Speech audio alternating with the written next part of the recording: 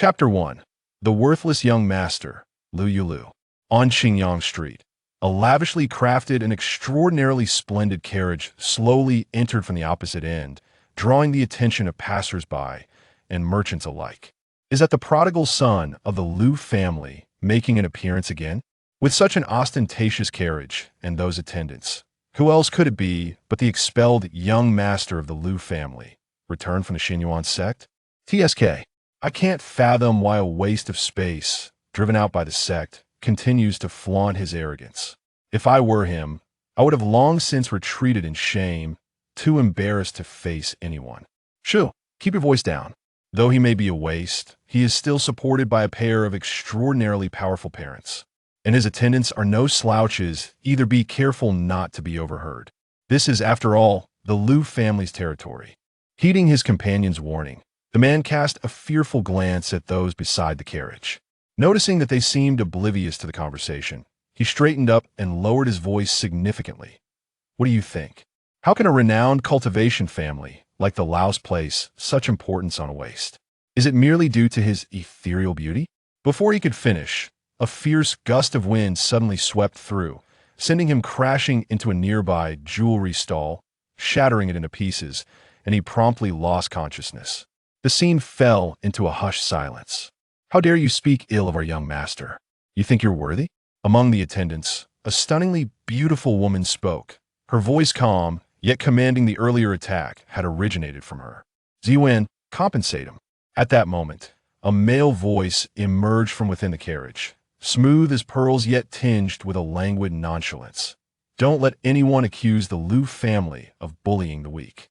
Zhen, the striking woman, retrieved 2 pieces of common silver ingot from her waist, tossing one to the stall owner and the other to the man's companion, coldly declaring, "Though our young master is benevolent, you are not the ones permitted to discuss him. Should you dare to continue your chatter, be prepared to suffer the consequences. We can afford the compensation. The question is whether you can afford to live to claim it." "We wouldn't dare." The man's companion immediately bent low, eager to appease. "It was our own loose tongues. We deserve this. We sincerely apologize to young Master Lou and promise it won't happen again." Ziyuan scoffed. "Take this money and see to his recovery." The opulent carriage continued its slow journey, and discussions about the young master of the Lou family were silenced due to this incident, leaving no one willing to speak of it openly. At the entrance of the Yihong courtyard, "Young master, we have arrived at Yihong courtyard." Ziyuan spoke with a blank expression, and the others wore equally stunned faces. They simply could not comprehend why the young master insisted on visiting such a disreputable place. The person from within the carriage stretched lazily before stepping out, first drawing attention to his long, jade-like hands, followed by his face. When he had not yet revealed himself, the 4 attendants and the bodyguard beside him were already beyond the reach of ordinary beauty. However, upon his emergence, it seemed as though all the light around converged upon him, rendering everyone else dim in comparison. Onlookers, who had been observing the carriage, gasped in awe. They all knew the young master of the Lou family was beautiful, but never had they anticipated someone could possess such captivating allure without a trace of femininity. Before them stood Lou Yulü, adorned with a jade crown, draped in a white robe that shimmered with golden light under the setting sun, appearing more ethereal than any celestial being they had ever encountered. Yet, this remarkable individual was a cultivation failure, having trained for 5 years without progressing beyond the chi refinement stage. The thought weighed heavily on their hearts. Such a visage ought to belong to a prodigy of cultivation, one destined to ascend to immortality and not squander such beauty in mediocrity. How lamentable! It was no wonder the Lord and Lady of Lou City went to great lengths to secure this young lord's position. Though he was a cultivation failure, he was not beyond the path of cultivation. His progress was merely slow. Moreover, it was precisely because of his sluggish advancement that upon assuming the role of city lord, he could dedicate more energy to managing city affairs, thus providing the ordinary citizens more opportunities to witness his presence. Human sentiments can shift swiftly. In mere moments, the citizens who had previously questioned or opposed Lou Yulü's continued position as young lord began to show their support, not for any other reason than his unparalleled beauty that even celestial beings could not rival. As Lou Yulü stepped out of the carriage, he noticed the unusual expressions on the faces of his attendants and bodyguards. He understood their concern. They merely wished for him to avoid any association with such a place. But that was simply unacceptable. As a transmigrator, how could he not explore the significant locales of Qing? To abstain would be an affront to the very essence of his journey. Closing his jade bone fan, he pointed at the stunned madam in charge of the establishment. "Are you still open for business?" "Of course. Of course." The madam forced a smile, attempting to take his arm like she would with other guests. But upon seeing his face and the 8 vigilant figures behind him, her expression shifted to one of bitter laughter. "Young Master Lou, please enter." Lou Yulü requested a private room. "Bring forth your most beautiful girls." The madam's already strained smile froze. "Young master, are you sure you are not here to ruin the establishment?" The finest girls in her establishment could not even measure up to the fingers of his 4 attendants. Even if she brought them out, would he be satisfied? Seeing her silence, Lou Yulü assumed it was due to insufficient funds. After all, that was how it often played out on television. So he gestured to Ziyuan, the one in charge of finances. Ziyuan, taking a deep breath, she placed the silver ingots on the table. "You may call forth the most beautiful ones." Implied was that whether the young master was satisfied was another matter entirely. In truth, she rather hoped he would be dissatisfied. Their young master ought to be a celestial being nurtured on divine nectar. Having mere mortals approach him was an affront to his dignity. The madam understood the hint, but, for the sake of her establishment's reputation, summoned the 5 most beautiful girls available. "Is this it?" Lou Yulü surveyed the girls before glancing at his 4 attendants, his mood plummeting instantly. Were the stunningly beautiful and enchanting Qing Lu. Each of these girls, caked in at least 3 layers of makeup, could not conceal their coarse skin. Was this truly the Qing Lu he had envisioned? This must be a deception. Feeling a twinge of agitation, Lou Yulü opened his fan to create a breeze and observe his own hand, shifting his gaze between his hand and the ladies before him. Finally, he sighed. "Very well, what talents do you possess? For instance, can you sing, play an instrument, or dance?" The 5 girls, initially dejected by the disappointment evident in his eyes, perked up at his question, each raising their faces confidently to express their capabilities. While they might not rival him in beauty or grace, when it came to their skills, they believed they could hold their own. Chapter 2. Transmigrating into a background character, Lou Yulü's anticipation surged once more. "What are you still dawdling for? Hurry up." The music began to play, and drinks were promptly served, savoring the aroma of the wine. Lou Yulü subtly frowned. A gentle and demure maid, Su, immediately approached, thoughtfully placing the drinks aside and replacing them with the spirit fruit juice that the young master often enjoyed. The appetizers were also exchanged for exquisitely prepared small dishes. Lou Yulü felt satisfied. "Everyone sit down. It's rather dull for me to enjoy this alone, so let us all have fun together." Realizing that the young master was merely curious, the 8 companions finally breathed a sigh of relief. Discreetly settling around him, their keen gazes fixed on the few outsiders in the room, as if to say that any attempt by them to approach the young master would result in immediate expulsion. Watching the graceful dance of the maidens, Lou Yulü comfortably squinted his eyes. This transmigration was splendid. How could it not be? Although he had entered the narrative of a popular male protagonist and was one of the renowned figures in the cultivation world known as Santan, or 3 Sais, he was indeed Yin and I in terms of appearance. He was unrivaled in the cultivation realm. Yet his cultivation level stagnated, dooming him to remain distant from the path of greatness. Wasn't that precisely what being Yin Tan meant? Despite his fame, he and his family were merely background characters in this world. They were worlds apart from the male protagonist and his sect, and there was no need to fear inciting the wrath of that neurotic, inhuman protagonist, which could lead to annihilation of his entire clan. Moreover, he had already returned from the sect to Lu City. Essentially, as long as he didn't recklessly insult the male protagonist and poke at his vulnerabilities, he could continue to live his small life in peace, that he could indulge in merriment as he pleased. After all, with his parents who had attained the nascent soul stage watching over him, he was at least a chi refinement practitioner. As long as he avoided high-risk areas, His safety was practically assured. When the moon climbed high in the sky and Lou Yulü was in a particularly good mood, he reached for another drink, only to discover that the wine was finished. He shook the empty jug. Su. Su smiled gently. Young master, your capacity for alcohol only allows for this much. There is no more. A slightly tipsy Lou Yulü replied, Today I'm in a good mood, and with all of you here, what is there to fear if I drink a bit too much? Su merely smiled silently, thinking to herself, what is there to fear? Don't you know yourself?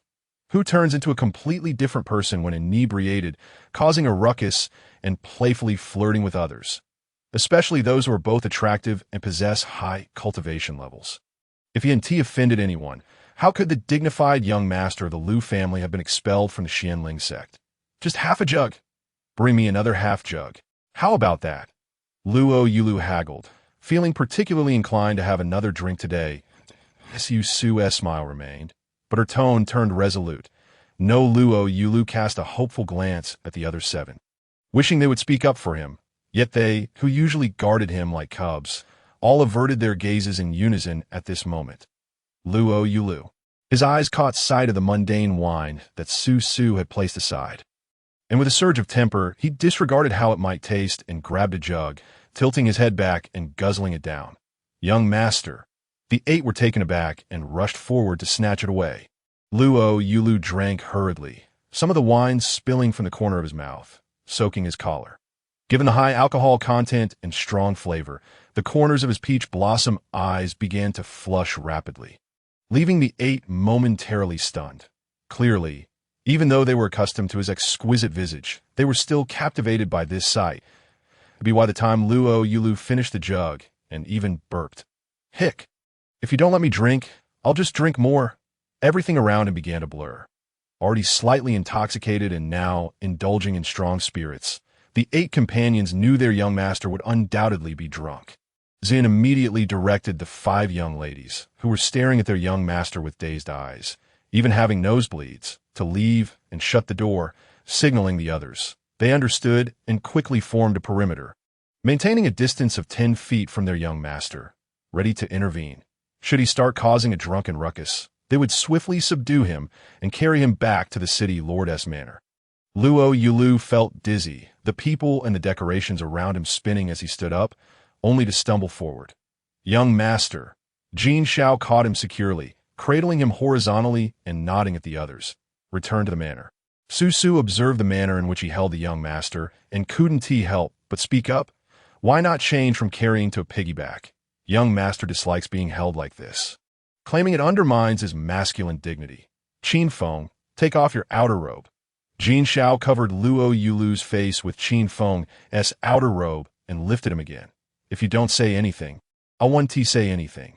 No one will know. The others, fine. However, it was indeed rather convenient that their young master had gotten drunk this time. Based on his usual sleeping habits, it was no trouble for him to sleep until the sun was high in the sky. After returning the young master, they could also relax and cultivate in peace. Chapter 3.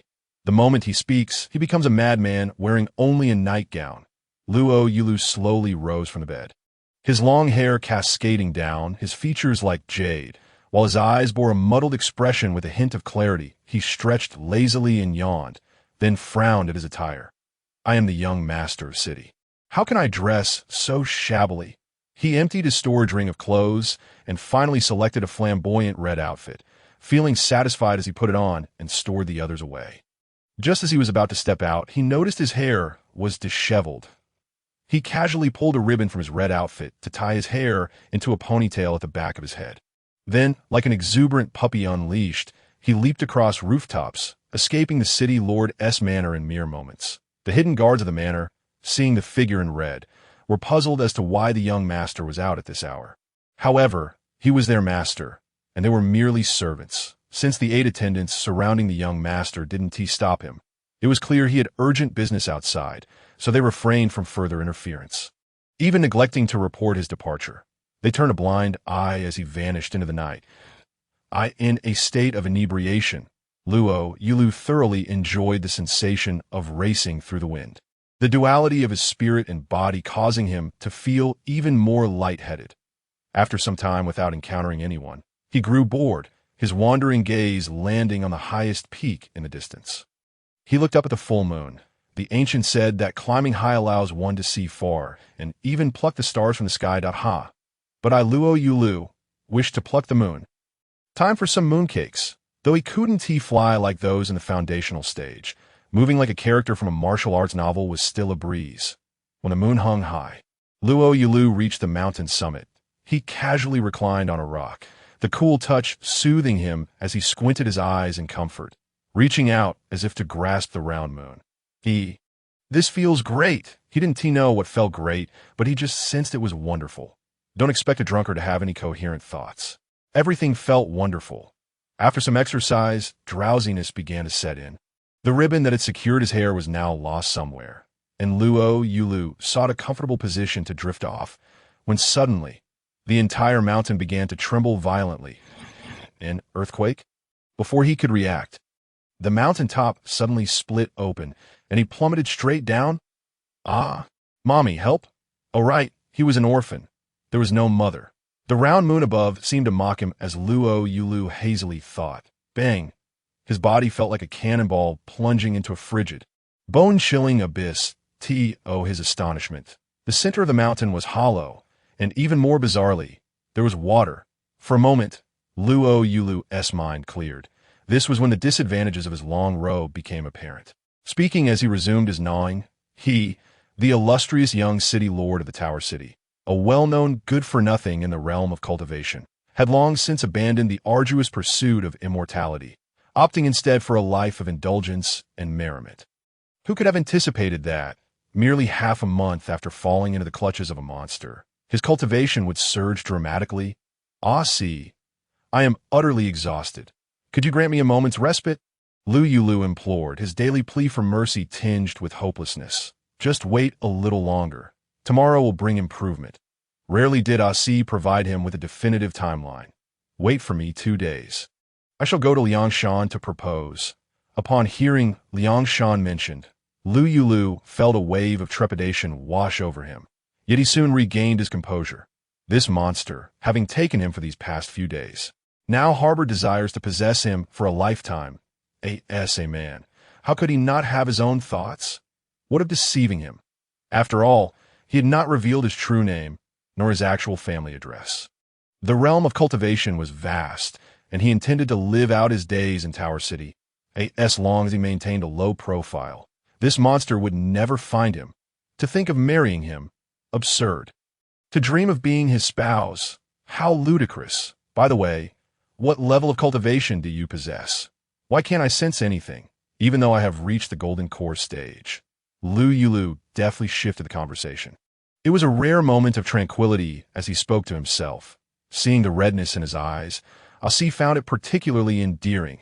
The anger from his disrupted cultivation had long since dissipated, replaced by a sense of physical and mental ease, or else he would not be contemplating a marriage proposal.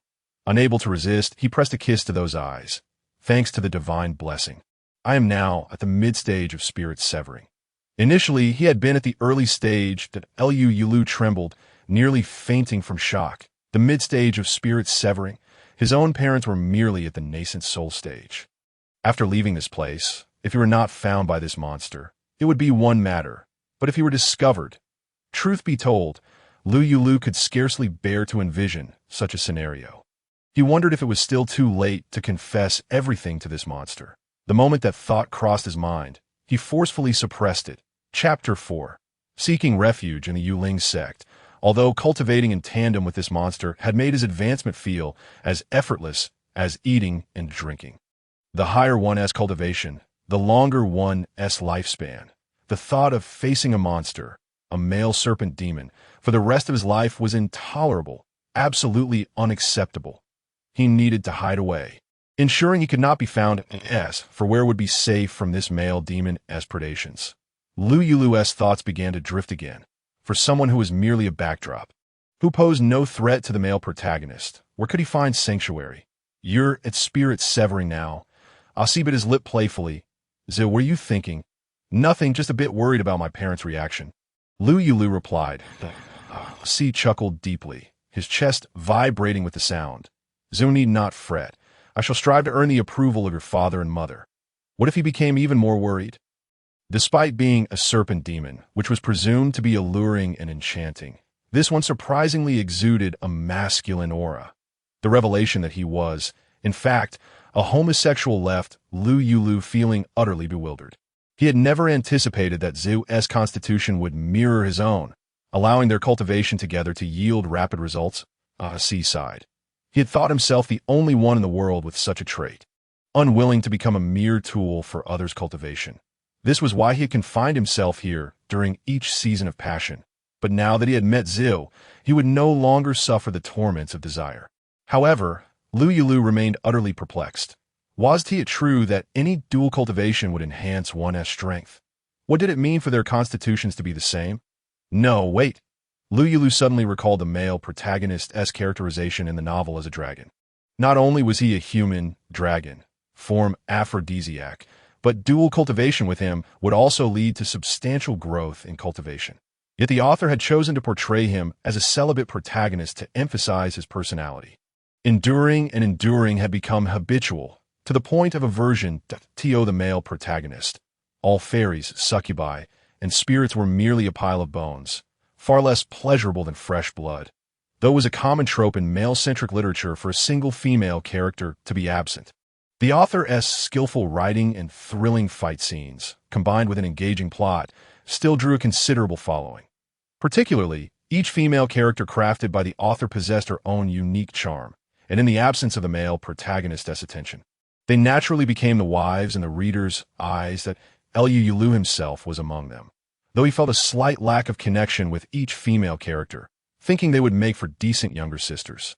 He had only recently become enamored with the genre, having read just over 100,000 words. For a brief moment, Lou Yulü had even questioned whether the monster he encountered was the male protagonist. But upon further reflection, he realized that was incorrect. The protagonist was a dragon, while this monster was a serpent. Moreover, the most significant difference lay in the protagonist's celibacy, whereas this monster seemed intent on ravishing him. A stark contradiction to the notion of restraint that Lou Yulü sighed in relief. Long, as he was not the male protagonist. He had been contemplating escaping to the male protagonist's sect, hoping the protagonist would deal with this lecherous demon instead. The demon had finally departed. Overwhelmed with joy, Lou Yulü felt like weeping, almost wishing to shower the world with flowers in celebration, having been away for several days. He was left wondering how his parents and Zhuan were faring. After straining himself to wash in the cold pond, Lou Yulü changed into a clean set of clothes for his long hair. Forget it. He had no idea how to manage it, so he simply let it flow. Fortunately, his cultivation had surged from chi refining to the golden core stage in one breath. Otherwise, he would have been at a loss as to how to explain his disappearance to his family. Was he to simply say that he had been forcefully loved by a male demon? Half a month had passed, yet why was there still no news of Yue, the head of the Lou family? Liu Zhenhai immediately halted his seclusion upon hearing of his son's disappearance. The fact that he had yet to locate his son had left him with a few more gray hairs. The guards who had watched Lou Yulü depart alone had already been punished, and not just them. Zhuan and the other 8 had also faced penalties, still bedridden to this day. He is back. The young city lord has returned. A servant rushed in, nearly stumbling over his own feet to deliver the good news. City lord, the young city lord has returned. Lou Yulü, trailing behind, recognized that it had indeed erred this time, and thus adopted a meek demeanor, saying, "Father, I'm back. You still know to return?" Liu Zhenhai's face was filled with anger. "It's fortunate I emerged from seclusion in time. I didn't alert your mother, or else you'd be in for a world of hurt." The housekeeper's eyes widened in disbelief, questioning the city lord's words. Wasn't it true that he had emerged from seclusion at the risk of his cultivation regressing to search for the young city lord? City lord, you possess a heart full of paternal love, yet struggle to express it. You may suffer for it. What of the past half-month? Where have you been? Why leave no trace behind? How could he possibly admit to being dominated by a male demon for half a month? That would be utterly foolish, displaying his cultivation level. Lou Yulü maintained a calm demeanor in the face of Liu Zhenhai's bewildered expression. "As you see, father, That night, I felt an inexplicable sensation and sought a place to enter seclusion. Perhaps it is my destiny not to be cut off from the path of immortality. I experienced a sudden surge and advanced several levels in just half a month, reaching the initial stage of the golden core. Though he had been bedded by a demon, he still struggled to find a way to justify it. "Come here for me to take a look." That Liu Jinhai approached and inspected him, finding nothing amiss, and thus accepted his explanation, bursting into hearty laughter. "Heaven bless my son! Heaven bless my son! Congratulations, young city lord! Congratulations, city lord!" The chorus of congratulations filled the room, elevating Liu Jinhai's spirits even further with a wave of his hand. He declared, "Reward." Lou Yulü had intended to return to his room for a much-needed rest, but having been home for quite a while, he noticed that Ziyuan and the others were still missing. "Father, what of Yuan and Jin Xiao?" Liu Jinhai's joyful expression faltered, and he cleared his throat awkwardly. "Who told you to run off and break through without a word? As their lord, they should be punished for your sudden disappearance." Guilt washed over Lou Yulü, intensifying his resentment toward the male serpent demon. "Now that I have returned unscathed, please spare them. They are not at fault." Remembering the male serpent demon's words about proposing in 2 days, he had casually mentioned a name and address, but who knew whether that ancient monster at the spirit-severing stage had any other tracking tricks up his sleeve. Feeling uneasy, Lou Yulü resolved to share his intentions with his servants and guards upon seeing them again. Only by leaving Tower City as soon as possible would he avoid implicating his parents. "You wish to go to the Yuling sect?" Liu Jinhai asked, puzzled. "You're now a golden core cultivator. How could a sect so lacking ambition be worthy of you?" The entire realm of cultivation knew what the Yuling sect was like, from the highest-ranking elders to the youngest disciples. They seldom ventured outside. Even when other sects held trial events, they would send only a handful of members to casually partake. While it was true that his son had once been a good-for-nothing, now, at merely 18, he had become a golden core cultivator. Calling him a genius would be an understatement. Such a son could easily join the foremost sect by Hai Chao Sheng. It is fitting, with the male protagonist there. It is fitting. Your son has deceived a spirit-severing elder. Only the male protagonist could contend with him. So of course it is fitting. Chapter 5. Either you perish, or I shall. Lou Yulü rub his nose, defiantly stating, "I simply wish to go. I've heard that the Yuling sect specializes in beast taming. I've yet to see it for myself, so it wouldn't be amiss to experience it firsthand. Would it? Perhaps I could procure a couple of spirit beasts for you and mother. How impressive that would be."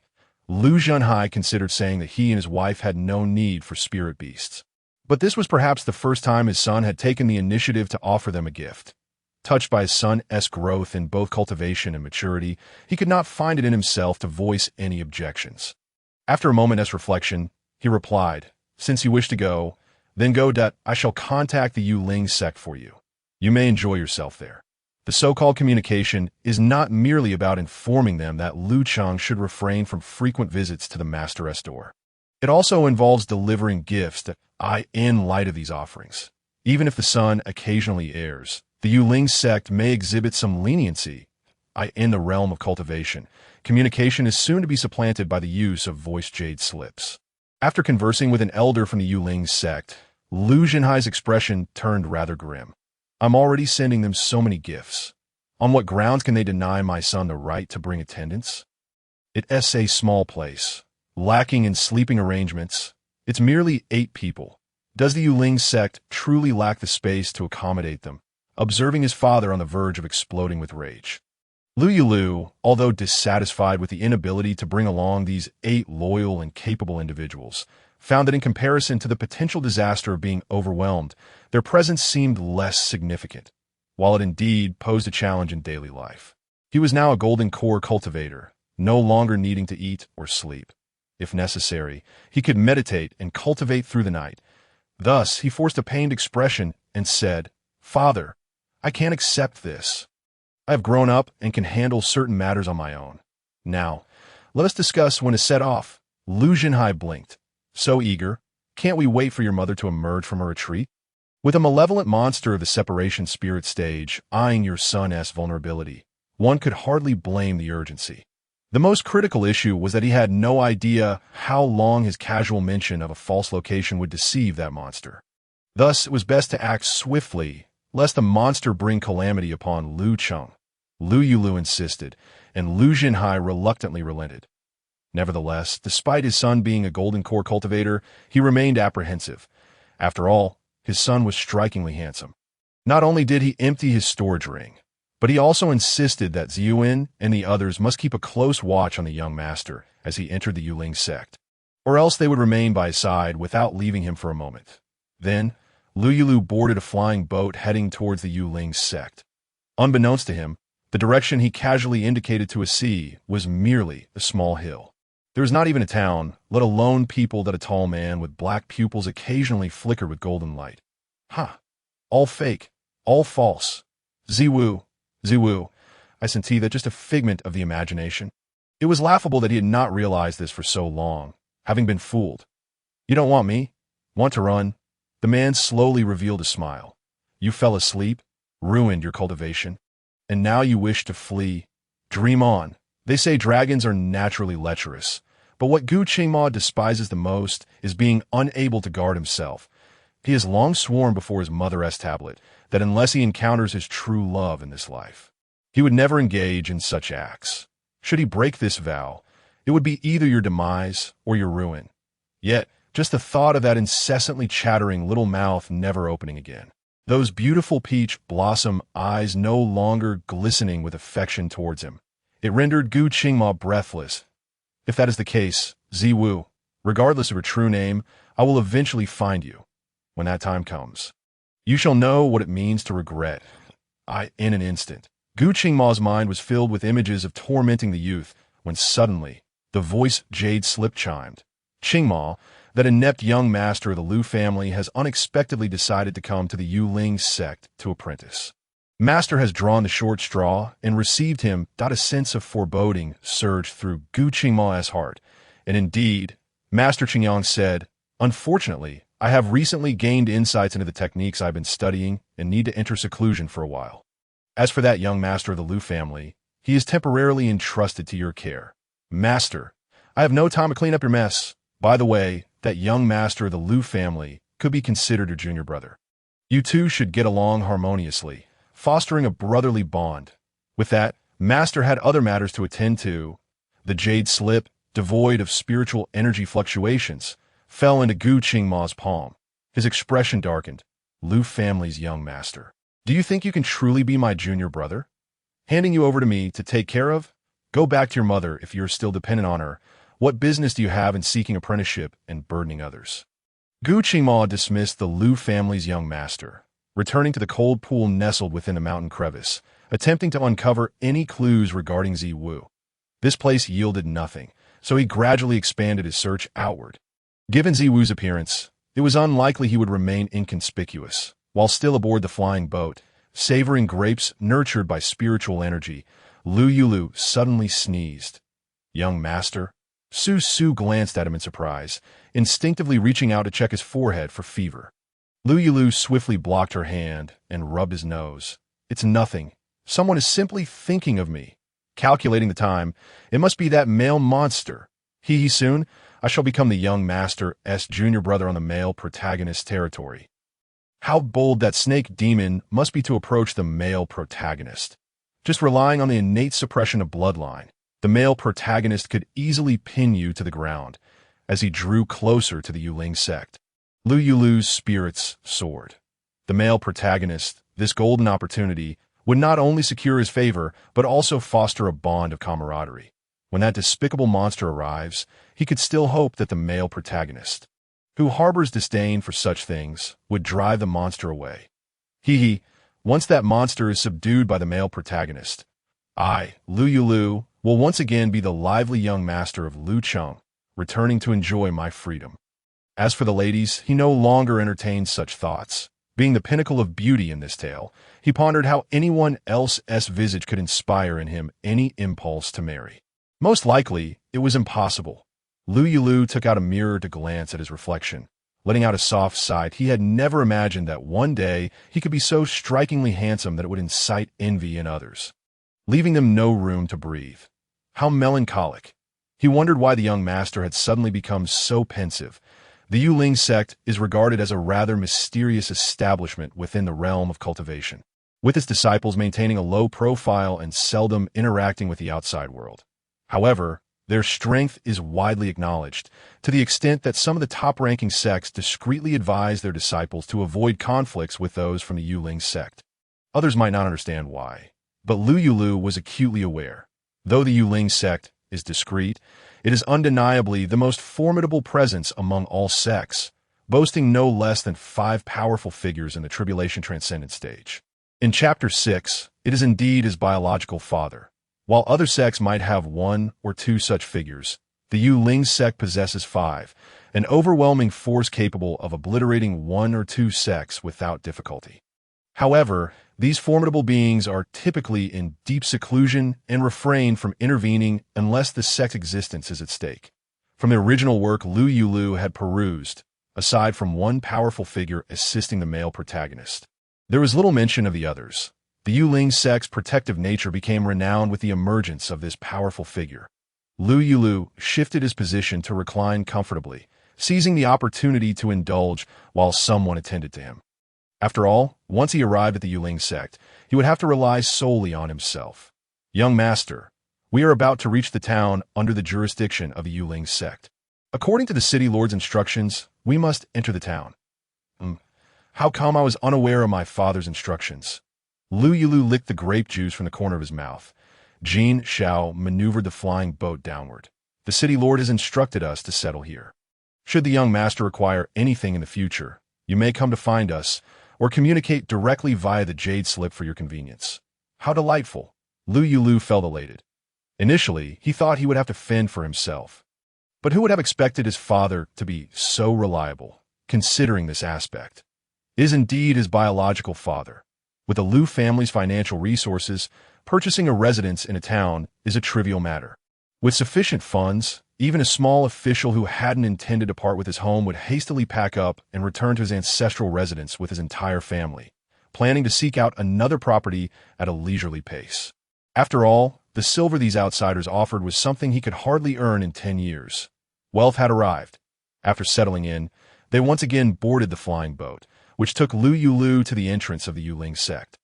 The Yulin sect is known for its casual approach to accepting disciples, and the apprentice ceremony is quite relaxed. They merely Gu de Bao exclaimed, "Everyone here is a gold core cultivator, and he merely addresses me Asher Shu out of courtesy." How audacious is he to respond? Truly, he is deserving of his reputation for using connections to gain entry. His audacity is remarkable. "I am Gu de Bao," he declared. Lou Yulü smiled amiably. "Oh, hello, Gu de Bao Shurji. I am Lou Yulü." "Your Lou Shishu," as the saying goes. One does not strike a smiling face. With such an approachable demeanor, it was hoped that this peculiar Gu Shurji would respond with kindness. However, that was not the case. Lou Yulü observed the strange expression that crossed Gu de Bao's face when he mentioned your Lou Shishu, as if he were gazing upon a rare species. And oh wonder the Yulin sect, where the male protagonist resides, has such unconventional thoughts even among its ordinary disciples, leaving others perplexed. Here lies Qingshan Peak, but currently, both Elder Qingyang and Shu Qingma are occupied and away. You may choose a house to reside in. Gu de Bao produced a storage ring. This contains all the necessities you may require, along with the foundational cultivation techniques of our Yulin sect. I am aware that your Lou family is not lacking in such items. But upon entering the Yulin sect, one must adhere to its rules. Furthermore, our sect differs from others in that spirit beasts frequently roam these lands. These creatures possess a haughty disposition. Even a gold core cultivator like Shu should refrain from venturing out unnecessarily to avoid provoking them. The rest will be taught to you once the Elder and Shu Qingma return. I ask this how I am perceived, as someone unwelcome. Lou Yulü raised an eyebrow, but said nothing as he accepted the storage ring. Nevertheless, the scenery on Qingshan Peak was indeed splendid, with dense bamboo shadows, and the dwelling was a charming bamboo cottage. There was little choice, as they were all quite similar, considering that he needed to cling to the male protagonist's coattails to fend off the persistent pursuer. It was unwise to reside too far from the protagonist's abode. However, the thought of living right next door made him feel somewhat uneasy. Thus, he settled in the cottage adjacent to the protagonist's. Once everything was arranged, Lou Yulü lazily reclined on the bamboo bed, perusing the foundational cultivation techniques of the Yulin sect. It was not that he found these rudimentary techniques compelling, but rather he was intrigued by the unique contract method for binding one's destined spirit beast. As mentioned in the original text, Chapter 7, rumors mislead me, a cultivator of the Yulin sect only has one opportunity in their lifetime to contract with their destined spirit beast, with the initiative resting with the beast rather than the human. Moreover, once a contract is formed with a spirit beast, no other beast may be claimed.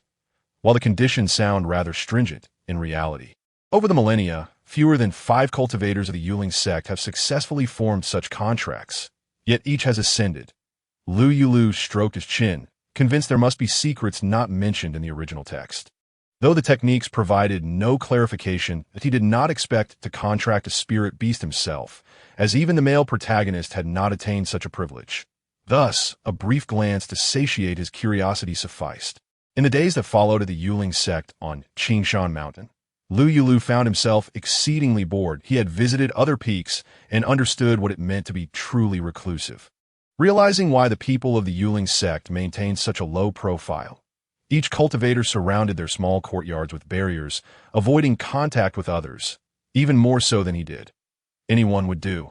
Just someone to talk to, he lamented, rolling about on his bamboo bed. Days spent in solitude, with nothing but cultivation as an option, were excruciating. Lou Yulü stretched his limbs, feeling a pang of hunger. Although his culinary skills prior to entering this world were limited to boiling noodles and instant ramen, what did that matter to a foodie like him? With Zuin and the others absent, he could only rely on himself for sustenance. His gaze fell upon a small creature that occasionally visited the bamboo grove. He licked his lips, contemplating the idea of roasting rabbit or wild chicken. Ingredients were not an issue. He had ample spirit stones to procure some from the outer disciple's kitchen. He relished the notion of preparing his own meal, wondering if the outcome might pleasantly surprise him. Indeed, despite a few missteps during the process, the end result was quite satisfactory, albeit slightly salty. Lou Yulü savored a piece of rabbit leg, relishing the moment with wine purchased from the small kitchen. With no one else around on Qingshan Mountain, he had no need to worry about losing his composure after drinking. Why concern himself with that perverse individual? Eat meat, drink wine, I win. Quickly, give me the spirit stones.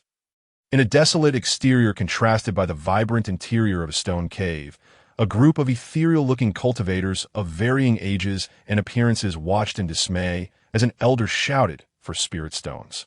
Each bore expressions of regret. Who would have imagined that the illustrious young master of Lu City would resort to preparing his own meals within a mere fortnight?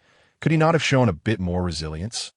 A gold core cultivator indulging so gluttonously was a disgrace to the cultivator's ethos. The elder waved his sleeve, collecting the spirit stones from the stone table, where a mirror reflected Lou Yulü's scene of feasting and drinking. A male cultivator pounded his chest in despair. Rumors have deceived me. They have led me astray. Was it not said that he had been coddled into a useless state by his family? How had he acquired such adept cooking skills? Had he known he would take matters in his own hands, he would never have participated in the betting. Gu shitty. You're the only one here who has interacted with him. What exactly is happening?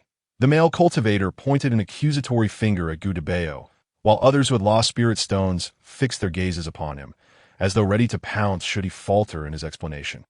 Gudabeo squatted down, hugging his knees with an air of pitiful innocence.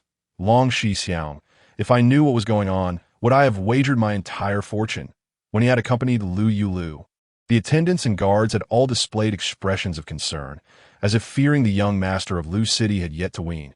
How could he have anticipated that this young master would suddenly take to hunting and roasting?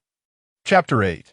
The Supreme Toxic Herb. Duanyu Grass. The elder recalled that this young master of the Lu family had been drawn by Elder Qingyang, yet he had not received any updates about his disciple.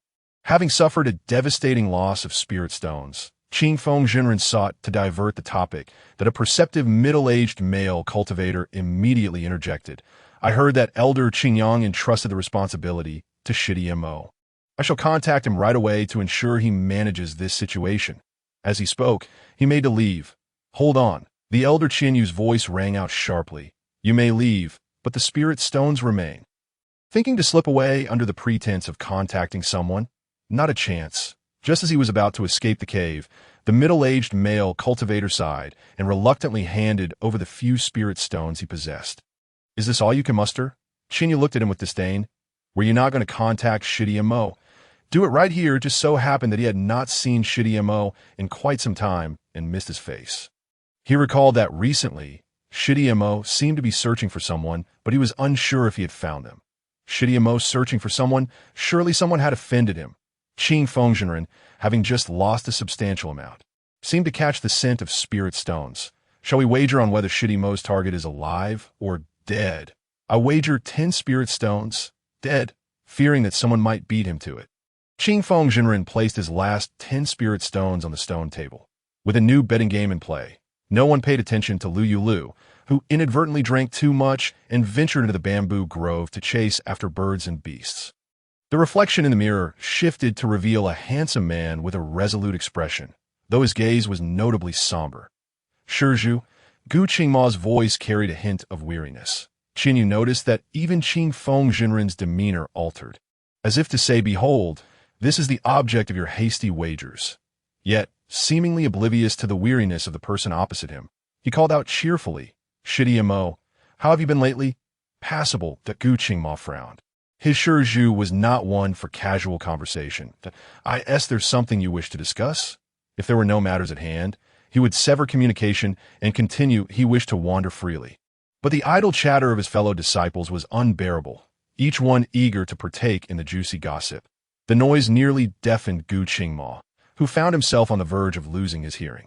Wasn't the discussion supposed to revolve around the affairs of the Lou family's young master? Gu Debao, mustering his courage, exclaimed loudly, when it comes to his so-called senior uncles and ancestors, none of them can be relied upon. It falls upon him to address the matter at hand.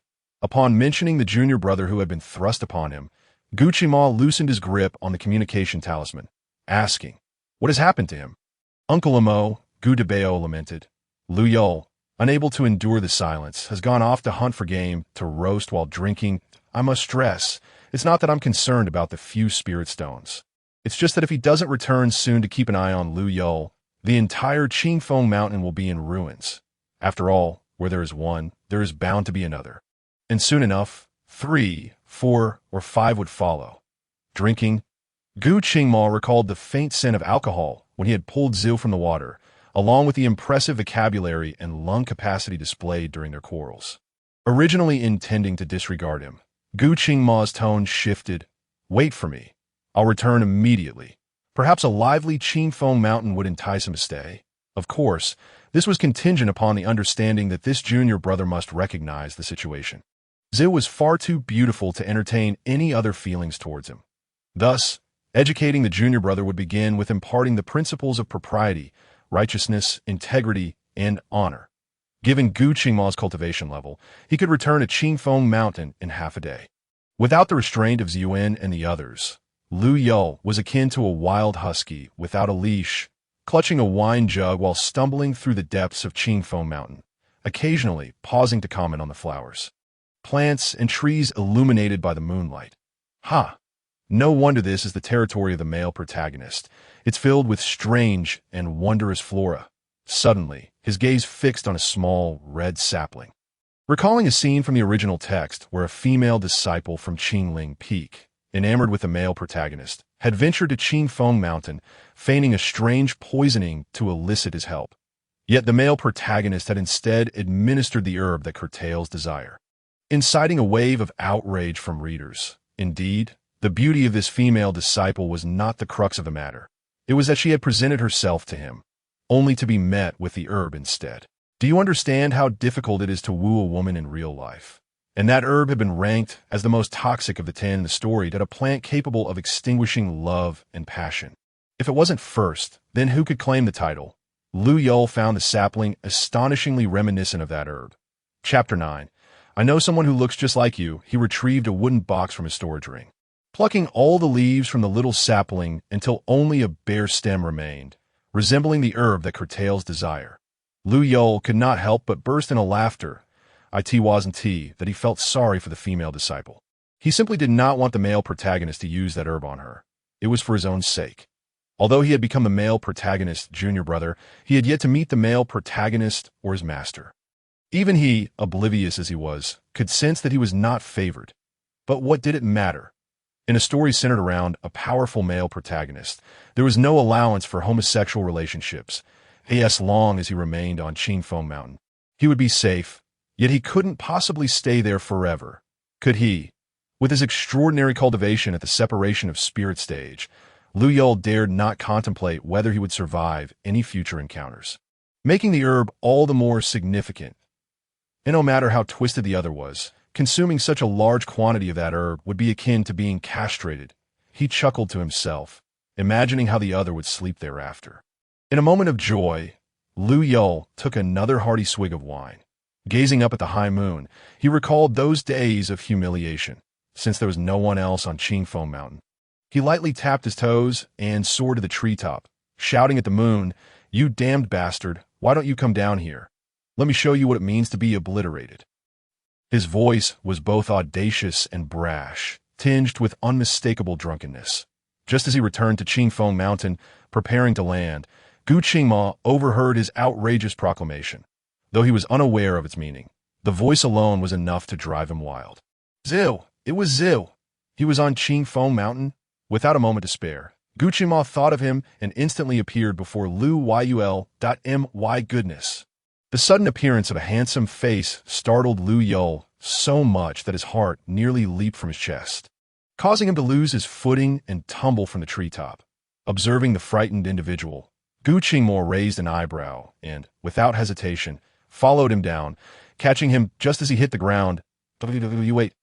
Huh? Lou Yulü stammered, unable to complete his sentence. Yet upon closer inspection, he sensed something amiss, particularly with those dark eyes, that he struggled to break free. You look like someone I know. Just similar. Gu Qingma's gaze darkened, his silence intensifying the tension. Lou Yulü circled around him. Indeed, you resemble him, but not quite in the same way. I can't quite articulate. Regardless, that twisted individual was entirely abnormal. Zhou had not recognized him. Gu Qingma found himself at a loss, torn between a desire to punish him and a wish to avoid seeing that look of terror on his face again. He coldly inquired, "Who are you? What brings you to Qingfeng Mountain?" His words undoubtedly reassured Lou Yulü. Clearly, he was not that twisted individual. If it were the other, who knows what he would be trying to cling on to him for now? Lou Yulü felt entirely at ease. Unguardedly introducing himself, "I am Lou Yulü, the new second disciple of Ancestor Qingyang. And you? Who are you? Why do you resemble that twisted guy so closely?" So, he was Lou Yulü, the young master forced upon them by the Lou family. Gu Qingma scrutinized him from head to toe before slowly revealing, "Gu Qingma." Whoa. Lou Yulü's eyes widened. "You are my senior brother, the one with overwhelming strength who has an aversion to women." Oh no. Lou Yulü felt he might never be able to face that twisted individual again, especially if they were to meet in the future. Just the thought of having been pressed down by someone who bore such a striking resemblance to the male protagonist, his current senior brother, was too overwhelming for his heart to bear. "You just mentioned that I look like someone. Who is it?" It's no one in particular. Who else in a story focused on the male protagonist could possibly look like him, especially someone at the separation of spirit stage? Lou Yulü, having read only about 1,000,000 words, could not predict the unfolding plot. He quickly added, "Just a friend of mine." Just a friend? If he was indeed a friend, how about inviting him to Qingfeng Mountain for a visit someday? Gu Qingma's fingers moved subtly beneath his sleeve, suggesting, "After all, you are half the owner of Qingfeng Mountain, my junior brother." Lou Yulü blinked, confusion filling his enchanting eyes. He could not grasp the connection between being half the owner and inviting friends over, as if he were a bride introducing her friends to the family. However, he was acutely aware that he would rather never see that twisted individual again. So how could he possibly extend an invitation? What if that twisted person turned out to be the hidden antagonist in the original story? Then, the carefree background character he was supposed to be would likely meet a tragic end. That's not necessary. I don't even know where he is now, that I'm currently apprenticed at the Yuling sect, and whether I encounter him again is uncertain. So, there's really no need for a visit. Point one should not be so absolute. Gu Qingma regarded him thoughtfully. Some people are destined to meet again. Wouldn't you agree? Junior brother? Lou Yul's smile faltered, but given that the person before him was the male protagonist, it was best not to contradict him. Senior brother speaks wisely. Wisdom aside, he had the herb to safeguard himself, yet he truly did not wish to encounter that twisted individual again. The hour is late. Shouldn't you return to rest, junior brother? Gu Qingma's gaze swept over Lou Yul's figure. Subtly drawing closer, his room doesn't look like this. It isn't so shabby. No, wait. Memories from last night flooded into his mind, causing Lou Yul to panic completely. The male lead has returned. He wouldn't have occupied the male lead's bed, would he? He threw off the blanket and dashed towards the door, only to encounter Gu Qingma, who was entering with a bowl in hand. Lou Yul froze abruptly. Senior brother Gu Qingma responded nonchalantly as he stepped into the room and placed the item on the table. Since you are awake, you should drink this bowl of spiritual rice porridge. You have a poor tolerance for alcohol, so it would be wise to drink less in the future. The male lead made him porridge. Lou Yul was taken aback, following him back. Thank you, senior brother. Have you eaten? If not, shall we eat together? He was merely being polite, considering the porridge was only one bowl. Since Gu Qingma brought it for him, he must have already eaten. Little did he know, just as he picked up the spoon, he heard the male lead say, "Good." Then he sat down across from him. Lou Yul, although the characters in books often differ from reality, this discrepancy is too vast, isn't it? What happened to the promised coldness and ruthlessness? The overwhelming charm? While he was lost in thought, Gu Qingma lightly brushed his hand across the table, revealing a brand new set of bowls and chopsticks. Gu Qingma spooned out half a bowl and then spoke. Why aren't you eating, Lou Yul? I'll eat now, that he realized he had been narrow-minded, forgetting that this was a fantastical cultivation world. A mere bowl and chopsticks were nothing, that he had plenty in his storage ring. The male lead was far kinder than he had imagined, which was undoubtedly a good thing. Senior brother, where is the master? I haven't seen him in all these days. Gu Qingma certainly couldn't say that their master found his new disciple bothersome and had abandoned him. The master has pressing matters to attend to and will return after some time. During this period, I will teach you the knowledge of our sect and guide your cultivation, being personally taught by the male lead. Lou Yul's eyes brightened instantly, his attractive peach blossom eyes radiating fervor. Senior brother won't find me tedious or clumsy, will you? Also, what is your current cultivation level? He wanted to gauge where the plot currently stood based on the male lead's cultivation. Gu Qingma paused, gazing meaningfully at Lou Yul. I am merely at the mid-spirit separation stage. Oh, mid-spirit separation, he mused. Considering the current situation of the Yuling sect, it meant the male lead hadn't yet experienced the harrowing ordeal of revealing his true self in the secret realm and being besieged by numerous cultivators, nearly facing demise. This indicated that after some time, when a male lead appeared at Qingfeng Mountain, covered in injuries from the secret realm and bearing fortuitous encounters, it would be the moment of his rise to power and face-slapping. Thus, he could safely and closely observe the unfolding plot. Lou Yul nodded with satisfaction. Mid-spirit separation was quite good. Wait, mid-spirit separation? Clang. The bowl in Lou Yul's hand slipped, crashing onto the table, and mid-spirit separation. Was it merely a coincidence? That freak was also at mid-spirit separation. But if it wasn't just a coincidence, how could that freak remain so composed upon realizing that even his name was a lie? And still have the kindness to make him a bowl of porridge, especially since the male lead was known for his vengeful nature. There was no way he could have survived this long after provoking him. Gu Qingma frowned, feigning seriousness. It is merely mid-spirit separation. How could you lose your composure so? Lou Yul scrutinized his expression, but he was no match for Gu Qingma and failed to discern what his senior brother was truly thinking. I am just feeling inferior. You're already at mid-spirit separation, while I am merely at the initial golden core stage. That if you're concerned about your cultivation, I have a method that can swiftly elevate your level. However, I wonder if you can endure the hardships. The male lead was offering him a shortcut. Only a fool would refuse. Moreover, Lou Yul, who was eager to cling to the male lead's coattails, straightened his chest with determination. I entrust my 120 pounds to you, senior brother. Feel free to train me. Gu Qingma's gaze swept over Lou Yul's flushed lips, and a glimmer of warmth appeared in his eyes as he suddenly smiled. Very well, I shan't be polite. Hey, We are brothers, why be so polite? During this period, the male lead was at the pinnacle of genius. Everything went smoothly, and his character was naturally approachable. Lou Yulü quickly became good friends with him, even taking the initiative to clear the bowls. Senior brother, I will wash these bowls first, then come find you. Watching his departing figure, Gu Qingma could no longer suppress the emotions within him. His pupils suddenly turned into golden vertical slits, fixating intently on Lou Yulü's carefree demeanor. Almost simultaneously, Lou Yulü felt a chill surge through him, prickling the hair on his body, and he looked up at the sky, muttering, "How can I feel cold when I'm already a golden core cultivator?" Could it be that his cultivation was obtained through improper means, making it unstable? Indeed, deciding to follow the male lead for training was the right choice. When it came to cultivation, seeking guidance from the male lead was the most reliable. Maintaining one posture for 2 hours without being able to use his cultivation, Lou Yulü's temples, jaw, and even back were soaked with sweat, while the male lead remained beside him, maintaining the same position without complaint. Junior brother, if you cannot endure any longer, it is all right. Just let me know. Chapter 11. Lou Yulü looked at the male lead, who was in stark contrast to him, appearing relaxed and content. Gritting his teeth, he managed to utter a few words.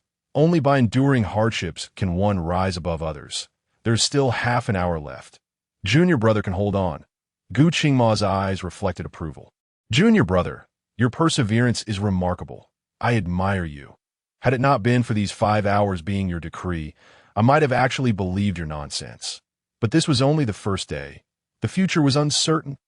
Just thinking about what lay ahead filled Lou Yulü with sorrow, and simultaneously he felt more resentment towards that freak. If it weren't for that freak, he would still be the carefree young lord in Lu City, enjoying life instead of enduring such hardships. Ziwen, Jin Xiao, I miss you so much. Of course, he also missed his parents. Junior brother, take a rest. Gu Qingma's cold voice suddenly rang in his ear. Lou Yulü snapped back to reality. Isn't it too early? If his mind wasn't focused, even 2 more hours would be in vain. Truly, the male lead, who followed the path of slaughter and war, was meticulous about cultivation, even in the early stages before his character underwent a significant change. Lou Yulü showed embarrassment. I have let down your goodwill, senior brother. This statement made Gu Qingma think of something, and his tone turned colder. Since you are aware, will you let me down again in the future? No, I won't. From now on, if I ever let you down, may the heavens strike me with lightning. Boom!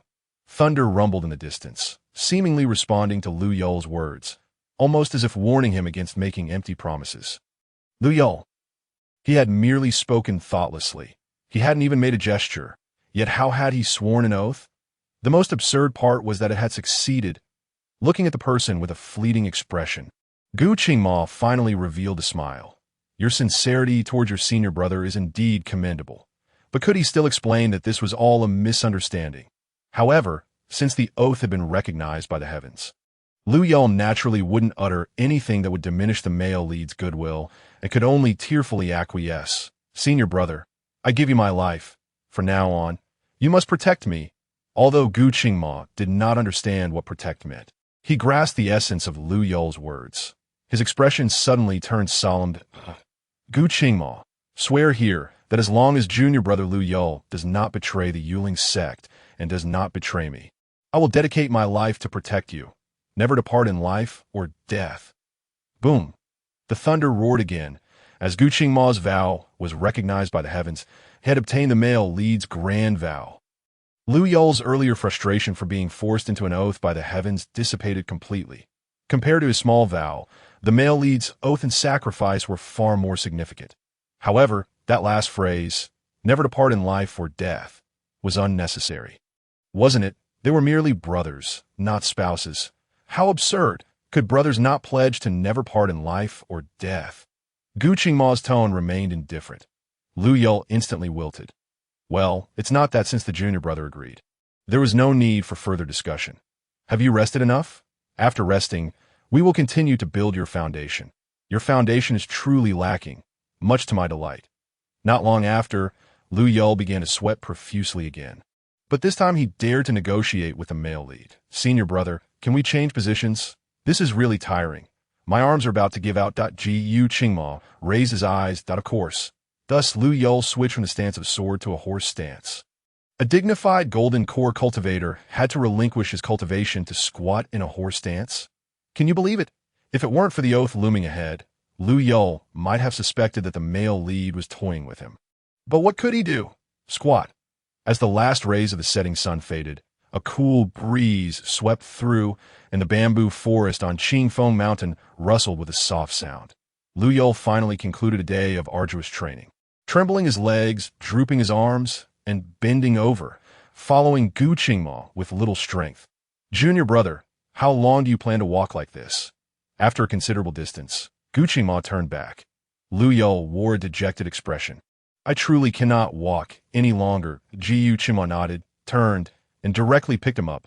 Lou Yulü was about to protest when he spoke in a deep voice. Rest for now. Later, I will prepare a medicinal bath for you. Could we change it to a piggyback ride? Being held like this feels too feminine. A glimmer of amusement flashed in Gu Qingma's eyes. It matters not. There are no outsiders here. Does the presence of outsiders have any direct relation to being feminine? Lou Yulü blinked, somewhat perplexed by the male lead's intentions. Yet, the journey was not overly long, and the sensation of not having to walk was indeed pleasant. However, that bucket of glowing green liquid always made Lou Yulü feel as if the male lead intended to poison him. Does the junior brother require assistance from the senior brother to undress? No, I can manage it myself. Lou Yulü hastily interrupted. Senior brother, could you step outside for a moment? Gu Qingma replied with utmost seriousness. If the junior brother does not require my guidance for the medicinal effect later. Lou Yulü thought to himself. Forget it. He is a grown man. What is there to be afraid of? Yet, when he found himself before the male lead in all his bare, jade-like glory, Lou Yulü felt an overwhelming sense of shame. Without further ado, he plunged head-first into the tub. And then, as he cried out in pain, he struggled to rise from the bucket. It hurt like hell. Chapter 12.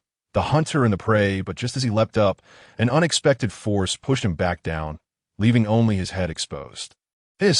Lou Yulü grimaced in pain, his once divine visage utterly marred, as he erupted in a fit of rage. Damn you, Gu Qingma, do you wish to kill me? What on earth had been added to this medicinal bath that burned like acid and made his bones ache? However, before Gu Qingma could respond, Lou Yulü himself faltered, panicking, Senior brother, I didn't mean it. I'm just in so much pain. The vast bucket of green liquid was penetrating his skin like sulfuric acid, and he simply could not endure it, or else he wouldn't have lashed out at the male lead. Too painful. Gu Qingma released him, his gaze fleetingly sweeping over Lou Yulü's alabaster chest as he reached into the tub to assess the potency of the liquid. Maintaining an impassive demeanor, the junior brother is still too delicate. Very well, we shall leave it at this for today.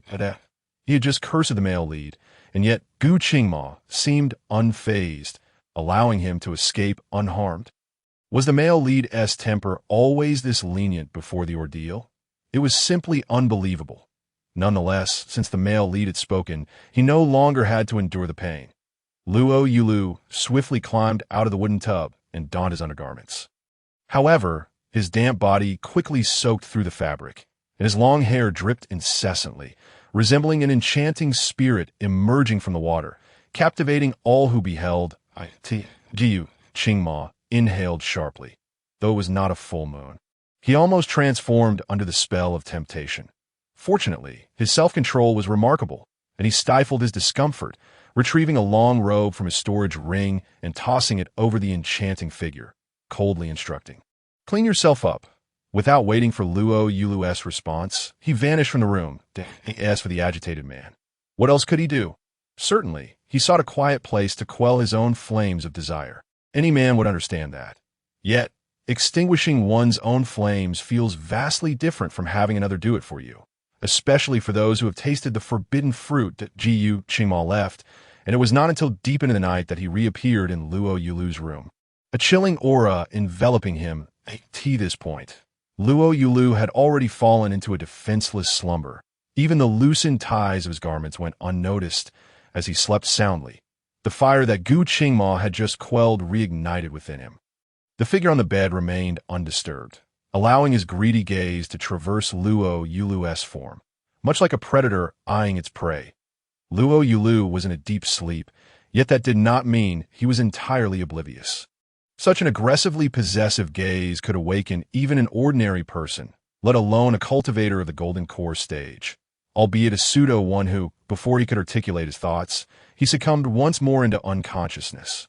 Gu Qingma withdrew his hand, his expression unchanged, yet his eyes burned with an intensifying fervor as he slowly approached the bed, akin to a hunter cautiously closing in on its prey, deliberate and resolute. The following day, Lou Yulu awoke only when the sun was high in the sky, feeling an overwhelming fatigue coursing through his body. It was hard to describe his discomfort. It wasn't unbearable. But the soreness in his limbs and the weakness in his back were unmistakable. Ultimately, he concluded that it was simply due to the excessive time spent on fundamental training. Upon entering the room, he discovered Gu Qingma, still in a daze from sleep, his eyes flickering with slight surprise. "Since you are awake, rise today. I shall teach you my unique sword technique." Lou Yulu let out a wail. "Senior brother, please spare me today. I feel as if I might die from exhaustion." Chapter 13. Junior brother, you have spaced out again, exhausted. Gu Qingma's gaze fell upon the bruised marks revealing themselves just beyond Lou Yulu's collar. A deliberate reminder of his earlier actions, he slowly nodded. "Very well." "Yay." Lou Yulu looked up at him, surprise evident in his peach blossom eyes. He had merely made a symbolic complaint, akin to someone who, after a tiring first day at work, found themselves uncomfortable the next day. But could they skip work?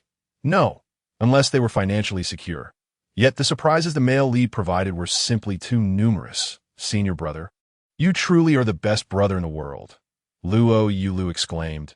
"If it weren't for my inadequacies, I wouldn't even want you to face difficulties. Such a gentle and agreeable senior brother, who even cooked for him, was undeniably adorable, unlike the twisted figure he had become after the tribulation, wreaking havoc upon others." Right? If he could just stop the male lead from entering the secret realm before it happened. Even if he was a useless cultivator, he could still alter the plot. Lou Yulu's eyes sparkled. "Senior brother, are there any ancient powerful beings' secret realms that are about to open or have already opened recently?" Gu Qingma approached the table, gently waving his sleeve, as an array of exquisitely wrapped pastries appeared, the larger ones exuding an enticing aroma. "Come, have something to eat first."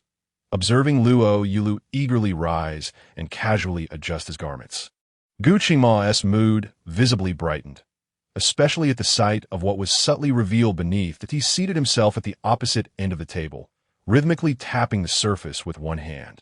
Watching the peculiar yet graceful manner in which Lou Yulu devoured the food, every day, various secret realms open across this continent. As for the ancient powerful being's secret realm you mentioned, there is indeed a realm known as the Dark Sword Ancient Secret Realm, said to open once every 30,000 years, filled with innumerable treasures for cultivation, flying swords, and spiritual herbs. Are you interested? Junior brother? No, I'm not interested, Lou Yulu replied. Senior brother, you know my pitiful cultivation level. Entering would be tantamount to seeking death. That realm was teeming with essence infusion cultivators, filled with danger, even the male lead. A formidable opponent had nearly perished there, his psyche irrevocably twisted. What chance did a golden core cultivator like him stand against such odds? Senior brother, I have heard that it is far too perilous. While opportunities abound, there is nothing more precious than one's life, right? What did the junior brother mean? Relying on Gu Qingma's current amiable disposition, Lou Yulu candidly stated, I don't want you to go. Although this was a selfish remark, he cherished having a senior brother and did not wish for him to face such peril. Moreover, what if a twisted individual approached him once he entered? Gu Qingma furrowed his brows, an apologetic tone lacing his words. I'm sorry, junior brother. Under any other circumstance, I would gladly acquiesce to your request, but for the Dark Sword Ancient Secret Realm, I must go. Not only did he feel compelled to go, but he also intended to bring Lou Yulu along to seek opportunities, which was why he had been so rigorous in laying a solid foundation for him. However, seeing Lou Yulu's apprehensive demeanor, he decided it best to withhold this information for now. His current level of cultivation as a golden core practitioner was indeed insufficient, that he needed to strive harder. In recent days, Lou Yulü found himself caught in a whirlwind of both pain and joy. The pain stemmed from the grueling training under the male lead, where executing every move was an arduous task, often leading to fainting from exhaustion. Yet, the joy came from the unexpected growth in his cultivation. In just half a month, he had progressed from the early to the late stages of the golden core. Was it truly possible for a cultivator of his caliber to achieve such a feat? No, thus, the only explanation must lie with the male lead. Truly, as the protagonist of the tale, the formidable protagonist aura allowed even his junior brother to transform from a useless cultivator into a prodigy of cultivation. He owed the male lead an immense debt of gratitude. Clinging to such a golden thigh was undeniably exhilarating. Crash! Thud! As he momentarily lost focus, Lou Yulü's bamboo staff was knocked from his grasp, and his body was sent flying. Yet this time, in the final second before hitting the ground, he reacted, rolling back and kneeling on the ground. Thankfully, he didn't collapse from embarrassment like before. Instead, he struck a pose, looking quite dashing before he could revel in his own success. Gu Qingma's cold voice rang out. Junior brother, you have spaced out again. Chapter 14. Taking action from those around the junior brother because he was positioned against the light. Lou Yulü did not see the intense possessiveness and dissatisfaction in Gu Qingma's gaze. It was always like this. He would frequently lose focus, even in the cold pond. Soon, Gu Qingma reined in his expression, adopting a tone devoid of sorrow or joy. Junior brother must be tired of your senior brother being so strict with you, yes? After all, you're the esteemed young master of Luo City. Even if you do not exert yourself in cultivation, you have ample resources to indulge in pleasure. Perhaps it would be better to abandon it altogether. His words floated lightly, as if he were indifferent to the implications. As for what was to be abandoned, naturally, it was the hurt feelings of the male lead.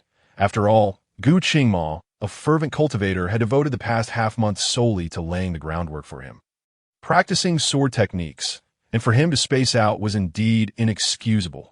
Lou Yulü quickly explained, I apologize, senior brother. Just now, I was merely thinking how fortunate it is to have you here. Not only has my cultivation advanced rapidly, but my combat skills have also improved significantly. I had no intention of slacking off or shirking my responsibilities. The Gu Qingma's eyes flickered, especially at the mention of his rapid progress in cultivation. For a brief moment, his gaze transformed into slits, though the recovery was so swift that Lou Yulü failed to notice. This was all the result of the junior brother's diligent efforts. The senior brother merely acted as a motivator. Was the junior brother's comment merely an attempt to flatter him? How could that be? Even if it were true, he would never admit it. Lou Yulü rose, his voice involuntarily rising. Indeed, I was once deemed a useless talent in the realm of cultivation. If it weren't for his vague guidance, I wouldn't have been able to achieve a breakthrough to the golden core stage. For my senior brother to elevate my cultivation by 2 levels in just half a month is something that others might struggle for a century to accomplish, especially someone like me who was considered a waste. Therefore, it is certainly your merit, senior brother. Gu Qingma's gaze lingered on the flushed roots of his ears for a moment before he suddenly spoke. I too am quite curious about what transpired that enabled you to reach the early golden core stage so swiftly. Lou Yulü rubbed his earlobe. It may simply be the result of years of accumulation culminating in a sudden epiphany that led me to the golden core. This was a tale he had spun to placate his father, who had believed it, that if he were the male protagonist after a calamity, he certainly would not have been able to deceive him. But perhaps this version of the protagonist would buy it. Years of accumulation and a sudden epiphany. Gu Qingma lowered his eyelids, choosing not to expose him.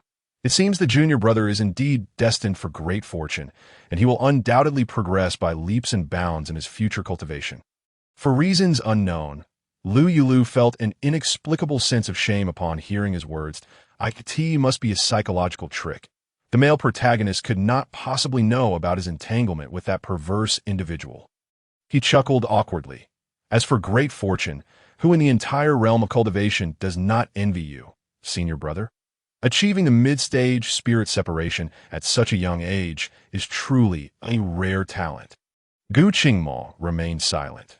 His cultivation had surpassed merely the mid-stage spirit separation. He had a premonition that if a few more nights passed, he would soon reach the late stage. Indeed, when two individuals of similar constitution engage in dual cultivation, the results are not simply additive.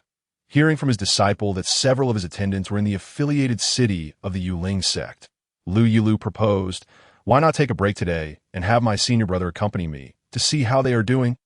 Gu Qingma's thoughts shifted to those around Lou Yulü. Although the junior brother currently held him in high esteem and possessed a sort of blind trust, Gu Qingma understood that this was contingent upon his true identity as remaining undiscovered. Otherwise, all the probing over the past few days would have led to an untraceable end. The people surrounding him could serve as useful subjects, as their attitudes towards the junior brother's actions would facilitate a deeper understanding of him. Chapter 15. Everyone on guard.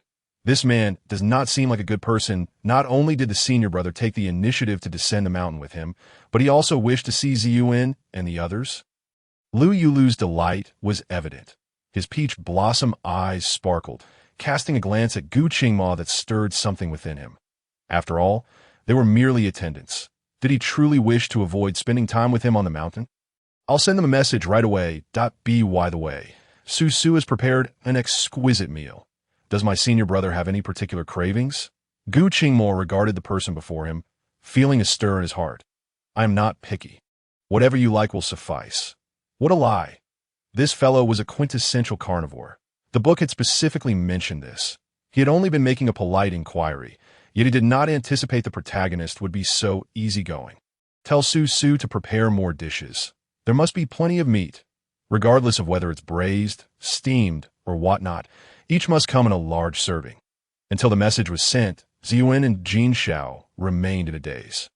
The gentle, soft-natured Su Su could not help but burst into tears. "Oh, the Yulin sect must not be feeding our master properly, or the meals must be inadequate. Otherwise, why would the young master desire so much food?" Su Su was not the only one harboring such thoughts. Some with vivid imaginations even began to envision the young master being bullied daily, reduced to scavenging leftover vegetable scraps. The mere thought of the beloved young lord, who had been cherished and pampered, potentially suffering various indignities after leaving them, brought tears to the eyes of Jin Shao and the other men. Now was not the time for lamenting over the young master.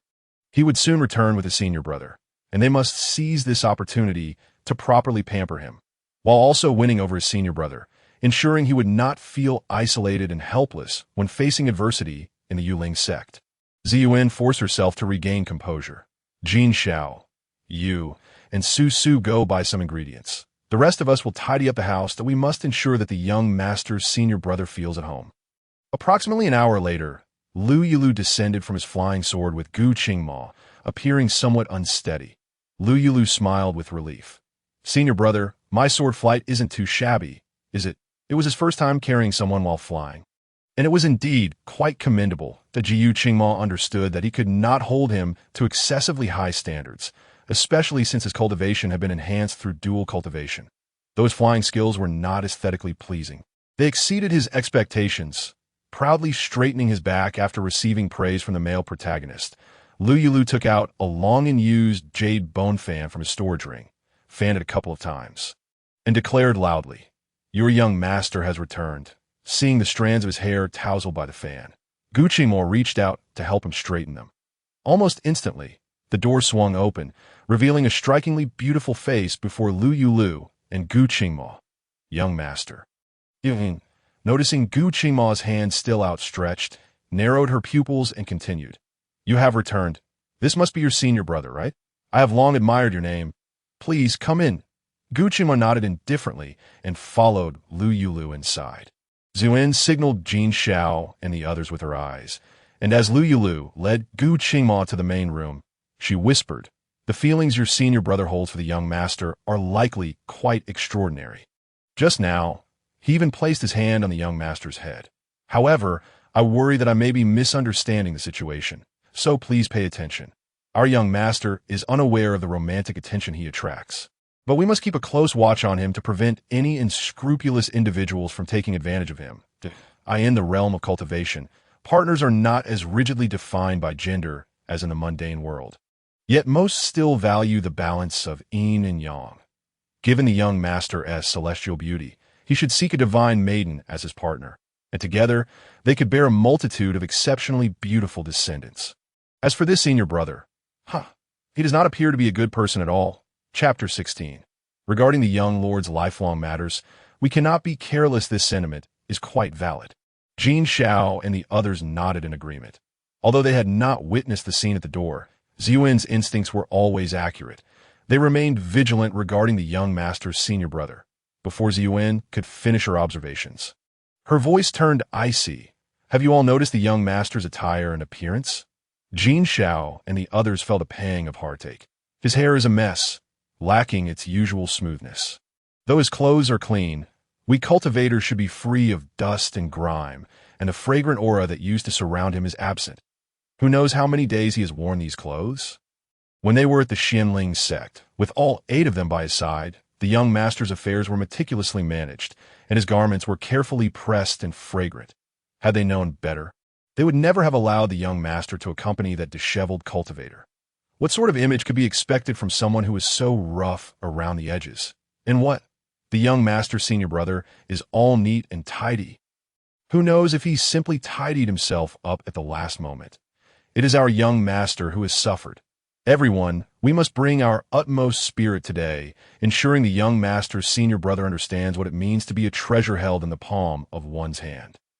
We must let him witness the life our young master led before and the life he is living now after joining the Yuling sect, making him feel inferior.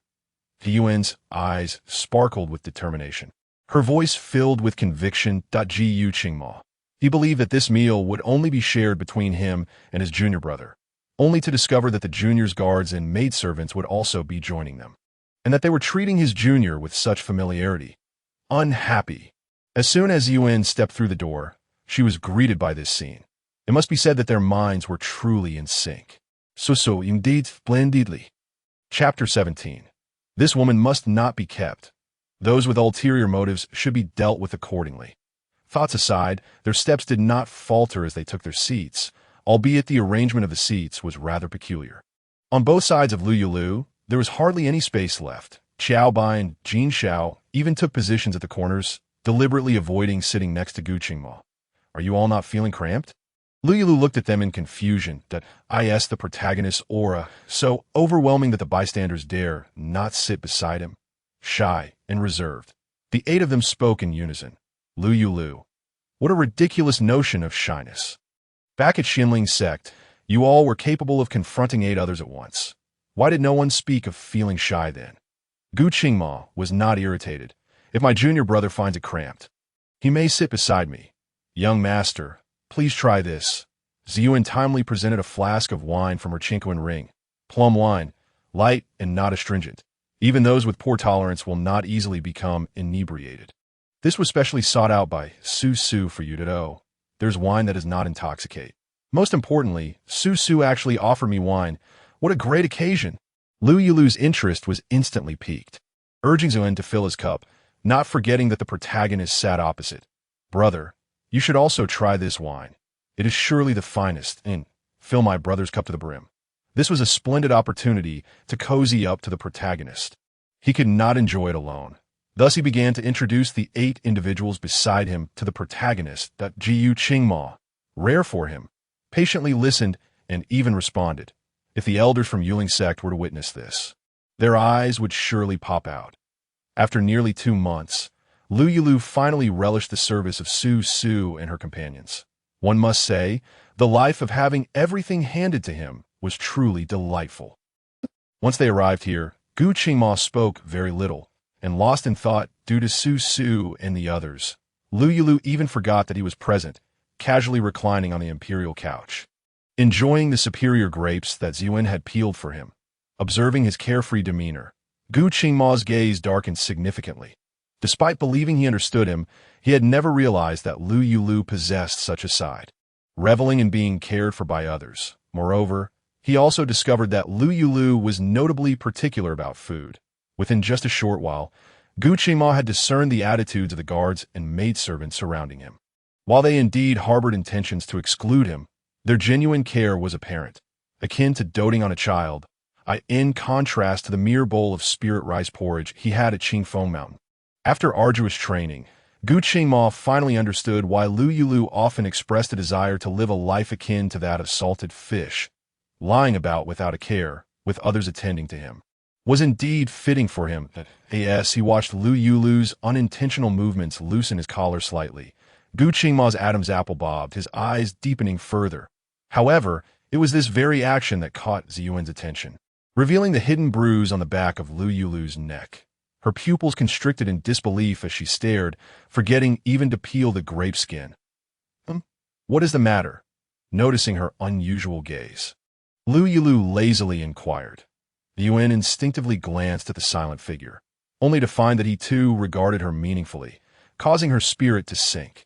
Young master, have you found a partner? Just moments ago, Gu Qingma had felt triumphant, believing he had regained the upper hand. But now his heart sank at the thoughtless inquiry from the maidservant. Would she reveal the marks to his junior brother? This woman must not be kept. Chapter 18. Competing for favor. Finally released. Continuing updates. The first thought that crossed Gu Qingma's mind was to silence her, and he was confident that Lou Yulü would not discover it. This was his forte. Typically, he acted on impulse without a second thought. But this time, despite being confident he wouldn't be caught, he hesitated. He decided to wait a while longer to ask for what he was waiting for. He did not know. Merely wanting to give this woman another chance, the Yuan's tearful inquiry was utterly perplexing. Knowing they could not possibly be aware of the matters in the cold cave, the name sea flashed across Lou Yulü's mind. His movement of eating grapes paused momentarily, feeling a twinge of guilt, his voice inadvertently rising. What partner? Do you not know what kind of person your young master is? Who could possibly match up to me? Ziyuan, from where did you hear such nonsense? Unbeknownst to him, his blustering attitude only deepened Ziyuan's despair. However, it was evident that the young master did not wish to reveal his partner, at least not now. And she could only swallow her tears. I have not heard anything. I merely worry that the young master may abandon us after finding a partner. Her concerns mirrored those of the other guards and maidservants. In the past, when a young master was still a waste, there were quite a few admirers around him, and they relied on each other to fend them off. Now that the young master had skyrocketed in cultivation, no longer a waste, they could not stay by his side. Who knew what dirty tricks those with ulterior motives might employ to tempt and seduce him? It was only natural for Ziyuan to react so strongly upon seeing the marks on her young master's neck. How long had it been? Their careful nurturing had led to the young master being taken advantage of. Su and the others had a different perspective than Ziyuan and thus did not notice. But their worries for the young master were the same, casting him glances akin to abandoned puppies looking for their owner. Being looked at with such eyes made Lou Yulü feel extremely uncomfortable. Forcing a laugh. You are all overthinking it. Although you were assigned to me by my parents, I have never truly regarded you as mere servants. In my eyes, you are like brothers and sisters. Do not say that I have no thoughts of finding a partner. Even if I do in the future, who has ever heard of a person abandoning their siblings after finding a partner? Ziyuan and the others collectively exhaled, the atmosphere returning to harmony. Though Zen's gaze repeatedly swept over those marks, she chose to remain silent, concealing her knowledge. Observing her closely, Gu Qingma finally relaxed his clenched fists. Thank goodness. Thank goodness she did not reveal it. Otherwise, the moment she uttered the first word, he would have no choice but to take action, and killing in front of his junior brother, killing his maidservant, was something he truly did not wish to do. He did not want to see his junior brother's enchanting eyes tainted with any emotion for another, even if that person were dead. Feeling that he had learned enough, he rose and walked over to Lou Yulü. Ignoring Ziyuan's watchful gaze, retrieving a bunch of exquisite white jade grapes from his chinkoan ring. Brother, I see that you seem to enjoy grapes. I have here some exquisite grapes obtained from a small secret realm. Please have a taste. Lou Yulü's eyes instantly brightened. Could the protagonist's offerings be subpar? Certainly not. However, he glanced at the arm being needed by Su, and with the other arm needing support, he was just about to ask Su to stop when a peeled grape was offered to his lips. The hand holding the grape belonged to his elder brother, the grand protagonist Gu Qingma. Chapter 19. But I cannot feel wronged. Lou Yulü was utterly astonished. Even the leading ladies had not enjoyed being personally fed by the protagonist.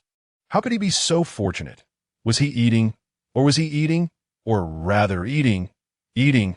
Lou Yulü decisively took the grape in his mouth. One must not squander the protagonist's goodwill, and besides, it was merely feeding him a grape. A trivial matter. Speaking of which, these grapes were truly succulent, sweet, and rich in spiritual energy, far superior to the ones Yun had prepared. Such a delightful treat must not be enjoyed by me alone. Brother, do not just feed me. If it is beneficial for cultivation, you should partake as well. Gu Qingma's gaze lingered on the finger that had brushed against Lou Yulu's lips for a few seconds, before suddenly breaking into a gentle smile. No need. Such external items have long ceased to hold much value for me. They are perfectly suited for you, my junior brother. Saying this, he peeled another grape. The action now more practiced than before. Watching this unfold, Zhuan could no longer contain her desire to explode. However, what was this expression of contentment on her young master's face? Glancing again at the focused, tender gaze of the youth, Ziyuan's urge to kill intensified. She had known it. From the moment this man stepped through the door, she had sensed his improper intentions towards their young master. And indeed, it was as she suspected. Just look at his gaze, exceedingly repulsive. Yet the young master permitted it. Tears flowed like a river in Ziyuan's heart. She could no longer bear to witness this man showering attention. Serving the young master is our duty. How could we allow a guest to take action? Lou Yulü had already sensed something amiss. Ziyuan's words provided him with an opportunity, and he quickly sat up. Ziyuan has a point, but feeding grapes is a trivial matter that should be left to me. Gu Qingma's warm gaze turned icy as it met Ziyuan's. This troublesome maidservant would be better off eliminated. Ziyuan felt a chill run down her spine under his gaze. This man's cultivation was unfathomable. Brother, why are you still standing there? Sit down and eat together. Lou Yulü gently patted the empty seat beside him. Gu Qingma's gaze softened, and he settled closely next to him. After spending half a day together, the senior brother finally realized how much he had wronged his junior brother in the past. The guards and maidservants he accepted were all exceptionally good-looking and capable, far surpassing his own culinary skills. It was no wonder his junior brother often seemed lost in thought, distracted by them. Cough, cough, cough. Lou Yulü, choking on grape juice, hastily interjected, No grievances that it is a privilege for me to receive guidance from my senior brother. Moreover, for my senior brother to cook for me is a blessing from my past life. I would never dare to feel wrong that it was all a jest. After all, he was the protagonist, the male lead in a tale of ruthless slaughter. The mere fact that he could cook for himself and teach him cultivation was a treasure beyond compare. Even if the meals were indeed bland, could he dare to complain? That would be courting death. Thus, he certainly wouldn't feel wronged. Upon hearing Gu Qingma's words, Jin Xiao and Ziyuan felt a surge of joy. Their master truly valued them. The fact that he was so distracted even during cultivation made them feel both happy and guilty. Although their master had never left their side since childhood, except for a brief period when he vanished after forming a golden core, they still couldn't slack off in their cultivation. Not daring to feel wronged? Gu Qingma feigned disappointment. It seems my cooking has indeed failed to satisfy my junior brother. Lou Yulü mused. They say it's a century-old dilemma whether to save the mother or the daughter-in-law when both fall into a river. Yet why does it seem that the male lead's words are the most difficult to answer? Chapter 20. The young master is to be snatched away by wolf cubs. Ziyuan and the others cast disdainful glances at Gu Qingma. Su Su's culinary skills were renowned in the realm of immortals. And here was the senior brother, overestimating his abilities by daring to compare himself to Su Su. Furthermore, to utter such words after losing the comparison was simply shameless. Did he not realize how his cooking measured up after this meal? Sporting a facade of wounded pride, what was he trying to show? To their master. His heart was worthy of censure. Young master, during your absence, Jin Xiao and the others have accomplished quite a bit. Shall we report everything in the study? Su Su smiled gently, her tone soft, as to why they must report in the study. The others simultaneously looked at Gu Qingma. Even if they hadn't seen the mark on Lou Yulü's neck, it didn't prevent them from feeling an intense dislike for the way he hovered near their master. Did he not consider his own appearance while coveting their master? Though his looks were slightly above average for cultivators, before their master, he was nothing but mud compared to a phoenix. The way the junior brother's guards and maidservants looked at him was akin to gazing at a loach in the muck. Gu Qingma maintained his gentle expression, though his fingers twitched slightly. Indeed, he still harbored thoughts of murder, particularly towards those who regarded him with such disdain. A hint of murderous intent leaked out uncontrollably. This murderous intent was not directed at Lou Yulü. Even if it were, the latter's carefree nature and innocence, unscathed by the baptism of slaughter, Wudenti even recognized this chilling sensation as murderous intent. Su Su and the others, however, were different. The instant they sensed Gu Qingma's murderous aura, each grasped their magical artifacts, instinctively positioning themselves to protect Lou Yulü at the center, as if prepared to fight Gu Qingma at any moment. Lou Yulü, utterly bewildered, asked, "What are you doing?" He couldn't comprehend why they had suddenly turned combative. Gu Qingma continued to wear a warm smile, even chuckling lightly after Lou Yulü spoke. "Junior brother, I too am curious as to why your guards and maidservants suddenly seemed so unfriendly toward me. They were not merely unfriendly.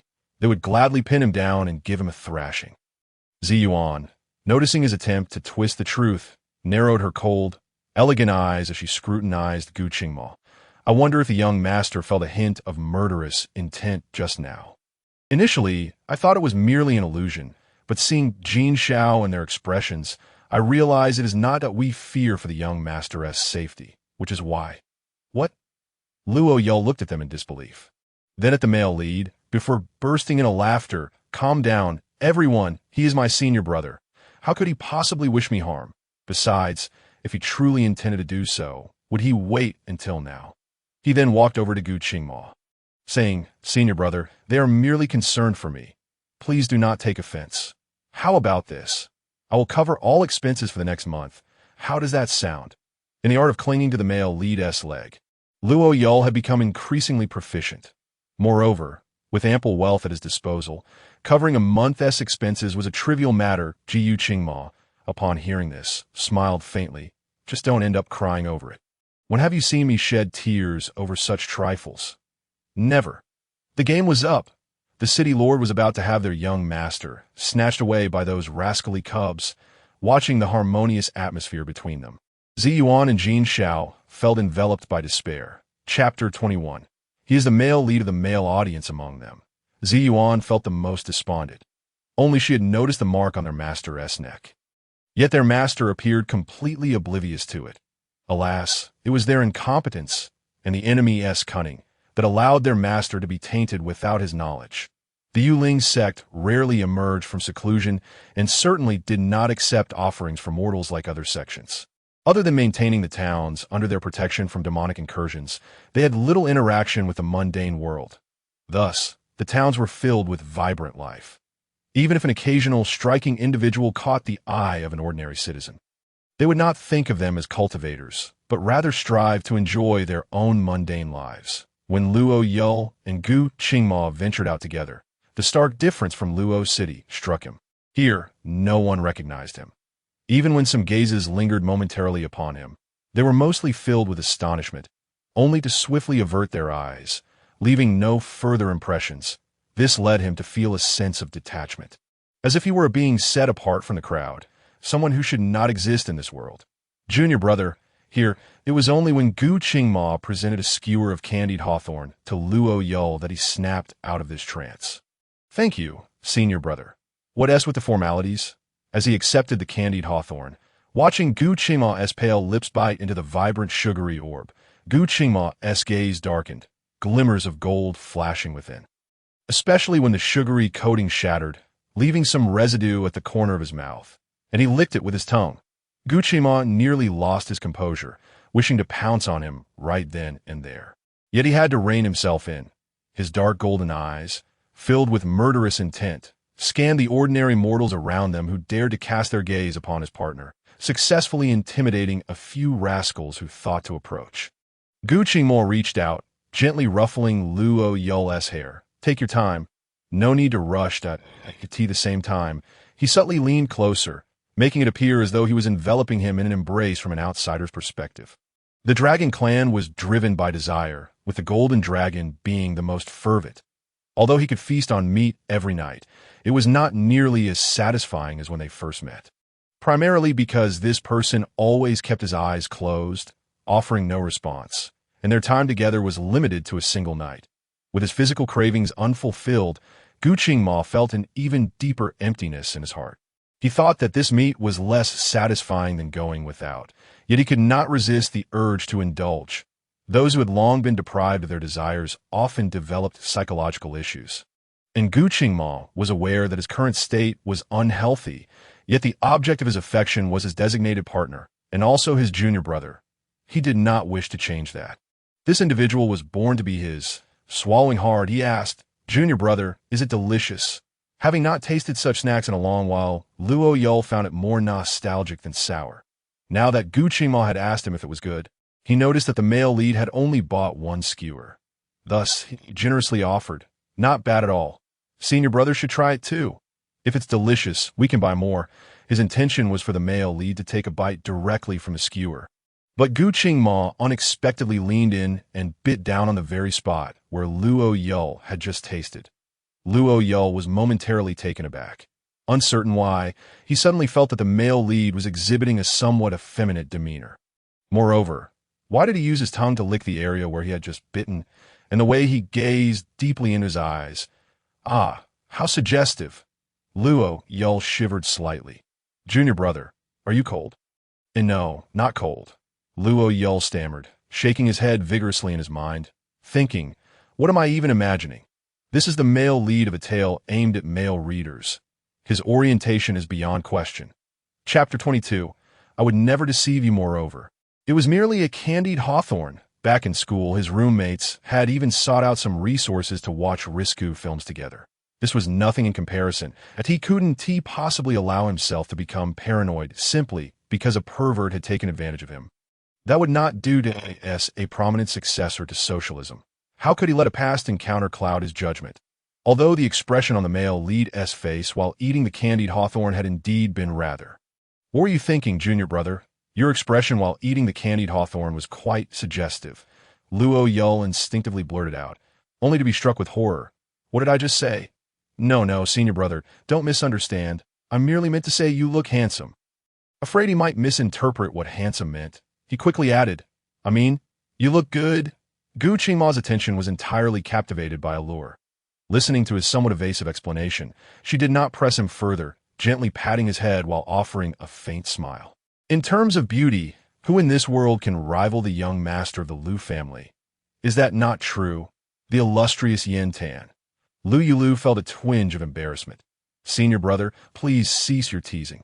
What merit is there in a man being renowned for his looks? Why is it not meritorious? You possess a charm that countless souls would trade lifetimes to attain. That is an advantage, albeit also a potential curse. During the qi refining stage, it was fortunate that the Lou family held considerable strength and that he was the sole young master. Thus, he was always accompanied by no fewer than 8 golden core cultivators whenever he ventured out. Otherwise, he would have long been targeted by those with a predilection for beauty.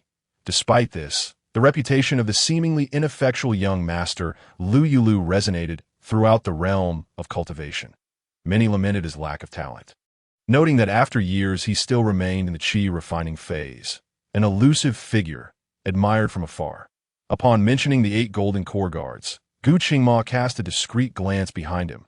Tisk, observing them fixated on his junior disciple without so much as a blink. He felt a surge of displeasure. Lou Yulü was reluctant to engage in discussions about appearances with a male protagonist, believing that looks were merely an embellishment. Strength was paramount. "Senior brother, you mentioned some time ago that I would be suited to become an array master. Is that truly the case?" To be candid, he found the prospect of a profession that allowed one to manipulate others from the shadows, such as that of an array master, far more appealing than wielding blades in combat. After all, as a homebody, he yearned for the ability to effortlessly vanquish thousands of foes. Yet the original text only offered scant details on array masters, and the protagonist had previously held the opportunity to inherit their legacy. However, he dismissed it, opting instead for a path of brute force and slaughter, considering the meticulous and resource-consuming nature of array mastery beneath him. But when exactly was the inheritance of array masters? Why could he not recall? Of course it is true, Gu Qingma reassured him, retracting his gaze. Senior brother never deceives you, but this matter requires careful consideration. Haste is unwarranted. The conclusion that Lou Yulü should pursue becoming an array master stemmed from Gu Qingma's extensive contemplation. The reality was that the junior's combat aptitude was rather unremarkable, while he displayed a keen interest in manipulating trinkets. After much deliberation, array mastery appeared to be the most fitting path for him. However, array masters were exceedingly rare, and few possessed the requisite knowledge. Thus, finding a suitable master or inheritance for his junior was not as simple as it might seem.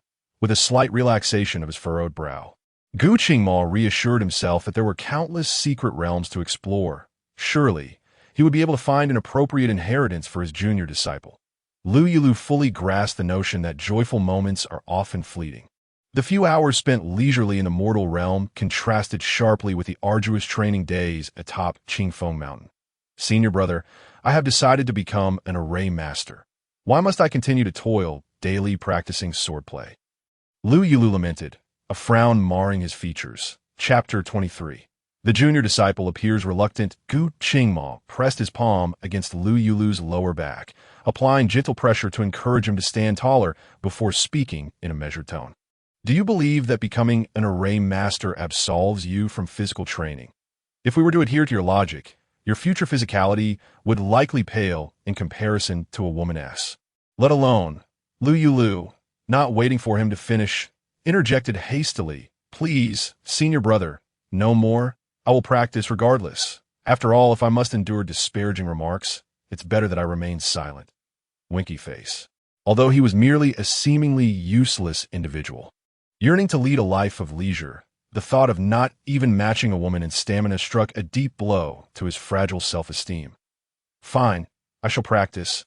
At least I cannot be outdone by a woman. Can I? Yet, the thought still felt excruciating. Gu Qingma offered a gentle smile, his hand resting atop Lou Yulü's head. Dear junior disciple, persevere for just 5 more days. After that, I shall take you to the Mingjian's secret realm. At that point, you need not practice daily, and if fortune smiles upon us, we may even uncover an array master's inheritance for you. The prospect of not having to practice daily filled Lou Yulü with immense joy. However, what had the male protagonist just mentioned? They were going to Mingjian's secret realm.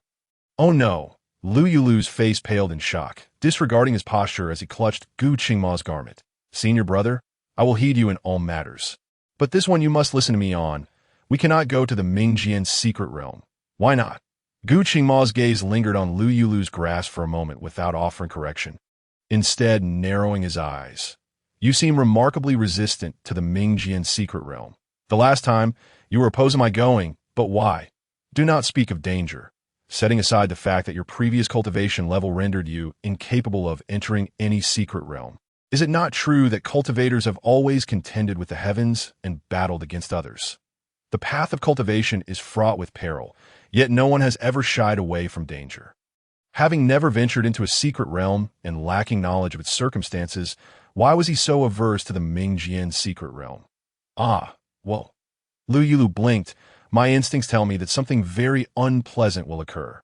I am but a useless individual devoid of combat prowess, with low cultivation and no skills to speak of. That I am frightened. I am cowardly. Gu Qingma erupted into laughter.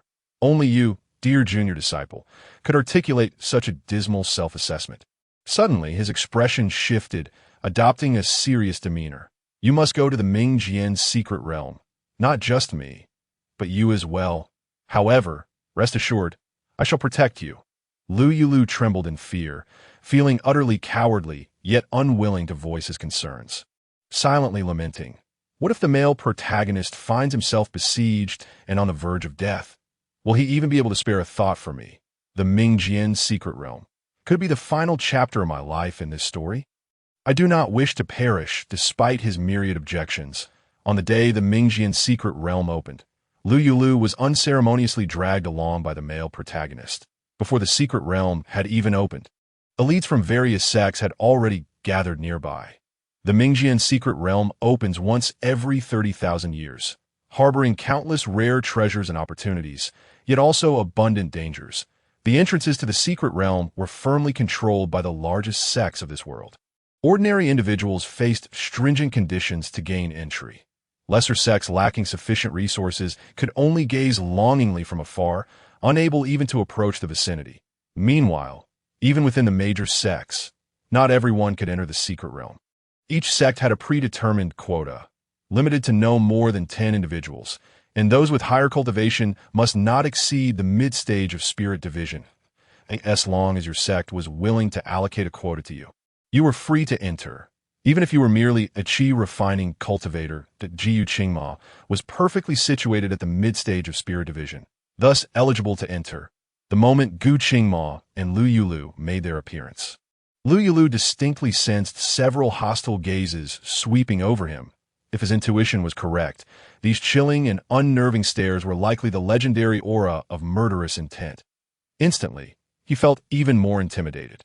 Chapter 24. Who are you looking down upon? Gu Qingma was acutely aware of Lou Yulü's shift in demeanor. As he sensed the murderous intent, Gu Qingma's own palpable aura of hostility surged forth, aimed directly at those few individuals. The group instinctively averted their gazes, unable to withstand the pressure. The sight of them faltering brought a sense of amusement to Lou Yulü, who silently cheered. The male protagonist is magnificent.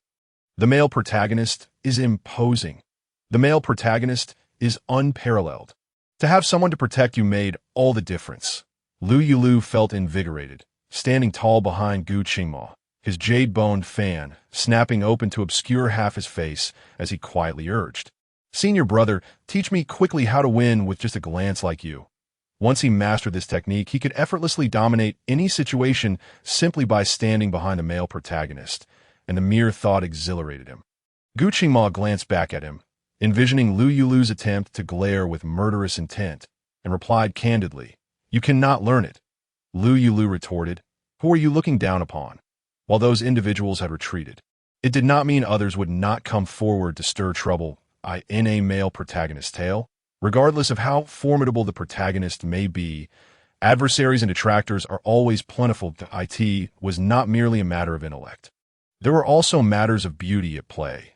As he observed a male cultivator striding toward them, exuding an air of distinction and elegance that clearly marked him as no ordinary foe. Lou Yulü subtly edged closer to the side, intending to observe the unfolding drama from a closer vantage. Jiyu Qingma, ever perceptive, turned to look at him. "Junior brother?"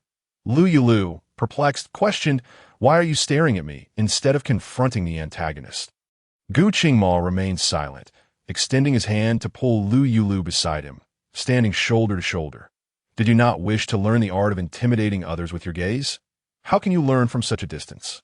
Lou Yulü retorted, "You reaching out with your arm is hardly a distance. Are you now playing with men after tiring of women? Or are you merely interested in this lowly golden core cultivator?" The male cultivator cast a disdainful glance at Lou Yulü, noting how he was being pulled along without resistance. "It is no surprise. You have always been indiscriminate, never turning away even the slightest attractive female cultivator. Not to mention, this male companion, while lacking in cultivation, is undeniably handsome. One wonders if Fairy El Yao is aware of your inclinations." Upon the utterance of this individual, the words emerged as both blunt and jarring. Any man of honor would find it intolerable to be mistaken for a mere male concubine. Although Lou Yulü was indeed angered, his attention was primarily captured by the implications of the statement. "I do not refuse anyone who comes," and the insinuation that he would not spare even the slightest attractive female cultivator. He blinked in confusion, gazing at Gu Qingma, reflecting on the male lead's supposed ascetic persona from the original text. Through their prolonged interaction, Lou Yulü believed he had gained a fair understanding of Gu Qingma's character. He was certainly not the type described by that male cultivator. Furthermore, the mention of the so-called fairy Liu Yao by the male cultivator sparked an epiphany within Lou Yulü. He snapped his fan shut and, in astonishment, pointed at the male cultivator. "Oh, so you fancy that fairy Liu Yao, but she has eyes only for my senior brother. Thus you shamelessly slander my senior brother while dragging me into your misfortunes? You are simply envious that my senior brother is more favored by women than you. I say, as men, We ought to exhibit a measure of magnanimity rather than sulk like scorned women. Shouldn't we pursue the path of immortality and strive for ascension instead? As he observed the gleaming blade approaching, Lou Yulü promptly took refuge behind Gu Qingma. Senior brother, save me. Chapter 25. Those who harm my junior brother shall die, before Lou Yulü could finish his plea.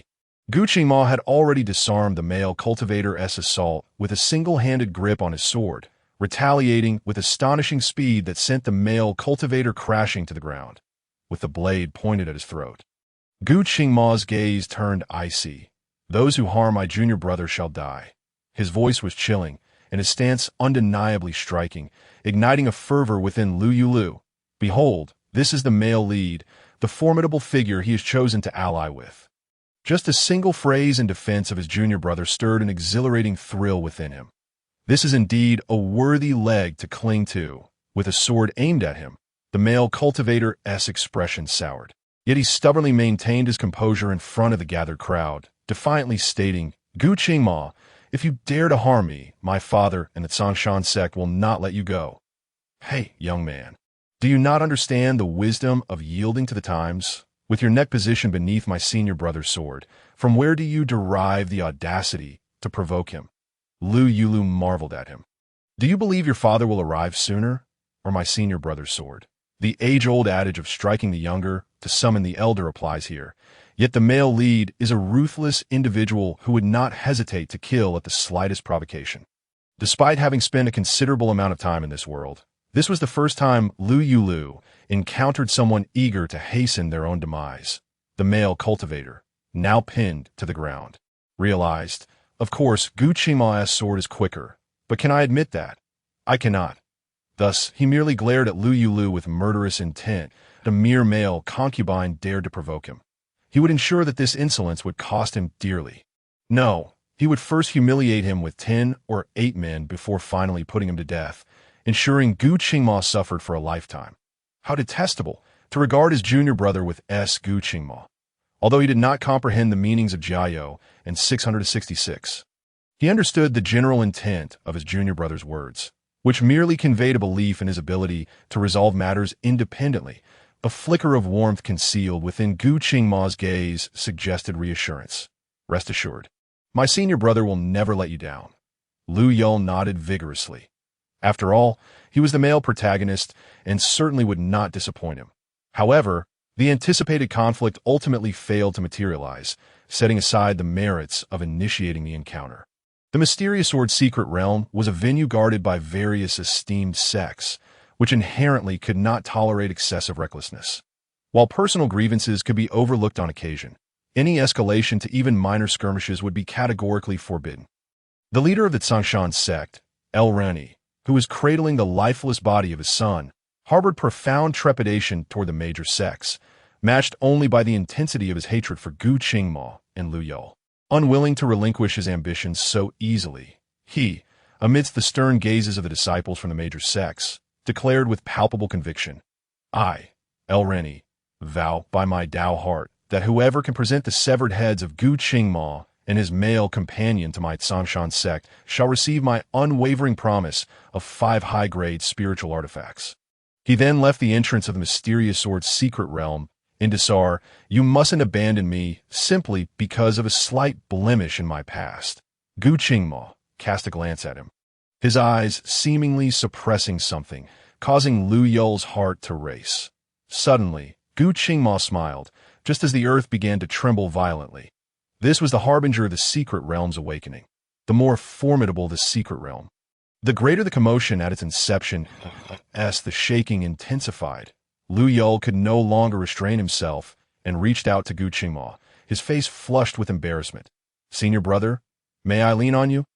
I simply can't maintain my balance. Gu Qingma's gaze flickered, yet he remained silent, not withdrawing his arm.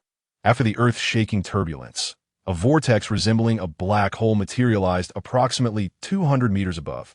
This was the ancient secret realm of the Ming sword. Witnessing the awakening of this world as a secret realm for the first time, Lou Yulü widened his eyes, eager to see if he could glean anything from the vortex. Oh, not look, Gu Qingma cautioned, covering his eyes with one hand. Remember, Even if it is the entrance to a secret realm, it may harbor a trace of the original master's consciousness or sword intent if one lacks sufficient cultivation and composure. There is a significant risk of becoming ensnared. Should the realm's master harbor malevolence, one could easily lose their cultivation, or worse, their life. Chapter 30 Gu Qingma. I shall not be petty. Wow. Is it really that dire? Despite having his eyes covered, Lou Yulü hastily shut them upon hearing the gravity in the male lead's voice. Senior brother, how can one discern whether the original master of secret realm harbors ill will towards you? Seeing him genuinely meek and compliant, Gu Qingma couldn't help but chuckle.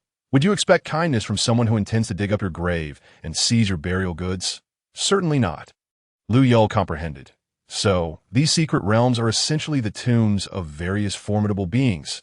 Precisely, Gu Qingma furrowed his brows. Since these powerful beings do not wish for their graves to be disturbed or their burial items to be taken, they simply prevent the secret realm from opening.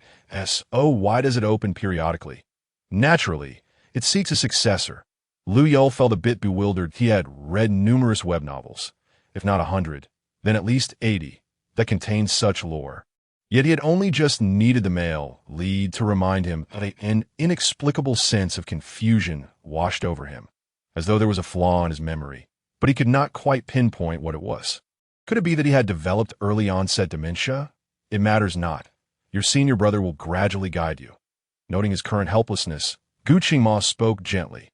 Prepare yourself. We are about to enter. Lou Yulü, disregarding his thoughts about potential dementia, grasped Gu Qingma tightly with both hands. Senior brother, we won't be separated once we enter, will we? If you continue to hold on to me like this, we certainly won't. Then I shall hold on. That is precisely what I wish. Gu Qingma maintained an even expression, his fingers twitching slightly. It seems you have a penchant for alcohol, and your tolerance is rather low. Yet you still engage in mischief when inebriated. It appears you quite enjoy drinking, don't you? Lou Yulü cautiously inquired. Does senior brother wish for me to enjoy it or not? How could a man be without the ability to drink? It is merely that your tolerance appears rather shallow, and your conduct leaves much to be desired. Lou Yulü felt somewhat embarrassed. Senior brother, you needn't be so blunt. I can simply refrain from drinking in the future. Engaging in playful banter while intoxicated is inconsequential. However, should it be directed towards the male lead, even 10 lives would not suffice to escape his wrath. Suddenly, Lou Yulü recalled that he and the male lead were now sworn brothers, possessing an exceptionally close bond.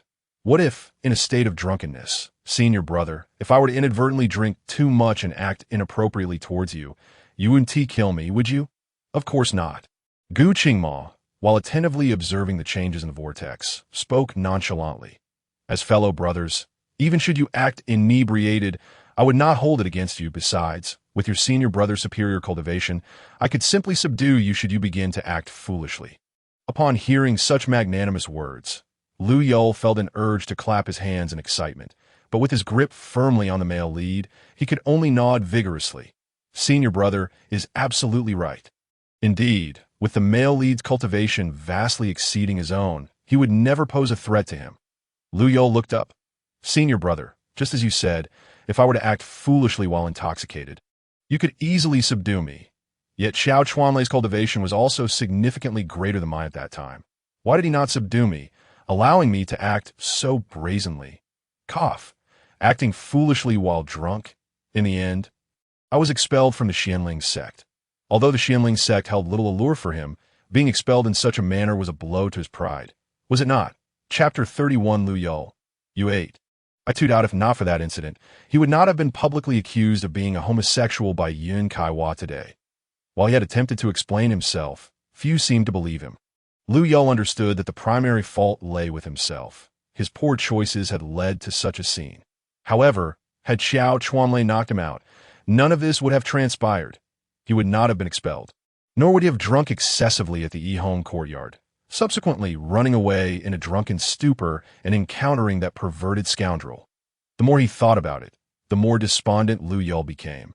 His heart heavy with sorrow, he even released his grip on Gu Qingma without realizing Gu Qingma placed a hand on Lou Yulü's shoulder in a comforting gesture. Why should you be so distressed over someone who lacks the camaraderie of a fellow disciple? If you truly harbor resentment when we encounter him in the secret realm, I shall assist you in exacting vengeance. Vengeance? How would I achieve that? Lou Yulü turned his head to look at him, oblivious to his movements. The male lead's notion of vengeance could not possibly involve killing Xiao Chuanlei, could it? As expected, Gu Qingma's response was rather bloodthirsty. To kill or to maim, the decision lies entirely with you. Lou Yulü, that seems unnecessary. I can just pretend not to know them. To kill over a trivial matter was not something successor raised under the 5-star red flag could do. Although he now lived in a world with a different order, he could not treat human life so lightly as to easily decide someone's fate. Yet the male lead was an exception. He was the male lead, and the plot revolved around him. Whether or not to take a life was not a decision a mere side character like him could influence. He only needed to faithfully remain by his side for his own survival. At this point, Gu Qingma fell silent. As the young master of Lu City, it was likely that his disciple, attended by 8 golden core guards, had never taken a life, but he was a stark contrast to Gu Qingma, who had long been stained with blood. Yet what did that matter? This person would ultimately belong to him. As it was their turn to enter the secret realm, Gu Qingma shifted his hand from Lou Yulü's shoulder to his waist, pulling him close. We are entering now. Hold on tightly. Without allowing him time to react, he leaped into the vortex. The sudden acceleration startled Lou Yulü, causing him to gasp and cling tightly to Gu Qingma, not letting go. Crossing through the vortex felt akin to playing with bubbles. As they burst into the realm, it was far less terrifying than it appeared from the outside. But as for the male lead's mention of the consciousness of powerful beings, Gu Qingma tossed a stone to the ground, prompting Lou Yulü to release him. Feeling the abundant spiritual energy in the air while observing the ancient trees and spiritual flora surrounding them. Senior brother, is this truly the ancient secret realm of the Ming sword? Assuming nothing unexpected occurs, then why, as Gu Qingma noted as Lou Yulü prepared to step down from the stone. This secret realm is fraught with peril. For your safety, it is best that you remain close to me. Lou Yulü promptly withdrew his foot. Understood, senior brother. Good. That Gu Qingma felt satisfied. His disciple, unlike others, was exceptionally obedient, but a rustling noise disrupted the moment's tranquility. And Gu Qingma cast a cold glance in its direction, locking eyes with someone emerging from the tall grass. Before Gu Qingma could speak, the person's pupils dilated, and they exclaimed in a trembling voice, Gu Qingma. Upon hearing those 3 words, the disciples trailing behind him immediately seized him and fled. Quickly, we must go. The farther away, the better. These 2 were disciples of the Yaoyuan, both possessing strength at the mid-stage of the nascent soul realm. Generally, they were considered among the elite. Yet after witnessing a certain prodigy provoke Gu Qingma, they became much more discreet, avoiding him at all costs. They feared that inciting his ire could lead to their demise. What mattered more than pride was life itself. Moreover, as long as they refrained from arrogance in front of Gu Qingma, they would be fine. Lou Yulü craned his neck, watching as the 2 figures vanished. Senior brother, do you know them? Why are they so afraid of you? Those 2 must have had some grievance with the male lead to fear him so. However, the male lead typically resolved such grievances on the spot, making their survival quite peculiar. I do not know them. Gu Qingma adjusted Lou Yulü's posture. Stand properly. Lou Yulü. Perhaps it is merely his illusion, but he cannot shake the feeling that the male protagonist now treats him as if he were his son.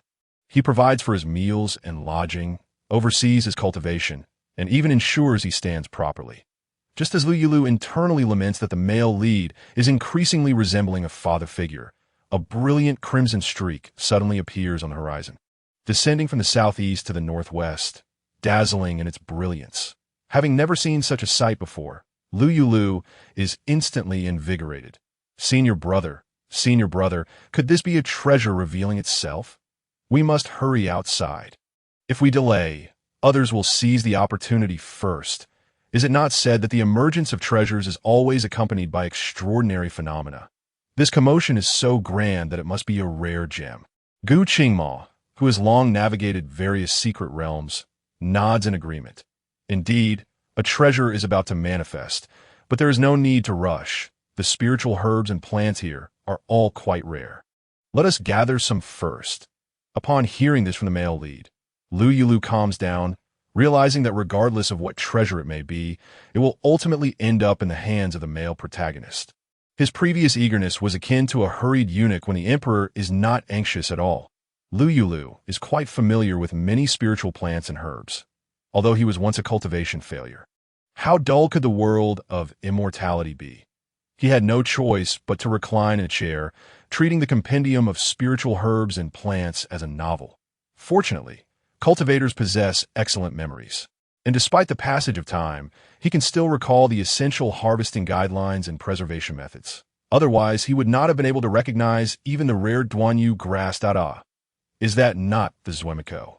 One of the essential materials for the beauty pill, Lou Yulü instantly identifies a large cluster of this renowned ingredient for the precious beauty pill, which is highly sought after in the realm of cultivation.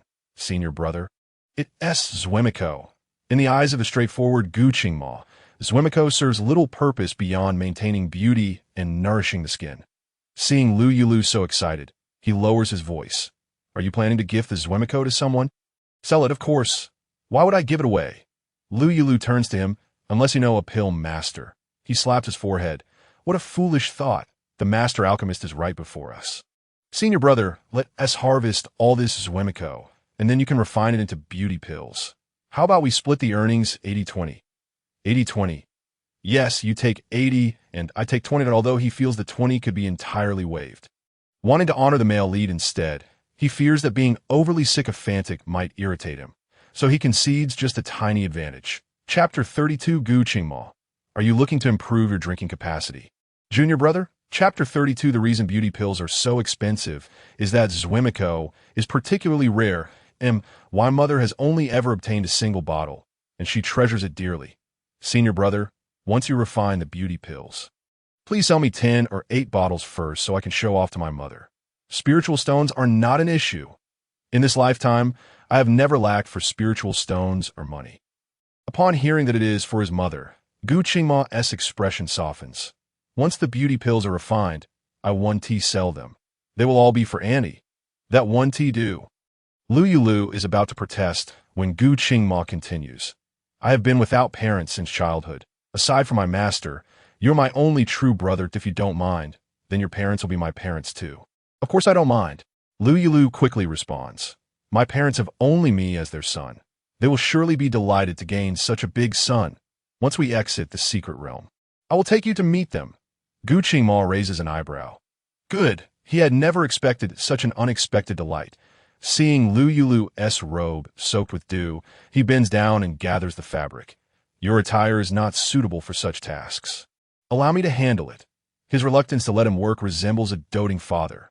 Lou Yulü, I consider you a brother, yet you treat me like a son. However, to be fair, Gu Qingma is dressed in practical attire that allows for ease of movement. While Lou Yulü wears a particularly ornate robe, it looks splendid but is ill-suited for labor. Yet he feels uncomfortable allowing the male lead to do all the work, so he ties his sleeves back and secures his robe at the waist, creating an absurd appearance. In mere moments, several beams of sword light flash overhead, all heading towards the direction of the falling meteor. Swish! More beams of sword light streak past. Lou Yulü looks up, noticing a leaf from the zwemiko had somehow landed on his head. Vibrant green. Senior brother, when shall we go over? Gu Qingma first wipes his hands on his clothes before reaching to remove the leaf from Lou Yulü's head. No need to rush. Whenever treasures appear, they are sure to be followed by a bloody struggle for possession. Going now may make us targets.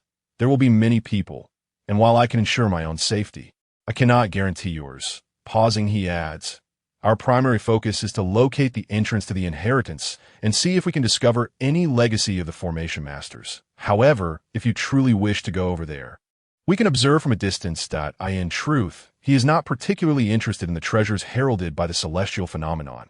He has already encountered numerous fortuitous events. His insistence on entering this place stems from his ongoing search for several items. And now he has taken on an additional task, to help his junior brother seek the inheritance of the formation masters. Then let us not go as a combat novice. He feels no need to join the fray. I thought you might need the treasures. But seeing your apparent disinterest, Let us refrain from going, I S it for his benefit. Gu Qingma swallows hard, the suppressed emotions surging forth in that moment, and he hurriedly lowers his gaze. Junior brother, would you like to practice your drinking skills? Lou Yulü, what do you mean? Was the discussion centered on treasures? How did it shift to drinking skills? Ahem. Gu Qingma clears his throat. I just suddenly remembered that I have a few jars of wine here that will spoil if not consumed soon. And most people in the secret realm are drawn to the treasures, so it might be a good opportunity for you to practice your drinking skills. Chapter 33, Gu Qingma. Waiting for him to get drunk. Huh? Can it be done this way? Lou Yulü is astonished, yet he feels a surge of curiosity about the male lead wine, that he licks his lips and uncertainly speaks. Senior brother, let us make it clear first. If I get drunk and act unruly, you mustn't harm me. Gu Qingma gazes at his lips.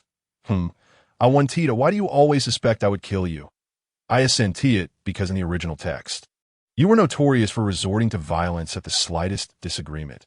Lou Yulü dares not voice this thought, his gaze evasive. If I lose control after drinking, just knock me out. Junior brother, just remember, I will never take your life, no matter the circumstances. Gu Qingma produces a jar of wine, 2 cups, and, centered around the Zwemiko, sets up a barrier that those of lower cultivation cannot breach. Drink up.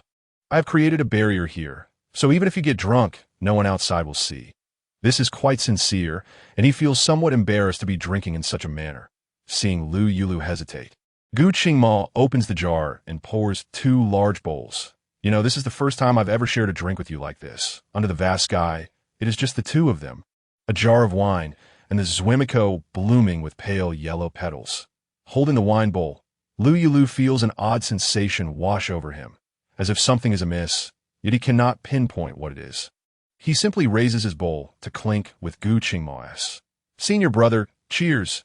If Lou Yulü were able to imagine one of their genders as female, he might realize that this peculiar feeling is akin to a romantic date. Regrettably, he cannot conceive of such thoughts, and Gu Qingma, who can, chooses not to remind him. Cheers, the Gu Qingma's voice is calm, and seeing Lou Yulü down his bowl in one go, he follows suit and finishes his drink before pouring more. What a fiery liquor! Lou Yulü has a very low tolerance for alcohol. The drinks Su prepared for him were always sweet and gentle. On Qin Foam Mountain, he never dared to purchase anything with a high alcohol content. Suddenly consuming this almost expired strong liquor nearly overwhelms him. However, once the alcohol hits his stomach, a wave of warmth spreads throughout his body, and in one word, it is delightful, with the male lead's repeated assurances that he would not harm him. Lou Yulü feels free to drink heartily, even pulling out a bag of spiced peanuts from his storage ring. Here, senior brother, let us enjoy these with the wine. Gu Qingma observes the slight flush around Lou Yulü's eyes, stimulated by the alcohol, and leisurely sips another bowl before responding. All right. Yet he does not reach for the peanuts, because he fears that Lou Yulü, still sober enough, might discover that his palm, which he used to suppress his true nature, has been pierced by his own nails. At the same time, he is waiting for him to become intoxicated. Finally, when Lou Yulü's eyes begin to cloud over, Gu Qingma knows the moment has arrived. Yet he remains still, seated on the ground, holding his bowl, taking sips here and there, his gaze fixed on Lou Yulü without blinking, resembling a large feline predator stalking its prey. The prey, Lou Yulü, remains oblivious. Feeling tipsy, but not entirely so, simply a bit dazed and swaying. Senior brother, we're just curious, how does the barrier function to prevent others from seeing or entering? Swaying unsteadily, Lou Yulü approaches the barrier's edge, reaching out to touch the transparent surface, unable to penetrate it, before turning back to Gu Qingma with confusion. I can't even get out? Chapter 34. Lou Yulü. Quite bouncy indeed before Gu Qingma could respond. He poked again. Hey, quite bouncy indeed. Once intoxicated, Lou Yulü transformed into a playful spirit reminiscent of a mischievous pup. Suddenly envisioning a trampoline, he took a couple of steps back and then lunged forward. With a pop, Lou Yulü's leap lacked any control, and the barrier rebounded, sending him flying away. Relying on instinct, he landed safely, his eyes sparkling with excitement. So fun. The elasticity was astonishingly delightful, although the rebound left him even more dizzy. Who was Lou Yulü? A drunken rascal. The more thrilling it became, the more he wanted to play, and he dove towards the barrier once again. Lost in his own merriment, Lou Yulü failed to notice that Gu Qingma had intended to catch him when he was flung away by the barrier. Only when he landed safely did Gu Qingma sit back down, and when Lou Yulü was again sent flying further, he swiftly flew over and secured him firmly in his embrace. Oh, you remember who I am? Even without the influence of alcohol, anyone subjected to repeated bouncing would feel a haze of confusion, let alone Lou Yulü, who had consumed several bowls of strong liquor. He gazed earnestly at the man holding him, as if genuinely pondering, but what came out was, "Hey, can you give me a smile?" Gu Qingma. It was one thing to be a pretty face from the Xianling sect, but why did they mistake him for a woman? He thought this, but still managed a gentle smile. Lou Yulü was satisfied. He patted the arm that held his waist. "Beauty, loosen up a bit. Women shouldn't be so proactive. Some things are meant for men to do. Loosen up, and I'll demonstrate." Gu Qingma released him and silently stood in place. "What a peculiar beauty you are. What did you eat to grow this tall?" Lower down, lower down." Just as Lou Yulü prepared to tease the beauty, he realized that the height difference made his intended gesture of lifting the chin somewhat difficult. So he commanded, "Gu Qingma, why not sit down in front of me?" "All right." Gu Qingma complied, sitting before Lou Yulü. Lou Yulü then pulled out his fan, opened it with a flourish, fanned it twice, and then snapped it shut, using the fan's rib to lift Gu Qingma's chin. "Beauty, how about joining me? I promise you'll enjoy a life of luxury." Gu Qingma looked up, his gaze profound. This is the third time, 3 drunken episodes, each different, yet this time, he had witnessed it from beginning to end. However, after holding back for so long, he saw no further action from Lou Yulü, who merely flirted verbally. The foolish disciples of the Xianling sect had driven him out of the sect for this. For a moment, Gu Qingma felt a surge of anger. His Zywal, so obedient and timid, despite being the young master of the Lou family, had never displayed excessive debauchery. Yet, because of a few drunken words, he had been expelled from the sect. Such injustice must have left him feeling helpless. And that pretty face, no, he mustn't think of that. It could frighten Zywal. For a fleeting moment, Gu Qingma questioned whether he himself was less handsome than that pretty face, leading to Zywal's hesitation. But then he dismissed the thought, reassured by his constant endearments. Seeing that the moment was ripe, Gu Qingma suddenly snapped his fingers, causing Lou Yulü to soften. Another snap, and Lou Yulü opened his eyes. Vacant and unfocused. Drink. Gu Qingma pointed to the half-full wine jar, issuing his first command.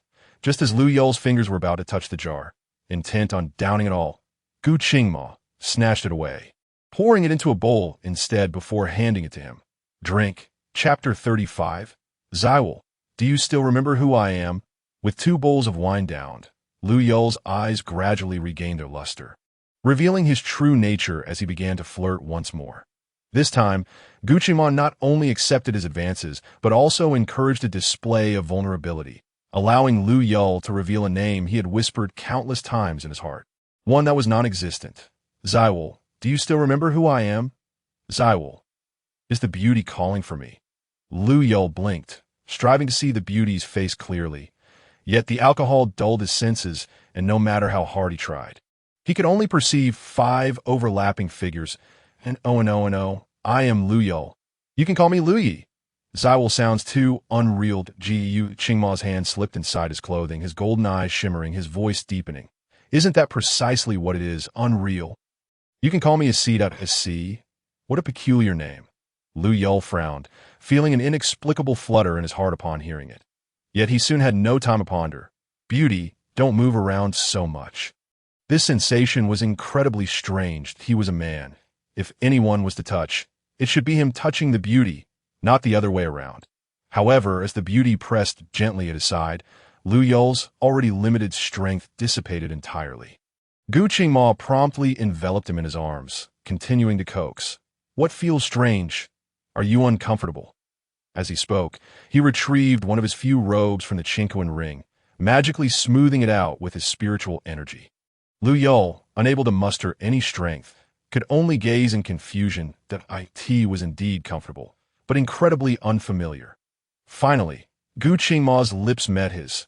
Like a wolf upon its prey, Indeed, the captivating Zywal, who could still open his eyes, speak, and move, was the most alluring of all, making it impossible for Gu Qingma to resist. Lou Yul's eyes widened. No, no, no. Not the beauty. Gu Qingma silenced him with a kiss, within the barrier under the starry sky. Spring was in full bloom.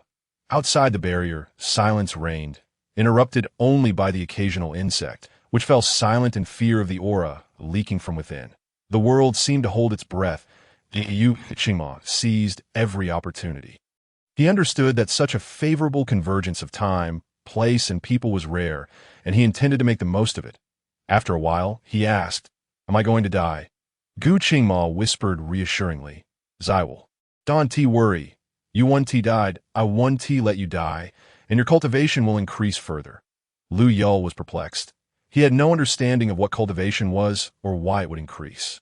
As Gu Qingma's profound spiritual energy flowed from his palm, healing Lou Yul's overexerted waist, he said, "See, I senti this much better."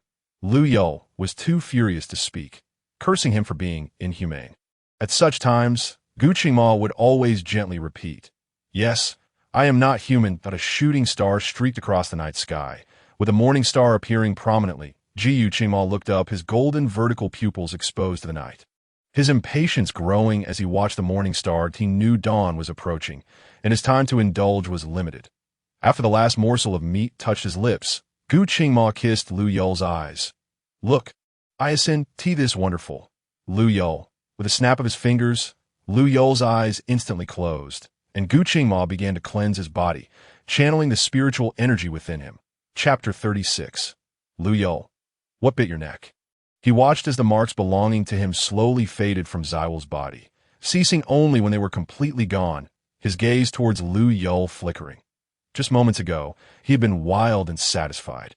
But now he felt an overwhelming void and loneliness, despite the immense joy he had felt while holding him. Once calm returned, the emptiness was even more acute, making him yearn to merge their very essences into one. Gu Qingma was acutely aware that this encounter was different from that night on Qingfeng Mountain because he had employed certain methods. The awakened Zywal was utterly oblivious to it all. This feeling of being lost within himself was driving him nearly to madness, and he realized he craved far more than just this fleeting moment. He wanted all of Zywal. He wanted his gaze to always be upon him, his smile to be for him alone, every action and gesture to be solely for him, untouched by others. Only then could he truly feel satisfied. That it was only when a streak of rosy dawn appeared on the horizon that Gu Qingma came to this realization. Zywal was about to awaken. Gu Qingma's otherwise, he would feel a pang of guilt in his heart. Gu Qingma pretended not to hear his words and retorted, "Do you feel any discomfort?" Lou Yulü moved a bit and replied, "There's nothing uncomfortable. In fact, I feel quite refreshed, but I can't shake the feeling that something is off with my body." "That's good," Gu Qingma said, shaking the wine jar. "There's a bit left. Would you like to drink together?" "No, thank you." He certainly did not want to embarrass himself further.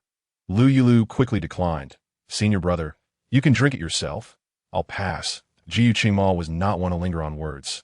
He simply lifted the jar and drank it all in one go. His bold drinking posture left Lou Yulü in a state of astonishment. Suddenly, Lou Yulü's gaze sharpened. "Senior brother, don't move." Gu Qingma raised an eyebrow. "It seems you have something that has bitten your neck." "Let me take a look." Gu Qingma, with an unperturbed expression, adjusted his collar slightly. "It's nothing serious. I encountered a wildcat. I intended to catch it for you to play with, but it was too feral and refused to be caught. I was afraid of injuring it, so I let it go, and it ended up scratching me." Chapter 37. A joke from a qualified little brother Lou Yulü. "Are you kidding?" Lou Yulü looked at him in disbelief. "Thinking that with your protagonist bloodline, not to mention a wildcat, even a divine beast would kneel before you. How could you have been scratched and let it escape?" He was skeptical, certain there was another reason, as it was clear the protagonist was brushing him off. However, he was not the type to pry endlessly. If the protagonist did not wish to elaborate, as a little brother, he naturally would not ask. A qualified little brother should know his place. Gu Qingma took out some spiritual fruits from his chinken ring. "Here, have some." Qualified little brother, Lou Yulü.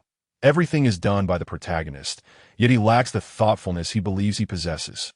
Perhaps I am a bit lacking as a little brother. Nevertheless, he accepted them without a hint of psychological pressure, even munching on them without wiping them clean. The protagonist was happy to play the father role. He couldn't stop that, could he? Besides, he was accustomed to being served, and if he were to serve someone, it might lead to trouble.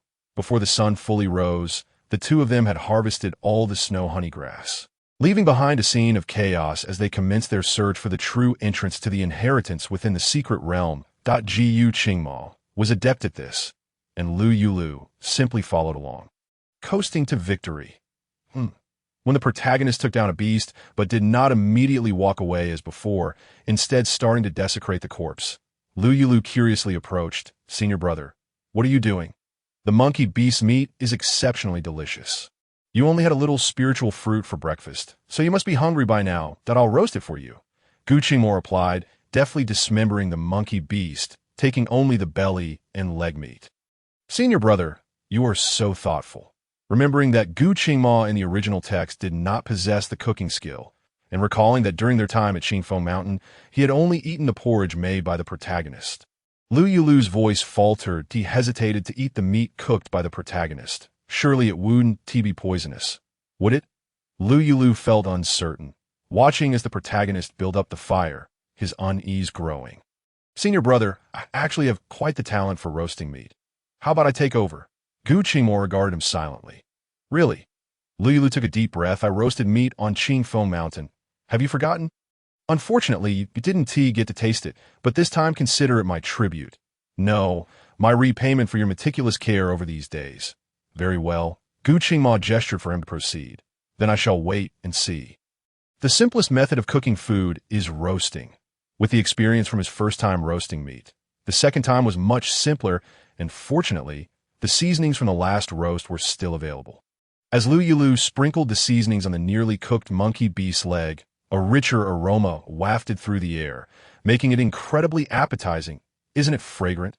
Once he was sure it wouldn't go wrong. Lou Yulü raised an eyebrow with pride.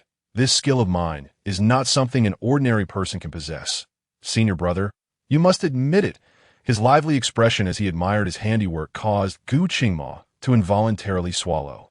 And after a while, he simply uttered an as a form of agreement. After a while of roasting, Lou Yulü cut a large piece of meat with his dagger and placed it in a bowl. "Senior brother, please have a taste. By the way, you're the first person besides me to try my cooking." Chapter 38. Gu Qingma. Do you think she is looking at me? The first to taste his culinary skills?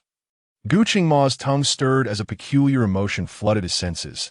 It was not unpleasant, even rather enjoyable. Was this feeling surprise? What could possibly smell so good? "Senior brother Choya, it's monkey beast meat. They are actually eating monkey beast meat." No wonder it smells so good that a playful voice from a young girl not far away caught their attention. Upon seeing Lou Yulü and Gu Qingma, one handsome and gentle, the other tall and imposing, she brightened. "Hello, fellow cultivators. Could you spare a bit of monkey beast meat for me and my senior brother? Of course, we won't take it for free. We can offer spirit stones." She then produced a handful of mid-grade spirit stones. Eyeing the particularly handsome and gentle man, believing he would be more accommodating, and offered the stones. "Fellow cultivator, how does this look?" Lou Yulü thought. This female cultivator seems quite adorable, around 15 or 16, with large, lively eyes looking at him. A homebody. Lou Yulü had never encountered such a lively girl before, and he coughed awkwardly, turning to the protagonist for help. "Senior brother, what do you say?" Although he had roasted the meat himself, the beast was taken down by the protagonist, so it was only right for him to decide. Gu Qingma noted Lou Yulü's instinctive avoidance of the female cultivator, his expression softening slightly as he pointed to the remains of the monkey beast nearby. "Help yourselves." The thought of eating the meat roasted by his junior brother. "Dream on."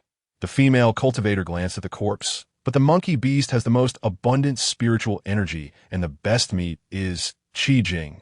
"Junior sister," a male cultivator beside her interjected apologetically. "I'm sorry, my junior sister is rather young and naive. We'll just go over there to get some meat." "Thank you." Qijing wanted to say something, but upon seeing her senior brother's expression, she pouted in displeasure and followed behind him. After walking a bit further, Chia whispered, "Junior sister, That is Gu Qingma. Qi Jing halted, turning to glance at the expressionless man. Unable to believe, is he really Gu Qingma? He looks nothing like the rumors. The rumors painted him as a monstrous figure with a fearsome appearance, a solitary killer. How could he resemble this tall, handsome man radiating a cold aura? Especially with that other cultivator who exuded a friendly vibe and was extraordinarily good-looking. If Gu Qingma truly were the heartless killer of the tales, how could such a godlike figure be seen with him? Yet, that male cultivator was indeed strikingly handsome. The more she looked, the more captivating he appeared. Noticing her gaze lingering on Gu Qingma, Jie quickly stepped in front of her and waved his hand. Junior sister, what's wrong? Xiao Jing's cheeks flushed slightly. Nothing. We were just going to eat monkey beast meat, right? Let us hurry. Despite her words, she couldn't resist glancing back with each step. Senior brother. Calm down. As Gu Qingma seemed on the verge of exploding, Lou Yulü seized his hand. So what if a young girl looked our way? We men should be magnanimous. Looking won't cost you a hair. And her attention shows your charm. You're handsome. The way the protagonist was about to explode certainly did not seem like a fear of women, but rather an aversion to them that, oh, you think she's looking at me? Chapter 39. Lou Yulü. That girl doesn't have any contagious diseases. Lou Yulü replied defiantly. Who else would she look at if not you? That halo of yours, loved by women, is no joke. Didn't you see how smitten that cute female cultivator was upon first sight? Gu Qingma responded. If you believe it, then that is your truth. He would never confess that the girl had actually been looking at his junior brother all along. Chuya selected a few reasonably good pieces of meat. He initially wanted to distance himself from Gu Qingma, but his junior sister Qi Jing adamantly refused to believe that Gu Qingma was as the rumors suggested and insisted on approaching them to borrow fire. It was just borrowing fire, and since the young girl took the initiative, Lou Yulü had no reason to refuse. All right.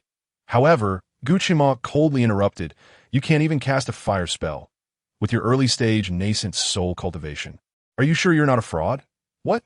This girl, appearing no more than 15 or 16, actually had early-stage nascent soul cultivation. How old could she possibly be? Lou Yulü was stunned, unable to fathom that this seemingly small girl was nearly on par with his father in cultivation. You are so annoying. Qi Jing's face flushed with anger, her eyes glistening. The ironclad straight man, Gu Qingma, remained unfazed, pouring more fuel on the fire. If you find it annoying, then keep your distance from us. You. Qi Jing stomped her feet in frustration. Do you think I want to be near you? Still not. She cast her gaze towards Lou Yulü. Still not. Lou Yulü understood.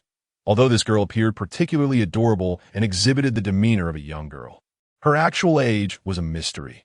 However, it was evident that she had genuine feelings for his senior brother. Wasn't she now seeking his help?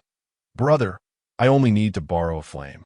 Reflecting on the various female cultivators in the original story who had affection for the male lead, each with their own tragic circumstances, Lou Yulü felt a pang of sympathy.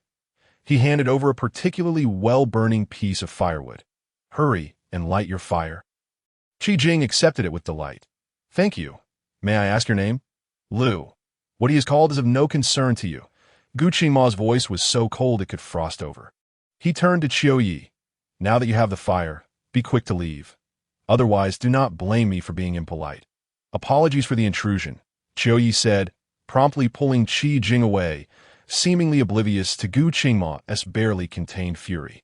Lou Yulü was left speechless by the male lead's ironclad emotional intelligence. Truly, he was deserving of such a reputation, stuffing the mouths of girls with bitter herbs, causing seductive sirens to fall from the city walls, and mercilessly dispatching enchantresses who dare to drug him, leaving them as mere heads and torsos.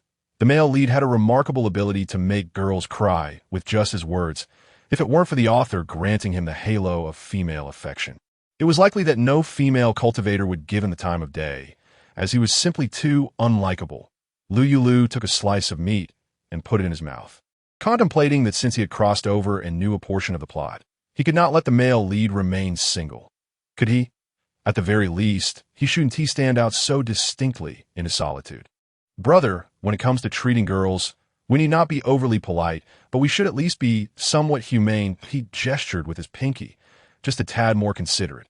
After all, She is not unattractive and carries no contagious diseases. There is truly no need to avoid her like the plague. The Jiu Qingmo regarded Lou Yulü with a complex expression. He was indeed frustrated by his lack of awareness, yet he could not help but feel relieved that he was somewhat oblivious. Otherwise, Chapter 40.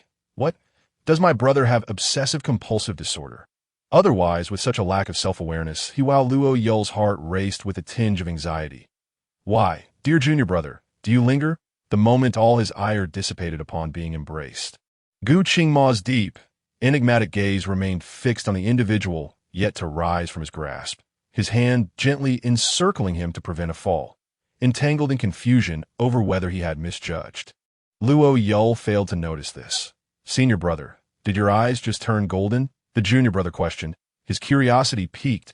Jiu Qingma's countenance remained unchanged. Lou Yulü continued. He saw his pupils transform into the same golden hue as that pervert's. Fear not, for as long as you inquire, I shall divulge all. Gu Qingmo reassured. Golden, yes, golden pupils. After uttering this, Lou Yulü held his breath, awaiting the protagonist's response to Jiu Qingmo. However, did not keep him waiting long, chuckling softly. What a trifling matter. He cast a glance at the nearby senior and junior disciples, his eyes glinting with a hint of threat, and leaned closer to Lou Yulü's ear. Due to my differing bloodline, when emotions run high, not only do my pupils change, but even my irises transform. Might this cause you to harbor any resentment towards your senior brother? Disdain for my non-pure human nature. Lou Yulü blinked, realization dawning upon him. Ah, I knew the protagonist was actually a dragon. Why was I so astonished just now? Was it merely because his eyes bore a resemblance to that pervert's? Yet he had long acknowledged that the protagonist was unlike that fiend. Gu Qingmo meticulously observed every flicker of emotion on his face. Relieved to find no trace of disgust within his gaze, he began to idly pinch the hem of Lou Yulü's garment. Qi Jing stared in shock at the ambiguous posture of the two men, rendered speechless. Autumn Leaf, trailing closely behind her, regarded her junior sister with concern, noticing her startled demeanor, and gently urged, "Junior sister, let us depart." "I refuse," Qi Jing retorted, her voice tinged with a whimper. She felt that apart from their cultivation, Gu Qingmo was utterly unworthy of her gentle idol. What if her idol's cultivation was low? Wasn't everyone's cultivation the result of relentless effort and dedication? So what if it was lacking? They could simply strive harder. Yet, how rare was it to find a male cultivator who could tend to the sentiments of female practitioners, provide warmth, and, crucially, possess such striking good looks? Gu Qingmo was indeed handsome, but he lacked the finesse of human interaction, showing no respect towards female cultivators. Who would be so blind as to forsake the gentle idol for him? As Lou Yulü regained his senses and remembered the protagonist awaited his reply. He hurriedly declared, "Regardless, you will always be my senior brother. That will never change. Moreover, you are not a pure human. Aside from your transformation, where do you possess any trace of human blood? In the original text, you were the sole golden dragon from heaven to earth, hatched by yourself." Chapter 43. Will your senior brother behead someone for a mere disrespectful word against you, contemplating the protagonist's true form as a golden dragon? Lou Yulü felt a pang of inferiority. Such an impressive figure, he ought to address as an ancestor, not merely as a senior brother. Just a senior brother. Gu Qingmo felt dissatisfied, but understood that some matters required patience.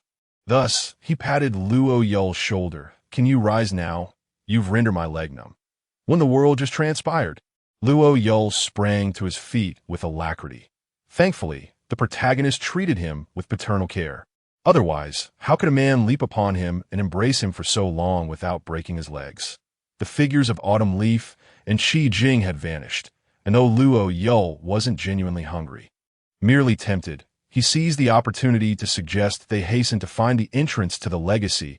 Jiu Qingmo chuckled at the sight of his flushed earlobes, his expression inscrutable.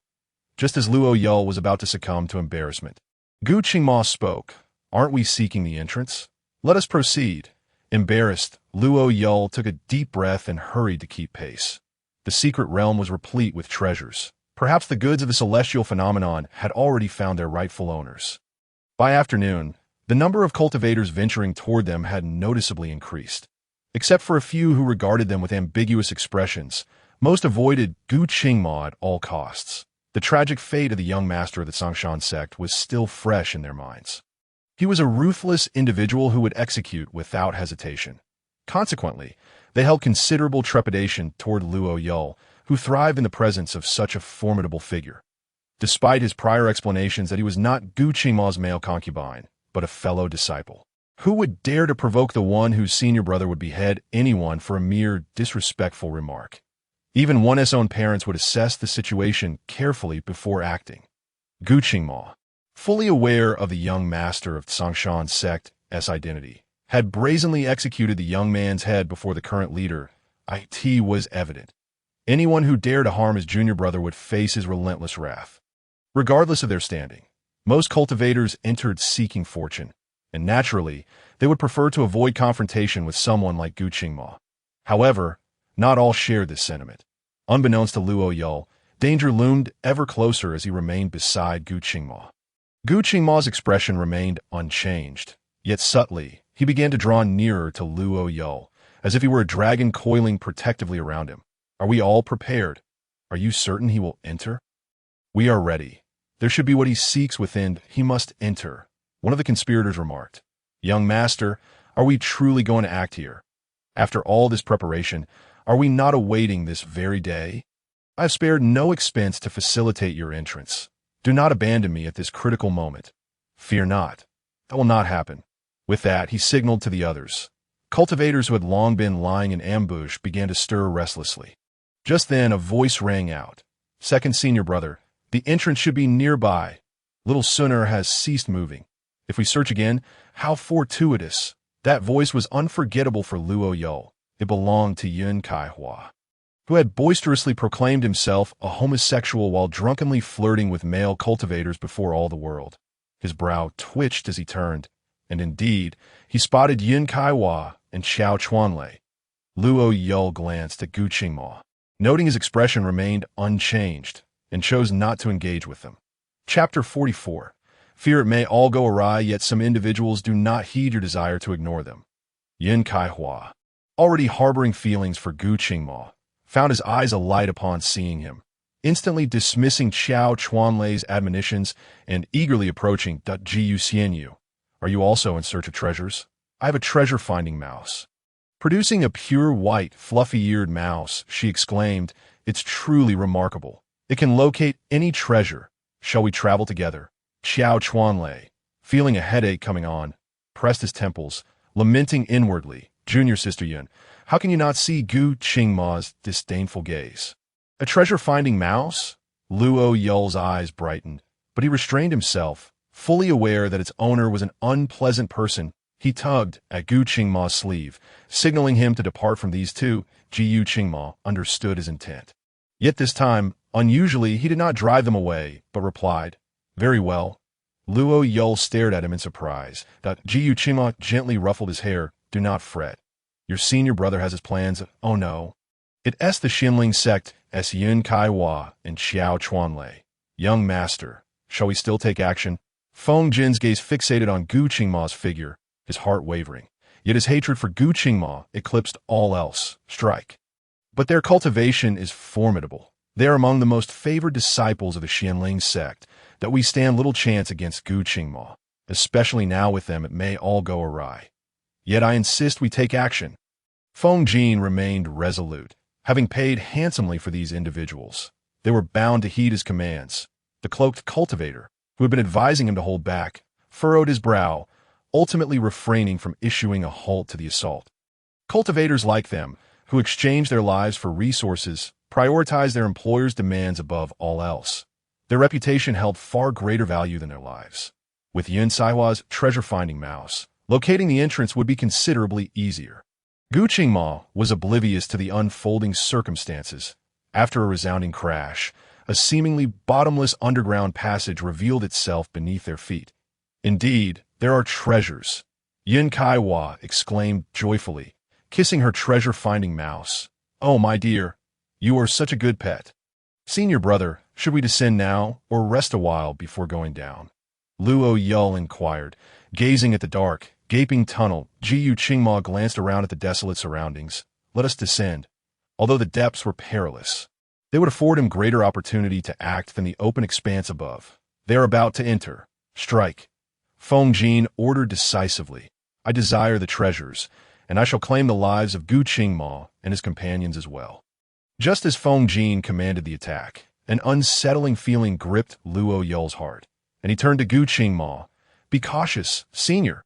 In a fleeting moment, over a dozen practitioners clad in black robes and adorned with sinister black gold masks surged forward with an air of lethal intent. Unlike the cowardice displayed at the entrance of the secret realm, when faced with imminent danger, Lou Yulü instinctively positioned himself in front of Gu Qingma, attempting to shield the latter, whose cultivation level was far superior. With his own frail body and rudimentary skills, Jiu Qingma's pupils constricted. With a swift motion, he pulled Lou Yulü behind him, and in his hand appeared a dark red sword, emblematic of ominous foreboding.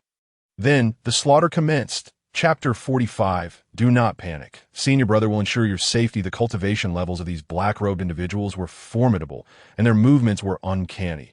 Though only two were at the early stage of spirit separation, while the others were primarily at the mid to late stages of nascent soul. And several even at the late stage of golden core, their formations and positioning were evidently amiss, even to an outsider like Lou Yulü. Senior brother, have they formed a sword array? Otherwise, given your prowess, it should merely be a matter of time before you could eliminate them, rather than being trapped and only occasionally managing to injure one of them. Jiu Qingma replied with a soft reassuring him amidst the chaos. Do not panic. I will surely keep you safe. Was this truly the moment for such reassurances?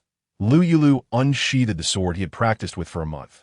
Determined to fight alongside the male protagonist, no need, Gu Qingma said. Just observe and learn. During their training sessions, Lou Yulü had been lackadaisical, unable to unleash the full potential of the sword techniques he had learned. Otherwise, Gu Qingma wouldn't have sought out a formation master to pass down the teachings to him. Therefore, Gu Qingma did not expect him to suddenly transform into an unparalleled expert before their life-threatening adversaries. Moreover, Lou Yulü's golden core cultivation was inherently unstable, relying solely on his recent advancements. Not to mention the disparity in mindset. He simply could not measure up. Lou Yulü felt an urgent desire to join the fray. But lacking real combat experience, he found himself utterly ineffective. Oh no. This must be the encirclement that drastically alters the male protagonist's temperament. The plot progressing this swiftly. In the original narrative, it was precisely this sword array that forced the male protagonist to reveal his true form, subsequently drawing the attention of other practitioners. The allure of the dragon's treasures was simply too enticing for those cultivators to resist. Look out. The sword energy is coming. Senior brother, quick, evade, as Lou Yulü watched the battle unfold. His heart raced with trepidation. Yet upon realizing he could offer no assistance, he resigned himself to a disheartened grip on the sword hilt. Fighting was truly not his forte. Meanwhile, Yin Kaiwa attempted to rush forward but was restrained by Qiao Chuanlei. Second senior brother, what are you doing? Do you not see? They are from the bloodthirsty pavilion. And what of it? Yin Kaihua retorted defiantly. With our cultivation levels combined with Gu Qingma's, we could easily keep them here. Who would know we took action against the bloodthirsty pavilion? Qiao Chuanlei shook his head. It is not that simple.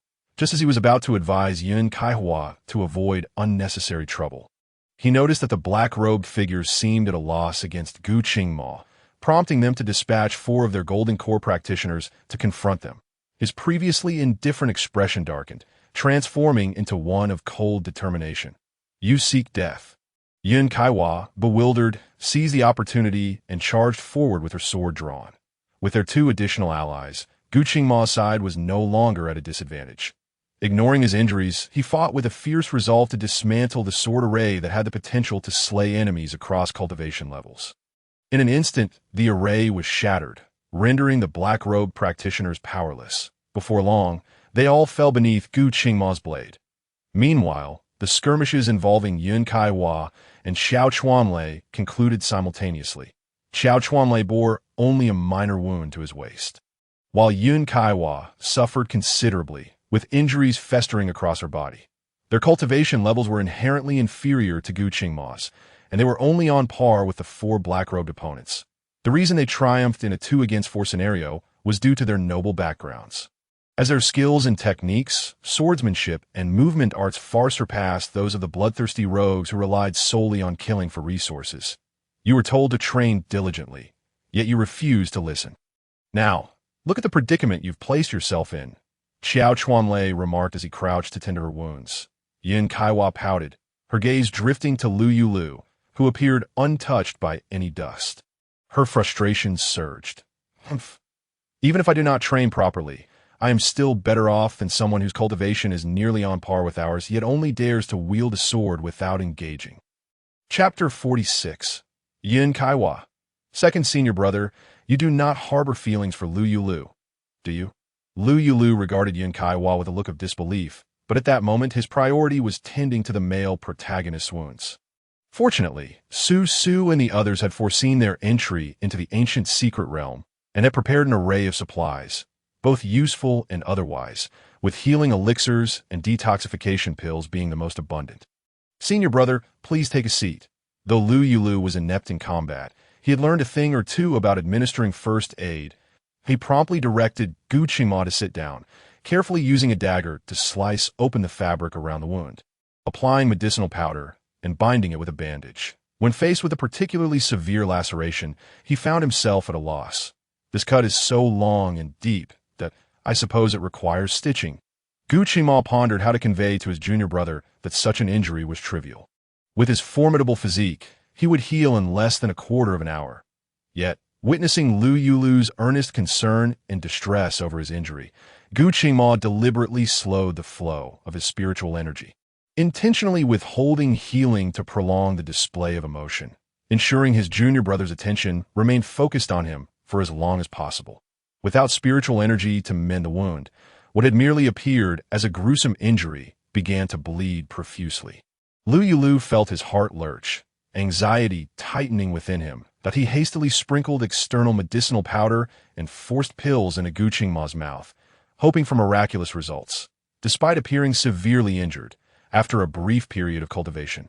Gu Qingma's wounds seemed to be healing, while Lou Yulü remained in a state of panic, flustered as he attempted to assist. Yin Kaiwa, observing Gu Qingma's persisting bleeding wound, was utterly perplexed. Looking at Lou Yulü, who was frantically fidgeting, the tenderness and focus in Gu Qingma's eyes were apparent to anyone who was not blind. She began to question her own existence. What was Gu Qingma's cultivation level? What was hers? Why was it that her external injuries had nearly healed, yet Gu Qingma appeared weak and on the verge of collapse?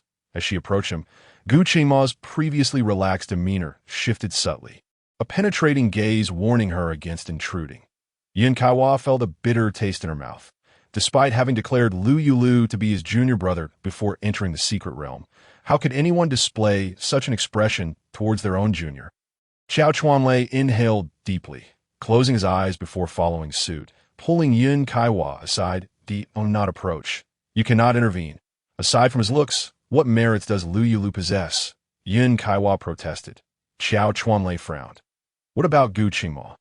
What? Aside from his cultivation, what merits does he possess? You have only met him once before entering the secret realm, and he has treated you with indifference.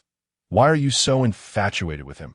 Furthermore, Lou Yulü was not as lacking as you claim. He is not merely a pretty face. Yin Kaiwa opened her mouth, uncertain of how to respond, her gaze fixed on Xiao Chuanlei's warm and handsome features. Second senior brother, are you angry? Is it because I spoke ill of Lou Yulü? Xiao Chuanlei's expression darkened, lips pressed thin as he replied coldly, I do not know what you're talking about. With that, he turned towards the corridor. Yin Kaiwa sensed she had struck a nerve and hurried to follow. Second senior brother, you cannot possibly have developed feelings for that good-for-nothing, can you? Xiao Chuanlei continued on, unyielding. Instead of indulging in such baseless speculation, you would do better to focus on your Yin Kaiwa had always shown considerable forbearance towards her, and the second senior brother, who had consistently been gentle and courteous to his fellow disciples, now bore an unexpectedly sinister expression, leaving Yin Kaiwa utterly astounded. The same could be said for the tall and handsome Gu Qingma. It appeared that everyone possessed their own unique facet. No, that was not entirely accurate. Lou Yulü, that good-for-nothing, seemed to be an exception. He remained carefree and unabashedly unashamed of his ineptitude. Although he had now reached the late stage of the Golden Core realm, he still carried himself as he always had, perpetually ineffectual. Contemplating this, Yin Kaiwa realized that among the individuals she knew, Lou Yulü was the only one who remained unchanged. In an instant, she felt as though something within her heart had shattered. She fell silent, trailing behind Qiao Chuanlei, no longer speaking, her gaze fixed intently upon his every movement, as if seeking some underlying pattern. All were cultivators. Despite their deliberate effort to lower their voices, Lou Yulü's conversation was crystal clear. Even with his seemingly lackluster cultivation at the late stage of the Golden Core, he had heard everything, and undoubtedly, the male protagonist had as well. Holding a vial of medicine, Lou Yulü's expression was exceedingly awkward. Caught in a state of indecision, Gu Qingma shifted slightly. I still have an injury that needs dressing. Are you sure you want to just stand there? Lou Yulü slapped his face with one hand to alleviate his emotions, then bent down to tend to the wound on Gu Qingma's leg. After a considerable pause, Gu Qingma finally spoke. Junior brother, you possess unparalleled beauty and an exceptionally good temperament that is only natural for you to be desired by others. There is no need for you to be troubled by this. This consolation felt more disheartening than comforting. Lou Yulü looked at him speechlessly, but the other party is in the realm of cultivation. There were only Dao partners, with no concept of marriage, and Dao partners were not limited by gender. Gu Qingma's expression appeared relaxed, yet his gaze was intensely fixed on Lou Yulü. Or do you look down upon those who form Dao partnerships with the same sex? That was not the case. Lou Yulü felt that Gu Qingma's scrutiny was akin to being labeled a keyboard warrior, advocating for the eradication of homosexuality online. He swallowed hard, attempting to clarify, the type of person one is attracted to is a personal right. Regardless of whether they are male or female, it is an individual choice, as long as it does not impede or harm others, and if it is a mutual affection, then there is no need to concern oneself with the opinions of others. Brother, you understand what I mean, don't you? Chapter 48. The Man in Black. This requires an increase in price. Gu Qingma understood his meaning, yet he desired more than just this. He spread his hands. I do not understand. Lou Yulü inadvertently pressed too hard on the wound, causing it to bleed. Once more, I'm sorry, brother. I'll take care of it right away. Gu Qingma. This pain was trivial. However, seeing Lou Yulü's distressed expression made him instinctively frown and let out a soft hiss. There is no need for you to feel guilty. It is merely a small injury. I can endure it. His words only heightened Lou Yulü's guilt. More than this minor injury, Gu Qingma was eager to ascertain Lou Yulü's perspective on same-sex Dao partners. Lou Yulü looked at him skeptically. Why are you so concerned? It's not like either of us would seek a same-sex partner. Since that is out of the question, why must you know my opinion? Gu Qingma clenched his fists, maintaining a composed exterior. Brother has a very dear friend whose orientation I had intended to introduce you to. Hence my curiosity about your stance, though. Lou Yulü felt no further concern. His earlier anxieties were unwarranted, stemming from the significant trauma inflicted by that perverse snake demon. In this lifetime, such fears would be hard to dispel. Loving someone is not something one can control. As long as they are not promiscuous and are devoted to their Dao partner, I will support in this materialistic modern world. Finding a partner is already challenging, let alone discovering true love. Reflecting upon this, he concluded that if one could find a kindred spirit to share a lifetime with, the gender seemed inconsequential, until he recalled the necessity of men. Lou Yulü nearly fell into a pit of confusion, but thankfully he regained his clarity just in time, almost swaying towards a different inclination. Having obtained the answers he sought, Gu Qingma smiled. Those two have been inside for quite a while. Shall we join them? But your injury, Lou Yulü hesitated. It is nothing more than a superficial wound. Gu Qingma gestured for him to enter the corridor first, following closely behind. Just before entering, his gaze pierced sharply towards a certain direction. A murderous intent surging forth without hesitation, he turned and stepped into the passage. Did he discover us? A trembling phone Jean stammered to the man in black beside him. Having lost a dozen subordinates in one fell swoop. With their mission still unfulfilled, The man in black's mindset was on the verge of collapse. Yet before the benefactor, he needed to uphold the reputation of the bloodthirsty pavilion, that he stood motionless, masked, and upon hearing the question, he finally spoke, "I ascend Tirabius? Do you wish to continue? If so, it will require an additional fee. Guchima's strength is formidable. I it not that you are merely incompetent." Feng Jin roared. "How could a dozen of you fail to subdue a single individual? Yet you boast about the prowess of your sword formation. You claim that anyone below the god transformation stage is but an ant. And what has come of it? You were counter-killed in less than the duration of an incense stick. What face do you have to demand more money from me? If there is no increase, then our cooperation shall be terminated." The man in black was unwilling to engage in further banter, firm in his stance. While the unfortunate loss of 16 subordinates was regrettable, the image of Gu Qingma single-handedly battling 16 men remained fresh in his mind. He believed that even if they subsequently split into 4 to confront Gu Qingma, it would merely be a matter of time before he shattered their sword formation. They would still be unable to kill him. Chapter 49. Lou Yulü, "Brother, hop on. I'll carry you." Thus, an increase in payment was imperative. Without it, they would be working at a loss. Feng Jin was infuriated. Had it not been for his family's constraints regarding Gu Qingma, he would not have spent money hiring the bloodthirsty pavilion to take action. Yet these individuals proved to be utterly useless. "How much do you require?" Due to offending Gu Qingma, his family had been particularly strict with him recently. His savings had dwindled significantly since he first hired the bloodthirsty pavilion and secured their entry into the secret realm. If the man in black demanded too much, he would have no choice but to abandon the idea. The man in black gauged Gu Qingma's strength and indicated a figure. Feng Jin's pupils constricted. "Why don't you just go rob someone? It is impossible to steal this much." The man in black shrugged. "To be frank, I do not wish to continue this task. Let us be clear. Any offer below this number is non-negotiable." Although they had lost 16 subordinates, he had still entered the secret realm. Even if he lost a benefactor this time, with his cultivation level, he could navigate through this second-generation heir's domain and would certainly not return empty-handed. The only question was how much he would obtain. What treasures could possibly emerge from an ancient secret realm that opened once every 30,000 years? Surely they would be superior to enduring humiliation alongside this second-generation heir. His nonchalant attitude infuriated Feng Jin. "Is this how your bloodthirsty pavilion treats its employers?" "Wait." The man in black raised a hand. "Our previous task concluded with the death of my 16 subordinates. This current task is still under negotiation. If you cannot provide compensation, then you are not considered an employer." The bloodthirsty pavilion also valued its reputation. Any actions that could tarnish its name were unacceptable. Feng Jin was enraged by his shameless reasoning, but recognized that his own cultivation was inferior.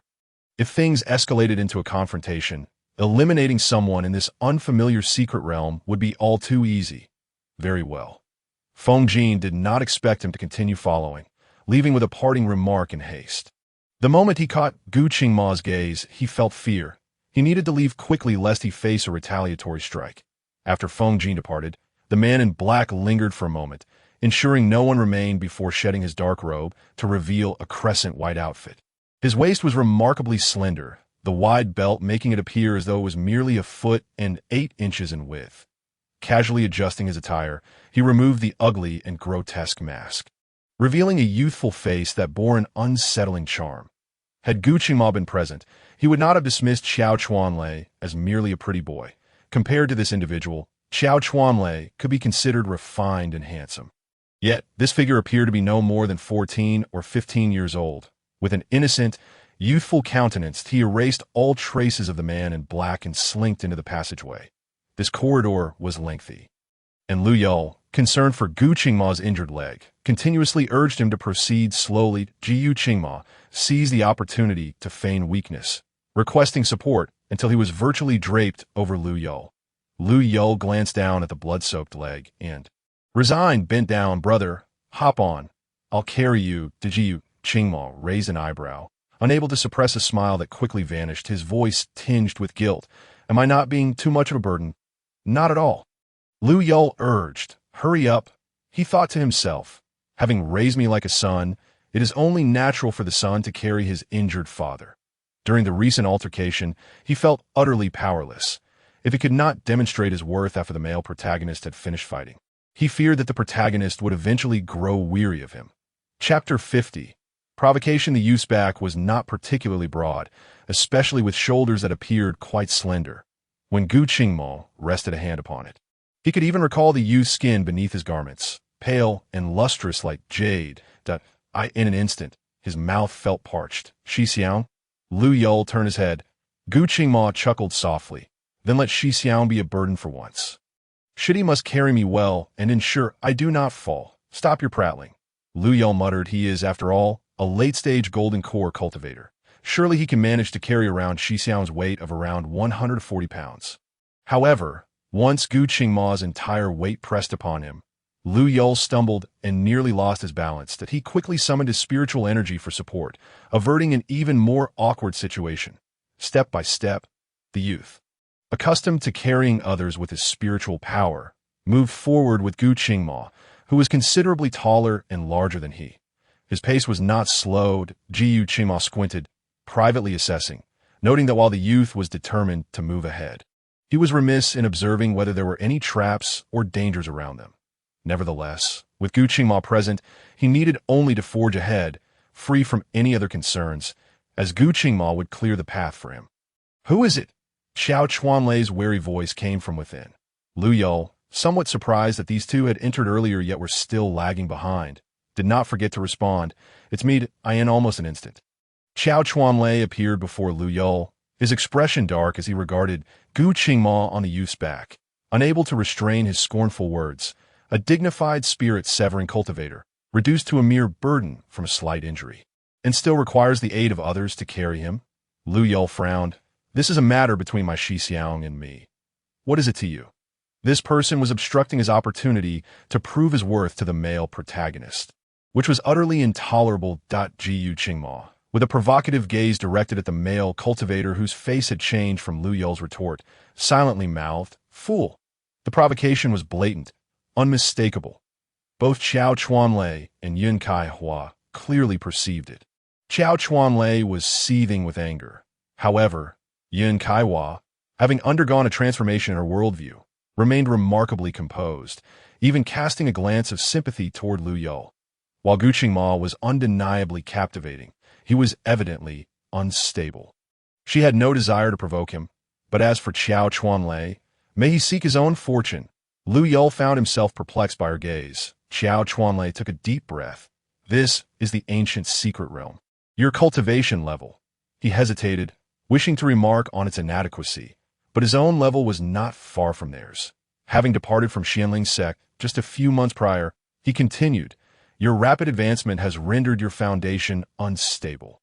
And with dangers lurking everywhere, your Shi Xiang, as a spirit-severing cultivator, can recover from minor injuries on his own. Why should he need to be carried? Lou Yulü's eyes widened in realization. Indeed, his Shi Xiang was of the Dragon Clan, possessing formidable physical strength. This minor injury was merely a matter of a meal's time for him to recover. Why should he allow Lou Yulü to bear him?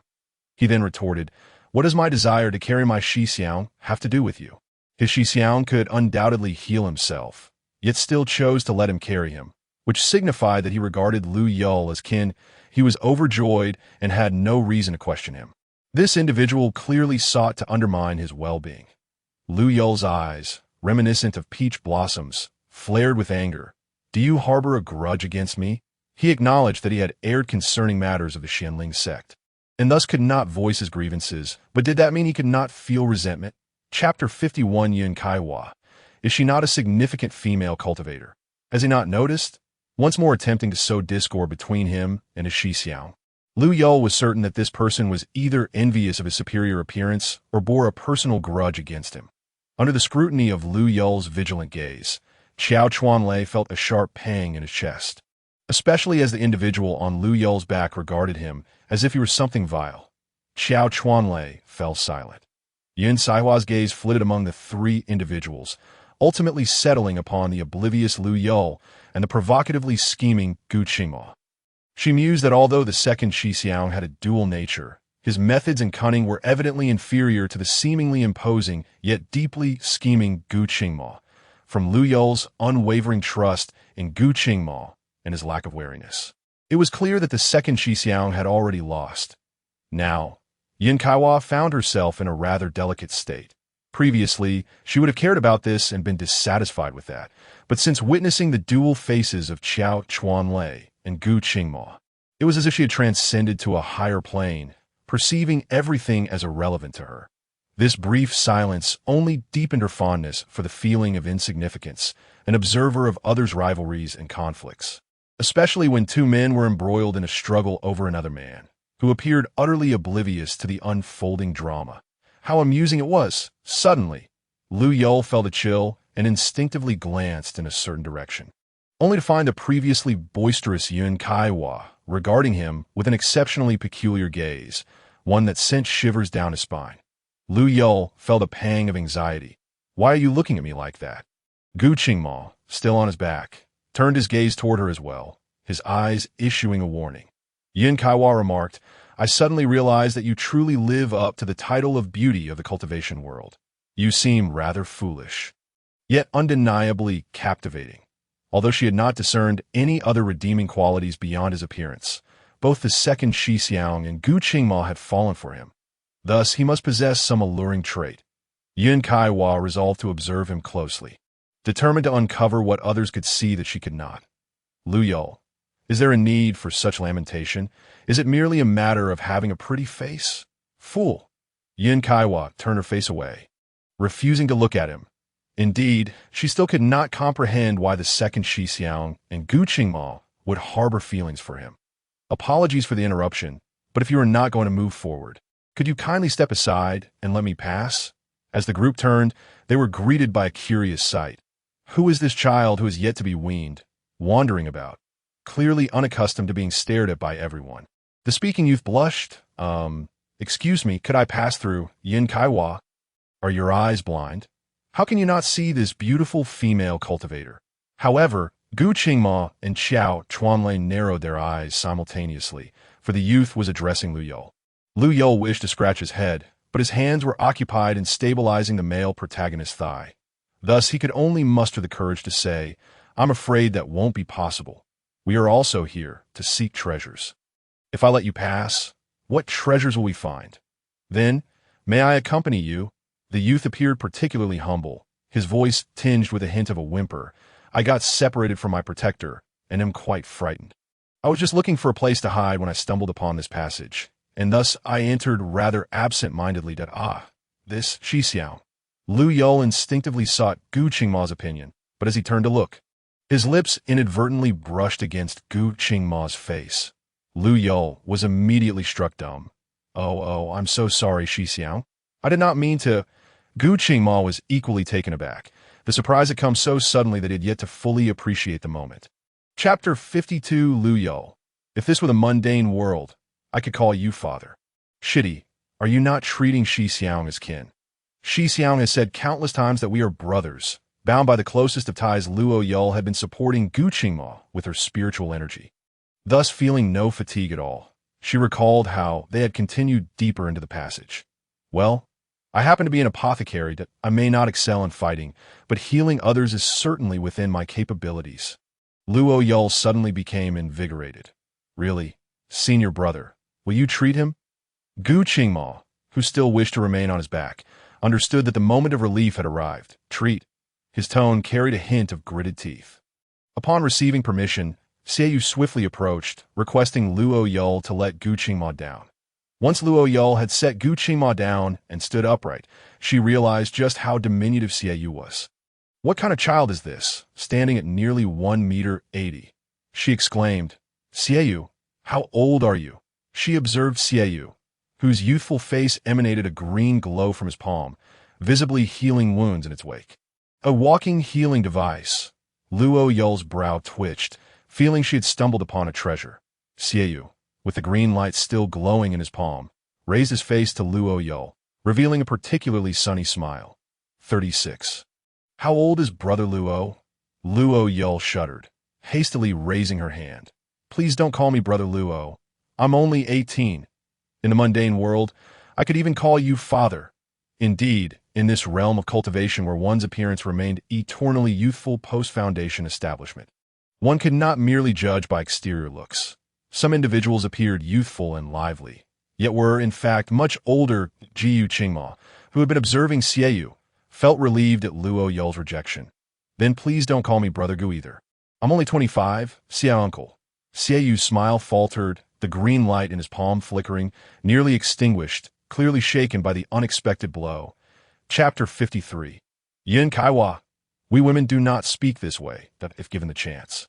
He would have claimed to be 16, but his cultivation level made such a claim implausible, and in the realm of cultivation, one's bone age could not be faked, rather than risk being exposed later. It was better to be honest now. Although he anticipated their astonishment, he never expected to be called uncle so directly.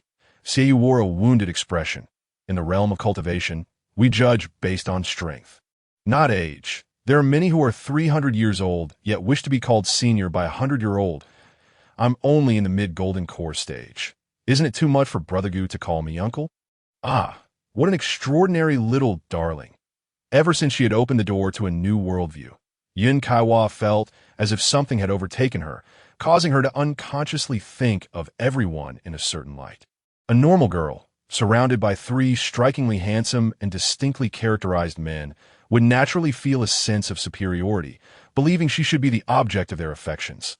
The previous Yin Kaiwa would have thought thus. But now, she was different. Earlier, she had considered her second senior brother and Gu Qingma as having a chance with the exceptionally attractive Luo Yul. But now, with the appearance of this charming Xieyu, her mental scales began to tip. This darling, who could heal, act coy, and call others brother, if he were to develop feelings for Luo Yul, she felt that Luo Yul would surely choose this little darling. However, she still couldn't discern whether this cute one favored Luo Yul or Gu Qingma, especially since the last brother had been directed at Gu Qingma. Yin Saihua's gaze flitted between the three men, her excitement mounting, her eyes sparkling. At one moment, she thought her second senior brother and Luo Yul made a fine pair. Then she considered Gu Qingma and Xieyu, and again, she felt that if Luo Yul chose Xieyu, it would be all the more delightful to see her second senior brother and Gu Qingma yearning for what they could not have. Oh dear, how perplexing! Regardless of how vivid Yin Saihua's inner turmoil was, it was but a fleeting moment. As the last wound healed, Gu Qingma stood up and stretched, his height nearing 2 meters becoming immediately apparent, dominating the landscape. You may call whoever you wish brother. I don't care, but I only refer to my junior brother as brother or little brother, he said, pulling Luo Yul closer. And no one else may call me that. I trust my junior brother feels the same way. Right, Luo little brother?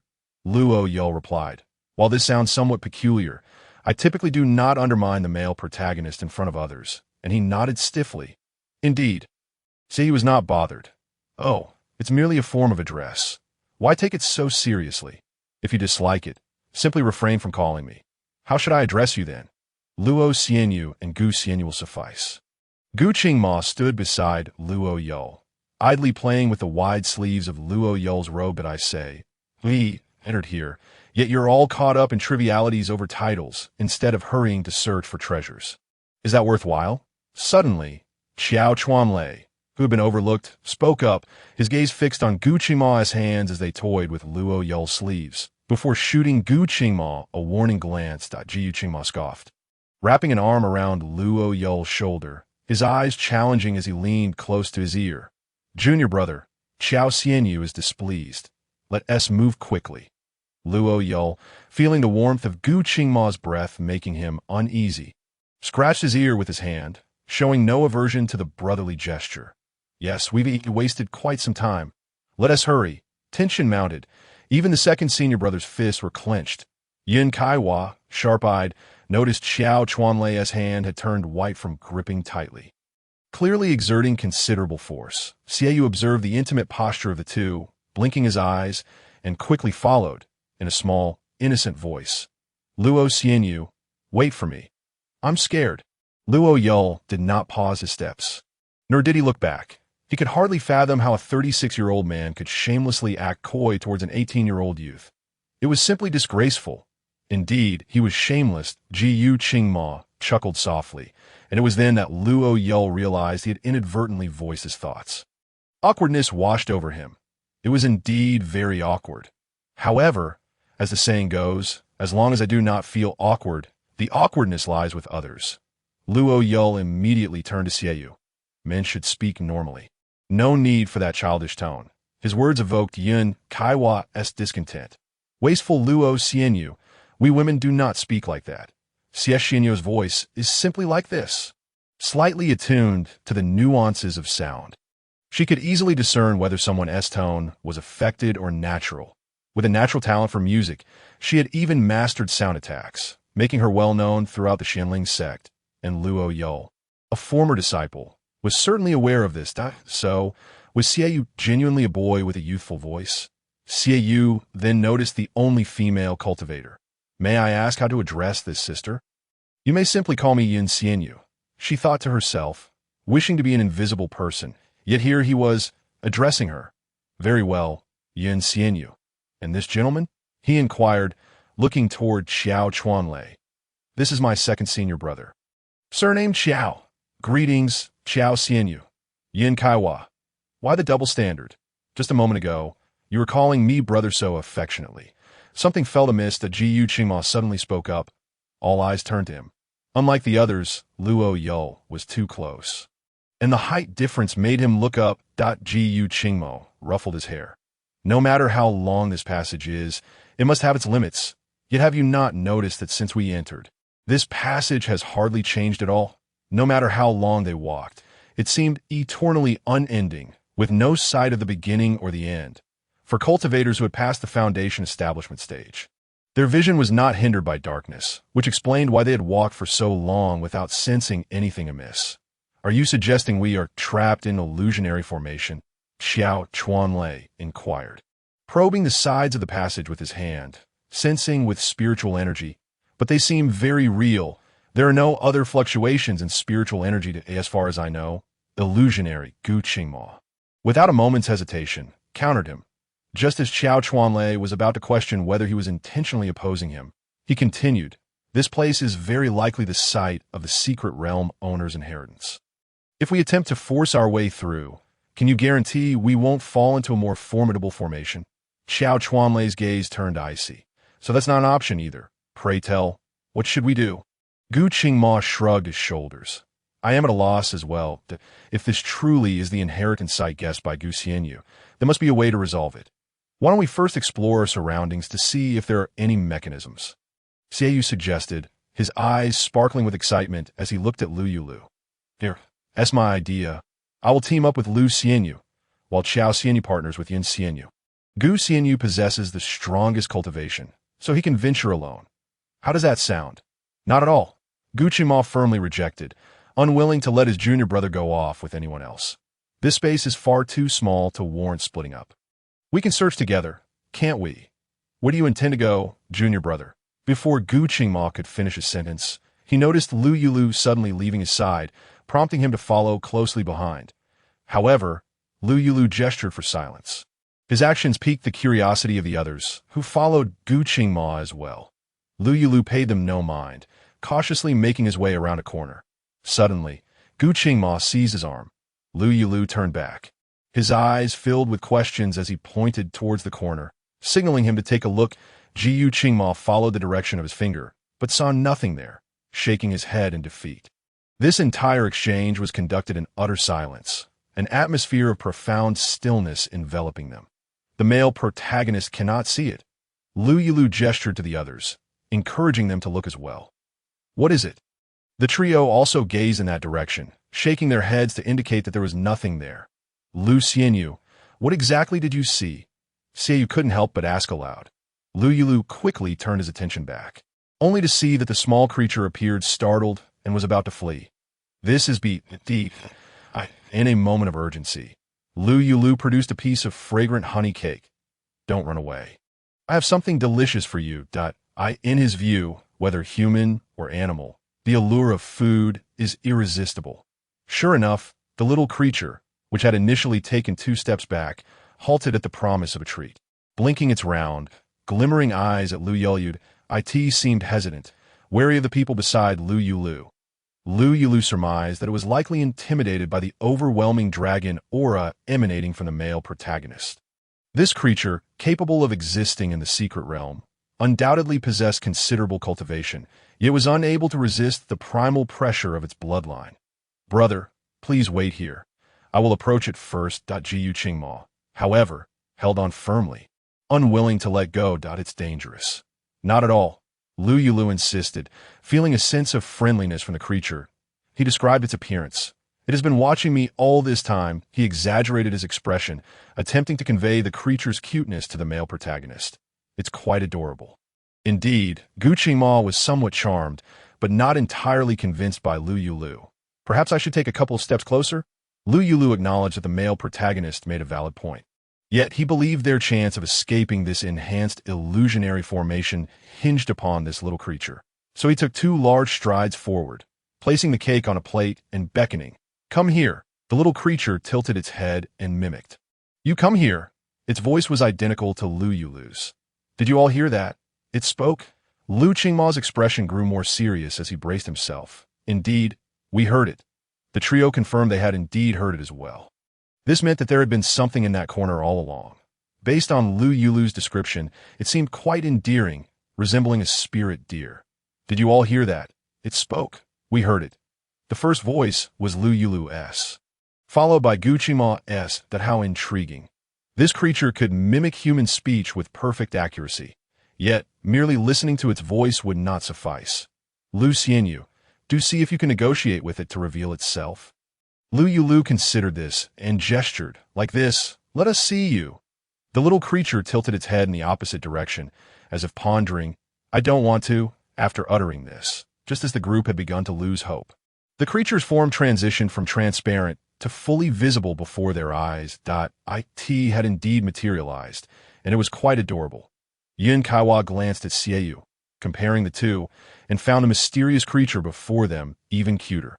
Its physique resembled that of a spirit deer, but its fur was pure white, soft and fluffy, akin to that of a juvenile animal, yet to shed its coat. "Brother, are you now at ease?" This creature is clearly a herbivore. Gu Qingma frowned. "The cake is mine. I will feed it, but it fears you," Lou Yulü argued, feeling a connection with the creature.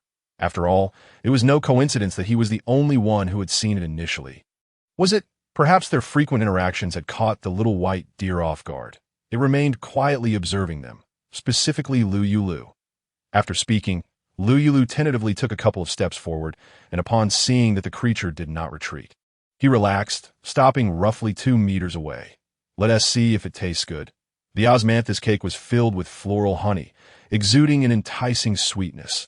The white spirit deer blinked curiously for a moment before fixating its gaze on Lou Yulü. Lifting its front hoof, Lou Yulü was puzzled by its intent, and after a moment, the white deer spoke in a youthful voice. "Crouch down?" "Oh, this little creature even knows to ask someone to crouch down." Lou Yulü's eyes sparkled with delight, his charming gaze leaving the white deer entranced. He followed its instruction and crouched down. The white spirit deer immediately trotted over with a series of soft taps. Chapter 55. Yin Kaiwa. "You wouldn't happen to be the reincarnation of the secret realm's master, would you?" As it reached Lou Yulü, it bowed its fluffy head, gently touching its forehead to Lou Yulü's brow. A radiant white aura began to emanate from the foreheads of both creature and human, gradually expanding. Was this a life contract initiated by the spirit beast? This was no ordinary beast. It was a divine beast. It is well known that only divine beasts can actively initiate a life contract. In an instant, the gazes of the others turned towards Lou Yulü, filled with envy and jealousy, their mouths sour at such good fortune that seemed to elude them. Gu Qingma was furious, his pupils instantly turning golden as he charged forward. "You dare?" However, the contract had already been established. Even if he were to strangle the spirit beast now, it would be futile. "How dare you? How dare you? How dare you?" His repeated exclamations made it clear how incensed Gu Qingma truly was. Lou Yulü quickly intervened. "Brother, let go. It is now my beast. Please don't act this way." "I refuse," Gu Qingma insisted. Yet he ultimately loosened his grip, casting a cold gaze at the creature in his hands. You had better pray that I never discover a way to dissolve this contract. Otherwise, the day it is broken will be the day you find yourself on a roasting spit." Lou Yulü exclaimed, "Brother, this is a divine beast, a tianting. It cannot be roasted. Besides, how is it that I am the one benefiting from this?" At the moment of their contract, he had learned the divine beast's name, but that was all he knew. The others were equally puzzled. Even if Gu Qingma harbored unworthy thoughts towards Lou Yulü, surely he would not be so cruel as to wish harm upon a life-spirit beast. After all, how many cultivators in the world long to be chosen by a divine beast? Why did it have to be Gu Qingma who wanted to roast it? Gu Qingma glared at Lou Yulü with disdain. "It's merely a tianting. What makes you think you have gained something? Do you understand? Do you understand?" "Understand what?" Lou Yulü looked at him, waiting for him to finish. The others were also awaiting his words, wondering if there was something more powerful than a divine beast tianting awaiting Lou Yulü. But how could that be? Gu Qingma, feeling powerless against Lou Yulü, redirected his frustration towards the tianting, violently flinging the creature to the ground with a forceful toss. The tianting landed with a thud. Its deer-like head moved. "Do not take the spirit stone. That is a desire far greater." Lou Yulü gazed at the green light flowing from Diding. "The item belongs to everyone if it comes to sharing. I will give it to you later." He embraced Diding, yet Diding's innocent eyes were fixed on Gu Qingma, blinking innocently before provocatively nudging Lou Yulü once more. This scene bore an uncanny resemblance to when he had held Lou Yulü while provoking Qiao Chuanlei. Gu Qingma remarked, "Junior brother, you have been deceived by T, and no matter what it claims, it is still your destined divine beast. Even if I am furious, how could I truly harm it? I exerted no strength just now. If it genuinely wished to act with its current juvenile form, how could it possibly survive? You can ask Xiaoyu if it has truly sustained serious injuries." Lou Yulü frowned. "According to what you say, Diding must be gravely wounded, spewing blood to be considered injured? Yet you two only suffered superficial damage, and it has endured for quite some time, hasn't it?" Gu Qingma replied.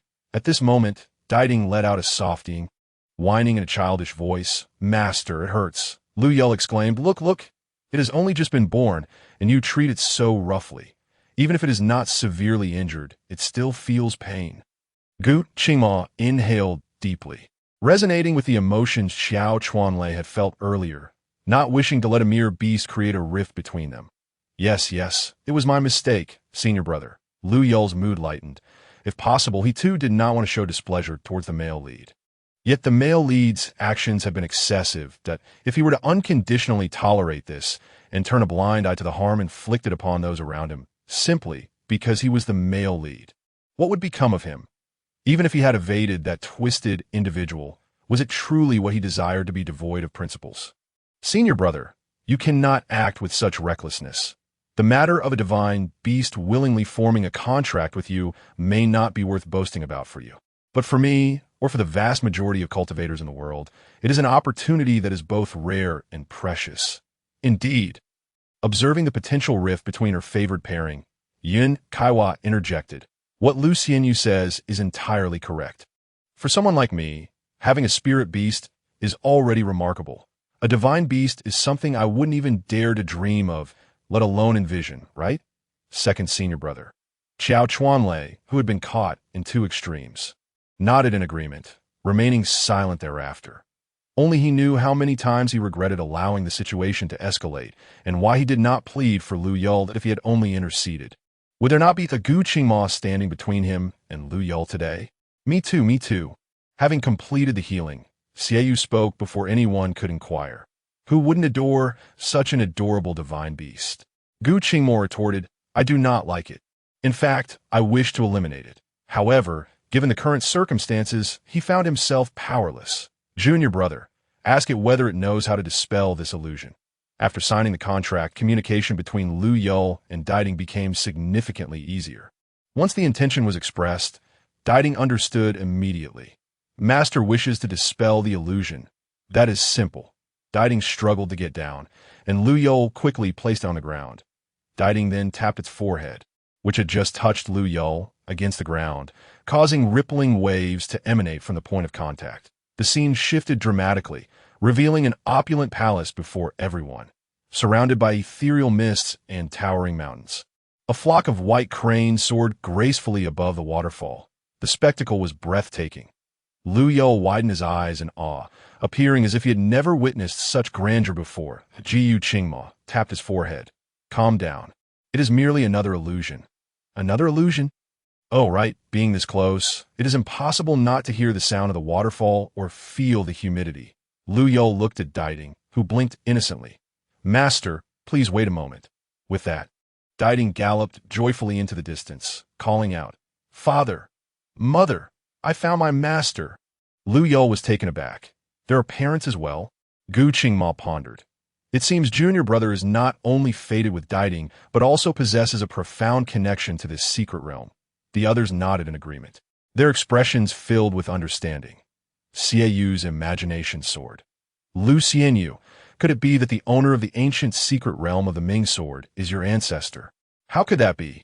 Lou Yulü exclaimed in shock. My family is merely the lord of a small town.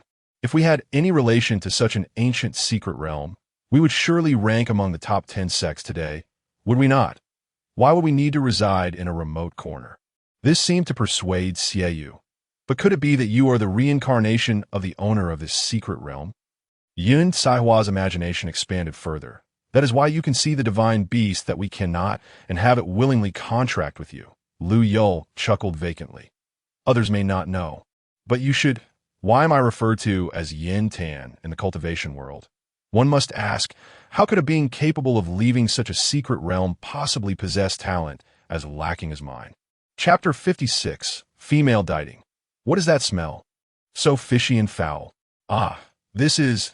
Yin Caihu felt a bit awkward. Initially, she had been among those mocking him for relying solely on his looks. Yet now, she had changed her perspective. Your cultivation has indeed improved, has it not? Though uncertain of the means by which it had been achieved, it was evident that he possessed something unique. Improved. How so? I merely slept my way to it. The thought left Lou Yulü in despair. The image of being overwhelmed by a male demon lingering in his mind, a memory he could not easily shake off. Yet his cultivation had indeed progressed because of that very demon. No longer stagnant. Each use of spiritual power reminded him that his current state was a result of intimate encounters, an undeniable truth. Xieyù then realized. So you are the renowned Yin Tan. No wonder you are so remarkably handsome. He had previously found Lou Yulü striking, especially his anxious demeanor while wielding a sword, which had drawn him in.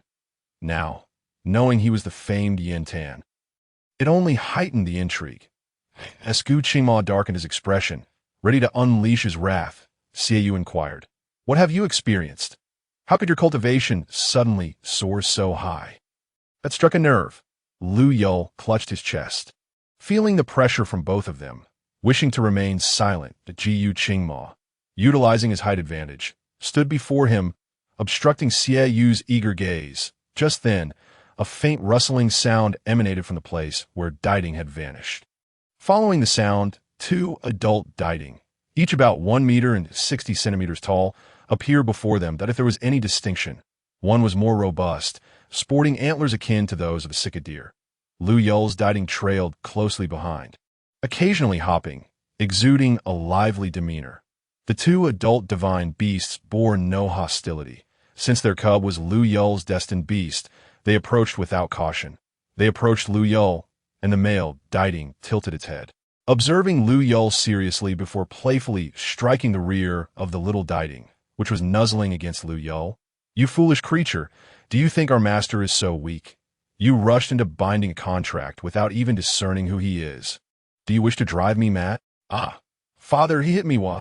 The little Diding rolled on the ground, tearfully seeking comfort from the female Diding.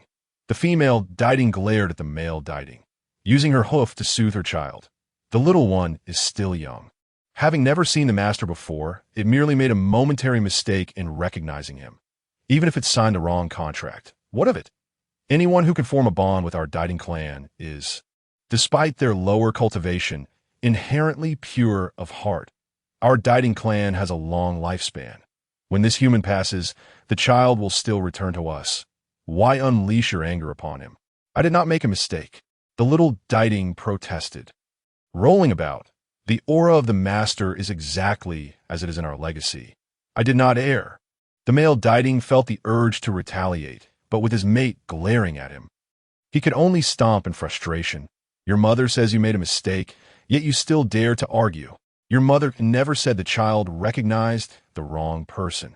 The female Diding stomped her front hooves on the ground, producing a rhythmic sound. How can you claim the child is mistaken when I have yet to confirm it? The others, including Lou Yulü, blinked in astonishment. Even the simplest among them could discern the vast implications of their conversation, each gasping in realization as they gazed at Lou Yulü. Xiaoyu regarded him as if he were a rare creature. Who would have thought, Lou Yulü, that you possess such a remarkable lineage? Please, spare me the sarcasm. Lou Yulü chuckled bitterly. Did you not hear the little Diding's father say that it recognized the wrong master and signed the wrong contract, regardless of whether it was a mistake or not? You have gained a divine beast as your destined companion. What more could you possibly desire? Xiaoyu expressed his envy and jealousy, saying his words have displeased Gu Qingma, this feeble and useless divine beast. Whoever desires it may take it. My junior brother has no interest in it. Lou Yulü retorted, No, I do desire it. I desire it immensely. Ever since my arrival in this world, aside from possessing an exquisite appearance, a pair of admirable parents, a commendable lineage, and 8 loyal guards, I have lacked any other fortuitous advantages. After more than a decade of existence in this realm, I appear far from resembling a typical transmigrator, simply because I am acutely aware that everything here belongs to the male protagonist, and, while lackluster performance is not solely attributed to my qualifications, it is also because I am quite reclusive. Therefore, when encountering a divine beast that actively seeks to forge a contract, an honor typically afforded only to protagonists, I cannot help but feel a flicker of excitement. You are not human. Upon Gu Qingma's utterance, the female Diding took notice of him, advancing to sniff him with great disdain. What a repugnant odor, so fishy and foul. It is utterly unbearable. Gu Qingma's expression darkened, his demeanor almost resembling a storm. Meanwhile, Lou Yulü, who understood that he was a dragon, burst into laughter. Gu Qingma seized the back of Lou Yulü's neck, asking, laughing. Lou Yulü replied, No more laughter, though he truly struggled to contain himself. It was indeed bold of the female Diding to declare the male protagonist stinky. Others, unaware of the truth and wary of Gu Qingma's formidable prowess, cautiously drew near to catch a whiff, only to collectively furrow their brows in confusion. Why could they not detect the foul odor described by the female Diding? Instead, they only sensed a faint, ethereal aura typical of cultivators. Dear, has your sense of smell diminished? Must you come so close to notice this foul creature? I am different. I noticed it right away. But at that moment, my instincts told me to keep my distance, lest I draw the master's ire. Impudent child, how dare you speak of your mother in such a manner? The male Diding struck the little Diding. The little Diding fell to the ground, wailing, Wah, mother, father hit me. The irritated female Diding, already displeased by the foul smell, now retaliated for her cub.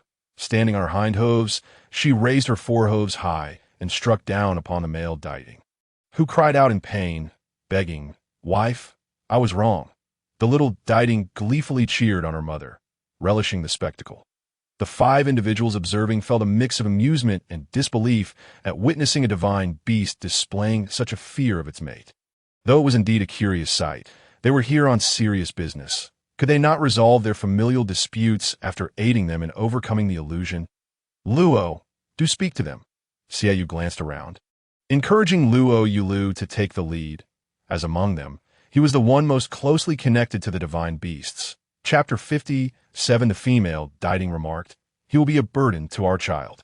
Lou Yulü sighed, realizing there was no other option.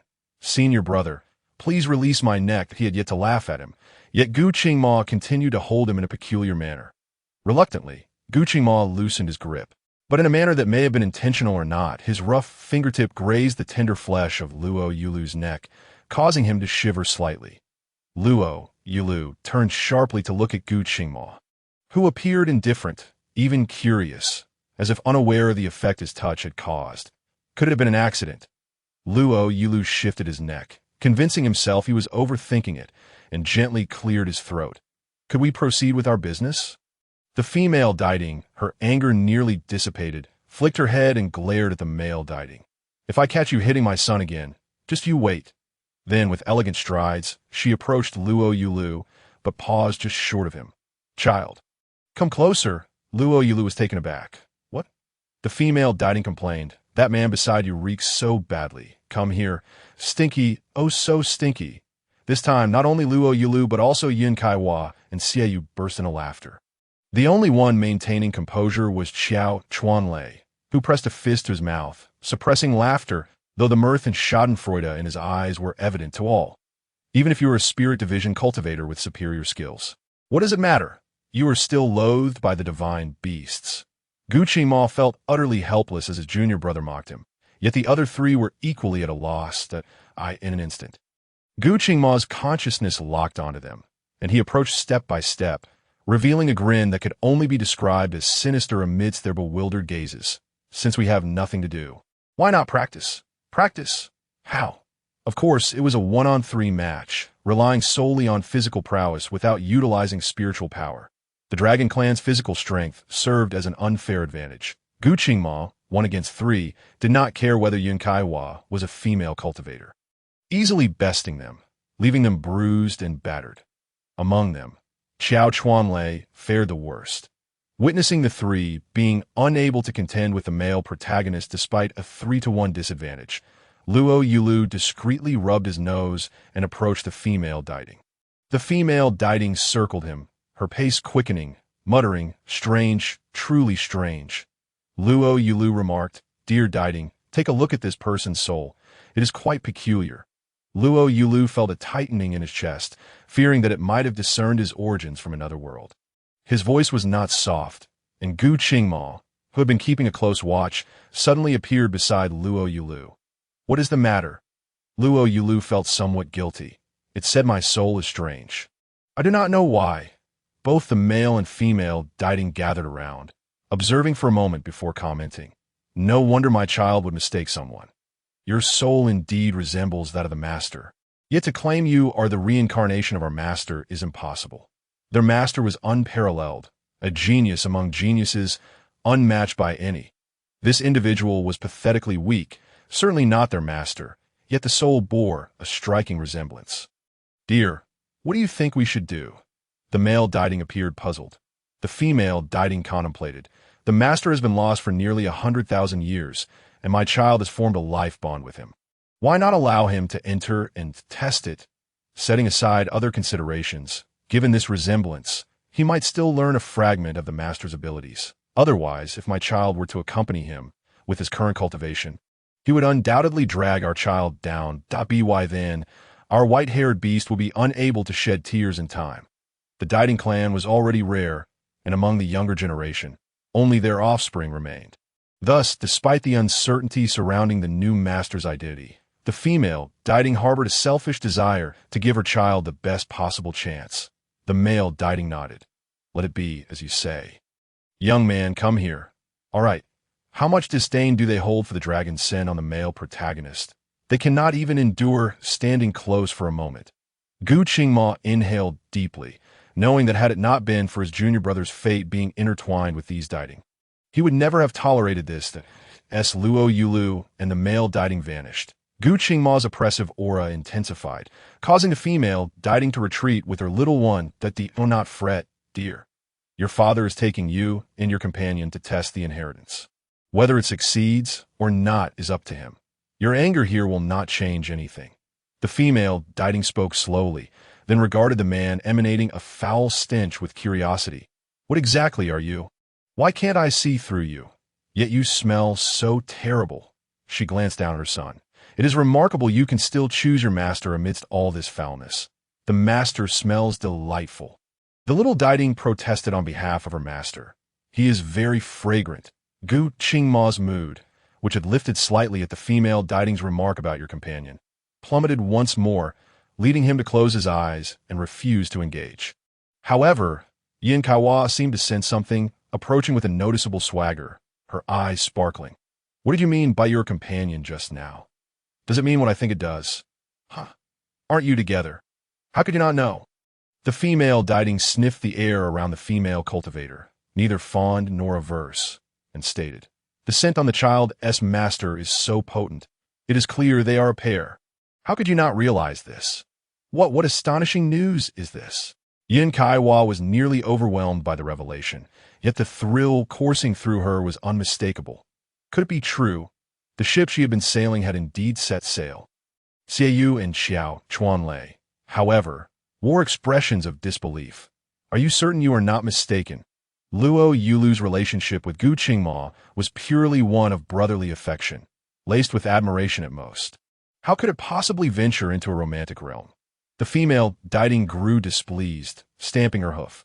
"Though our Diding clan may lack in combat prowess, our sense of smell and ability to dispel illusions are unparalleled talents. How could I be mistaken? If you doubt me, ask him." She pointed at Gu Qingma. Typically unashamed, Gu Qingma now felt a rare flush of embarrassment, though he quickly suppressed it with spiritual energy. Yet Xiao Chuanlei and the others were not easily fooled. They recognized the fleeting redness as indicative of something more to this moment. Xiao Chuanlei could no longer contain himself and stepped forward, ready to grab Gu Qingma by the collar. "Did you force him?" Gu Qingma would not allow him to seize his collar, swiftly delivering a kick that sent him sprawling. "What my junior brother and I do is none of your business. You cannot presume to know his thoughts. How would you know he does not harbor such feelings?" Xiao Chuanlei found himself a loss for words when questioned, yet soon the words spoken by Lou Yulü at the entrance of the secret realm and just before entering the passage flashed through his mind. It was as if he had grasped the last thread of hope. He had explicitly stated that his orientation was normal, not a. Gu Qingma suddenly clenched his fists tightly, then relaxed, a mocking expression on his face. "Do you recall the circumstances under which he uttered such words?" "His normal orientation, not, was contingent upon the other party being you." Well, the tearing was spectacular, but clearly, second senior brother was no match. Yin Kaihua watched with fervor, yet unable to share her enthusiasm with others. Her joy diminished by half in an instant. She pondered for a moment. Such intriguing and subtle emotions surely could not be indulged in alone, right? Moreover, she was eager to discover who Lou Yulü would ultimately choose. If she could transform these experiences into written form, not only could she make a tidy profit in spirit stones, but she could also find many like-minded individuals to share in her enthusiasm. How delightful would that be? Resolutely, she took out a blank jade slip and inscribed her thoughts with her spiritual consciousness, all the while keeping an eye on the unfolding events. She truly excelled at multitasking. Xiao Chuanlei was so disheartened that he was nearly incapacitated. He began to recall, attempting to find a flaw in Lou Yulü's attitude towards Gu Qingma through every minute detail. However, there was none that if Lou Yulü had indeed been coerced, his demeanor towards Gu Qingma could not have been so natural. Observing Xiao Chuanlei dejected like a stray dog, Gu Qingma could not help but straighten his chest. Did he really think he could contend with him? Was he even worthy? Chapter 58. What the hell? My master's legacy, even Xiao Chuanlei, meticulous and logically astute, could not uncover a single inconsistency. Not only him. Who in the world could? Even Lou Yulü himself could not fathom that Gu Qingma had engaged in mutual cultivation with him through the method of enchanting women. Fortunately, this was a world of cultivation. In modern society, such actions would be deemed criminal and could lead to imprisonment. After passing through the shimmering barrier of the water, Lou Yulü gazed at the altered scenery around him and asked, "Are we in an illusion? Or is this reality?" Despite his dissatisfaction with his new master's low cultivation, Xiong Diding patiently replied, "The master has said that the boundaries between reality and illusion are not so clearly defined. Do you consider the existence of the secret realm to be illusory or real?" Lou Yulü wanted to assert that it was real, but Xiong Diding seemed to know what he would say next. If it were real, then without that entrance, who among you could find this place? Before the secret realm was opened, I do not believe that your human race did not thoroughly investigate the vicinity. Yet, did any of you discover even a hint? For those of you outside the secret realm, is it not an illusion? Lou Yulü, please, stop. He was utterly bewildered. If this continued, he would start to doubt that everything here was just a dream. Upon waking, he would still be the program monkey struggling for a living every day, rather than the carefree Lou Yulü, who had parents and the male lead, Jean Datchui, to rely upon. Xiong Daiding cast a disdainful glance at him. With such a poor state of mind, it is no wonder your cultivation is lacking. It circled around him once more. Did you consume something that boosted your cultivation? You exude a sense of lightness and insubstantiality from within. And more critically, well, you are the new master, my son, so I shall spare you some dignity. It wanted to mention the unpleasant odor that the man loathed, but since they had mutually cultivated, it was better to refrain from certain comment for the sake of its son's future. Lou Yulü felt numb. Yes, I know I'm weak. Can you please stop mentioning it? Weak? Does that mean lacking strength? If you are aware of your weakness, why do you not strive to improve? In Xiong Daiding's view, you may be weak or lack talent, but you cannot be complacent, especially if one appears particularly feeble like this human. Yet, it was precisely this sort of person who had become its son's new master. The more it thought about it, the more it worried for its son's future. Another ripple of water passed through. And this time, Lou Yulü felt the reality of his situation. He could not fend off the cold emanating from the icy cave, nearly freezing to death. Could this be anything but real? This is the consequence of not putting in effort. Even the mere billion-year-old ice in the master's tomb could not withstand it. Xiong Daiding seized the opportunity to mock Lou Yulü. Lou Yulü looked at the thick fur on Xiong Daiding and suddenly exclaimed, "If you're so capable, why don't you shave off that fur?" Gah! Xiong Daiding did not expect this weakling to dare to retort, its round deer-like eyes wide with disbelief. Lou Yulü was not one to back down easily. Seeing its reaction, he continued, "You speak of your master with such reverence, yet why haven't you three transformed into human form? Normally, a demon beast with a century of cultivation can take on human form. And you are a dignified divine beast. How old are you? Oh no, perhaps I should ask how many tens of thousands of years you have lived?" Xiong Daiding, comparing divine beasts to ordinary demon beasts. "Is that polite?" Lou Yulü shrugged. "With such a low level, how dare you lecture others?" Back in the day, he had dominated forums with just a keyboard, and even without it, he had been able to verbally best those monstrous creatures in the cold pool. Damn, why am I thinking about that monster again? The chill in the icy cave was relentless, and even with his spiritual power, Lou Yulü could not fend off the cold pressing in on him. He looked towards Xiong Daiding. "What should I do?" Xiong Daiding puffed out his chest. "What happened to that boldness you had earlier? If you have a nerve, don't ask me for help." Lou Yulü, "Fine, then get me out of here. After all, I'm just a salted fish, with my senior brother protecting me. Why should I exert myself? Dare you not have some ambition?" Xiong Daiding never expected this person to be so ineffectual and despondent. A world of opportunities lay before him, yet he was retreating and continually bringing up his partner. Oh, having a partner makes you special. Xiong Daiding had one too, as if defeated by Lou Yulü's apathetic attitude. Xiong Daiding raised its hoof towards the ice coffin. "Do you see that ice coffin over there? Approach it, concentrate your spiritual power in your palm, and touch the ice coffin. Is it really that simple?" Lou Yulü approached with skepticism, but was left stunned by the faint visage of the figure within the ice coffin. "This is the person lying inside your master." It was not that he looked exactly like his pre-transmigration self, but there was an uncanny resemblance. What a coincidence indeed! Speaking of his master, Xiong Daiding proudly lifted its head. "My master, while perhaps not as exquisitely handsome as you, is undoubtedly charming and dashing." Whatever you say. How could he claim to be ugly? After all, he was a three-time campus heartthrob. Countless girls had chased after him in his school days. Lou Yulü shook his head, focusing his mind, channeling his spiritual energy into his palm. And then touching the ice coffin, he had imagined a dramatic manifestation, a bright light, or even the voice of the ice coffin's owner saying something like, "I've been waiting for you," but none of that occurred. Instead, Lou Yulü found himself flooded with a wealth of ancient cultivation techniques, long-lost formations, and a hodgepodge of knowledge that, just that. He had struck it rich. He was no longer a worthless weakling, though the moment of realization was fleeting. Lou Yulü understood that these were incredibly valuable assets, particularly the formations. Armed with this knowledge, if he devoted himself to study, he could become a formation master, given enough time to set up a killing array. He could even take down that monstrous creature. Wow, how exhilarating. If you receive nothing, do not be disheartened.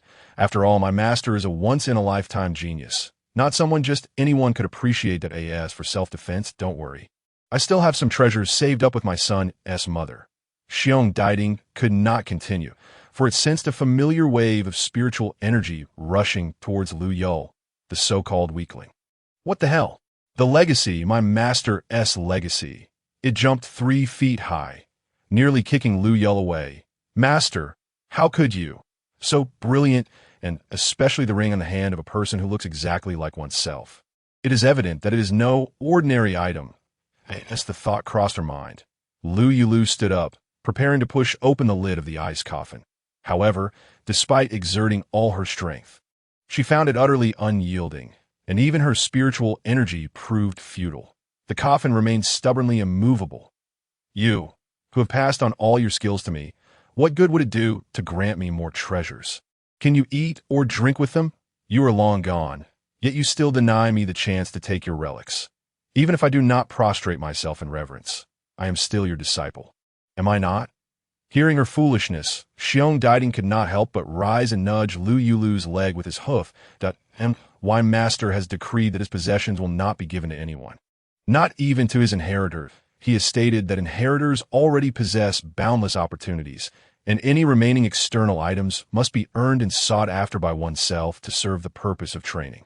If everything relies solely on the master's relics, the inheritor will lack sufficient experience, and their temperament may become unstable, potentially leading to disastrous consequences in the future. Lou Yulü replied, "Thank you, but by nature, I am akin to a salted fish. If it does not threaten my life, I shall not bring calamity upon the world." Faced with the treasure mountain, yet unable to claim it, Lou Yulü felt an overwhelming urge to roll on the ground like Xiao Diding. Alas, out of sight, out of mind, realizing that she could not take anything from within the ice coffin, Lou Yulü resigned herself, stating, "The nature of a salted fish has its merits, whether there is gain or loss. I remain indifferent. If one were stubbornly fixated on possessions, hoarding such treasures without the ability to claim them would surely lead to the emergence of inner demons, spiraling into the path of darkness. The inheritance she received was merely that, an inheritance. She had yet to delve into it, let alone apply it.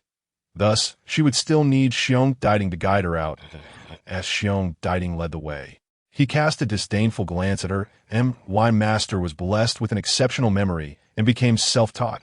Look at you, a mere waste. My master's abilities are all embedded in your mind, yet you still fail to learn. You are unworthy to carry my master's shoes." Trailing behind, Lou Yulü shrugged off her wide sleeves. Unfazed, "So what? I have received my master's inheritance now. Absolute kill."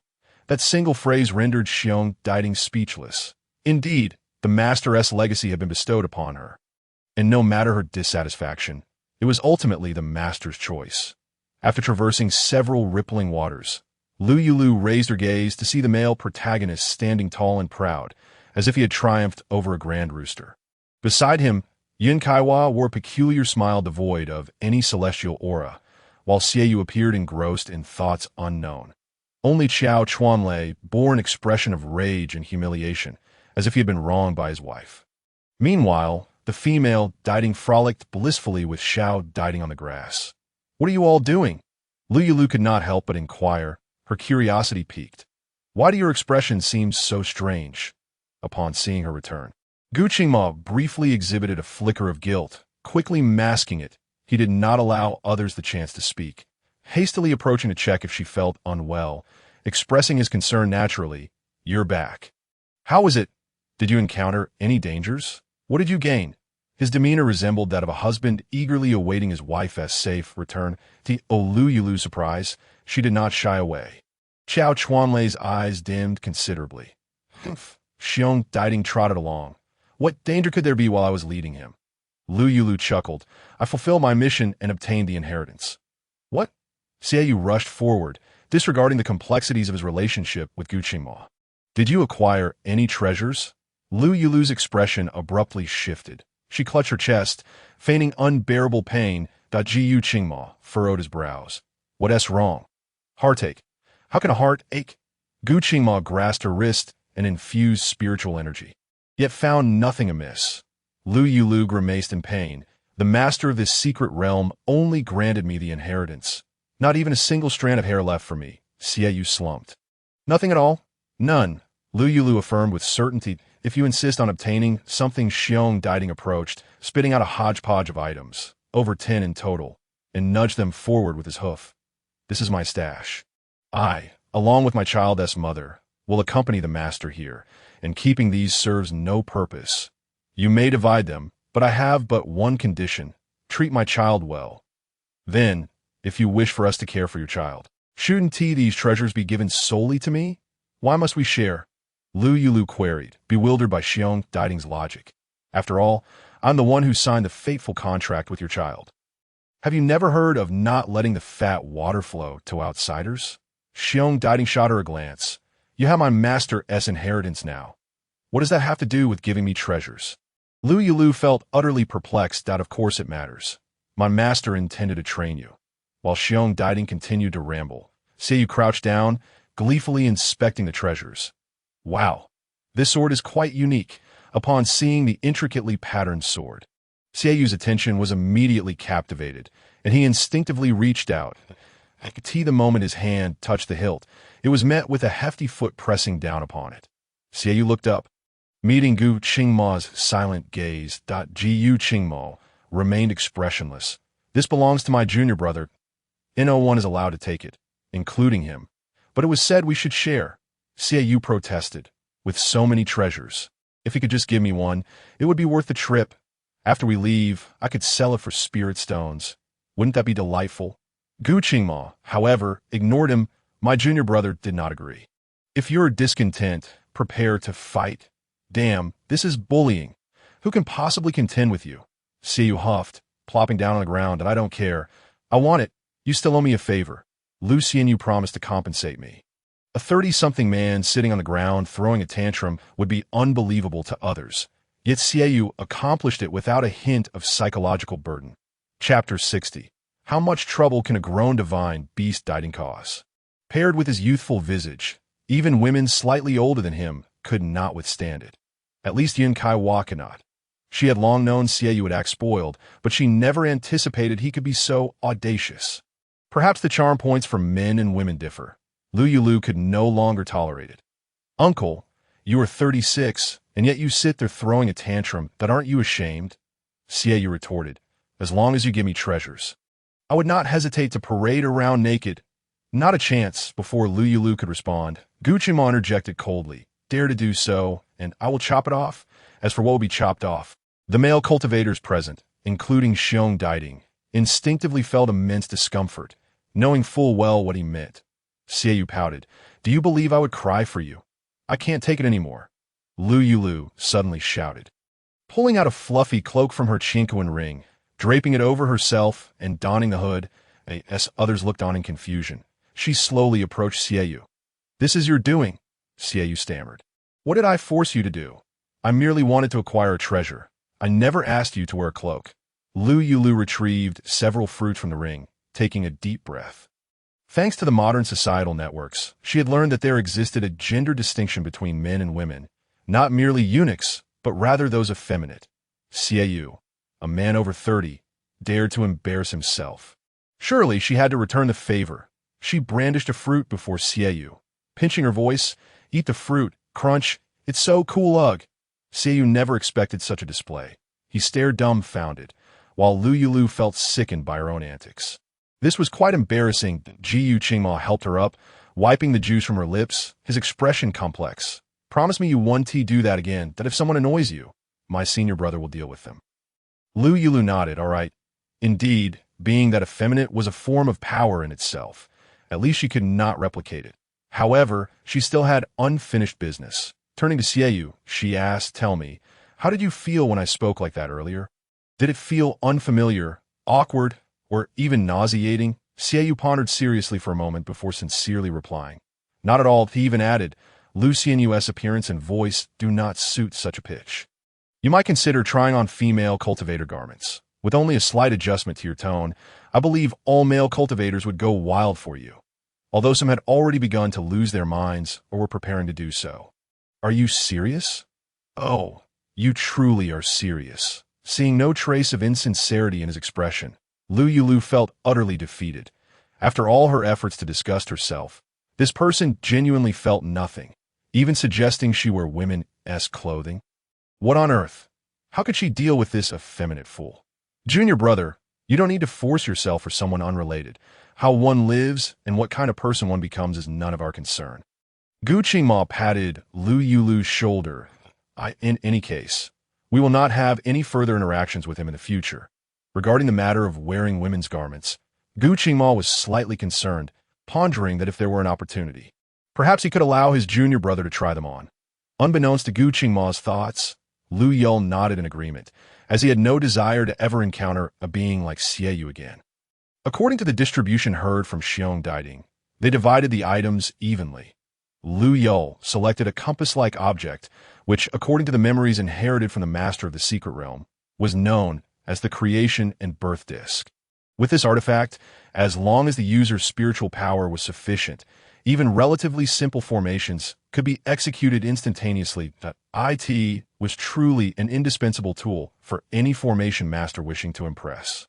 The other items held little allure for Lou Yulü, who allowed the others to choose for themselves. That Jiyu Qingma, being an invincible anomaly himself, had even less interest in such external possessions. However, noticing 2 items suitable for his junior brother, he reached out and claimed, "These 2 are mine." Among the 13 items, Gu Qingma and Lou Yulü selected 3, leaving 10 to be divided among Qiao Chuanlei and the others, with 1 extra item being given to Xiegu by Lou Yulü as compensation. Xiegu was simply ecstatic. 4 exquisite magical artifacts, any one of which could fetch enough resources at an auction to sustain the bloodthirsty pavilion for a decade, regardless of the fact that these items had been regurgitated from Xiong Daiding's stomach. He embraced them and showered them with kisses, even attempting to hug Lou Yulü in his excitement, which was clearly an impossibility. He was kicked away by Gu Qingma, prompting him to instead hug Xiong Daiding. Lou Yulü regarded him with disdain and couldn't help but summarize, "Xiegu truly is a peculiar individual of our time." The others nodded in fervent agreement. Even Yin Kaiwa, who was engrossed in etching runes, nodded vigorously, having never encountered such a bizarre cultivator in her lifetime. Meanwhile, Xie Daiding and Xiao Daiding approached Lou Yulü, with the former saying, "Dear master, we do not know when we shall part ways again, or if we will even meet again. Our child still lacks a name.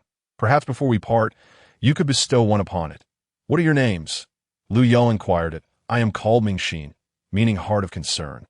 And he is Minggu, meaning bone. We both bear the surname of our master, who also granted us our names. Your master wouldn't he happen to be called Mingjian? Would he?" Lou Yulü asked, blinking. He has only inherited knowledge regarding formations and techniques. He knows nothing of the private affairs of the ancient master of Mingjian. Xie Daiding's eyes widened in disbelief. "You have received your master's inheritance, and yet do not know their name?" Lou Yulü replied, "I would never have imagined that the child's master could be so utterly incompetent." Xie Daiding felt a chill, and a thought surged into its mind. Taking a deep breath, it said, "Please, name our child Mingyue, meaning surpassing." Without much thought, Lou Yulü declared the first name that came to mind, hoping it would exceed the capabilities of its predecessors. The IT was rather embarrassing for 2 ancient divine beasts who could not even take on human form. Xie Daiding exclaimed in surprise, "Who told you we cannot transform? Was it the child's father?" "Not at all. I merely stated that it did not refute my claim." Lou Yulü realized belatedly, "Could it be that you can transform?" Xie Daiding grinned without explanation and said, "Come with me, dear father." Lou Yulü hesitated, thinking, "Please don't tell me another domestic violence scene is about to unfold." Xiong Daiding obediently complied. Upon his wife's call, he kicked Xiegu away and gleefully followed her. The way he ran suggested that Xiao Daiding had learned to run in the same amusing manner. The anticipated scene of domestic violence did not materialize. Instead, Xiong Daiding let out a disbelieving roar. "What?" Only to receive a swift kick from Xie Daiding, leading to silence thereafter. After a moment, the 2 adult Daiding walked side by side, although the master's abilities had been inherited by another. Within the secret realm remain countless spirit beasts, treasures, and rare spiritual herbs. This secret realm opens once every 30,000 years, lasting for 7 days. Thus, you have the remaining time to explore on your own. We shall not keep you any longer." Xie Daiding turned to Lou Yulü, adding, Before we depart, my husband and I have a great gift to present to you, which we hope you will graciously accept. Lou Yulü's intuition warned him that this matter was dubious, yet gazing at the little dieting Ming Yue digging at his feet, he nodded. You are Ming Yue's parents, and as it is my contract's spirit beast, I shall certainly not refuse your gift. As he spoke, he extended his hand, assuming a posture of readiness to receive the gift. Xiong Dieting took a deep breath, and soon Lou Yulü and the others beheld a reflection manifesting above their heads, displaying all of them clearly, even their every movement. The ancient master of Mingjian has already had an inheritor accept the legacy. This individual is named Lou Yulü, accompanied by divine beast cub Dieting, alongside friends who have also received several high-grade spiritual artifacts. The ancient secret realm of Mingjian will remain open for 5 more days. May all cultivators achieve their desires and not return empty-handed. The image dissipated as Xiong Dieting concluded his speech. What do you mean by this? Lou Yulü stared incredulously at the two troublesome Dieting. Chapter 61. Have you forsaken your child? Others shared his disbelief. Mere moments ago, the Dieting couple had been amicable, yet now, after a few whispered words, they had turned against them. Xiu hastily tucked his acquired artifacts into his Qingquan ring, warily eyeing them, fearing they would attempt to reclaim what they had given. The implication was clear. You have been deceived by us.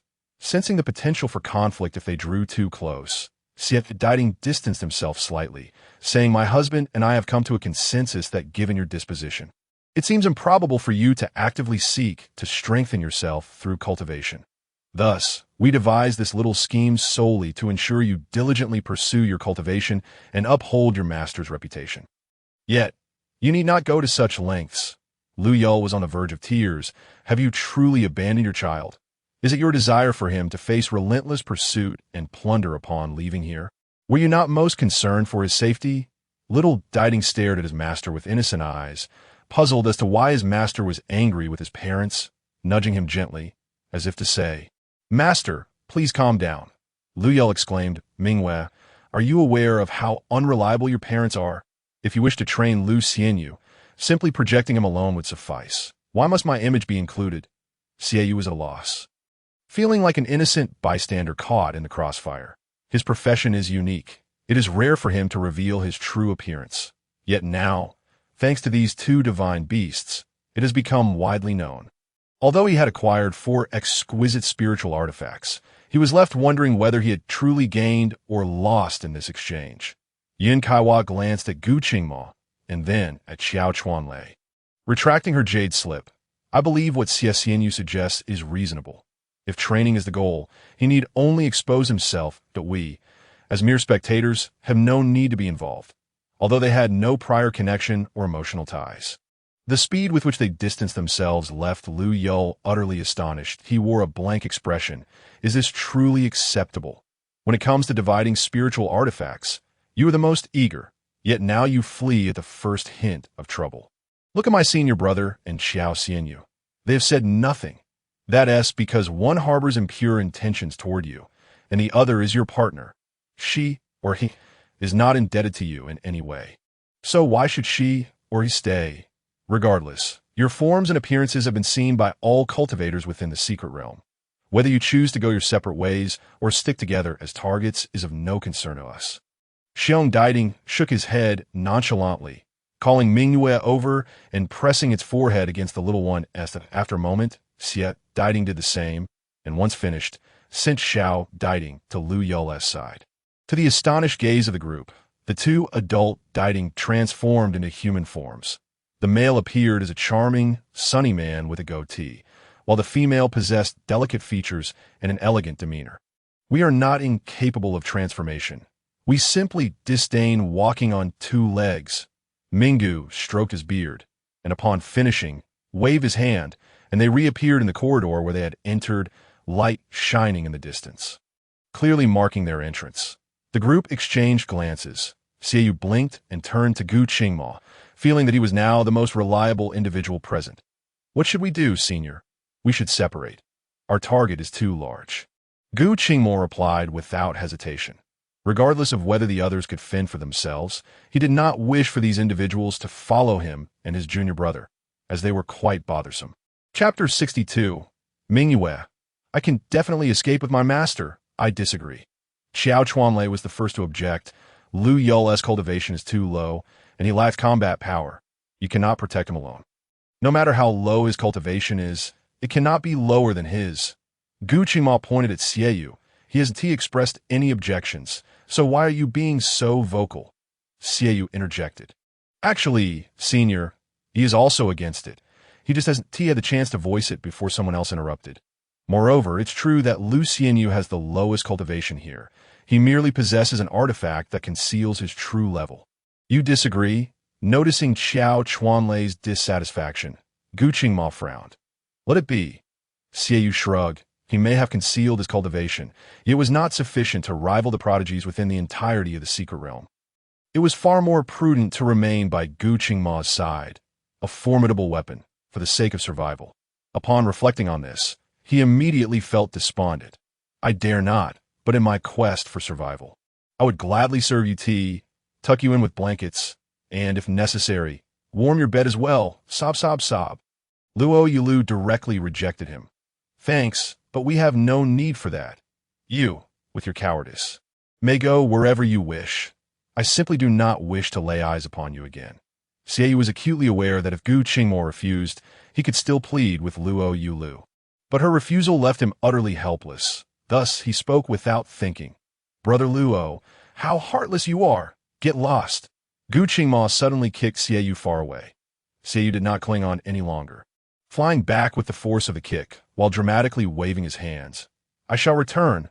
With the annoying fellow finally dispatched, Gu Qingma cast a cold glance at Xiao Chuanlei and Yun Kaiwa. What about you two? Do I need to personally escort you? Despite Xieyu's cautionary example, Xiao Chuanlei was still reluctant to relent. I will not. We shall leave immediately and not disturb you any further. Yun Kaiwa, exhibiting a keen sense of the situation, stood on her toes and swiftly covered Xiao Chuanlei's mouth, forcibly pulling him away with a hint of spiritual energy. Once they had distanced themselves, she released him with a sigh. Second senior brother. As cultivators, we ought not to be entangled in mundane emotions. You once said that we must sever the ties of the 7 emotions and 6 desires. Yet, since reuniting with Lou Yulü, look at what you have done. Given your status as my second senior brother, I offer you this final reminder. Some things and some people, once missed, are missed for a lifetime. Xiao Chuanlei replied, You have changed. Yin Kaiwa chuckled lightly. If I had not changed, would I still be alive? It is merely a moment of enlightenment. Thinking of the contents within the jade slip, she felt a surge of excitement, yearning to emerge from the secret realm and find someone to inscribe it, spreading the knowledge throughout the cultivation world, letting all know of this remarkable and easily accessible love and the entrance. Only the two of them remained with the little D Ting. Luo, Yulu crouched down, poking it idly. Others are known for deceiving their fathers and mothers, yet yours has directly deceived their son. Oh, you think, should we perish outside, they would weep foolishly? The little D Ting, Mingyue, nudged against his hand. Do not worry. They will not. Before we departed, my parents bestowed upon me ample cultivation power. Ensuring my master's safety is absolutely within my capabilities. As it spoke, it let out a hey, seemingly exerting itself, and Luo Yulu witnessed it visibly grow to the size of a strong adult horse. Its coat gleamed, pure white, and even a slight movement of its hooves gave the impression of wind beneath its feet, ready to soar at any moment. Chapter 63. Anger at his dullness, which man does not admire a tall and mighty steed? Even if it is not a horse, but a divine beast, D-Ting, does that not make it even more impressive? Luo Yulu, excited, patted and fondled it, unable to resist, causing Mingyue's ears to flush red. It kicked its hooves. Master, would you like to hop on and give it a try? I have become much faster. Luo Yulu, flustered, prepare to climb aboard if you find other cultivators too slow in their pursuit. Feel free to run amok within the secret realm, Gu Qingma remarked. Especially you, little D-Ting. Though you have grown, you are still not much different from before. However, your father has proclaimed to the world that you are a divine beast. It is entirely normal for divine beasts to grow large or small, that if you wish to hasten your demise, feel free to take him along. With a sudden gah, both the person and the beast froze as if someone had pressed the pause button. They had not anticipated this layer of complexity. We can change our clothes for some disguise, but this little Ting. Gu Qingma cast a dubious glance at Mingwei. The little Ting hastily exclaimed, after the successful binding of a life contract. There exists a unique space exclusive to the life contract beast. If necessary, I can retreat into it. Quickly, go in. Lou Yulü urged, fearing a moment's delay would lead to discovery. Mingwei had never seen the outside world. All its knowledge came from its parents, particularly the phrase its father frequently uttered. My master is always right. It realized then that whatever its master said was true, and anything derogatory about its master indicated enmity. It believed its father's taste was flawed. Its master was infinitely more beautiful than its father's master, yet its father insisted otherwise. Thus, when Lou Yulü urged it to enter, it swiftly shrank down, and with a flick of its little hoof, a black rift appeared in the air, into which it dove. Once the rift closed, Mingwei's voice came from the vicinity. Master, master, can you hear me? Lou Yulü waved at the spot where it had hidden. I can't hear you. Mingwei, speak again. He was curious about how this defiance of physical laws was possible, though the world of cultivation often had little correlation with science. Nevertheless, his curiosity remained unquenched.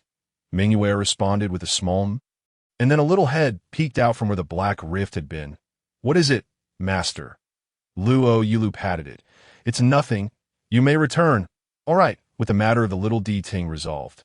Lou Yulü eagerly asked Gu Qingma, Senior brother, what shall we do now? Gu Qingma replied in a tone that was neither warm nor cold. You can still remember you have a senior brother? Lou Yulü responded. And what of it? Upon seeing his expression of bewilderment, Gu Qingma could not help but sigh, feeling both heartbroken and infuriated, annoyed at his dullness and ignorance. Gu Qingma covered his eyes. You have other colored garments. Do you not? We should make a slight change in appearance. Lou Yulü hesitated. I do have some, but they were all prepared by Su and the others. I do not know what strange taste they possess. All my garments are in subtle hues. The only bold piece, recalling the red garment. Lou Yulü would never wear it again. Just change into it, Gu Qingma commanded, directly retrieving the robe he had used to cover the ground last night. Putting it on and fastening it, he let down his previously styled hair, parting two sections and securing them at the back of his head with hairpins.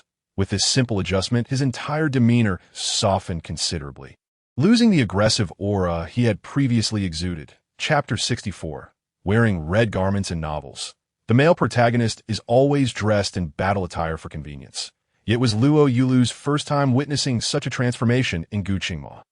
Watching him morph from a decisive, handsome warrior into a refined young gentleman was indeed a curious sight. However, he felt something was still amiss. Lou Yulü took out his ancient fan. Senior brother. Open the fan and wave it a couple of times. Gu Qingma complied. Sure. The breeze stirred his cascading hair, creating a captivating sight. Yet, that alone was insufficient. Gu Qingma cast an illusion upon his own face. It remained his original visage, yet none would associate it with Gu Qingma. I am ready. You should change quickly. Later, I will cast an illusion over your face as well. But, Lou Yulü grimaced, couldn't you just cast the illusion directly? Or should I change into another outfit? Gu Qingma insisted. Try changing first. If it resembles your original attire too closely, even with an illusion, it would be easily recognized. Lou Yulü presented two sets of clothing. But Gu Qingma shook his head. Aside from the patterns, there is hardly any significant difference. To avoid being besieged, Lou Yulü had no choice but to slap himself in the face, for this was not the first time. He retrieved the red robe.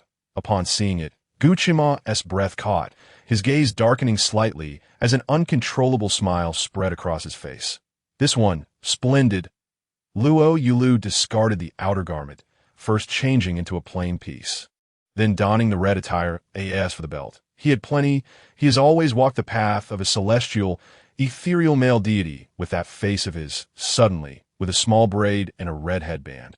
He could hardly recognize himself. Thankfully, he wore that red attire well. Otherwise, if he were to appear disheveled, it would truly be a sign of his folly. Who would willingly lean towards the likes of a brothel's little courtesan? If the junior brother is displeased, why not revert to his previous appearance? Lou Yulü, Farewell. The greater the disparity from the original, the harder it is for others to recognize. Disdain aside, that face is undeniably handsome. Even if he were to adopt a more effeminate appearance, he would still be considered a dashing rogue, rather than a mere courtesan. Chapter 65, Gu Qingma. The original appearance of the junior brother is quite acceptable. Very good, Gu Qingma gazed deeply at him, his hand brushing over Lou Yulu's face, revealing a rather unremarkable youth who could barely be deemed handsome in the mirror before Lou Yulü. Lou Yulü, it's unfair. Why is it that you can present yourself so attractively while I appear so unappealing? Moreover, this face does not match the attire and hairstyle at all. Anyone who sees it would find it odd. He himself was a connoisseur of beauty, never shying away from this fact, and even taking pride in it. Otherwise, he wouldn't constantly carry a mirror. Even female cultivators who lived a rougher life might not possess a mirror within their chinquan rings. Thus, he could not tolerate Gu Qingma, making himself look so unattractive. However, Gu Qingma remarked, "Not unattractive. This looks rather good. There are fewer people keeping an eye on you. Are you certain?" Lou Yulü doubted the male protagonist's aesthetic sense. Pointing to his own face, "What do you think of my original appearance?" Gu Qingma's illusion could not be seen through by anyone of lower cultivation than himself, but he could still see it. Upon Lou Yulü pointing to his face, Gu Qingma's Adam's apple bobbed slightly. Clearing his throat, he turned his head away. "Acceptable. Acceptable?" Lou Yulu's eyes widened in disbelief, unable to see the true face hidden beneath Gu Qingma's illusion. Blushing fiercely, he protested, "Senior brother, did you not previously say I was quite beautiful? Was that statement a lie? If it was, then your sense of aesthetics is truly questionable, you know? You call this, someone is coming? Quick, let's go." Before he could finish his protest, Gu Qingma's ears perked up, grasping his hand and summoning his flying sword, vanishing in an instant. After 5 breaths, a group of cultivators halted at their previous location. One particularly sharp-featured male cultivator scanned the area before approaching the female cultivator at the forefront of the group. "Senior sister, it appears to be the bloodthirsty pavilion's people. The bodies are still warm, indicating the time of death is recent, and the scene of the battle was quite intense. Judging by the wounds, at least 3 individuals were involved. The female cultivator, strikingly beautiful with an exceptionally cold demeanor, nodded slightly. Are there any other findings?" Another cultivator hurried over. "Senior sister, there are traces of prolonged trampling about 300 meters away behind a large tree." The senior sister turned to a doll-faced female cultivator beside her. "Qingwei, can you discern whether Lou Yulü and the others have lingered here?" The doll-faced female cultivator, Li Qingwei, shook her head. "The aura here is too chaotic. It's difficult to confirm Yin Tan's presence. However, there's another exceptionally unique aura that has lingered here. Oh, what kind of aura? It resembles that of a spirit beast, but I have never encountered such a spirit beast before." "Senior sister, could it be a divine beast?" The sharp-featured male cultivator's mind raced. "It is rare for Qingwei to not recognize a spirit beast. Since you say it is special, it must be related to a divine beast. Qian, the junior brother." "Concurred. Senior sister, is there any way to determine its direction?" Li Qingwei continued to shake her head. "It is only present in this area. It seems to have vanished suddenly. Then it must have entered the spirit beast realm." The senior sister furrowed her brow. "Continue searching. We must find Yin Tan and his divine beast." "Yes." Everyone responded in unison. The junior brother Qian spoke again. "Senior sister, what about the other 4 who obtained high-grade magical artifacts? Should we search for them? It depends if they are together, but if not, there is no need." The senior sister Gu Hongyu contemplated. "Though I am not afraid of Gu Qingma, it is unnecessary to incur needless sacrifices." Chapter 66, Xieyu. I want to survive until the end. The others felt a surge of emotion. Despite the senior sister's icy exterior, her heart was ablaze with warmth, for they knew she always prioritized the lives of her followers. Yet this time, it was different. Junior brother Qian frowned, his gaze resolute. "Senior sister, the gains from this secret realm expedition are closely tied to your contention for the position of the sect's first disciple. We cannot afford any uncertainties. I am willing to dig 3 feet into the ground and exhaust all my efforts to retrieve the remaining 4's spiritual weapons." The thoughts of the others aligned with junior brother Qian's, and as he voiced his opinion, they all expressed their agreement. The Bai Hai Chaoxing sect was filled with countless talents, each one a rare gem in the realm of cultivation. They were inherently proud and, as a group of 10, they only respected senior sister Gu Hongyu. Indeed, senior sister, even though Gu Qingma possesses mid-stage separation of spirit cultivation, we are not weak. United, we can surely defeat him. Ji Hongyu fixed her gaze upon them for a moment. Are you certain? Certain. Beside her, Li Qingyue spoke up. Rather than allowing the ruthless and contemptuous Sun Yifan to become the sect's first disciple, it would be better for us to fight and let you take that position. Senior sister Ji Hongyu pondered carefully, but was still hesitant to take that risk. Although Gu Qingma is a mid-stage separation of spirit cultivator, he possesses many peculiar traits, and he has previously killed a late-stage separation of spirit expert while at the early stage of separation. Thus, let us retrieve all the magical artifacts except for Gu Qingma. We cannot contend with him, and Sun Yifan certainly cannot either. The others exchanged glances before ultimately nodding in agreement. They understood that the senior sister's decision was correct. It would not only increase their gains but also safeguard their lives. Xiaoyu, who had another layer of identity, quickly changed into the attire and mask of the bloodthirsty pavilion after being kicked out by Gu Qingma. He sought refuge in a desolate area, intending to survive until the end of the secret realm. The risk of searching for other treasures was too great. It was better to hide quietly. As the 4 high-grade spiritual weapons were worth the wait, in contrast, Qiao Chuanlei and Yun Kaiwa were not as fortunate. Their background in the Xinling sect had initially instilled confidence that the cultivators within the secret realm would not easily target them. However, despite their disguises, their cultivation levels were vastly inferior to Gu Qingma's. Their disguises paled in comparison, even falling short of Xiaoyu's black robe persona. Before long, they were left battered and bruised, after narrowly escaping from their adversaries once again. Yun Kaihua tended to her wounds while smiling bitterly. These spiritual weapons are certainly not obtained without bloodshed. In the past, each high-grade magical artifact was earned through hard work and sacrifice. Originally, she had felt a sense of pride in acquiring 3 high-grade spiritual weapons so easily, only to realize that upon leaving the inheritance illusion, the couple Tianjing had left them with a significant pitfall. Second brother, do you think we can hold on? Xiao Chuanlei took a moment to adjust his internal qi and, upon hearing her words, slowly opened his eyes. Treasures always belong to those capable of keeping them. If the spiritual weapons were taken, it simply indicates that we lacked the ability to safeguard what we had obtained. Yin Tsaihua's eyes flickered. I believe that waiting for others to attack us is not a viable strategy. What does junior sister Yin suggest? It's not so much a suggestion as it is an observation. This method undermines the dignity of our sect. If you oppose it, just say it if our lives are at stake. We cannot concern ourselves with dignity. Having faced repeated assassination attempts from numerous cultivators and narrowly escaping death, Qiao Chuanlei had come to terms with much. Chapter 67 Yun Kaiwa. What a coincidence. I also want to survive until the end. Yun Kai after their transformation. Gu Qingma and Lou Yulü walked side by side, their expression serene, engaged in light-hearted conversation. One of them possessed an exquisite appearance, exuding a gentle yet sharp demeanor, while the other, clad in crimson attire, though of ordinary looks, emanated an enchanting aura through every graceful movement.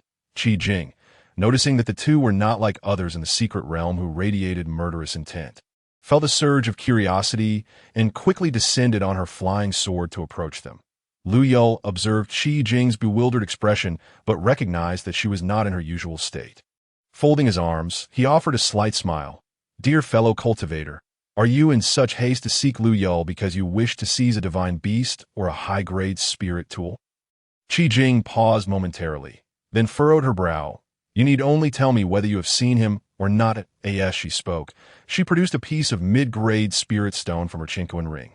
Consider this a token of gratitude from this fairy. Lou Yulü examined the stone, realizing it was the very same he had intended to use to purchase the monkey demon beast that he chuckled. Amused by the girl's apparent penchant for bestowing spirit stones, as luck would have it, I indeed encountered Lou Yulü not long ago. He gestured casually in the direction they had come from. Just a short while ago, perhaps only a cup of tea's time, we witnessed some figures in black robes attempting to intercept him. Extending his hand, he added, now, about that mid-grade spirit stone. Hand it over. While he was not in need of such material possessions, who could ever have too much wealth? Upon receiving the information, Qi Jing's eyes brimmed with concern. Thank you, fellow cultivator. Should you encounter Lou Yulü again, I implore you to spare his life, if it pleases you. Naturally, this is all in exchange for the spirit stone. Lou Yulü calculated the worth, and with the stone in his possession, it matched precisely the quantity he had sought from the monkey demon beast. Yet this time, he chose not to accept it, realizing that the girl genuinely cared for him, even going so far as to spend resources to ensure his safety. Suddenly, Lou Yulü found the spirit stone in his hand less appealing. As Qi Jing prepared to leave, she seemed to recall something and abruptly halted. Fellow cultivator, do you know if Lou Yulü had anyone beside him when attacked by the black-robed figures? Perhaps Gu Qingma from the Yuling sect? Indeed, he is now Lou Yulü's senior brother, and since they entered the secret realm together, it is only natural they remain in each other's company. Lou Yulü mused, suddenly enlightened by Qi Jing's inquiry about Gu Qingma. He realized that her interest lay more with the male lead than with him, and he couldn't help but exchange knowing glances with Gu Qingma, silently acknowledging the latter's undeniable charm that had piqued Qi Jing's curiosity. Qi Jing felt a bittersweet pang. On one hand, she was disheartened that the detestable Gu Qingma was near her idol, yet comforted that Gu Qingma was still by her idol's side. After all, how could her idol possibly contend against the elite of various sects without Gu Qingma's assistance? However, she worried that if Gu Qingma were preoccupied, he might not be able to assist. With a deep breath, she expressed her gratitude. Thank you for your guidance, fellow cultivator. Farewell. She then ascended on her flying sword. Brother, let us hasten to support Lou Yulü. Upon hearing her words, Lou Yulü nudged Gu Qingma with his elbow. Brother, do all girls behave so strangely? Clearly, she wishes to assist and rescue you, yet she uses me as a means to reach you. Gu Qingma's expression grew complex. It was evident that she was not using him as a means to an end, but was indeed focused on him. However, he could not voice this sentiment, opting instead for ambiguous words. I am quite naive concerning such matters, so I cannot fathom the thoughts of female cultivators. Lou Yulü remarked, that is true. You are afflicted with a severe case of male cluelessness. If there ever comes a day when you understand a woman's thoughts, it would surely be a miracle. Master, I am famished. Xiao Ting Mingyue suddenly interjected. May I come out to eat something? Lou Yulü realized that Xiao Ting had not eaten since joining him, and given that the little one was still growing, it was imperative to feed him. You cannot. Gu Qingma interrupted. The aura of divine beasts is extraordinary. Any cultivator capable of entering the secret realm likely possesses keen sensing tools or spirit beasts. If you allow it to emerge now, we will easily be discovered by others. What shall we do then? Lou Yulü, lacking understanding of such matters, naturally believed Gu Qingma's words to be true. After all, he was the male lead, a favored child of destiny, and his judgment must be sound. Ask it if it can endure. Lou Yulü frowned in disagreement. If not, inquire what it can eat, and we shall prepare accordingly. Once it shows its head to eat, we can swiftly relocate afterward. That sounds reasonable. Lou Yulü nodded. Mingyue, what do you consume? What is your appetite like? A gentle voice emerged from nearby. Master, I am not picky. I can eat both meat and vegetables, but meat takes longer to digest, which may trouble you, so please prepare some spirit fruits or spirit herbs for me to nibble on first. Once we are outside, you can treat me to a proper meal. Lou Yulü felt a wave of emotion wash over him, wanting to weep at how understanding this child was, so unlike his troublesome parents. Good. I shall ensure you are well fed with spirit fruits and herbs that you're still growing, and I cannot allow you to go hungry. Observing Lou Yulü's tender demeanor, Gu Qingma couldn't help but feel a twinge of jealousy, wishing that his junior brother would express such affection towards him. Master, you are so wonderful, the best master in the world. Well, I'm trying my best, Lou Yulü replied modestly. Mingyue will also strive to grow stronger to protect you. Xiao Ting declared, his voice filled with youthful determination. Just like my father, I will protect you until the end of your cultivation journey. Lou Yulü's heart sank. That is unnecessary. This notion resembled a peculiar kind of nurturing that could lead to separation.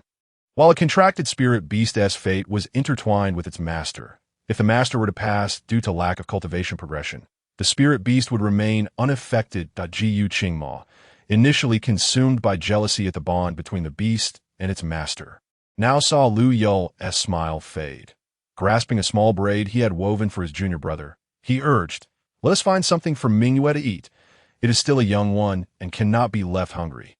Spirit fruits? Gu Qingma thought wickedly, pondering why he should offer spirit fruits when grass was sufficient for consumption. The disparity between an outdoor survival expert and a homebody became evident as Gu Qingma, drawing from his wealth of experience in navigating secret realms, cunningly led Lou Yulü to a location abundant in spirit herbs, and the two began to squat on the grass, harvesting with their swords. As they worked, Lou Yulü wondered aloud, "Why have we not encountered any spirit fruits along the way? It is strange that even the common fruit trees with minimal spiritual energy are absent." Gu Qingmo replied solemnly, "I too was puzzled as to why spirit fruits are nowhere to be found in this secret realm. Naturally, he thought, my spiritual awareness is fully active to avoid spirit fruits. So how could they possibly be visible to you? Master, anything to eat is good." Xiao Titing reassured Lou Yulü. "By the way, my father says that human food is delicious once we are outside. Will you take me to try it?" Xiao Titing was not indifferent to the specifics of food, but as a considerate and understanding divine beast, he felt compelled to suppress his desires, aiming to cause his master as little trouble as possible, especially as he currently lacked combat abilities and could only consume food. Speaking of food, Lou Yulü grew animated. "I have a maid named Su Su whose culinary skills are unparalleled. Once we are outside, I will take you to feast, and I guarantee you will be so satisfied that you will never want to touch grass again." "Really?" Xiao Titing exclaimed, filled with envy. "Master, you are so kind, but didn't you say you would take me to meet your parents once we were outside?" Gu Qingma interjected, "Or perhaps, dear brother, are you having second thoughts about sharing your parents with me?" Lou Yulü blinked, unable to comprehend why such a minor issue seemed to provoke his brother's irritation. "But if you come to my home, you will also need to eat. That it is not contradictory." After all, he merely needed to inform Su Su and the others to return to Lu City. Gu Qingma conceded, fully aware that his jealousy was irrational. However, witnessing his junior brother converse with Xiao Titing, who seemed to ignore him, left him feeling deprived of attention. Before long, they had gathered a substantial amount of spirit herbs, nearly forming a small hill, prompting Lou Yulü to call out, "Mingyue, it is time to eat." "All right." The little head popped out, its doe-like eyes shining with gratitude as it gazed at Lou Yulü. "Master, may I eat now?" Upon receiving Lou Yulü's approval, Mingyue promptly forgot about its earlier confinement, emerging fully into the grassy expanse, and began to devour its meal with fervor. Chapter 70. Lou Yulü. Senior brother. Let us not worry about others observing the pitiful state of the creature before him. Lou Yulü felt a pang of sorrow, but he never anticipated that his inaugural experience in pet ownership would result in his pet going hungry. Gently stroking its fluffy body, he said, "Take your time. There is no need to rush." Upon hearing his voice, Mingyue suddenly recalled that his impromptu departure could potentially cause trouble for his master. He hastily swallowed a few mouthfuls, exclaiming, "I'm in a hurry." With doe-like eyes filled with guilt, Mingyue added, "If I eat faster, I can return sooner. If only I could bring this grass inside to eat." Lou Yulü pondered, so how on earth did those two incompetent parents raise such an extraordinarily adorable little treasure like Mingyue? Is this truly their biological child? It defies logic. Unbeknownst to Lou Yulü and Mingyue, upon stepping onto this land, several factions had already sensed Mingyue's aura and were hastening toward their location. "Ha! It truly is a case of stumbling upon something precious without any effort." A brash and arrogant voice echoed from a distance, followed by the descent of over 20 cultivators, who swiftly encircled Gu Qingma. Lou Yulü and Mingyue. It was then that Lou Yulü realized someone had been lurking nearby. Not for long, but just recently arrived. In an instant, with sword at the ready to protect Lou Yulü, Gu Qingma spoke in a calm tone. His gaze fell upon a male cultivator whose attire was notably superior to the others. Frowning as he remarked, "Sun Yifan from Bihai Chaosheng, are you also here to join the fray?" Lou Yulü allowed Mingyue to continue feasting on the spiritual grass while being taken aback that the male protagonist had so quickly revealed his identity. Senior brother, shouldn't we at least pretend for a moment? We could at least change our disguises. Although they had evaded quite a few people with their disguise, it was illogical to simply acknowledge their identities because the other party belonged to the foremost sect. Sun Yifan from Bihai Chaoshang possessed innate spiritual eyes capable of discerning all illusions, meaning the male protagonist's disguise was futile against him. In no wonder, he had quickly acknowledged their identities. However, the name Sun Yifan sounded somewhat familiar. Lou Yulü glanced at the fierce-looking male cultivator with long eyebrows and suddenly remembered. This Sun Yifan was one of the most formidable antagonists in the early to mid-stages of the story. He was notoriously ruthless, having designed the downfall of a female disciple who was his competitor for the position of the sect leader's apprentice, using her as a furnace for his own gain. After rendering her cultivation useless, he discarded her to a few male disciples who had long followed him. It was the male protagonist who inadvertently saved that female disciple, whose willpower was remarkable despite her dire situation, allowing her to cultivate anew and seek revenge. Throughout this ordeal, she remained the male protagonist's most loyal contracted servant. With her stunning beauty and indomitable spirit, the author had positioned her as subordinate to the male protagonist. Yet readers adored her. The outrage when such a woman fell victim to a scoundrel was akin to the fury when Xialong faced betrayal. Naturally, Lou Yulü admired her as well, especially with her melodious name, Gu Hongyu. Thus, the villain who incited widespread outrage and led readers to demand the author kill him off had turned out like this. How could he possibly appear so inferior in a realm filled with cultivators? Even less impressive than an ordinary person, especially with those grotesquely long eyebrows. How utterly unappealing. Senior brother, are we about to engage in battle? If a fight breaks out, listen to me. Ignore the other cultivators. We must first eliminate this ugly brute. Chapter 71. Sun Yifan. Attack Lou Yulü with all might. Regardless of consequences, his furious demeanor caught Gu Qingma's attention. Do you harbor a grudge? While he held no animosity, having never even encountered Sun Yifan since his arrival, Lou Yulü feigned being offended, stating earnestly he is just too ugly. Gu Qingma nodded slightly, then cast a murderous glare back at Sun Yifan. Looking for death, Sun Yifan, accustomed to his pride, was used to deference within the sect. Aside from that wretched Gu Hongyu, who dared oppose him, when had anyone ever pointed a finger at him, calling him ugly? He immediately ordered the nearby cultivators, seize that boy in red. He is Lou Yulü. Remember, you may injure him, but do not kill him. His bond with the divine beast remains intact. The others, lacking Sun Yifan's innate spiritual eyes and Gu Qingma's formidable cultivation, momentarily froze in confusion at the revelation. Then, snapping back to reality, they surged forward with their swords drawn. If the senior brother said he was Lou Yulü, then he must indeed be. Gu Qingma was enraged.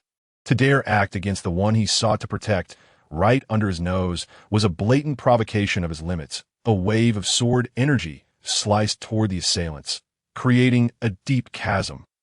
At merely 25 years of age, Gu Qingma, a once-in-a-millennium prodigy, had reached the mid-stage of the dividing spirit realm. Bihai Chaoshang had once offered him substantial rewards to switch allegiances, but despite his youth, Gu Qingma held material possessions in little regard, even boldly declaring that he could attain everything he desired through his own efforts without betraying his sect. This had thoroughly offended Bihai Chaoshang. Sun Yifan had repeatedly attempted to eliminate him, yet instead, his minions had perished one after another. Recently, upon hearing of Gu Qingma's advancement to the mid-stage of dividing spirit, Sun Yifan had temporarily ceased his attacks. Now, recalling the special provisions prepared by the sect elder, his father, to ensure his success in the secret realm, Sun Yifan felt a surge of confidence that he leaped into the fray, laughing maniacally. Gu Qingma, you want to protect him? Just worry about protecting yourself. Gu Qingma's expression grew increasingly icy.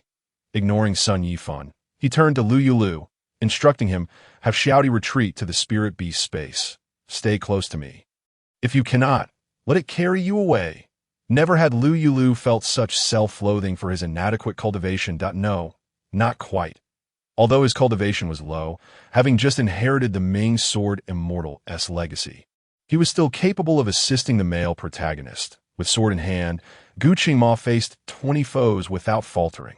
Lou Yulü clung closely behind, well protected. Yet he did not remain idle, with the creation life plate in hand. He rapidly contemplated useful strategies to counter the situation. Gu Qingma dispatched 4 or 5 adversaries. An assailant attempted a sneak attack. In his effort to shield Lou Yulü, Gu Qingma was inadvertently wounded by Sun Yifan's ambush. And the tide of battle began to turn against him. That moment, Lou Yulü finally identified a formation he could utilize that possessed considerable lethality. In a hushed tone, he said, "Senior brother, hold on a moment. Let me set up a formation." Gu Qingma did not look back, but responded with a curt continuing his bloody battle. Sun Yifan noticed Gu Qingma's once assertive attacks had shifted to defense. Sensing a trap, he glanced at Lou Yulü, who was wielding a peculiar artifact, and his innate spiritual eyes revealed a terrifying energy rapidly coalescing around it. Instinctively, he commanded, "Everyone, focus your attacks on Lou Yulü." Regardless of the consequences, Chapter 72, Sun Yifan. You are a monster. Not human. Sun Yifan was indeed ruthless. His cruelty was not merely rhetoric. He did not simply incite others to violence. Almost everyone in Bihai Chaoxing knew of his ferocity, which stemmed from his own brutal ascent through life and death. Having fought wild beasts in his youth, and subsequently being recognized for his exceptional spiritual roots, he was brought back to Bihai Chaoxing by his biological father, where he continued to vie against others. Regardless of the adversary, Sun Yifan demonstrated through sheer strength that whatever he desired would be seized by any means necessary. Anyone who dared to compete with him would face a relentless pursuit to the bitter end. His primal instincts and innate spiritual eyes told him that Lou Yulü, seemingly the weakest with merely late-stage golden core cultivation, was currently the most dangerous.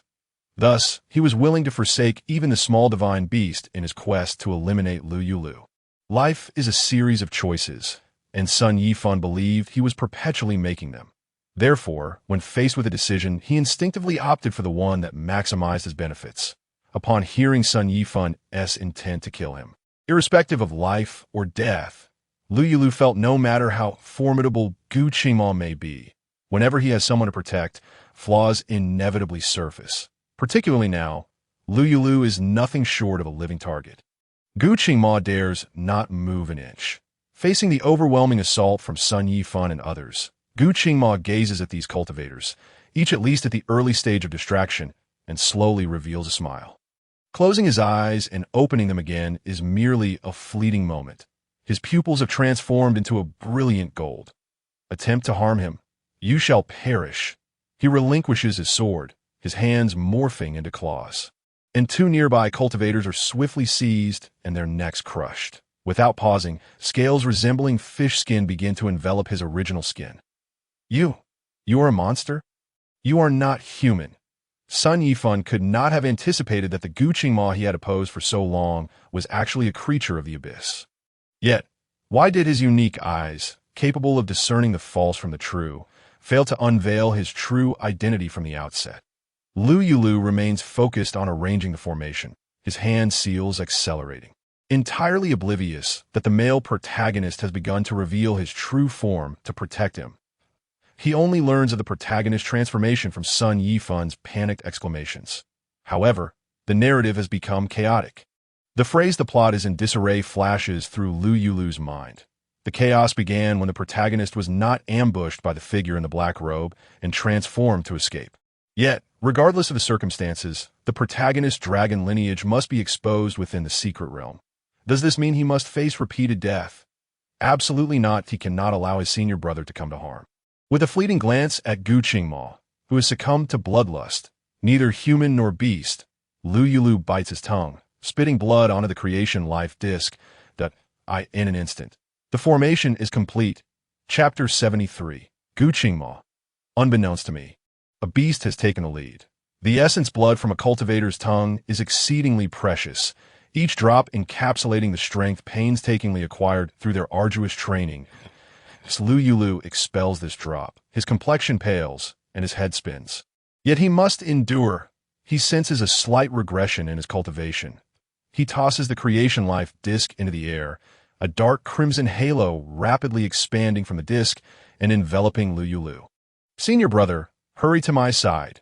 Just as Gu Qingma prepares to seize another victim, he suddenly freezes, unhesitatingly abandoning the imminent prize, and swiftly moves behind Lou Yulü. With the formation established, Lou Yulü, as the array master, no longer needs to remain stationary, merely awaiting the formation's effect to incite chaos among those ensnared within. Just as he turns to look back, Gu Qingma's hoarse voice halts him. You mustn't turn around. Senior brother, it will frighten you. Just stay still, he silently implores. Dissipate quickly. Dissipate quickly. Lou Yulü frowns. I won't be frightened. Senior brother, I need to see your wounds. Gu Qingma observes as the scales on his body gradually recede and finally says, Look for yourself. As Lou Yulü turns, he finds the scales on the protagonist's body indeed have vanished. No, that is not correct. There remain some. The height difference allows Lou Yulü to spot a patch of golden scales at the protagonist's jawline. While examining the protagonist's wounds, he feigns ignorance and asks, Senior brother, just now Sun Yifan claimed you are a monster. What exactly are you? A brief, anguished scream escapes the trapped cultivators within the array. From their vantage point, Gu Qingma and Lou Yulü can clearly observe every action of these cultivators. Gu Qingma's throat moves. I am not human. Are you afraid, junior brother? Nonsense, though you are not human. You are the protagonist, a dragon, a golden dragon. What is there to fear? Clinging to your coattails, I shall have no worries for my future, Lou Yulü asserts with righteous fervor, even if senior brother is truly not human. So what? Our bond transcends species. As long as we are willing, what difference does it make whether one is human or beast? Moreover, he pivots, his expression turning mischievous. Your cultivation is so high. And now I'm the target of all the cultivators in the secret realm. If I were to leave you, would they not tear me apart? Gu Qingma chuckles softly. Very well, we shall not part. Indeed, we are brothers of the same sect. Dear ones, that I hope to bring you back to my parents as a fine elder brother. And then you shall be my brother, my true brother. I am the young master of Lu City. You shall be the elder brother of Lu City. Huzzah! Lou Yulü ponders. If you wish to be the young master, that is fine. The protagonist's future is boundless. If he were to take over Lu City, it would merely be a matter of time before it becomes the foremost city in the world. Ha! Golden thigh indeed. Senior brother, can you reveal your true form to me? A dragon. Gu Qingma replies. A golden dragon. Wow! Lou Yulü gasps in astonishment. A real, living dragon. Amused by his reaction, Gu Qingma smiles. Indeed, a living one, not a dead one. By the way, do you recall why I was so furious about the contract with the little Tianting? It cannot be that the protagonist wishes to sign a life contract with him, making him his divine beast, right?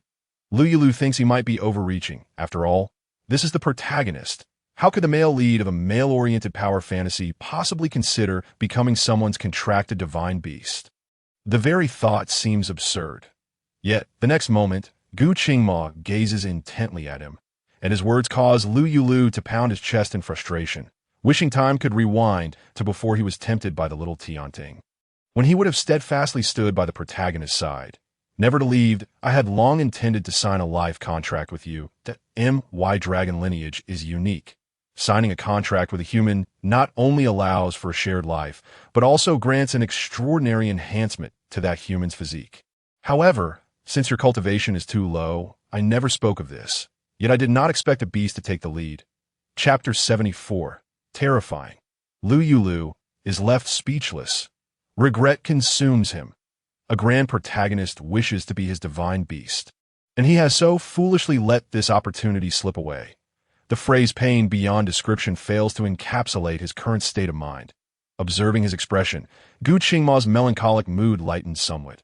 Fear not.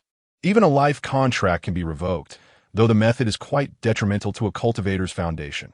Once I find a way that neither harms you nor the little Tianting, we shall seal the contract.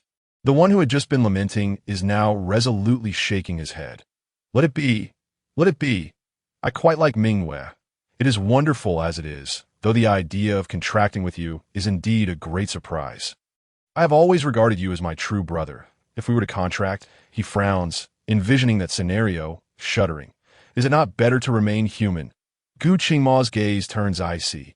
I, the master, cherish you above all. Wu Mingyue's little head emerges from the divine beast space, tears blurring Lou Yulu's vision. How unexpected that the master would choose him over the dragon clan. Mingyue is overjoyed. The master truly is the best and most magnificent master in the world. I shall certainly strive to grow and protect my master. Gu Qingma's murderous glare swiftly turns to him. Junior brother, I am capable of safeguarding my own safety. You should remain quietly in the divine beast space. Simply avoiding attracting enemies would be a tremendous assistance. Aware that these individuals were drawn by his aura, Mingyue immediately deflates. Wu, it is entirely my fault.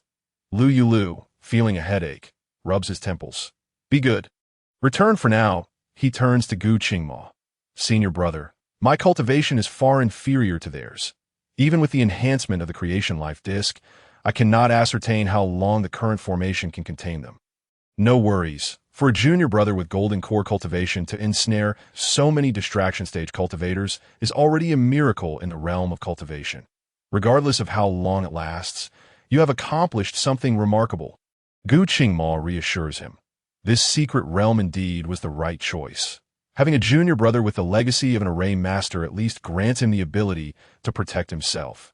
Once they exit, he must ensure that Lou Yulü studies the array thoroughly. The first to react is Sun Yifan, the highest-ranking cultivator, yet he can only watch as Gu Qingma and Lou Yulü stand at the very center of the radiant circle, unable to approach despite any means he employs. What on earth is this? Array masters have long since vanished, to the point that the new generation of prodigies in the realm of cultivation, even when ensnared in an array, remain oblivious to their predicament. In truth, array masters have always been rare. Not only the new generation of prodigies, but even the previous generations of mighty figures possess scant understanding of array masters. This is because array masters, like divine beasts, are entities that cannot be inherited without significant effort. The role of an array master profoundly tests the comprehension of its inheritors, for without sufficient understanding, even the most complex arrangements and principles become incomprehensible. In his past life, as both a campus heartthrob and a top student, Lou Yulu's scientific acumen was impeccable. Upon receiving the legacy, he discovered that many formations relied on geometric and physical principles, enhanced by spiritual energy to manifest their effects. How could the inhabitants of this world have learned such concepts? It only serves to benefit him. As other cultivators gradually regained consciousness, even a fleeting moment of disorientation had left them battered and bruised. Some bore injuries to vital areas. Had it not been for the continuous flow of spiritual energy aiding in their self-rescue, death could have been a possibility. It was utterly terrifying, observing the blood-red entity connecting to both Lou Yulü and himself. These cultivators felt an overwhelming sense of trepidation, coupled with a profound longing. Chapter 75. Arrival of various cultivators. Given that Lou Yulü could wield such power despite being merely at the late stage of the golden core, one could only imagine the strength he would possess if he were to acquire such a treasure. Would he not then become invincible? Senior brother, they have awakened, Lou Yulü remarked. Yet they are merely conscious. As long as the formation remains intact, they cannot approach us. However, the moment I leave your side to confront them, I too shall fall into the formation, correct? Gu Qingma inquired, gazing into his eyes. Lou Yulü nodded. Indeed, even I cannot advance. The formation is centered around me, designed to intentionally spare the array master and those in proximity. Thus, we find ourselves in a stalemate. A look of self-reproach crossed Lou Yulü's face. It is my lack of cultivation that has led us to this predicament. Had I been stronger, eliminating these individuals would not have posed a challenge. Junior brother, you have performed admirably, Gu Qingma replied, surprised that someone as relaxed as he could utter such words of self-blame. As he settled down to recuperate, he closed his eyes and added, since you recognize your limitations, you must strive to improve in the future. Lou Yulü interjected, there is no need for that. I merely speak out of frustration.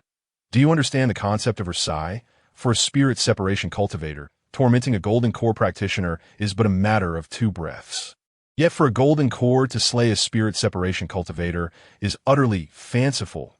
As the male protagonist stated, he has managed to ensnare so many with his own strength, which is already quite impressive. Wouldn't you agree? If you do not commend him, how can he cultivate further? With his current state of cultivation, which seems to have surged while he slept, how can he exert effort? Is he to rely on slumber? Meanwhile, the male protagonist was recuperating, while the trapped cultivators were unable to enter or exit the formation. They had to remain vigilant against the interference of the array.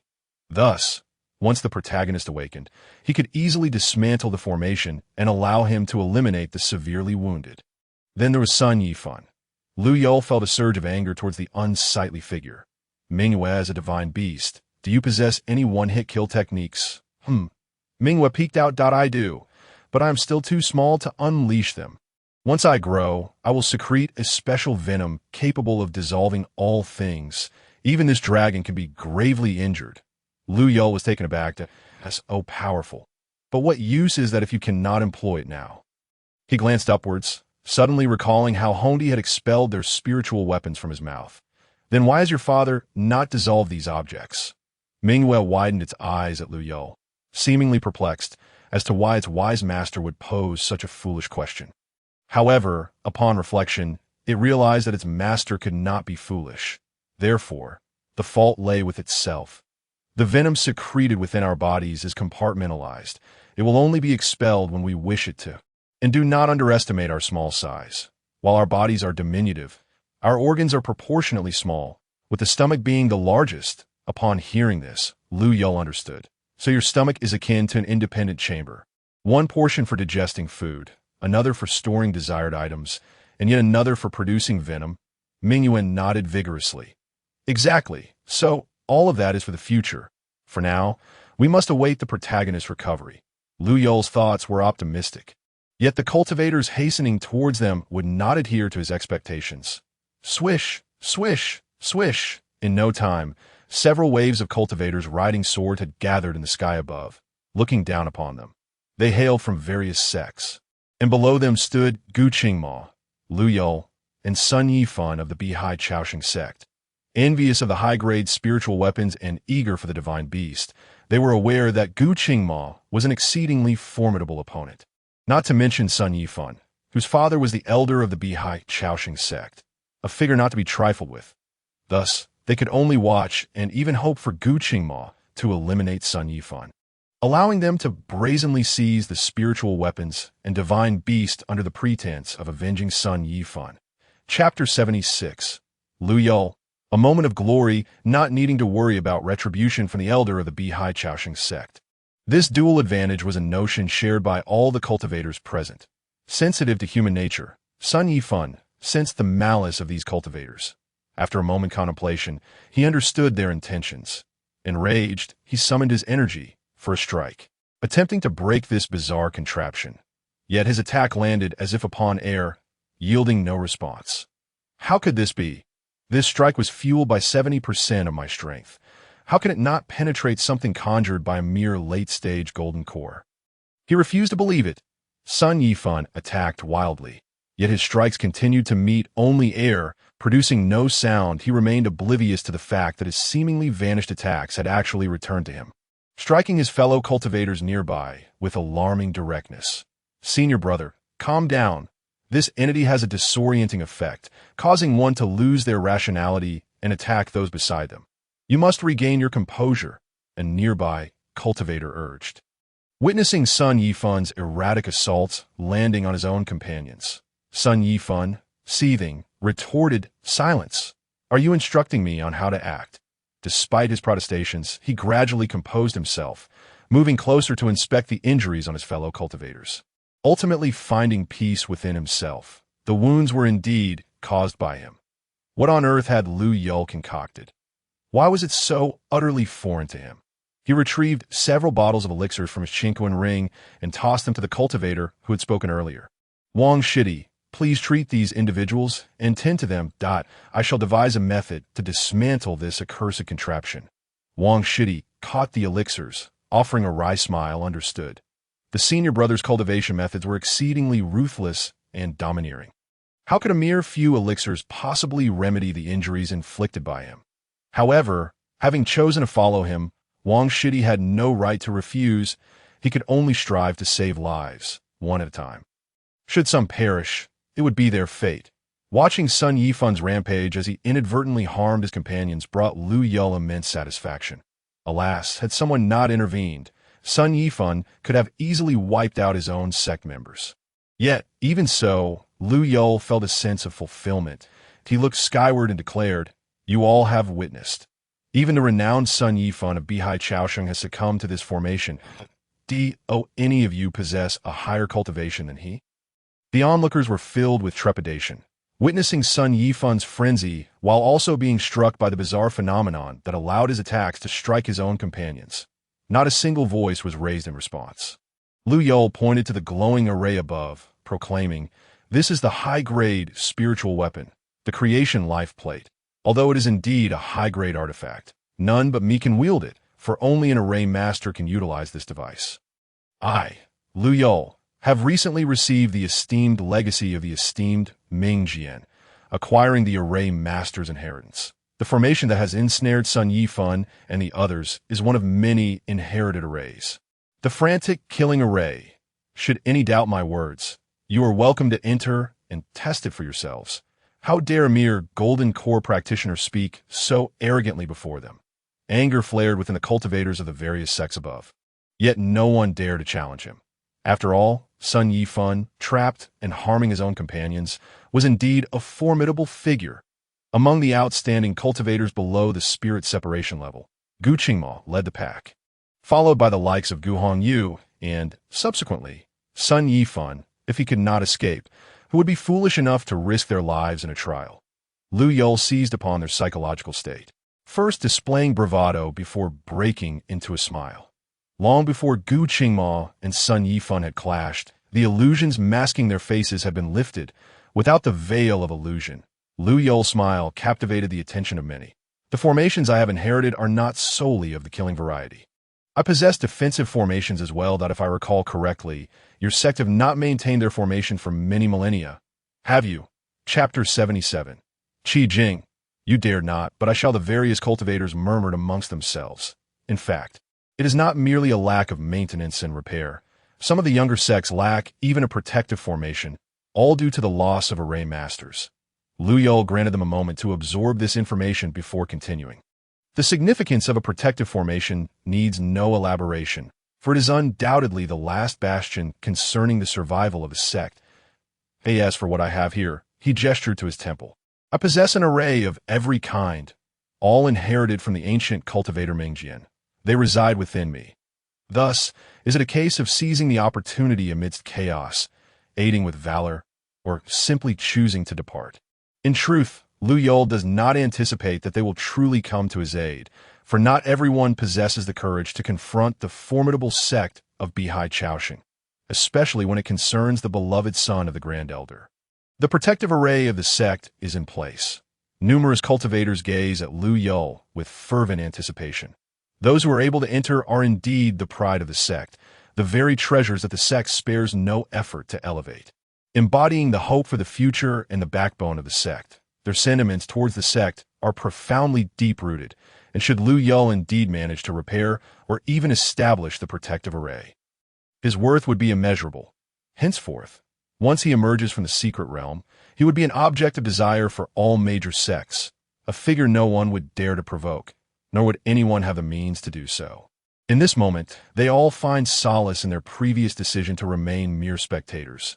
Had Lou Yulü perished, it would have been one matter, but if he survived as the only array master in the realm of cultivation, any manipulation he undertook within the protective array could plunge their own sect into peril. It dawned upon them how formidable Lou Yulü's inheritance truly was. Prior to this, none had realized he had received the legacy of an array master. His intrinsic value far surpassed that of a few high-grade spiritual artifacts or the offspring of divine beasts. Yet, just as Lou Yulü surmised, they dared not lay a hand on Sun Yifan. "You may not dare, but I shall." Qi Jing, who had just arrived, initially felt angered that her idol had deceived her, but upon reflection, she understood that his current possession of great treasures warranted caution for the sake of his life. Moreover, Witnessing these individuals who clearly desired her idol's assistance in repairing the protective array, yet were hesitant to offend anyone, only fueled her ire further. A wish for benefits, while avoiding the ire of others. What a foolish endeavor. She was different. Her sect lacked a protective array, and she genuinely needed her idol's help. Thus, even knowing she was no match for Sun Yifan and his companions, she dared to step forward. "Idol, I'm coming." Qi Jing, already possessing a charming appearance and a playful girlish voice, resembled a beautiful little girl rushing towards him, regardless of her actual age.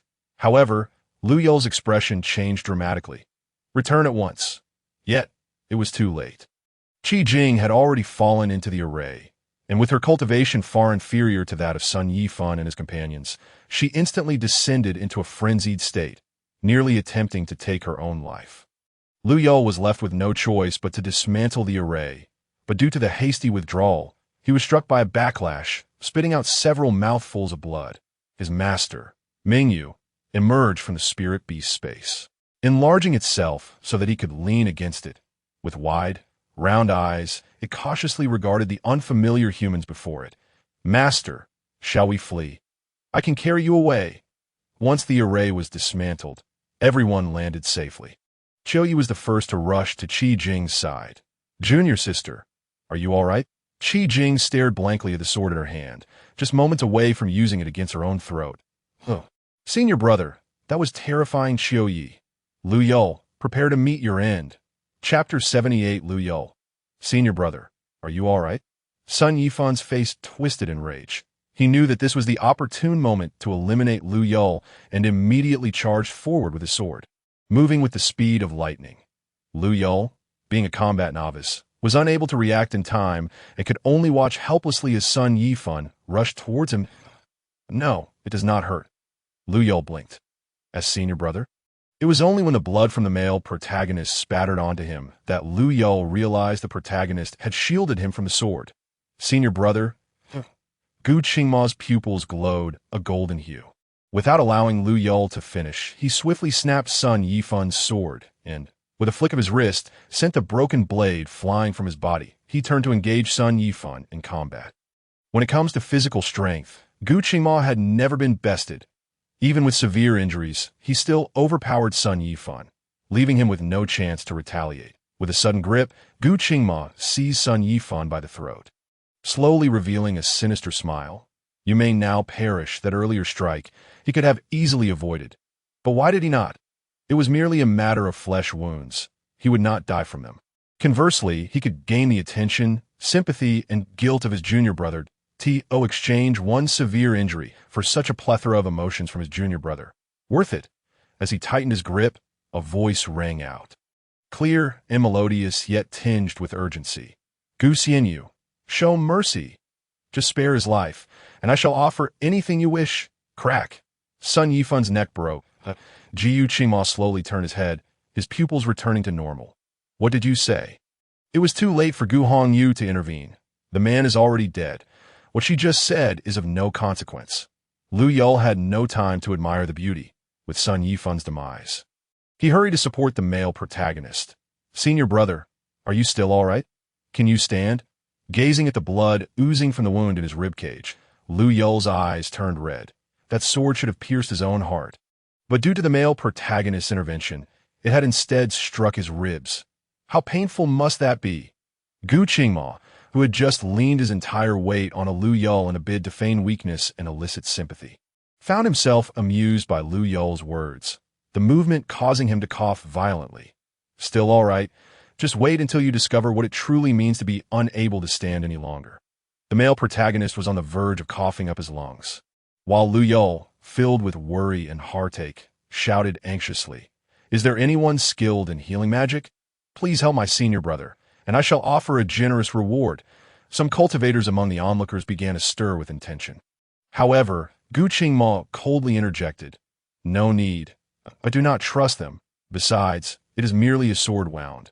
My senior brother can endure it, or is it that my junior brother lacks the patience to care for him? What you say is hardly true. Am I truly so heartless?"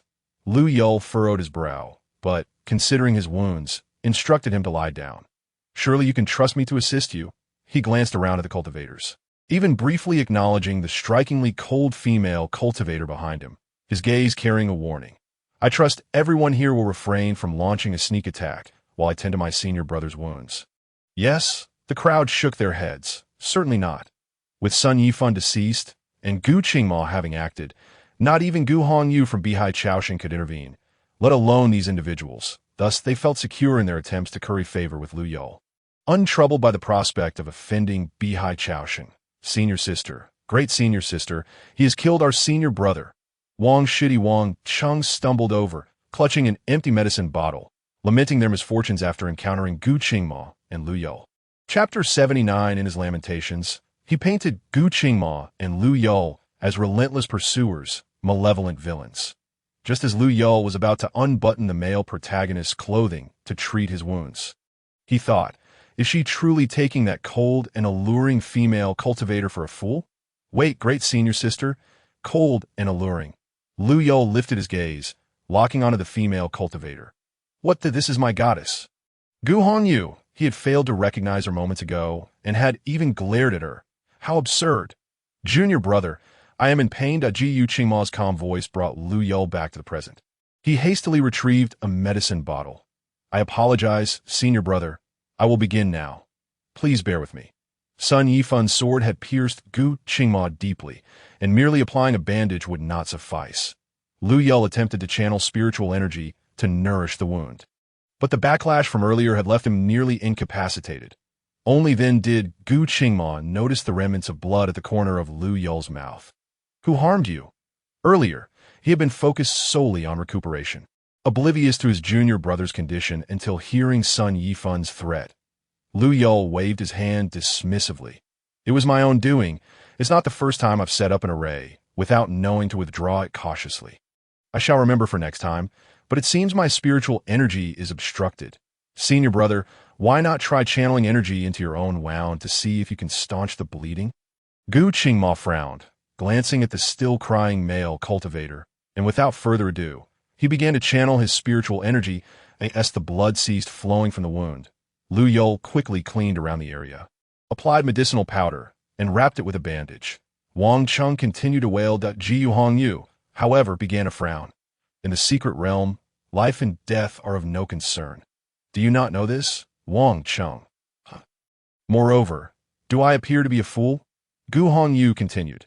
Every cultivator in the secret realm is aware that Lu Xianyu and Gu Xianyu, along with several others, possess high-grade spiritual artifacts, divine beasts, and legacies. They are currently doing their utmost to avoid you. How could they possibly attack you? Were you attempting to use me as a shield to evade the Grand Elder's reprisal? You must clarify your thoughts. Exposed, Wang Cheng panicked, disregarding the presence of other sect cultivators, and knelt before Gu Hongyu. I beg you, great senior sister, save me. Furthermore, the death of our senior brother occurred before your very eyes. How will you explain this to the Grand Elder? Gu Hongyu's expression was as frigid as ice. It was you, not I. With that, she approached Gu Qingma, or rather Lou Yulü, and performed a bow of respect. Gu Hongyu meets Lu Cheng Xiaozhu. Upon our exit from the secret realm, would Lu Xiaozhu honor us with a visit to Bihai Chaoxing? I, Gu Hongyu, vow with my life to ensure Lu Xiaozhu's safety. Great senior sister. Wang Cheng gazed at her in disbelief. Not only he, but even the followers who had been trailing behind Gu Hongyu were astonished. Their goddess-like senior sister would actually treat someone of lesser cultivation as an equal. What a remarkable show of respect. Yet, they understood that her actions were primarily for the sake of their sect, or more precisely, to protect the grand formation of their sect. The enemy who had slain Sun Yifan stood before them. Yet Gu Hongyu did not even inquire further, but directly invited Lou Yulü to visit Bihai Chaoxing. Qi Jing was utterly stunned, fearing that the male deity might acquiesce. She hurriedly exclaimed, I, from Echo Valley, am willing to generously invite fellow immortal Lou to be our guest, and I request that fellow immortal Lou serve as a guest elder for Echo Valley, to be treated with utmost courtesy.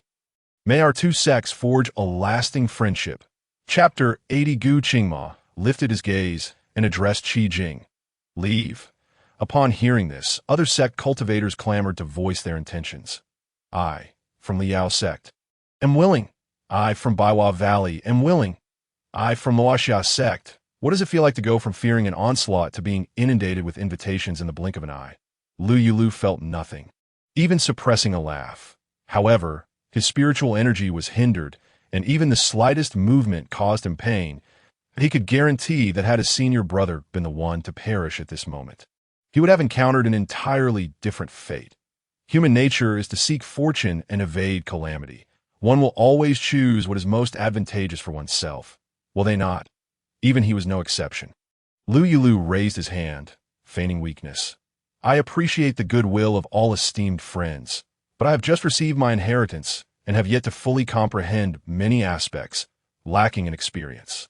Moreover, my senior brother is gravely injured due to me. If you do not mind, we can wait until my senior brother recovers, and I will thoroughly learn the inheritance. Then we can arrange a meeting. Only then did the gathered cultivators come to their senses from their excitement. Indeed, even if Lou Yulü had received the inheritance of a formation master, he had only just obtained it. There was no rush. After they returned to their sects to report this matter, the elders and sect leaders would decide. Only Qi Jing and Gu Hongyu remained steadfast, asserting that as long as Lou Yulü agreed, he could visit their sect at any time. One male cultivator from Baiwa Valley suddenly inquired. I wonder how fellow immortal Lou gets along with the other cultivators who possess high-grade spiritual artifacts. Other cultivators fixed their gaze on Lou Yulü. Lou Yulü pondered. Is he speaking generally or implying unfamiliarity? Unfamiliar, he replied. That Jiyu Qingma glanced at him and said lightly, I presume you are aware of the connection between Xianling's sect and my junior brother. As for the other, it was merely a chance encounter, not someone he knows well. Lou Yulü nodded. My senior brother speaks true. We are not well acquainted. The two from Xianling's sect were particularly perplexing. That Xieyu was exceedingly toxic, neglecting serious matters and solely intent on annoying others, hence the unfamiliarity. Then let us part ways here. The male cultivator from Baiwa Valley contemplated before removing a jade pendant from his waist. Fellow immortal Lou, please accept this. With this, Baiwa Valley will always welcome you. Just as Lou Yulü was about to accept it, Gu Qingma moved faster, saying, I shall take it from my junior brother. His cultivation is low, and should it be lost or snatched, it would bring misfortune to him or Baiwa Valley. That a look of indifference spread across Gu Qingma's pale face, as if the facts were indisputable. Lou Yulü remarked, my senior brother is correct. It is indeed rare to find someone who can think so thoroughly for others. The male protagonist, Gu Qingma, was the first Lou Yulü had encountered in this regard. Other sect cultivators followed suit, departing in search of opportunities. Why are you still here? Noticing Qi Jing standing silently nearby, Lou Yulü turned to Gu Qingma. Senior brother, could you say a few words? After all, she had come here for you. Gu Qingma lifted his gaze and told Qi Jing, leave. Qi Jing's eyes turned red. On what grounds do you chase me away? I merely wish to stay by fellow immortal Lou's side to care for him. After all, his injury was caused by me. Little sister, can you not use me as a shield in your pursuit of the male protagonist? Also, what do you mean by what did you say? Could you repeat that? Gu Qingma suddenly attempted to sit up, but the movement tugged at his wound, causing him to hiss in pain. What on earth happened to my junior brother's injury? Chapter 81. Lou Yulü. Senior brother. You are acting like a green tea. Jiyu Qingma, already possessing a masculine and authoritative demeanor, appeared even more formidable with his bloodied attire, resembling a divine judge, fierce and unapproachable. His presence frightened Qi Jing to tears. Senior brother. He is terrifying? Autumn leaf. Though I must admit, I find Gu Qingma's current demeanor quite intimidating. No wonder he is feared by multiple sections. I merely wish to help him. Who knew his formation was so terrifying? He even scolded me. Qi Jing lamented, nearly drawing her blade in retaliation. Jiyu Qingma summoned his sword, its tip aimed directly at Qi Jing, his gaze murderous. If you cannot speak properly, I do not mind silencing you forever. Qi Jing was rendered speechless, crying even louder. Observing the distraught girl, Lou Yulü felt a surge of complex emotions, simultaneously admiring and exasperated by Gu Qingma. His senior brother truly was the unrivaled champion of confrontation. To frighten a female cultivator of Yuaning level to tears, who then ran into her senior brother's embrace seeking comfort, was indeed an unparalleled feat, he sighed. urging the male protagonist to lie still. After all, the wound had just been bandaged, and he was already moving around. Was he eager for it to heal too quickly? Briefly recounting the events, Lou Yulü first lowered his head in apology. "Senior brother, do not be angry. I admit my actions were indeed reckless. Had it not been for you, I would have perished at Sun Yifan's hands, but—" He shifted his tone, his eyes sparkling. "But the fact proves I made the right choice. Look at us now. No longer are we the ones everyone seeks to attack." Gu Qingma was almost driven to frustration by him. He had sincerely admitted his fault, and his tone was earnest. Yet his subsequent demeanor made Gu Qingma suspect it was all an act. "You, Gu Qingma, rub your forehead. Please, senior brother, go ahead." Lou Yulü looked at him with an air of servility. "Gu Qingma, forget it. What is there to say?" His nature had always been such, easygoing and pleasure-seeking.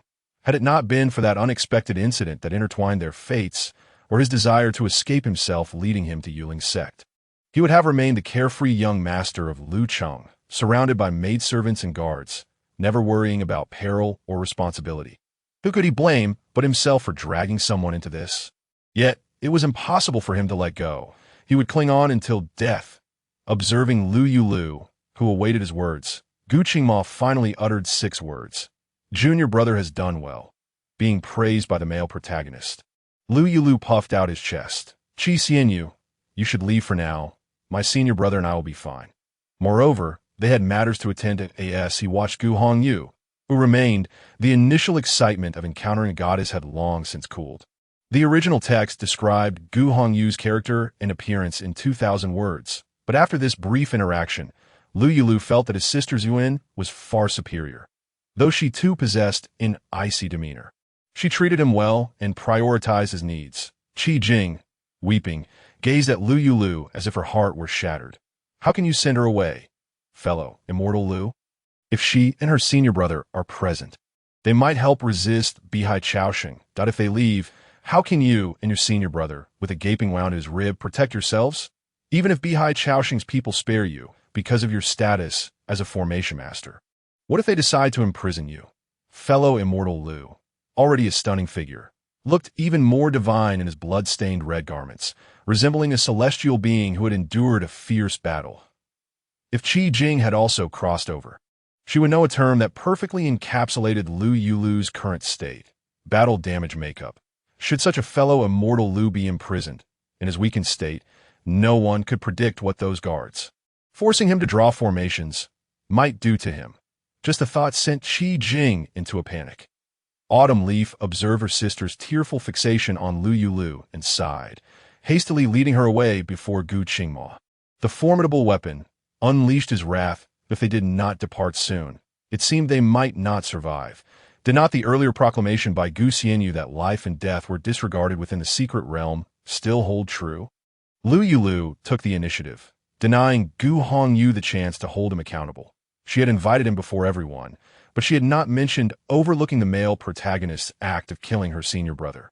Moreover, now that Sun Yifan was dead, Gu Hongyu had no opportunity to undergo the tragic events described in the book. He could not treat her as the character he had read about. The current Gu Hongyu was a leading candidate for the position of the head disciple of Bihai Chaosheng, and with Sun Yifan's demise, she was now virtually guaranteed that role. Seeing Lou Yulu's defense of Gu Qingma, Gu Hongyu instinctively frowned. The rule that life and death are disregarded in the secret realm stands. It is true that Gu Xianyu killed Sun Yifan, that Gu Qingma comfortably reclined on Lou Yulu's lap. Worn in different expression, "Oh, you were present when I dispatched him. You said nothing then, did you?" I intervened. Gu Hongyu replied coldly. "You acted too swiftly," Gu Qingma scoffed. "Not swift enough. I thought I was rather slow. After all, it was Sun Yifan who sought to kill me first. See, the evidence remains." He pointed to his chest. "What, is it only permissible for you to strike while I am not allowed to retaliate?" Lonely Red Feather closed her eyes briefly and said, "That is not my intention. The Grand Elder will not let this matter rest easily. You must take care of yourself. If the formation master identity of young master Lou can be of any use, perhaps he can save you, and you may still have a chance at survival." "What? Are you saying that Lou Yulü is feeling quite indignant. If that Grand Elder truly wished to eliminate him, he would undoubtedly have no chance of survival. However, if it concerns the male protagonist, that is a different story. Others may be oblivious, but he's aware of his circumstances. He has traversed into the book. Should things escalate, the male protagonist not only has the capability to eliminate him, but could also shatter you by Hai Chao Sheng. Do you believe that? Do you truly think the male protagonist's invincible aura is merely for show? Are the ancient monsters of the Yuling sect mere bystanders? Lou Yulü considered that given the male protagonist's temperament, he would likely coldly declare, "If we are to fight, let it be. Life and death are inconsequential." Yet the next word from the male protagonist left him utterly dumbfounded. He saw Gu Qingma's eyes clouded with melancholy.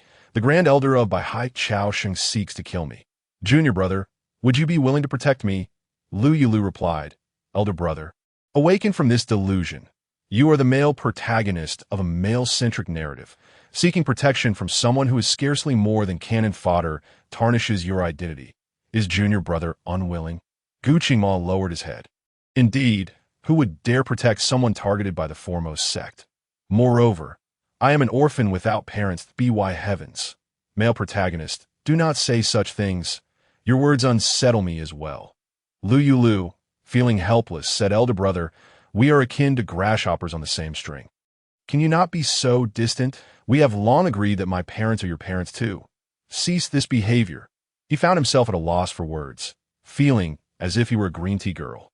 Chapter 82, Gu Qingma. "Hand it to me. What should I do?"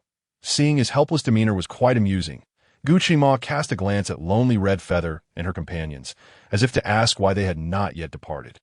Lonely Red Feather and her companions replied, "Then shall we leave?" Gu Qingma continued in a despondent tone, "Currently, I am gravely injured. Not only can I not protect you, junior brother, but even ensuring I do not hinder you seems difficult." Here we go again. Perhaps due to the camaraderie he shared with the male protagonist, Lou Yulü felt that the male protagonist was intentionally or unintentionally acting in a manner that could be construed as endearing. Though this also suggested a form of intimacy, it was wholly unbecoming for the male protagonist character. "Elder brother, your silence now is the best thing you can do for your health." Is junior brother tired of elder brother's chatter? Does junior brother truly wish to abandon his elder brother? Lou Yulü wanted to curse, but upon meeting the male protagonist's gaze, he shamefully yielded. "Elder brother, surely you jest regarding our bond." Gu Qingma stifled a laugh and tugged at his little braid. Indeed, elder brother was mistaken. Then he turned his attention to Lonely Red Feather, his tone turning cold. "Do you have further business?" The sharp-featured Qian Shidi could no longer contain himself and was about to retort at Gu Qingma, only to be halted by Lonely Red Feather. "Senior sister, nothing of consequence." Lonely Red Feather replied coolly that it is more pressing to seek out other cultivators possessing superior spiritual artifacts.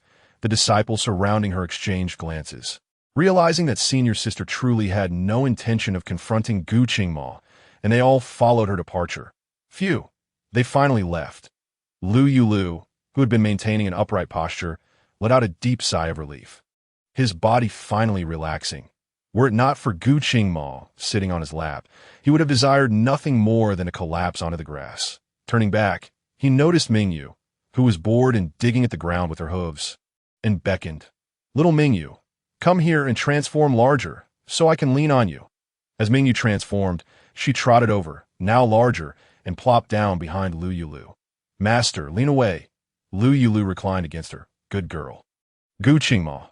Suddenly, he felt that his junior brother's legs were no longer appealing. He slowly sat up. "Hand it to me. I shall first help you sort your spiritual energy." Lou Yulü hesitated. "What about your injuries?" "Mine are mere superficial wounds.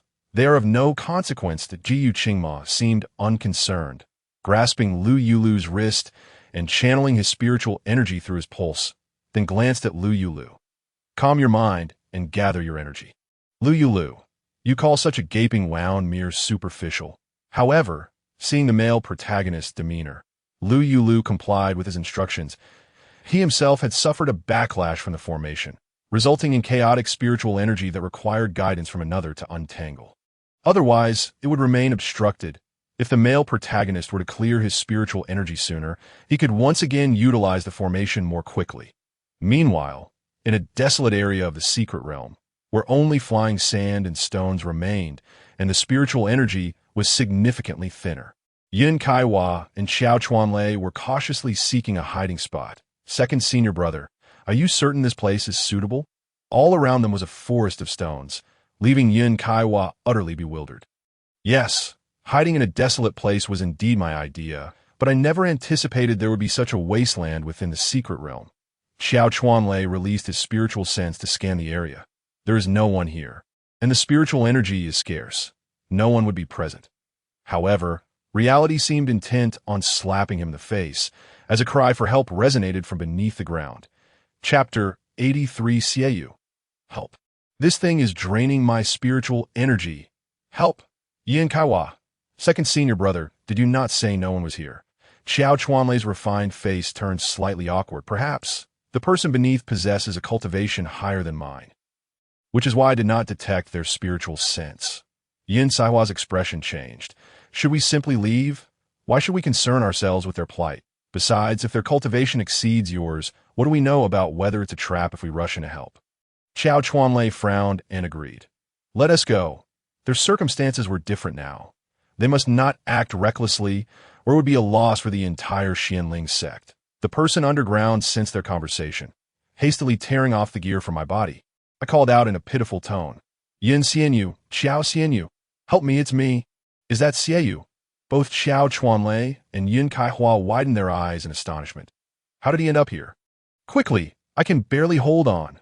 Something particularly strange down here is draining my spiritual energy. I cannot move at all.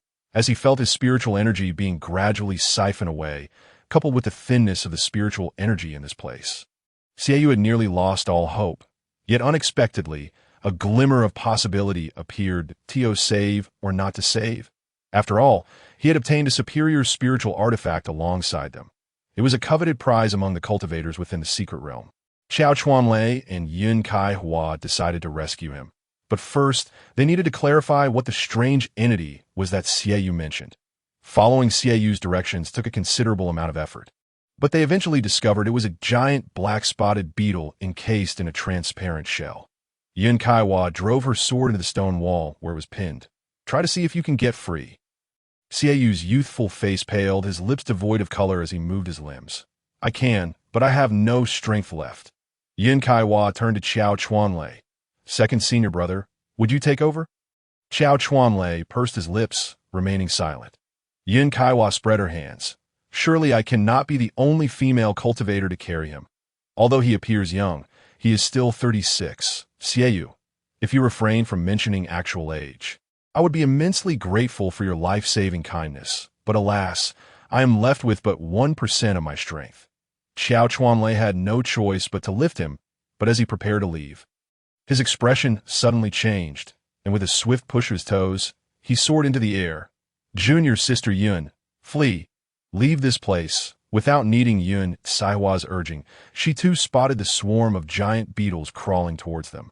Triggering her claustrophobia, she screamed while summoning her flying sword to hack away at them relentlessly. Seeing this, Xiao Chuanlei quickly flung Xieyu onto his back. Hold on tight. He then dashed towards Yun Kaiwa, grasping the back of her collar and swiftly exiting the area. Those creatures were exceedingly bizarre. They could drain a cultivator's spiritual energy, and even one could render Xieyu immobile, let alone the multitude now approaching. Certainly a death sentence. Only after a considerable distance had been covered did Yin Kaiwa regain her composure from the fright. Second senior brother, there are far too many of those creatures. They are terrifying. Xiao Chuanlei responded with a curt hum, glancing at the relentless swarm of giant beetles, his brow furrowing. Their speed is astonishing. Xieyu weakly spoke up. Indeed, they are remarkably fast. I was nearly drained before I even realized what was happening. It scared me to death. What led you to this place? Yin Kaiwa and Xiao Chuanlei asked in unison. Chapter 84 Xieyu froze, countering. Then how did you both end up here? Is it not obvious? The spiritual energy here is sparse, and it is clear there are no treasures to be found. Understood. No need for further explanation. All three of them understood they were merely seeking to survive. Gazing back at the persistent swarm of giant beetles, Xiao Chuanlei frowned. Why are they so intent on pursuing us? Did you disturb something of theirs? Whether insects or spiritual beasts, they possess territorial instincts. Having long departed from that patch of stone forest, what could possibly explain their relentless pursuit? How can you accuse me unfairly? If I had any strength left, I would gladly retaliate. All I wanted was a place to hide. Is there anywhere safer than underground? Who would have thought that finding a comfortable stone slab would render me immobile? Had it not been for your arrival, I would surely have been drained to a husk. The pursuit of those golden beetles was utterly perplexing. However, no matter how baffling it might be, there was no time for contemplation, as the commotion they had caused during their frantic escape had obliterated all the efforts they had previously made to conceal themselves. They were right there. A keen-eyed cultivator spotted Xiao Chuanlei dragging two individuals, one slung over his back and the other held his hand, and immediately shouted, "They are all together!" Xiaoyu, Yin Kaiwa, Xiao Chuanlei, a thought lingered in their minds. One that they were uncertain whether to voice. Truly, this was the quintessential depiction of being caught between a wolf and a tiger. Yin Kaiwa and Xiao Chuanlei hailed from esteemed backgrounds, and they were at a loss as to whether to fight fiercely or abandon their precious spirit artifacts to save their lives. It was Xiaoyu, however, who, with a quick flick of his large eyes, devised a plan. He immediately waved at the approaching cultivators in the sky, exclaiming, "You have arrived just in time. Please, help us. These monstrous insects drain the spiritual energy of cultivators. It's terrifying. We need rescue." While many creatures were known to siphon the spiritual energy of cultivators, the latter had never encountered insects that could do so, which rendered them skeptical. As Xiao Chuanlei fled, he urged Yin Kaiwa, "Junior Sister Yin, you should fly on your own. I can't manage it all." Yin Kaiwa nodded in agreement. "All right, second senior brother." Indeed, it was only normal for the second senior brother, who had not encountered Lou Yulü, to behave like a typical second senior brother. Love, it blinds the heart and alters one's character. Fortunately, the cultivators rushing to their aid were not more powerful than they were, so Yin Kaiwa and Xiao Chuanlei, along with the burden of Xiaoyu, faced no grave crisis. Those cultivators who had ignored Xiaoyu's warning soon realized the horror of the golden beetles once they were targeted, and they immediately began to retaliate, creating chaos on the scene. Yet, there were simply too many golden beetles. Yin Kaiwa furrowed her brow, realizing that this was not a viable strategy. Suddenly, an idea struck her. She retrieved the rat-seeking treasure. "Little Sun, quickly, go to the place with the strongest aura of treasures." Xiao Chuanlei. Xiaoyu praised, "Junior friend Yin, your mind works wonders. Throughout history, treasures have always been claimed by the capable. And those capable individuals are never weak." The notion of having the rat-seeking treasure track the scent of treasures to find capable individuals is indeed a brilliant strategy. However, he feared that their precious spirit artifact might not withstand the ordeal. Xiao Chuanlei spoke in a low voice. "Well, when it comes to life and the possibility of using a precious spirit artifact to exchange for the protection of capable cultivators, these concerns pale in comparison." "What?" Xiaoyu looked at him in astonishment. "Are you really considering trading a precious spirit artifact for the protection of a capable individual?" Chapter 85 Xiaoyu. "That is somewhat insulting." Xiao Chuanlei. "Do you have a better idea? Without offering a precious spirit artifact as compensation, why would anyone help you?" Xiaoyu grinned mischievously. "These insects are not fixated solely on the three of us, as long as we make a run for it towards the powerful cultivators. We'll be safe. If they don't want to have their spiritual energy drained, they will have no choice but to act. You, get off my back. Fly on your own." Xiao Chuanlei was furious. "I have never encountered someone so shameless." Yet Xiaoyu clung to his neck, refusing to let go. "I won T. My spiritual energy has T recovered, and there are so many cultivators chasing us. I refuse." Yin Kaiwa. Truly shameless. Moreover, I call this cleverness. How can my good looks be described as shameless? After all, he had no strength left and had free labor to carry him. He had no intention of dismounting. Is it not after meeting Lu Xianyu that you gain the confidence to declare yourself so attractive? Yin Kaiwa continued to circulate her spiritual energy, exerting a little force to catch up with them. Besides, if we're discussing appearances, you barely fall short of my senior brother, don't you? Xiaoyu, I can't possibly claim to be ugly. Can I? He knew the truth, but who would disdain their own appearance?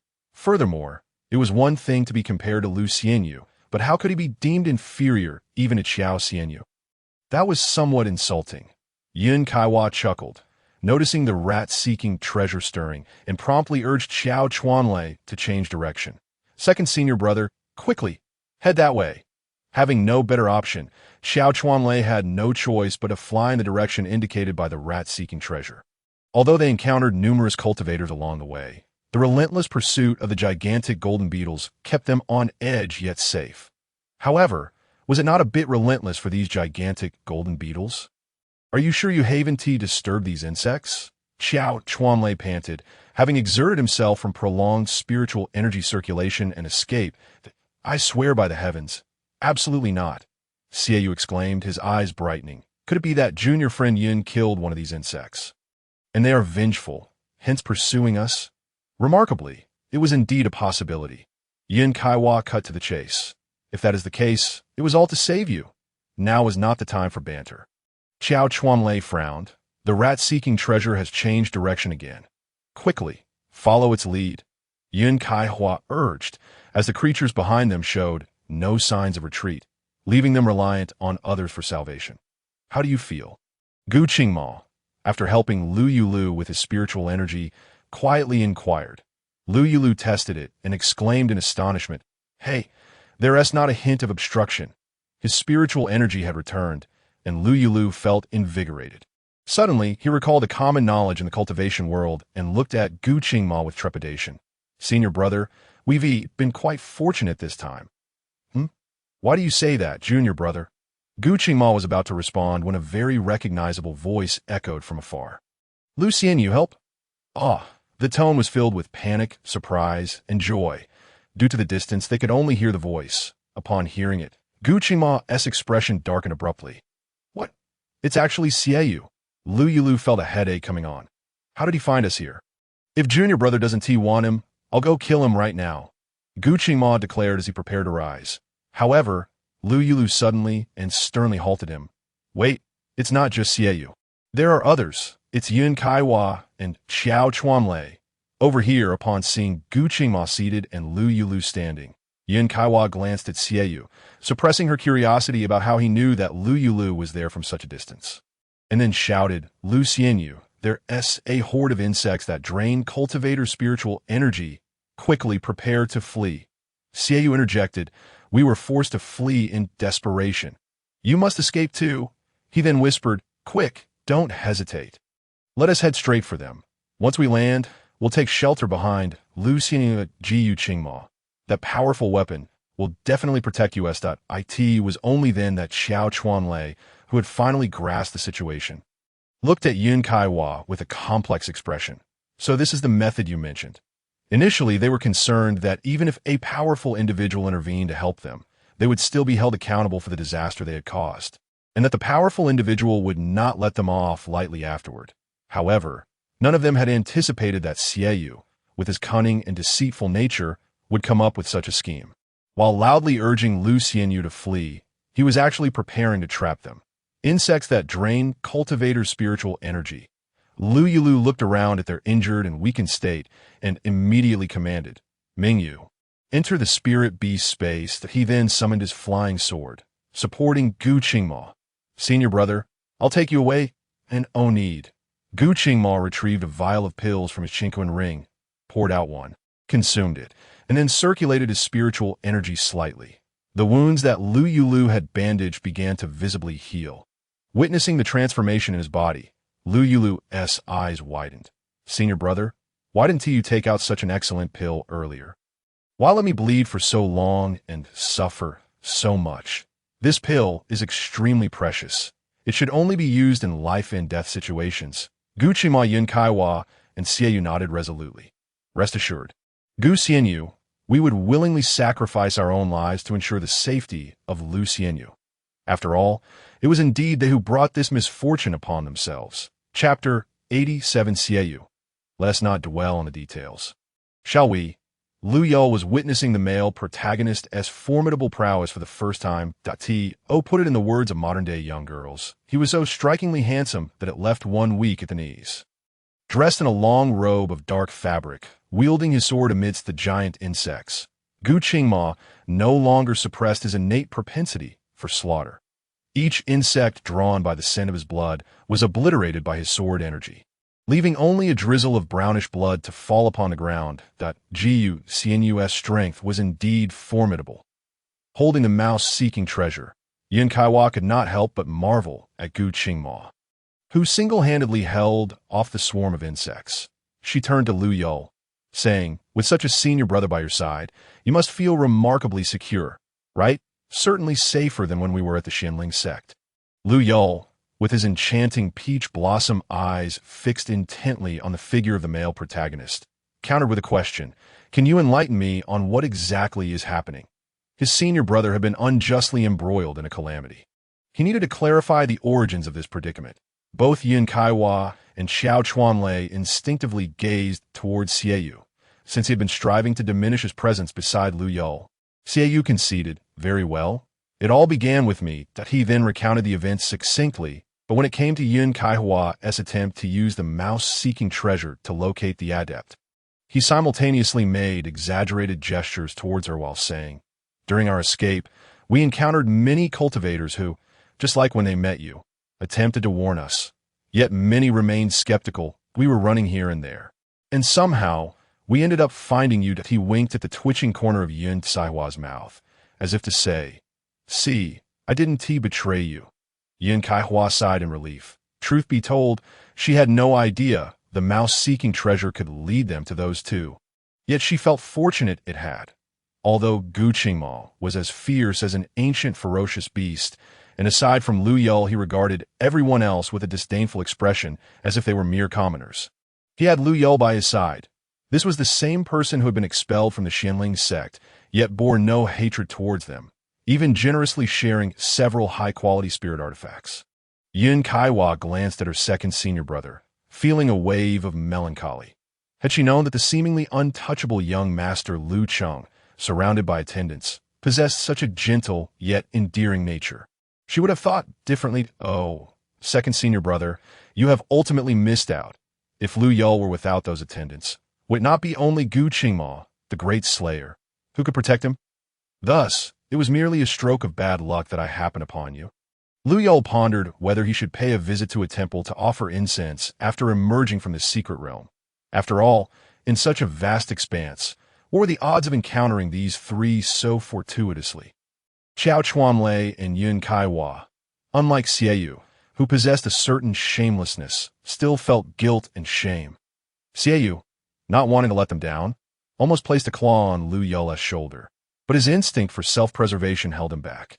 Instead, he clapped his hands and said, "Ah, Lu Xianyu, given our current predicament, let us not concern ourselves with the minutiae." "Not concern ourselves?"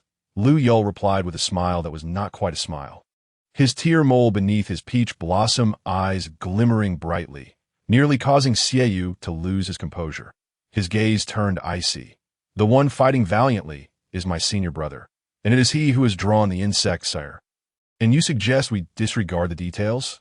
Very well." He pointed towards the giant insects. "You can join my senior brother in battle, and I shall ignore the details." Chapter 88. Mingyu. Master, I'm not clean anymore.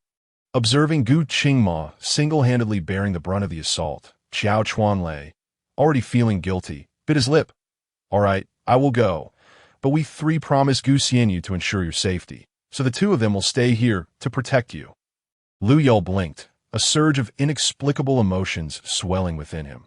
Clearly, it was the male protagonist who was embroiled in danger, battling against a swarm of giant insects. If assistance were to arrive, the conflict could be resolved sooner. Yet, the male protagonist insisted they help him instead. Lou Yulü lowered his gaze. "I do not require your protection. I shall join you in battle." They are merely beasts, he thought, although his skills were not particularly refined. It was just a matter of wielding a sword against insects. It was not as if he were battling fellow cultivators. He considered it merely practice. With this thought, Lou Yulü's resolve strengthened. Yu, who was particularly cautious of his own life, was concerned that the great slayer might seek retribution after the battle. Thus he dared not let Lou Yulü take the risk. He vividly recounted his experience of being trapped. Lou Yulü. Heed my advice, do not go. If you get injured, it would only complicate matters. However, a surge of bravado ignited within Lou Yulü. A man should fight across the four corners of the world. If you do not go, I shall. Mingyu, let us proceed. All right. Mingyu bobbed his head, trotting alongside Lou Yulü. What a wonderful sentiment for my master. A man should battle across the four corners. Mingyu shall also fight valiantly, ensuring I do not bring shame to my master. Mingyu can stomp them to death with his hooves. Lou Yulü had already drawn his sword. Qiao Chuanlei and Yun Kaihua followed closely behind. Yu, pale with fear, had no choice but to keep up. Lou Yulü, wait for me. I am coming. At worst, he could just shield himself beside Lou Yulü during the fight, hoping that the great slayer would take it easy on him. As soon as he approached the insects, Lou Yulü unleashed the sword technique that Gu Qingma had taught him. While its power was somewhat diminished, it still had considerable lethality the moment he engaged. Gu Qingma noticed him, but he had no time to spare for distractions that he merely shouted, "What are you doing here?" Lou Yulü exerted himself to wield his sword while dispatching insects and edging closer to the male protagonist. We are brothers in arms. We must advance and retreat together. There's no way I will hide behind while you fight. Gu Qingma could only spare him a glance. Very well. Let us advance and retreat together. As a divine beast cub, Mingyu's aura attracted the giant insects. With its robust physique, it was impervious to all but the finest spirit artifacts, and Mingyu, boasting a thick coat of fur, navigated among the giant insects with ease, drawing them to the ground and swiftly trampling them. After crushing a few, it could not help but boast to Lou Yulü, Master, Master, I just stomped 5 more. Master, Master, I just stomped 10 more. Master, what now? Mingyu's voice echoed loudly. Even if Lou Yulü wished to feign ignorance, it would be difficult. Mingyu, sounding aggrieved, continued, These insects have sullied my fur. I am not clean anymore. Lou Yulü replied, Be good. Once this is over, I will take you to find a place to clean up. First, with the male protagonist pretending to be a green tea, and now the lively Mingyu. He felt that if this continued, he would be left with no temper at all. Mingyu soon perked up again. Qiao Chuanlei and the others took their time arriving, but dared not charge unlike Lou Yulü had, instead clearing the periphery. Fortunately, the insects were drawn to Gu Qingma and Mingyu, making them easier to dispatch. Chapter 89 Mingyu. These insects all belonged to him. With the assurance from his master that they would find a place to clean him up, Mingyu no longer cared that his fur was stained with insect blood and joyfully stomped on, suddenly hesitating as he looked at Yu, then at the insects, closing his eyes to feel carefully. He shouted, Master, Master! Lou Yulü's hand trembled, nearly misdirecting his sword. What now? Mingyu leaped into the air, each step echoing as it dashed to Lou Yulü's side. That guy is up to no good. It pointed a hoof in Yu's direction. Lou Yulü had no choice but to glance over, seeing Yu trembling as he fought against the insects. Mingyu, if you're tired, you can go rest. Mingyu felt wronged, blinking its eyes. Suddenly, it turned on its heel and dashed away again, still heading towards Yu.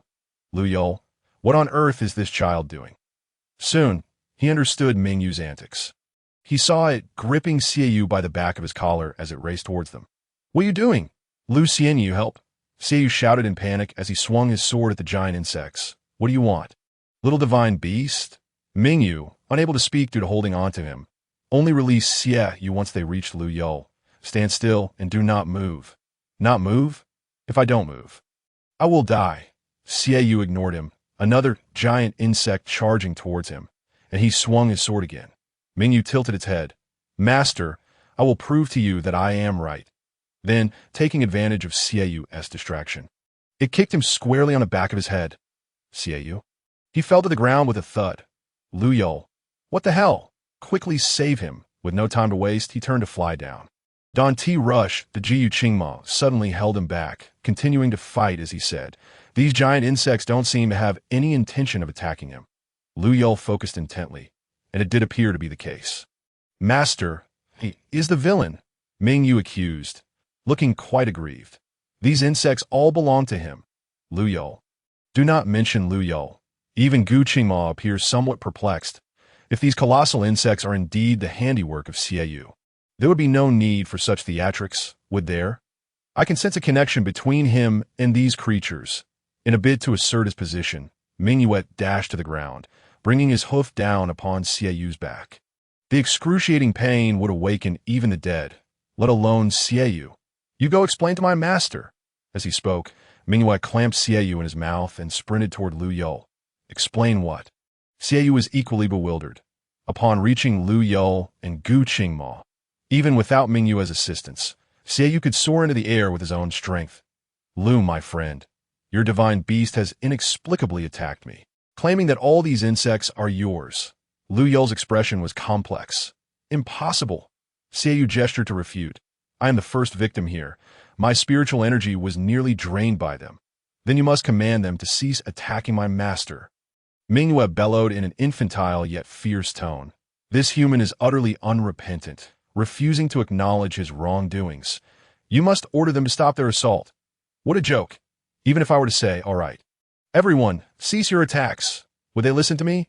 Looking at the suddenly dormant yet still wing-flapping colossal insects, Xiaoyu was left dumbfounded. What on earth is happening? Chapter 90. Xiaoyu. Hear my justifications of. Mingyue scoffed. You are their master. How can you not know what is happening? It is undoubtedly due to your jealousy of my master's unparalleled beauty and intelligence. Lou Yulü cleared his throat.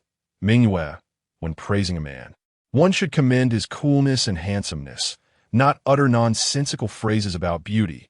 Regardless, the finest words in the world can apply to my master.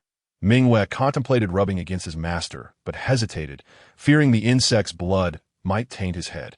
He looked defiantly at Xiaoyu. Master, he is a villain. Should I crush him? No. Let me explain. No, hear my explanation. Xiaoyu quickly corrected himself, realizing he had misspoken. I still do not comprehend how I became their master. Taking a few steps closer, Mingyue sniffed at him. Indeed, you are their master. I can smell it. With the colossal insects inexplicably halting their attacks, Xiao Chuanlei and Yin Kaiwa flew over to them. Gu, my friend. Lou, my friend, what is happening? What has become of these insects? That is a question for Xia, my friend. Gu Qingmo replied coldly. In an instant, Xiao Chuanlei and Yin Kaiwa turned their deathly gazes upon him. While Xiaoyu could only humbly seek assistance from the only divine beast present, Mingyue, with a tone of ingratiation, little Mingyue, could you enlighten me on what exactly is happening? Mingyue tilted his head. You captured spiritual beasts as pets. And you are unaware of it? Wasn't that a redundant question?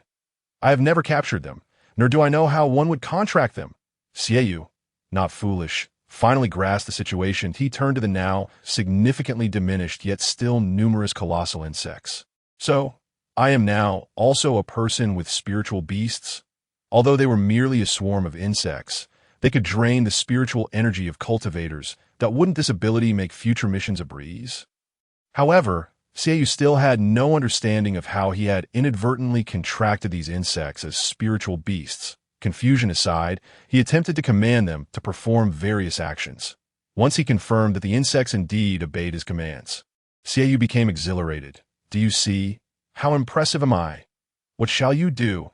As he observed the menacing figures gradually approaching, he faltered. It wasn't intentional. I didn't even know how to sign a contract with spiritual beasts.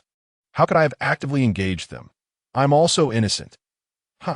You shall pay for this. Yin Kaiwa became incensed upon hearing him claim innocence and began to rain down punches upon him. Xiao Chuanlei was equally furious. Throughout their journey, he had been harried by colossal insects and other cultivators while carrying Xiaoyu, only to discover that the instigator was none other than him. Naturally, he deserved to be punished. Gu Qingma contemplated directly ending Xiaoyu's life, but seeing his junior brother eagerly shout, beat him to a pulp. Let him suffer. Let it be a nuisance, he mused, if my junior brother finds it unsatisfactory. How about I take his place and deal with him? What? The male protagonist is going to beat Xiaoyu. Sure, just don't kill him. Those colossal insects still need him to command them. Lou Yulü, reveling in the chaos, encouraged the male protagonist to take direct action against Xie Yud. It would not only vent the protagonist's frustration, but also allow him to witness Xie Yu's plight. Two birds with one stone. As for why he refrained from intervening himself, he glanced at Mingwei, who appeared despondent and in need of consolation, and sighed. Having wronged it, he must compensate in some way. Chapter 91. Yun Kaihua. A normal person would not ask after rummaging through his belongings.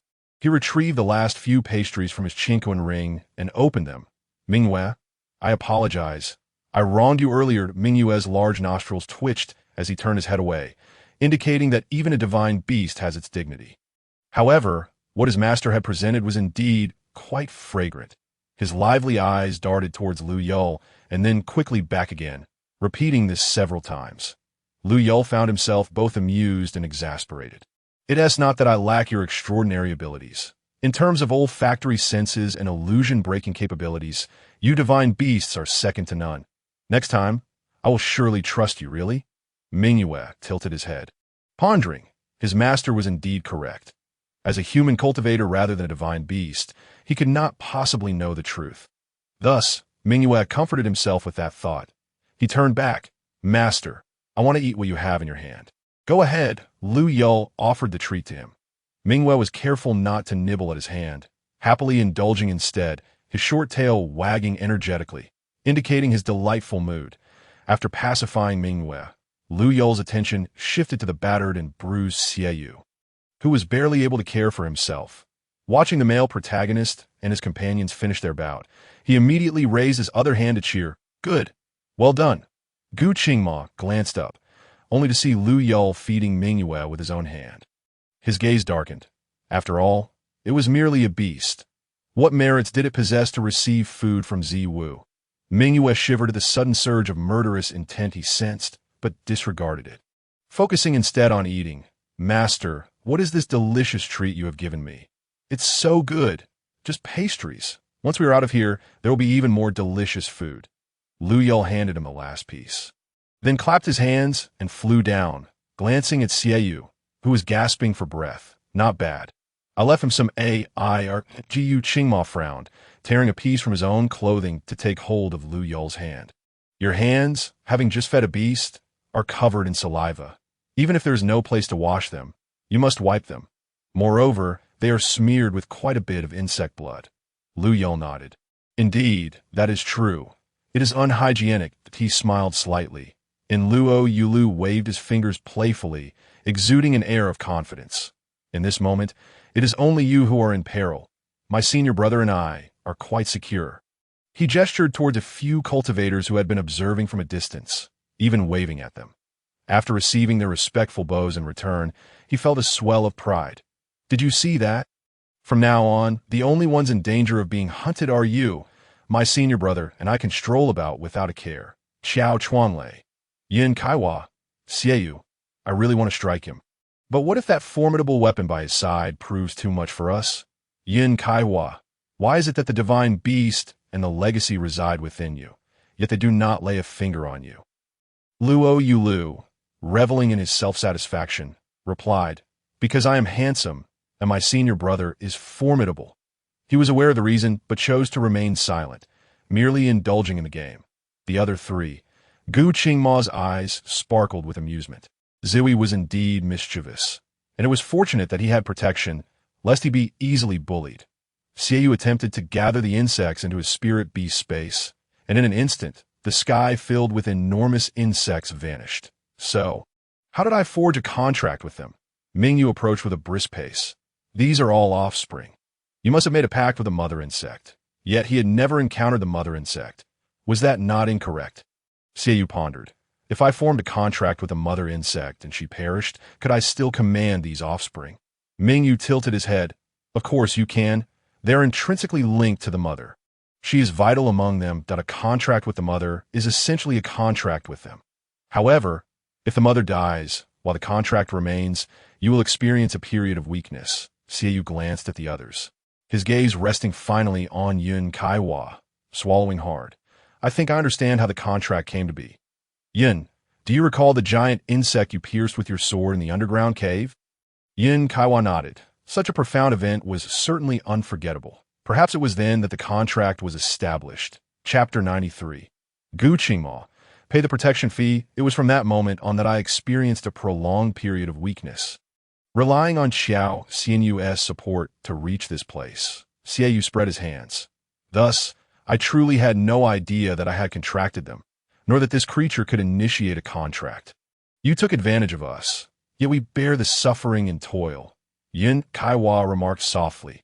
Don't you think you ought to offer us some form of compensation? Xiaoyu retorted.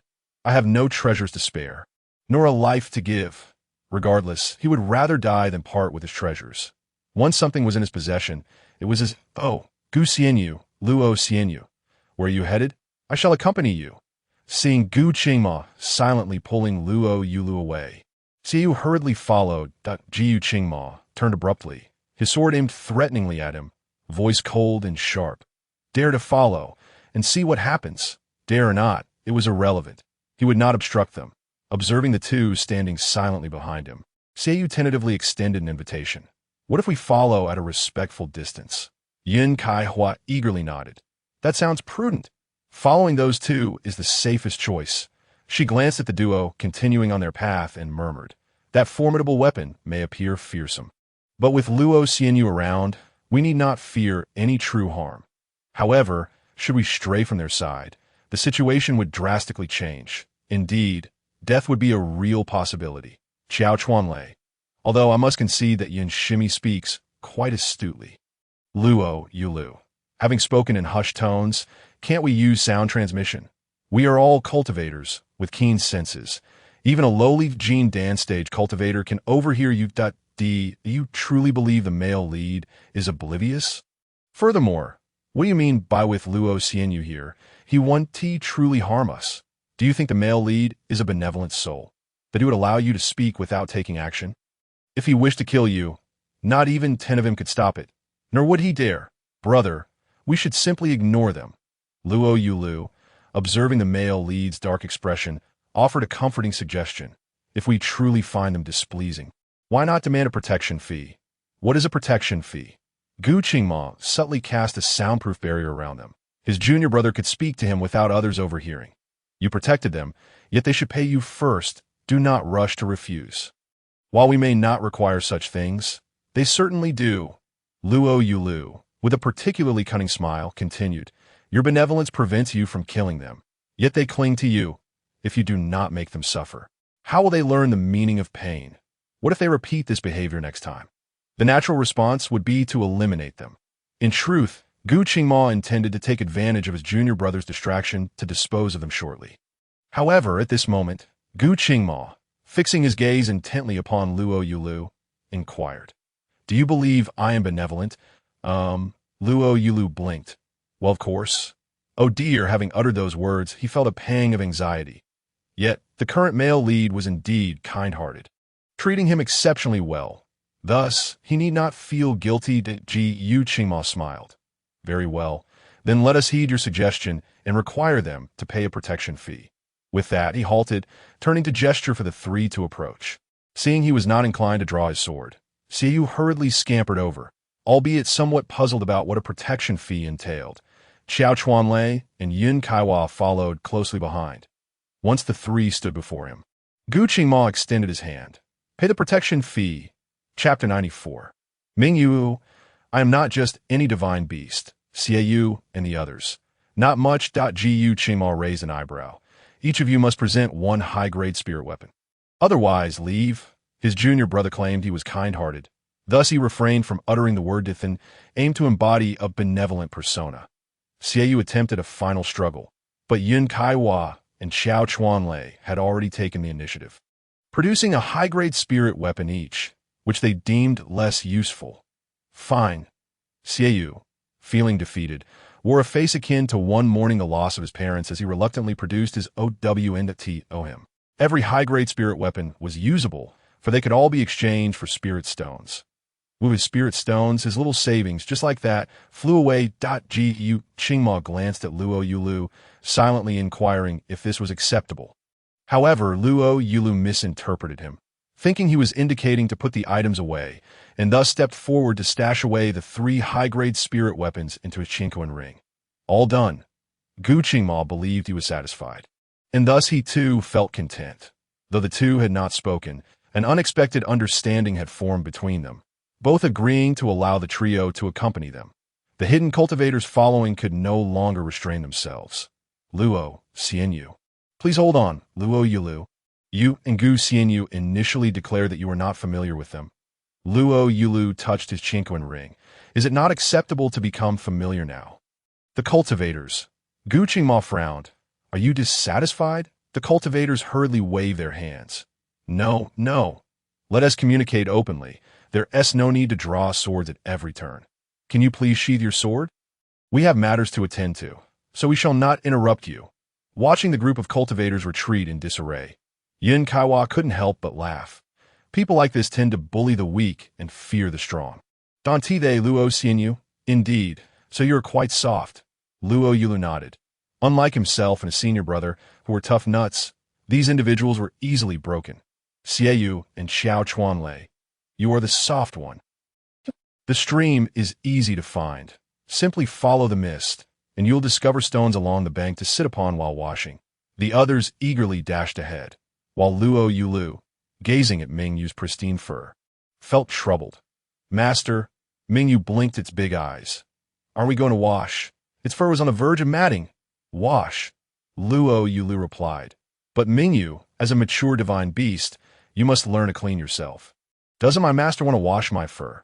Mingyu felt wronged, but father said a good master always cleans the fur of their divine beast.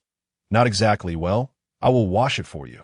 Faced with the innocent eyes brimming with grievance, Luo Yulü had no choice but to relent. Gu Qingma coldly interjected. My junior brother, your master is the young lord of the Luo family. Before meeting me, he was surrounded by 8 attendants. He cannot even clean himself, and you expect him to wash you. Do not forget, you are merely his divine beast, not his father. Other divine beasts can transform into humans to look after their masters. Yet here you are, ordering your master around, thinking you are a good divine beast. Mingyu, battered by his relentless words, felt its little hooves falter. I am not a good divine beast. I cannot transform into a human, and I still make my master wash my fur. Well, I am not a good divine beast. Chapter 95. Gu Qingma, damn, heavens! Luo Yulü was driven to distraction by its cries and hurried over to comfort. Don't worry. Dear, your master is willing to wash your fur. You are still young. It's nothing. Once you grow up, you will be able to clean yourself. Brother, how could you say such heavy words to it? It's just a matter of washing fur, really. Tears clung to its doe-like eyes, teetering on the brink of spilling. Does my master not mind that I am not just any good divine beast? Of course not. You are wonderful, and you even help in battles, although you can be quite noisy during those times. Only then did Mingyu brighten, its little hooves regaining strength as it pranced in place. Then let us hurry and wash my fur. What a spectacle! The 3 onlookers, having witnessed the entire scene, were utterly astounded. This formidable being not only failed to subdue a single divine beast cub, but was also reprimanded by a fellow cultivator. It was nothing short of eye-opening. With no recourse against his own junior disciple and unable to act against that creature, Gu Qingma could only cast a frosty glance at the trio by the stream. The trio, Xiao Chuanlei, silently lowered his head, his heart heavy with sorrow, acutely aware of the vast chasm that separated them, a gulf so immense that it felt insurmountable, leaving him bereft of the courage even to approach and speak. Perhaps it's best to let it go, he consoled himself, recognizing the slim chances of success. Luo Yulü, lacking any prior experience as a caretaker, found his scarlet robes drenched, clinging to him, and yet failed to cleanse Mingwei. Upon seeing him standing in the stream, half-soaked in red, Gu Qingma couldn't help but recall the scene in the cold pool. He promptly shut his eyes and retrieved a spare outer garment from his chinkoan ring, tossing it over Luo Yulu's head. Change into this that I shall take care of the washing. Simultaneously, he reminded himself not to forget to extract the eyes of these 3 individuals once they exited the secret realm. Before putting them to death, he asked for that beast. Gu Qingma found himself in a quandary. He had never been so humiliated by a creature. Alas, he could neither harm it nor approach it. Most troubling was the fact that Ziwu had never cleaned its fur or scales, and was even frightened of its tail. With these thoughts swirling his mind, Gu Qingma's gaze towards Mingyue was filled with fierce intent. Typically timid to the point of tears, Mingyue now widened its eyes and confronted Gu Qingma, exclaiming, "Are you planning to kill me? I can sense the murderous intent." Gu Qingma, damn. Lou Yulü, who had just taken off the male lead's attire to change into his own, was left bewildered. Gu Qingma, dryly, responded, "I was merely contemplating where to begin the washing. That's so." But before Mingyue could voice further inquiries, Lou Yulü interjected, "Mingyue, my senior brother lacks experience in bathing divine beasts, which is why he appears a bit anxious. Do not fear. He is quite capable of taking care of you, and washing you should pose no significant challenge." Mingyue blinked, skepticism evident in its gaze towards Gu Qingma, yet, trusting its master, it conceded, "Very well. Since it is what my master says, I shall believe it." Gu Qingma, are you still going to wash or not? Washington Mingyue shifted uneasily, yet remained obediently standing in the water, allowing the wash to commence. After all, it was inundated with that unpleasant aura, unsure of what kind of being its master had chosen as a companion. But its master consistently referred to it as senior brother. Chapter 96. One Dragon. One Tianting. Reaching consensus, Mingyue glanced back at its master, who was returning to the shore to change clothes, then tilted its head at the enigmatic figure pouring water over it. It opened its mouth. Gu Qingma, fearing that it might attempt to draw his junior disciple's attention and tarnish his reputation, swiftly cast a soundproof barrier between them, ensuring that even if the beast cried out in pain, only he could hear it. However, the words that escaped Mingyue's mouth made Gu Qingma immensely grateful for this soundproof barrier. Mingyue, oblivious to his actions, queried, "You are my master's companion. Why does my master call you senior brother instead of husband? Partner or wife? If my master refers to you as senior brother, how should I address you?" Unbeknownst to Gu Qingma, as Mingyue finished speaking, he was drenched in cold sweat. He had never felt this way even when pierced through the ribs by Sun Yifun's sword. He turned to Lou Yulü and spoke again, his voice hoarse. "Do you wish to partake of delicious food? How peculiar!" Mingyue found his words baffling. Why master should have promised to buy me plenty of treats? I am a devoted divine beast. Thus, I will not consume anything offered by others, even if that person is my master's companion. Gu Qingma. He had initially thought that the creature had finally grasped the situation and learned to speak. But it turned out that once he found the perfect method to dissolve the fateful bond, it would be better to kill it. "Are you intending to kill me again?" Mingyue gazed earnestly at him. "Why do you always wish to slay me?" "Because you have usurped my position." With the soundproof barrier in place, Gu Qingma spoke candidly. "The fateful bond is something I intended to establish with him. Understand?" Mingyue blinked, now at a loss for words. "Oh, I see. I apologize. I was unaware."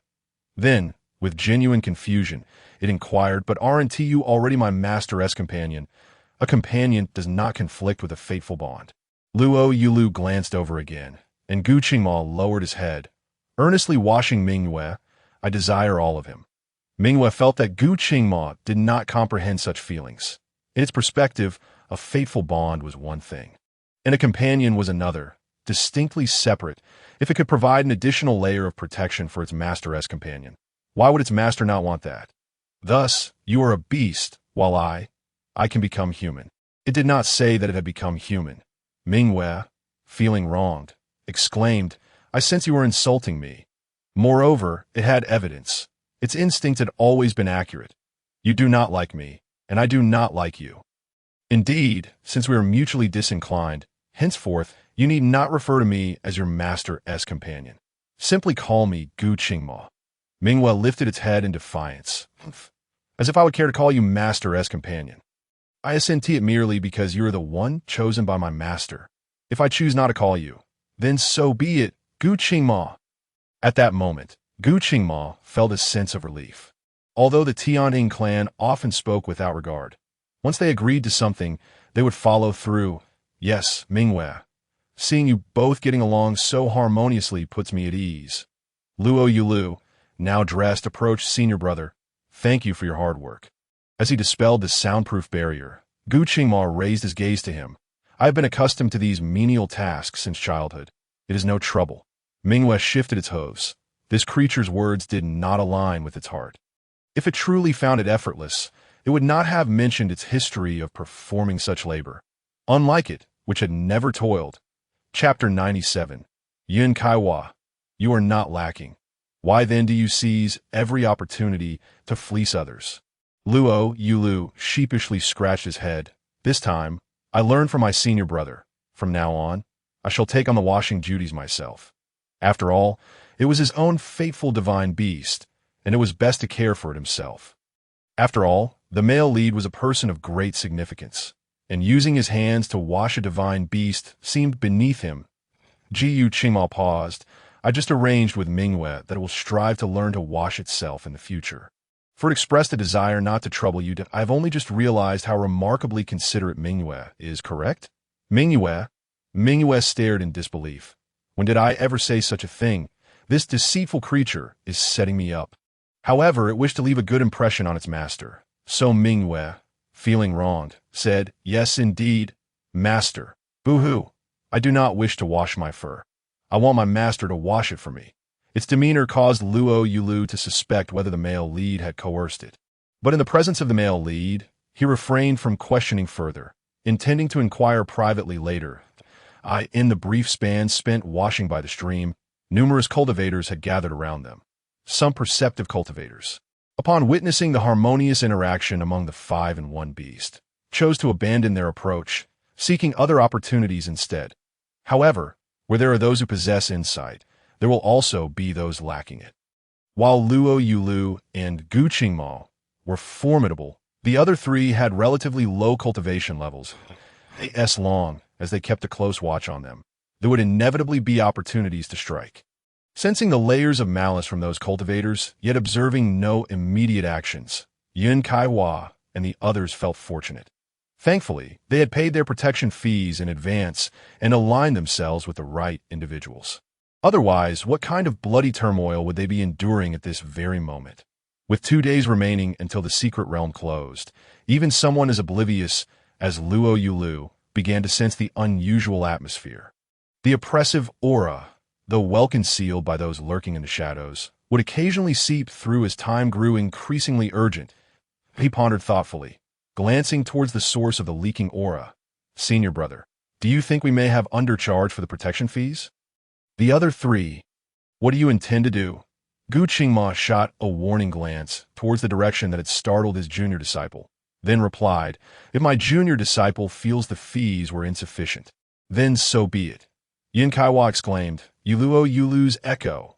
Can't you have a bit of your own opinion? Seiyu clutched the Chinkoan ring tightly to his chest, lamenting, Luo Xianyu, the child is truly impoverished. You cannot treat me this way. Oh, a 36-year-old child. Luo Yulü could not abide seeing him grow to such a state while still calling himself a child, mocking, Then I must be an infant. If you think so, then there is nothing I can do. Seiyu muttered under his breath, but quickly remedied his statement. Of course, even if you're an infant, your senior brother would be more than willing to raise you. Gu Qingma, Luo Yulü. I, Luo Yulü, can confidently say I possess naught but money. Do I truly require someone to care for me? Do not divert the topic. One piece of high-grade spiritual equipment has evidently caused my senior brother loss. Continue. Hand over your spiritual equipment. Otherwise, shall we summon them? In terms of cunning, Luo Yulü was indeed the most devious, seizing the opportunity to extort in such a manner. Why does a prominent young master of Luo City, who lacks for nothing, resort to such tactics? Yun Kaihua wondered in confusion. Yet for the sake of preserving their lives, she obediently produced a piece of high-grade spiritual equipment. Now, only one remained between her and her second senior brother. Life was indeed challenging. Chapter 98. Gu Qingma, you truly intend to take me to meet your parents once we exit the secret realm, correct? I wonder how my need for jujubes relates to your demand for a protection fee? Moreover, this fee is not even being collected for your own benefit. Lou Yulü, imitating the male protagonist's earlier demeanor, reached out towards Seiyu and declared, Pay the protection fee. Seiyu remarked, Their demand for items is indeed a mirrored reflection of each other. Clutching his last two high-grade spiritual artifacts in the Qinquan ring, Xiaoyu was so disheartened that he found himself at a loss for words. The only consolation he could find was that he was alive. After he had paid the second protection fee, Lou Yulü shouted to those around, "These three are under the protection of my senior brother." The crowd stirred momentarily before dispersing. Xiaoyu and his companions understood that as long as they stayed close to these two for the next 2 days, they would be liberated. The 2 days passed swiftly. Lou Yulü, observing the male protagonist's perpetually grim expression, inquired, "Senior brother, what exactly are you searching for?" He knew that the protagonist always ventured into the grand secret realms to seek something. Yet despite having read over 1,000,000 words, the author had yet to reveal what that something was. The secret realm was on the verge of closing. Lou Yulü felt anxious for the protagonist. "If there is something you need to find, feel free to tell me.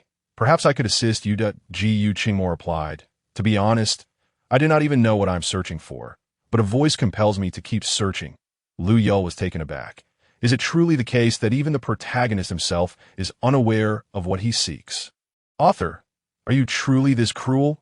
The author ought to show themselves. I assure you I will not harm you. Do not worry. Life is long. Take your time. You will surely find it."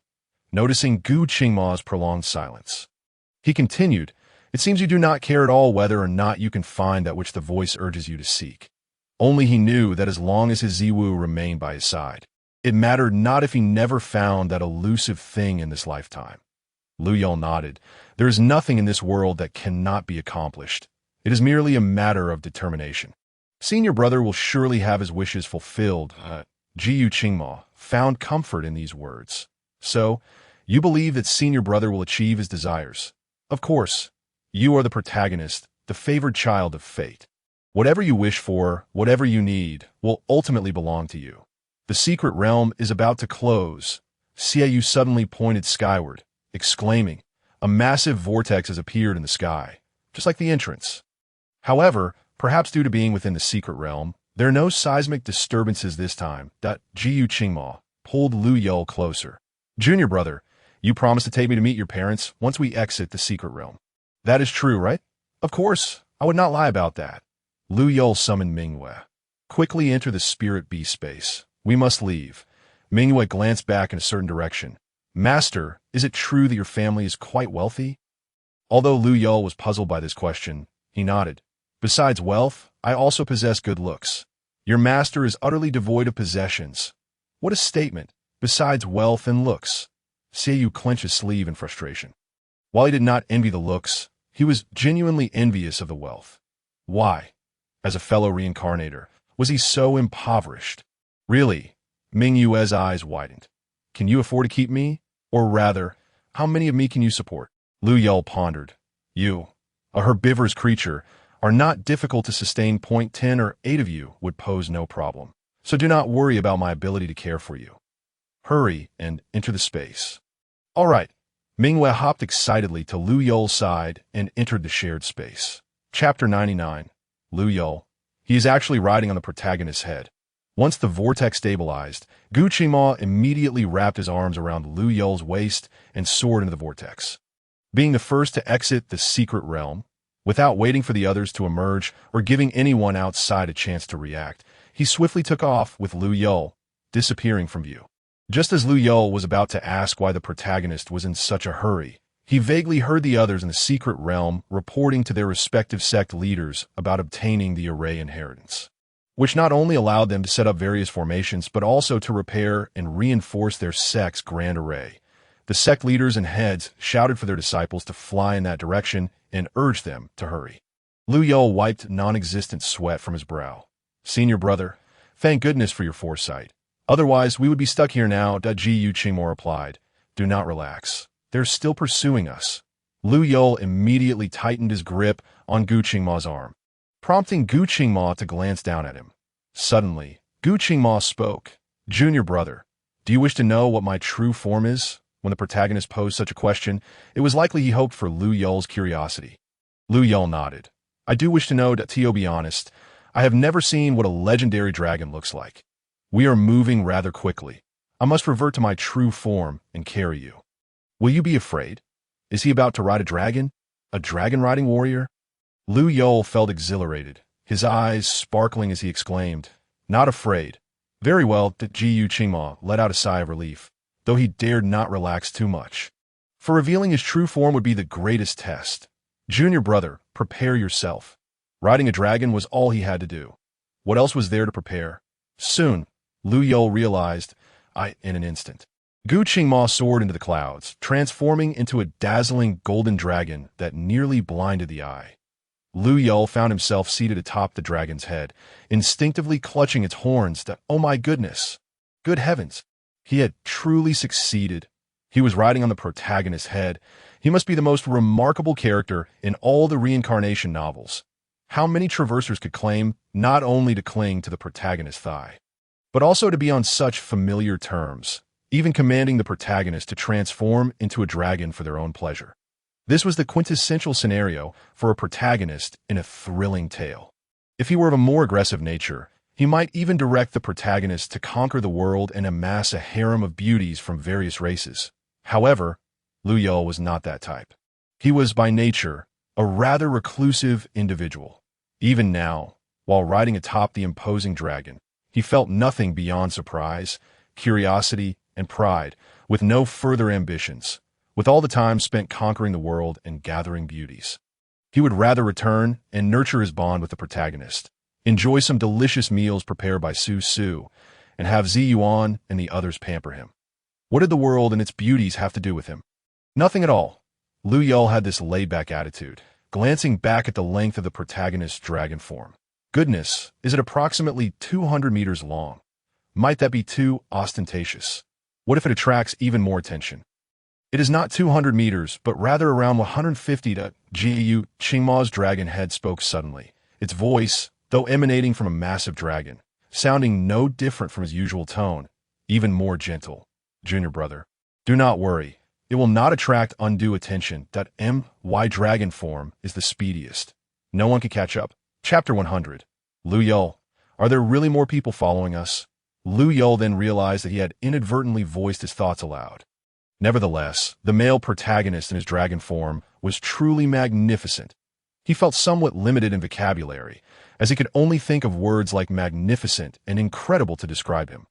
Unbeknownst to them, once they drew the attention of all the cultivators, Yun Kai, Hua Qiao, Chuan Lei, and Xie Yu were the last to exit the secret realm. Seizing the opportunity while no one was watching, they hurriedly made their escape. By the time the vortex was nearly gone, with everyone assured that there were no more people inside, their focus shifted back to the prominent figures of their respective sex, thus failing to notice the 10 or so beams of light shooting out from the vortex. Hot on the trail of Lou Yulü and Gu Qingma. Almost simultaneously, a small, furry deer head poked out from beside Lou Yulü, staring incredulously at the massive dragon head. After a moment, it finally reacted. So your true form is a gigantic dragon. A golden one at that. Mingyue. Lou Yulü noticed the creature peeking out. Mingyue blinked. The food given by the master is exquisite, and both my parents, An Yao Yao, and Uncle Erkue all wish to taste it. Thus, they have all come out? Lou Yulü was incredulous. Wasn't it agreed that they would remain in the secret realm to accompany the master? Mingyue, somewhat puzzled, replied, My parents' master has already passed away. Even if they accompany my parents, it will not bring him back to life. Their emergence does not affect the secret realm.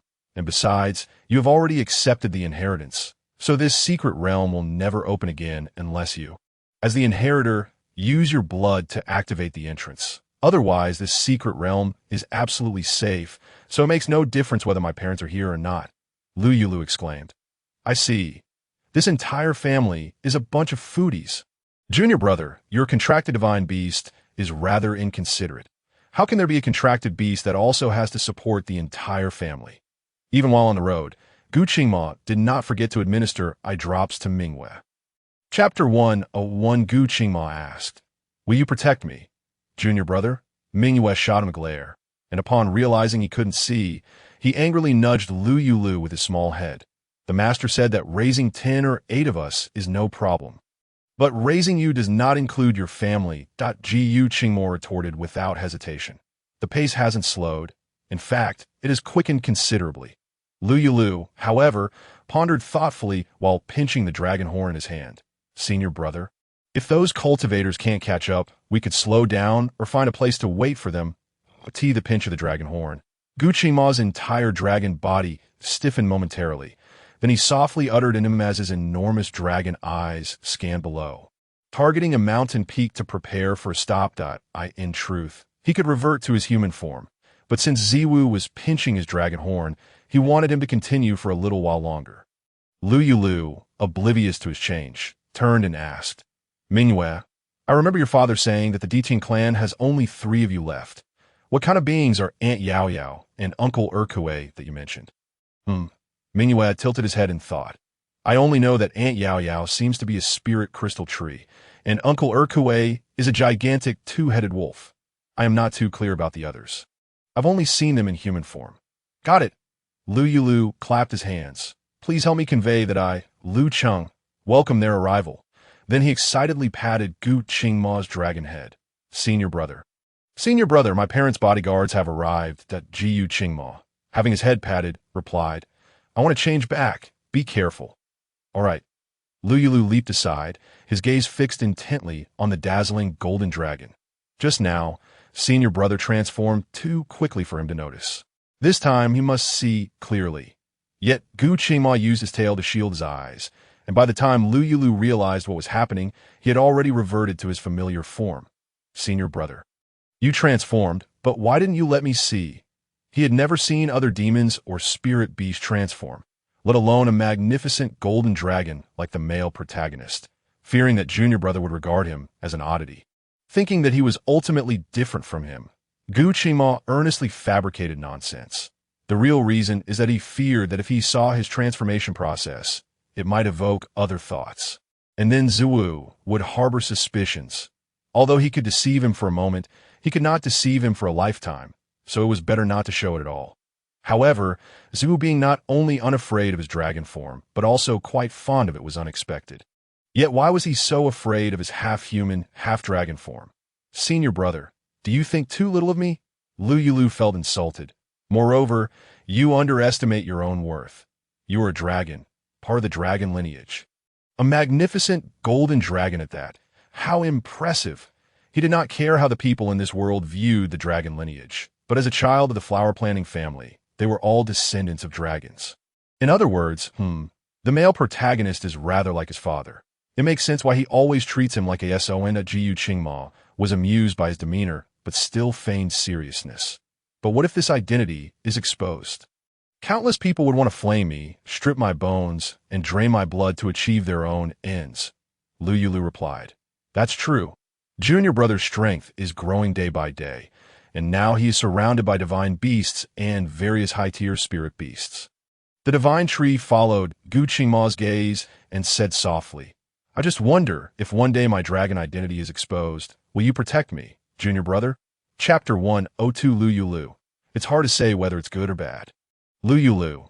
I feel like this phrase sounds oddly familiar, yet he was certain the male protagonist had never said it. Logically, at this moment, as the male protagonist's first little brother, he should stand unwaveringly by the male protagonist's side, firmly stating his position. Yet Lou Yulü felt particularly powerless, even somewhat unwilling to engage with him. Jiu Qingma asked, Is junior brother afraid? No, I simply don't want to engage with you. After venting his thoughts internally, Lou Yulü fixed his gaze resolutely on the male protagonist. I, Lou Yulü, vow to advance and retreat alongside senior brother. Even if it means losing my life, even if I lose my life. This felt akin to a wedding vow, and Lou Yulü looked at him weakly. Senior brother, may I ask you for a favor? Gu Qingma particularly enjoyed seeing his helpless expression, his tone unconsciously softening. What is it? As a grown man, can we not behave like a young girl? He pondered for a long time, but could not find the right words to describe the male protagonist's recent statements. Ultimately giving up. Forget it. Do as you wish. He was too weary to complain. Jiu Qingma reached out to ruffle his hair, intending to ask why it was bad for a young girl when something swiftly moved across the sky toward them. Upon closer inspection, he felt disheartened. Mingyue, your parents have arrived. Mingyue joyfully leaped. Father, mother, we are here. His voice was filled with excitement. 13 figures of various colors appeared from afar, resembling a rainbow. Lou Yulü inwardly scoffed. What a bizarrely colorful combination. Minggu and Ming Xin appeared in human form this time, while other flora and fauna perhaps thought it proper to present their true forms for their first meeting. Soon, the area before Lou Yulü and Gu Qingma was filled with various trees, flowers, and oddly shaped animals. Even wild chickens and goats joined in. Our divine beasts so indiscriminate in their choice of friends. While Lou Yulü was astonished, these trees and flowers bowed simultaneously, and the wild chickens and beasts bent their legs. Speaking in unison, "We have met young Master Lou," Lou Yulü replied. "Hello, to all of you." The male Diqian, Minggu, intentionally sought to impress Lou Yulü, glaring at them. "Enough! Look, you frightened the child and his master. Hurry and revert to human form."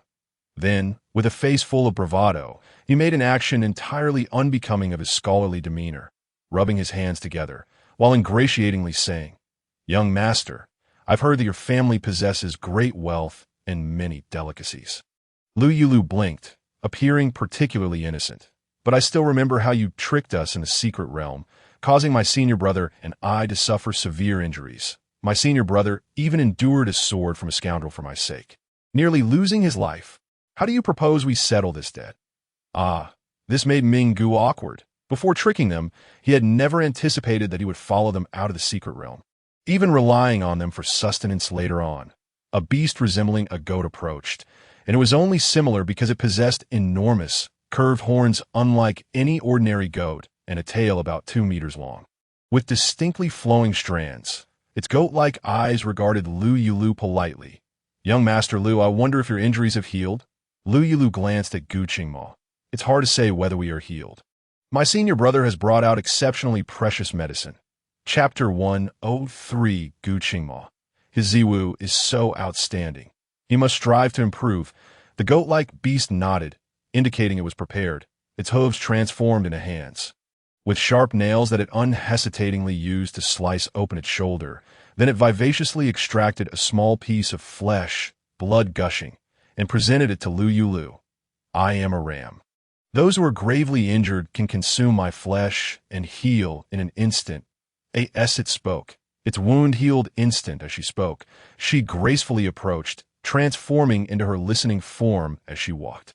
From her mouth, she expelled a myriad of magical treasures and artifacts, even releasing a vial of toxic venom from her stomach. Once she reverted to her human form, she remained the elegant and intellectual lady.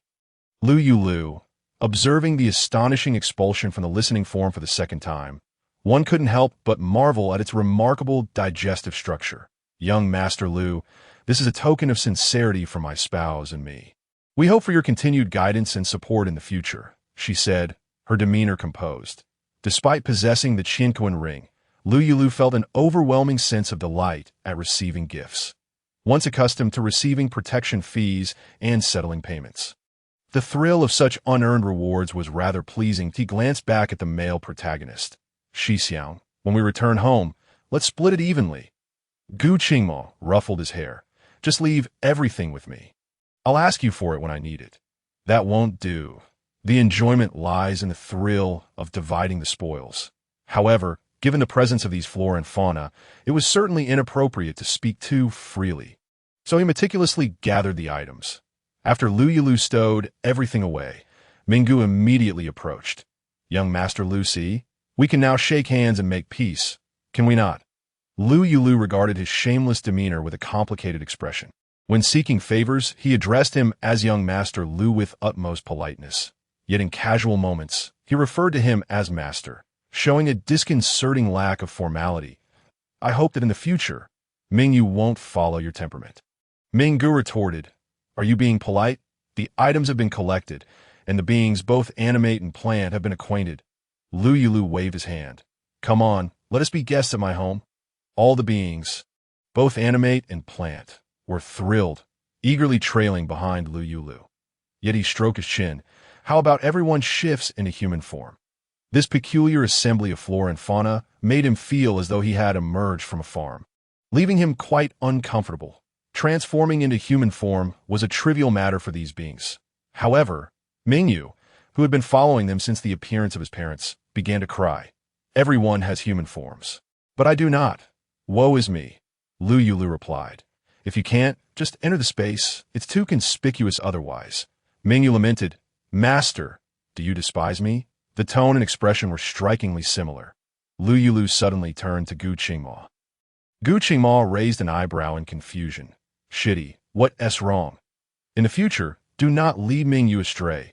Lou Yulü stated with grave seriousness that a thoughtful and considerate child like him would not have turned out this way without your influence.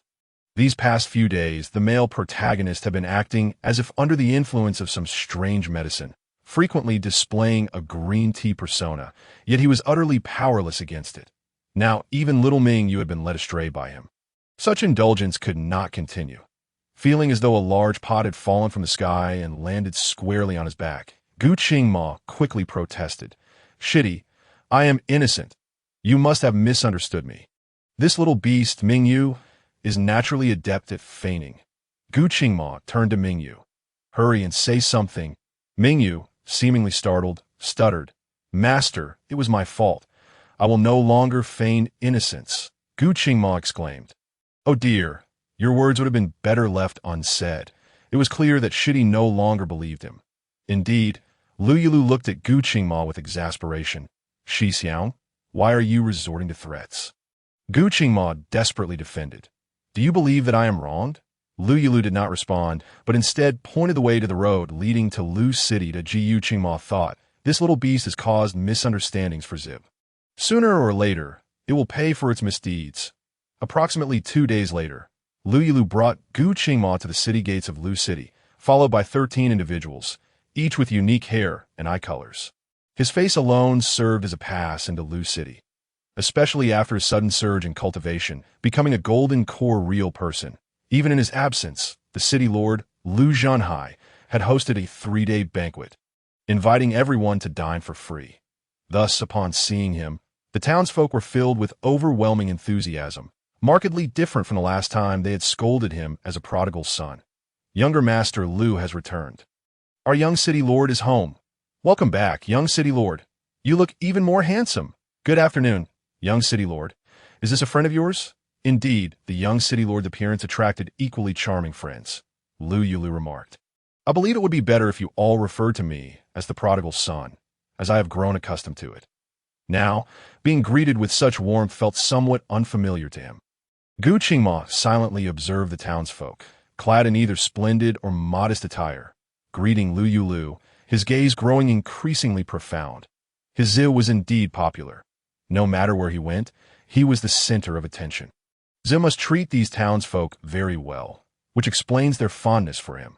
His zeal was so exceptional, and he could not afford to fall short. He would strive diligently to be worthy of Zil. There were still plenty of ordinary citizens in the city. Lou Yulü allowed them to attend to their own affairs without the need to greet him.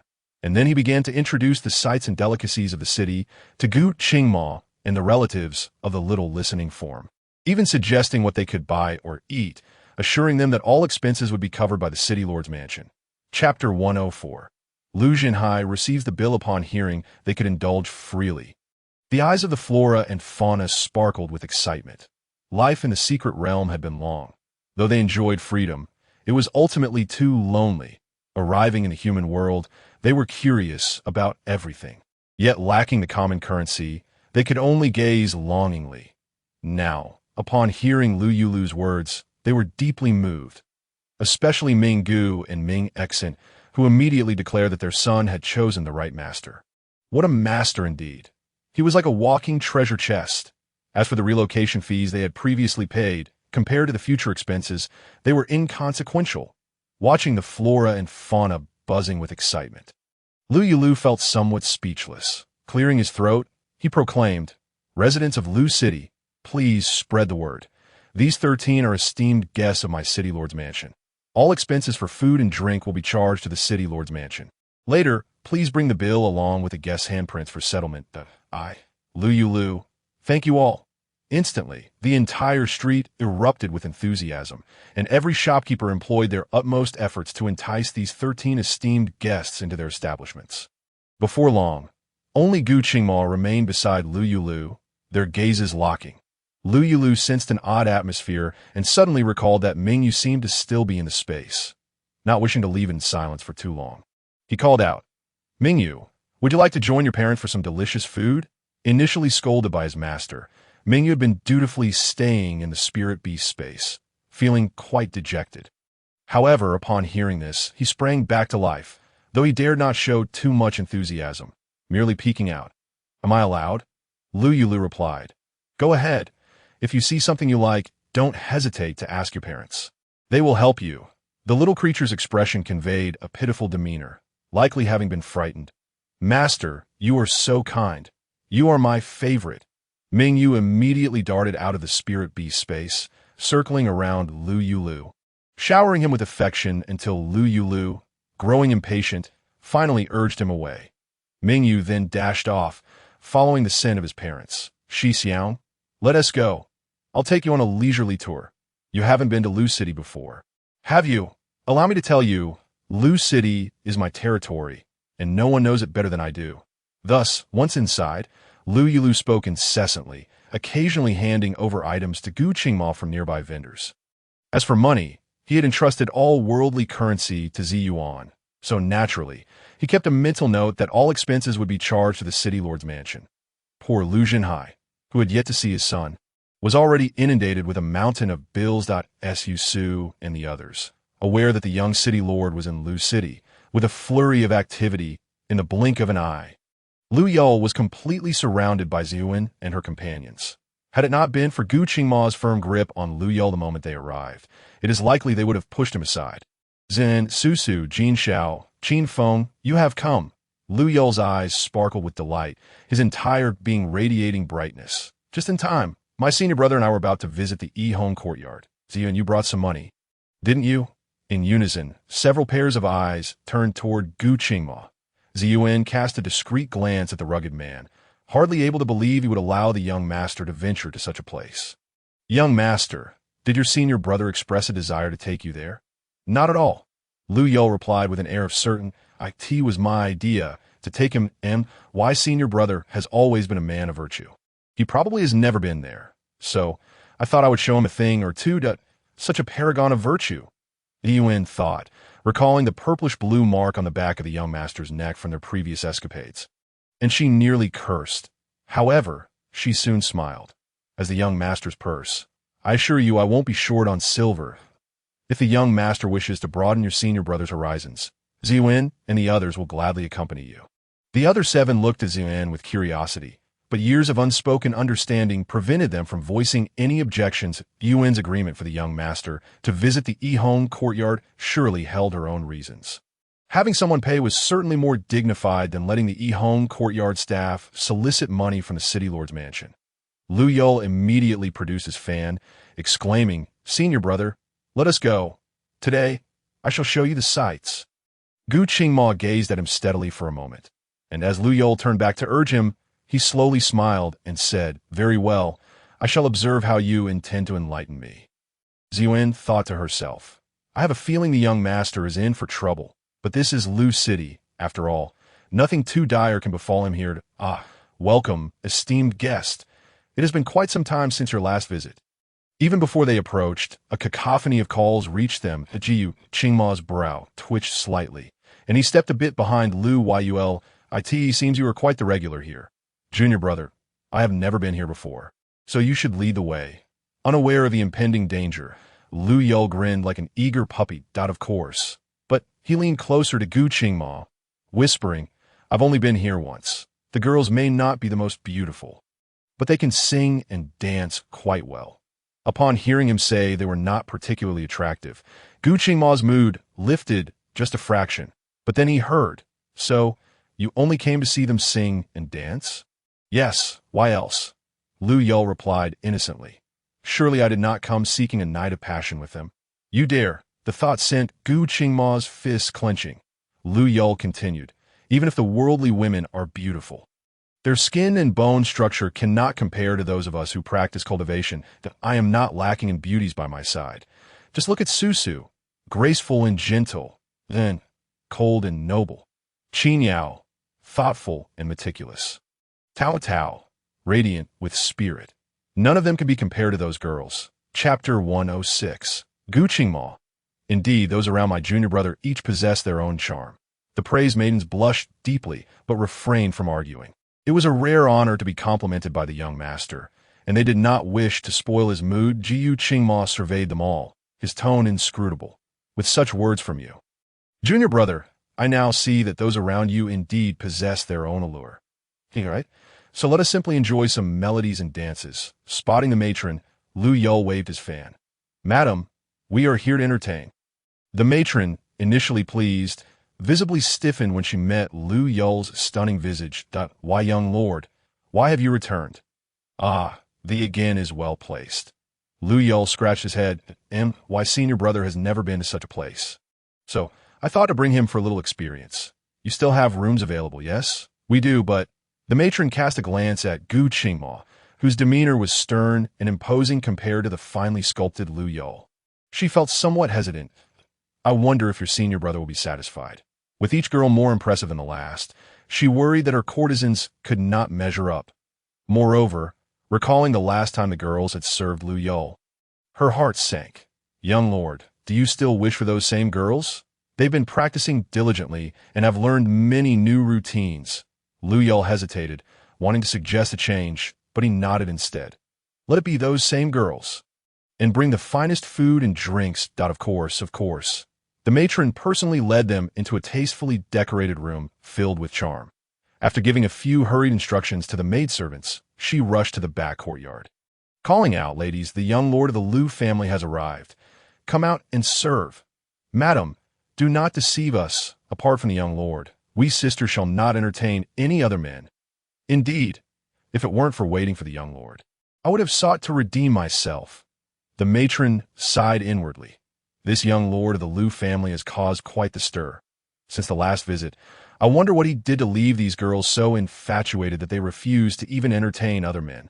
Choosing instead to pay rent, no amount of scolding seemed to work, which only fueled her frustration.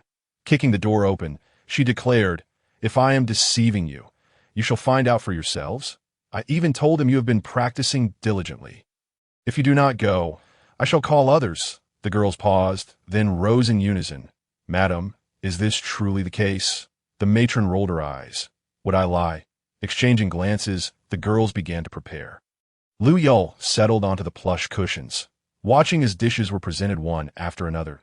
He beckoned to Gu Qingma and began to eat. Having spent days outside, his palate had grown weary, and while the fare here could not compare to Susu's culinary skills, it would suffice for a change. Speaking of Susu, Lou Yulü paused. Susu, why don't you return and prepare more dishes? The 10 or so friends I brought are eager to taste your cooking. Susu raised an eyebrow. Young master, are you planning to indulge in drink again? Lou Yulü stiffened. And no, I absolutely will not drink this time. All this wine is for my senior brother, who can drink 1,000 cups without faltering. Right, senior brother? Chapter 107.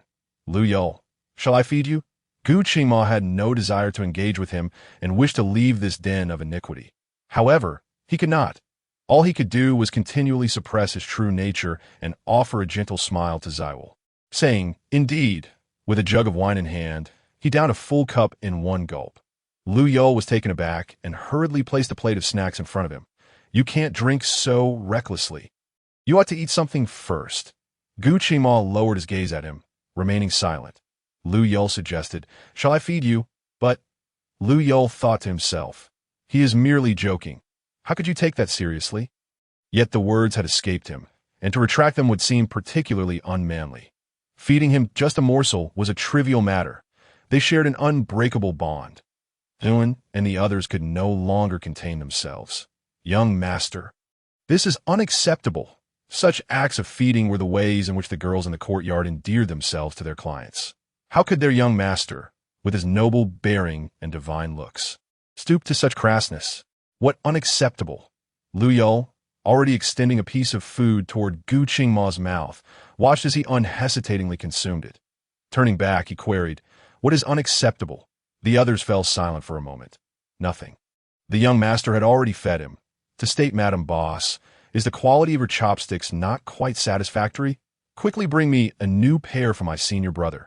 The boss lady hurriedly responded. Yes, while inwardly puzzled. After all, their chopsticks were crafted from honey locust wood. What kind of force could possibly break them? It seemed that her senior brother had not used chopsticks for several days and had forgotten how fragile they truly were. Chapter 108. Gu Qingma suddenly realized that her senior brother was more handsome than them. Fragile. Much like a human neck, they could snap without much exertion. The new chopsticks arrived swiftly, but Gu Qingma did not pick them up again. He sat up straight, his expression indifferent. Didn't you say you would perform? Lou Yulü replied. Then let us begin. Why did her senior brother's expression seem somewhat strange? He didn't look particularly eager. The 5 young ladies exchanged glances. 2 picked up instruments nearby, preparing to play, while the other 3 began to pose. As the music began, their graceful and enchanting dance unfolded. It was indeed much more beautiful than the last time. Lou Yulü nodded in approval. In this world devoid of entertainment, song and dance were the only means to truly relax.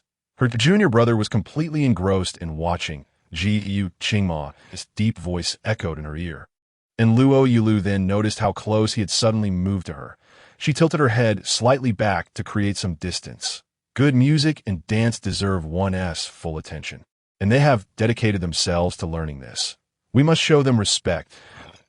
A few courtesans really deserve her junior brother's respect. Gu Qingma glanced at him, then smiled. You are right, junior brother. Oh dear, male lead, please don't smile like that. It's baffling. Your sudden laughter makes you seem a bit mad, and it frightens me. The joyous mood of watching the music and dance was abruptly disrupted by the male lead's smile. Leaving her feeling uneasy, she tried to regain her enthusiasm to watch the young ladies dance, but she could no longer find that previous spirit. Lou Yulü looked at Gu Qingma, who had returned to his seat. Her gaze a bit forlorn. Why did you suddenly smile like that? Does my junior brother think the performance is unappealing? After pouring himself a cup of wine, Gu Qingma shook the empty glass and turned to ask, Did you suddenly realize that your senior brother is more attractive than them? Ziyuan and the others thought. Endure. We must hold back. This person is teasing the young master right in front of us. Utterly disregarding us, young master. If you show even the slightest sign of displeasure, we would charge forth without hesitation to eliminate this lecher. However, they had forgotten that Lou Yulü, who had been well cared for, was born in a regulated era before the book and was not one to entertain violent thoughts over mere provocations, especially not toward someone who treated him exceptionally well like a senior brother. After finishing a jug of wine, Gu Qingma suddenly threw out such a remark. Lou Yulü looked at the wine Gu Qingma had consumed, puzzled. Has my senior brother become drunk? But that shouldn't be possible. His capacity for alcohol was quite impressive. How could he possibly be intoxicated from just a couple of jugs? Drunk. Gu Qingma stared at the empty wine glass in his hand, though the person was right beside him. His heart felt profoundly emptied. He had thoughts he wished to express, but they would surely frighten him. Thus, he could only endure. As for how long he could hold out, even Gu Qingma himself did not know. In truth, he felt his patience had improved considerably. Not wanting to think further, fearing he might truly lose his mind, Gu Qingma's eyes shifted, feigning slight intoxication. This mundane wine seems to have a slight issue. Junior brother, would you help me taste it? Saying this, he filled the wine glass in front of Lou Yulü to the brim. Lou Yulü replied, I've had this before. There shouldn't be any issues. Though he said this, he still picked it up and drank, reasoning that it was just a cup of wine and wouldn't get him drunk. The last time he had drunk too hastily. He found it too strong and harsh, and before he could savor it, he had become intoxicated too quickly. This time, however, upon sipping, he truly sensed a difference. Chapter 109. Boss Lady. This is unjust. It's merely some celebratory enhancement. To confirm, Lou Yulü took another sip, smacking his lips and beckoned Qingfeng. Come over and see if there is something wrong with this wine. Qingfeng understood this matter well, so calling him over was undoubtedly wise. Qingfeng approached, lifted the wine jug to sniff, first frowning slightly, then his expression darkening. Yes, there's indeed a problem. I will bring the madam up immediately. With that, he leapt down the stairs if there was an issue with the wine. The young ladies obviously could not continue performing, and they all knelt obediently to the side, striving to make themselves inconspicuous. The music abruptly halted, and the room fell into an eerie silence. After Qingfeng confirmed the wine was problematic. Zi Yuan and the others swiftly surrounded the entire room. Only Lou Yulü thought that even if there was an issue with the wine, it shouldn't be a significant one. After all, hadn't the male lead consumed so much without any ill effects? If it was due to his high cultivation, he himself had a low level but felt nothing out of the ordinary. Senior brother, can you discern what the problem is? He had drunk the most, so Lou Yulü naturally concerned himself with him. I asked, there any discomfort in your body? Gu Qingma gazed at him with deep eyes, then suddenly broke into a smile. That I feel no discomfort, just a bit of heat. Heat? Could it be that the poison was taking effect? Just as Lou Yulü was puzzled, Qin Feng returned, holding the madam by one hand. Speak, what did you put in the wine? The shivering madam, upon hearing this, was taken aback. I didn't add anything. There must be something, Qin Feng insisted. There is something off about this wine. The madam hurriedly took a small sip, her eyes widening in realization. Then she wore an apologetic expression. That I'm sorry, young Master Luo. They served the wrong wine. A collective gasp. Qin Feng, Zi Yuan, and the others all drew their swords, as if they would strike her down at the slightest hint of malice. The madam immediately burst into tears. This wine only had a little celebratory enhancement added to it. Young master, you know this isn't exactly a proper dining and drinking establishment. It's customary to add a little something to the wine. The last time you visited, I personally oversaw every drop of wine. It was just a moment's lapse today, and they served what the regulars drink. Had she known those rascals would create such trouble, she wouldn't have called for Mo Li and the others. That as soon as the madam finished speaking, the room fell silent once more. Ahem. Lou Yulü cleared his throat to break the tension. Qin Feng, let her go. As soon as he spoke, before Qin Feng could respond, the madam, with remarkable insight, dashed out, as if pursued by a demon. Master, what should we do now? Zi Yuan asked worriedly. Do you feel any discomfort? It's fine. I drank sparingly, and I can use my spiritual energy to dispel it. However, he turned to Gu Qingma. Senior brother, how are you? Gu Qingma's mind raced with thoughts, no fewer than 18 different ideas flickering through his mind. But as soon as he considered the potential consequences, those thoughts were immediately suppressed. He feigned weakness, rubbing his forehead. That I'm all right. Just a bit dizzy, but shouldn't be serious. Not serious? You just consumed a jug of wine laced with enhancements. Lou Yulü urged. You should quickly use your spiritual energy to counteract it. It should be effective. He had just tested it, and perhaps due to having only taken a couple of sips, his body showed no adverse reactions. Chapter 110. Gu Qingma. Father, nice to meet you. Please take care of me. It was said to be effective because the male lead naturally had a dragon-shaped pure medicinal constitution. If it were poison, he wouldn't be concerned. However, he couldn't quite discern what the result of this special enhancement would be. Not daring to mention finding women for the male lead, he feared that if he did, even though he was the male lead's junior brother, and the male lead treated him well, he couldn't guarantee he could withstand the male lead's wrath.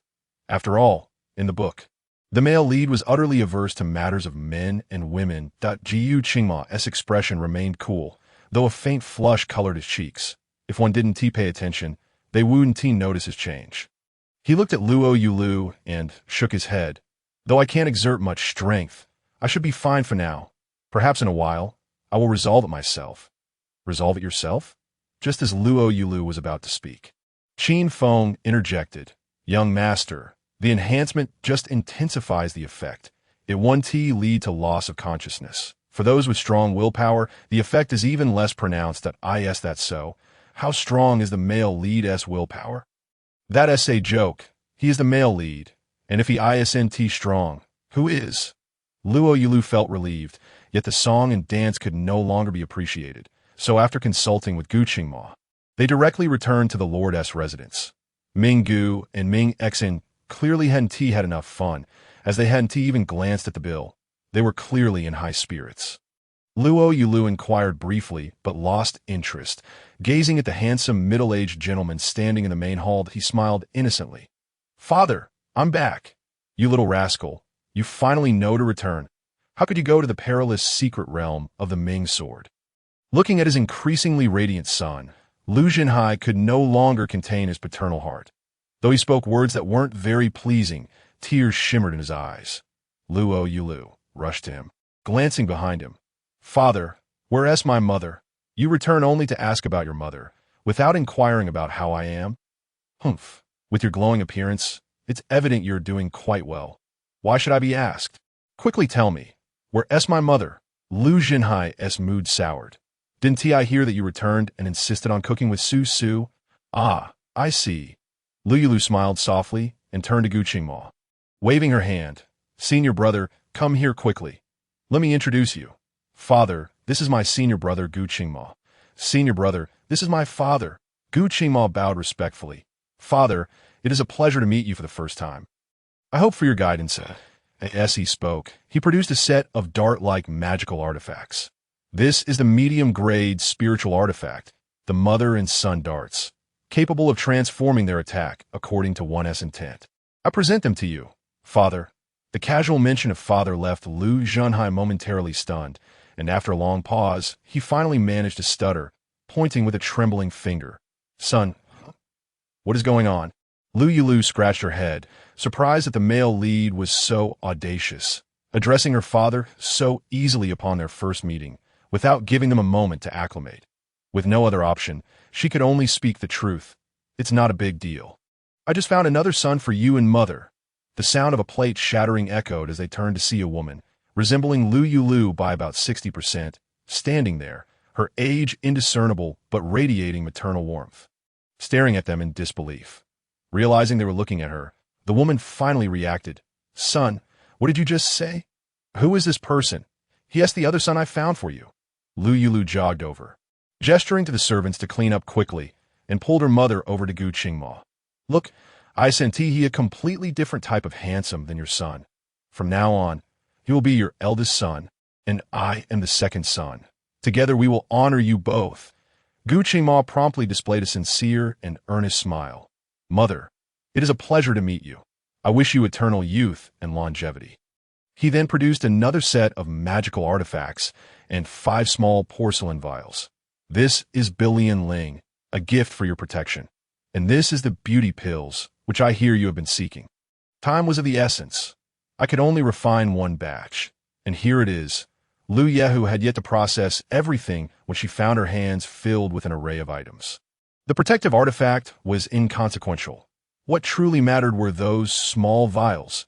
She hurriedly opened one and took a whiff, confirming they were indeed beauty pills. The word she had intended to say slipped her mind, and she looked at him eagerly. "What did you just say? Did you really refine these?" Gu Qingma nodded slightly, his amiable demeanor causing Lou Yulü to question whether the male lead, who had previously seemed utterly disdainful of women, was still the same. "Although I refined the pills, the key ingredient is the Zwemiko, which we harvested together. It is a token of our shared intentions." "Oh dear, you've come bearing such precious gifts," Lou Yulü exclaimed, overwhelmed with excitement. "Come, let us go inside and sit. I will prepare some dishes for you." Lou Yulü, "Wait, are we just accepting this big brother without any questions?" Truly, the male lead aura is remarkable. It's as if wishes are being granted effortlessly. Lou Yulü suddenly halted midway. "By the way, my son, you must be quite tired from your journey. You should take him. What is your name?" "Qingma. Gu Qingma," he replied cheerfully. "What a beautiful name. My son, please take Qingma back to your courtyard to rest. I will call for you when the food is ready." Lou Yulü glanced between them, finding the atmosphere between her mother and senior brother, which was unusually harmonious despite this being their first meeting, rather peculiar. It all began when her senior brother brought out the beauty pills. Indeed, had her mother been swayed, did she not mind having another son? Nevertheless, it was evident that her senior brother needed rest. Lou Yulü bid farewell to Lu Junhai and escorted Gu Qingma back to her own courtyard. The arrangement made by his wife was not something Lu Junhai could oppose. He could only watch helplessly as his biological son and this newfound son gradually disappeared from his view. The forgotten Zuin exchanged glances, and finally, the Yuan spoke. "Is the madam in agreement?" "Ciao bai. It seems so." Although she initially showed clear disapproval, Tao Tao lamented, "For just a few beauty pills, the madam has been so easily swayed. Our young master is surely worth more than that. The issue of whether the young master was more important than the beauty pills is trivial." Qin Feng's expression grew grave. What truly matters is that this young man can refine the beauty pills. This statement rendered everyone speechless. He can refine the beauty pills. In the entire cultivation world, there are probably only a handful of people who know the formula for the beauty pill. Those who can actually produce it are even rarer. They still could not come to terms with it. That the madam had seemingly sold the young master for a few vials of pills. Chapter 111. Gu Qingma. Junior brother, I feel as though I am reaching my limit. What should we do now? Should we follow them or stay behind? Jin Zhao's question left them all in a dilemma. Ultimately, it was Yuan who spoke. Let us wait outside the courtyard. If the young master needs us, we will enter. However, their conversation, spoken in distraction, was overheard clearly by Gu Qingma, whose mid-stage cultivation had already enveloped the entire city lord's residence. As they approached the courtyard entrance, his tall figure suddenly swayed, almost toppling onto Lou Yulü. Quick as a flash, Lou Yulü steadied him. Senior brother, what's wrong? Gu Qingma's voice was weak. This medicine seems to have some peculiar effects. I can hardly contain it any longer. Contain what? Who is it? The moment this question arose, Lou Yulü felt a sense of impurity, but the male lead's well-being was paramount, so she hurriedly brought him into her spacious and comfortable room. Come. Senior brother, lie down for a moment. I'll fetch you a glass of water. In an instant, Gu Qingma's face began to flush red. He grasped Lou Yulu's wrist with an unusual force. Junior brother. I feel unwell. Lou Yulü nearly cried, flustered. If you're unwell, what can I do? No, you can. Gu Qingma's gaze darkened, though he feigned a state of near unconsciousness. You should leave, Lou Yulü thought to himself. If I just abandon you now, our brotherly bond may very well be severed. Suddenly, an idea struck him. He rummaged through his Chinquan ring and produced a wooden box, opening it. Senior brother, I have some duanyu grass. Here, take a couple of bites. Gu Qingma's eyes momentarily regained clarity, but soon were once again clouded with confusion. He seemed to struggle to see what Lou Yulü held in his hand, then asked, Junior brother, are you certain this is duanyu grass? Yes. Lou Yulü examined it closely. It did indeed resemble the descriptions in the books. It should be about right. If you say so, then I shall eat it, he declared, reaching for it. Wait, let me try it first. Lou Yulü was not entirely at ease. After all, he has no intention of marrying in this lifetime. It makes little difference whether he consumes the duanyu grass or not. Testing its effects on the male lead first is quite acceptable. Not daring to eat more, he merely sampled a small piece of the leaf, using his spiritual force to catalyze it and sensing for a moment. I feel nothing at all. Gu Qingma replied. Perhaps it is because junior brother currently has no desires, hence no needs. Then you should eat it quickly. Lou Yulü urged. Gu Qingma took the grass leaf, leisurely rolling it with his tongue before chewing and swallowing it. For some inexplicable reason, as Lou Yulü watched him consume it, he began to feel warmth spreading within. This is not scientific. Just as the box of medicinal herbs was nearly depleted, Gu Qingma's complexion became even more flushed. His originally pale lips now vivid red. Junior brother, why do I feel increasingly uncomfortable? Lou Yulü admitted. To be honest, I too feel that something is amiss. Could it be that this is not duanyu grass at all, but rather an aphrodisiac? The thought struck Lou Yulü like a thunderclap. Seeing the male lead's temples glistening with sweat, he felt an overwhelming sense of guilt. Senior brother, it is my fault. He was fine. Having only consumed a small piece, and the effects of the wine he had drunk earlier had been neutralized, but the male lead was different. The medicinal effects in his wine had not dissipated. He had been affected by the herb. Or perhaps, should I find you a woman? Lou Yulü finally suggested, fearful that Gu Qingma might suffer a dire fate. Chapter 112. Lou Yulü. This door, I cannot close it now. His suggestion seemed to trigger something. Gu Qingma's pupils constricted suddenly, and he forcefully pulled Lou Yulü onto the bed, pinning him down. Junior brother, what did you just say? Lou Yulü was paralyzed with fear. I'm sorry. Senior brother, I was wrong. I shouldn't have watched you suffer. I was just afraid you would hurt yourself. So I suggested finding you a woman. He was trembling with fear, his body visibly quaking. Gu Qingma, who had been enraged, now regained some clarity and released his hold on Lou Yulü. Junior brother, you should leave now. I will handle this myself. Lou Yulü protested, but I've heard that some medicines can be fatal if not addressed. After saying this, he wanted to slap himself. No one should die over this. If the male lead were to perish due to such a medicine, it would become a ridiculous joke that it was also a baseless worry. Once freed, Lou Yulü focused on calming himself down. Water. Yes, he should first fetch water for the male lead. Senior brother, please drink some water. After their earlier tussle, Gu Qingma's clothes were disheveled, revealing his well-defined abs. His face slightly flushed. Junior brother, why do you linger? Are you hoping to stay and assist me? Lou Yulü averted his gaze awkwardly. The sight of the male lead in such a state was truly. If a girl were to see this, wouldn't she be tempted to pounce? He cleared his throat softly, his voice noticeably weakened. It was I who caused this trouble. I cannot leave you alone in this room. Even if it doesn't lead to death, it will still be quite uncomfortable. Lou Yulü felt it was his duty to shoulder the responsibility. Yet aside from serving tea and water, he seemed unable to assist in any significant way. Gu Qingma observed the flush in his earlobes, a flicker of golden light passing through his gaze. Suddenly feeling a wave of discomfort, he sharply inhaled, prompting Lou Yulü to anxiously inquire, Senior brother, what is wrong? It's unbearable to be cooped up like this. If junior brother wishes to make amends, perhaps you could lend me a hand? Gu Qingma feigned indifference, stating, if junior brother is unwilling, I would appreciate some space. Lou Yulü was nearly frightened out of his wits, stammering, Senior brother, you must be jesting. How could I possibly assist with such matters? I shall take my leave. It was absurd. Helping the male lead, even at his request, was something he simply could not do. After all, it was one thing to indulge himself, but to do so for the male lead, that was ludicrous. Junior brother, please take care. Gu Qingma's voice was laden with restraint. Upon hearing the male lead's words, Lou Yulü hastily fled towards the door.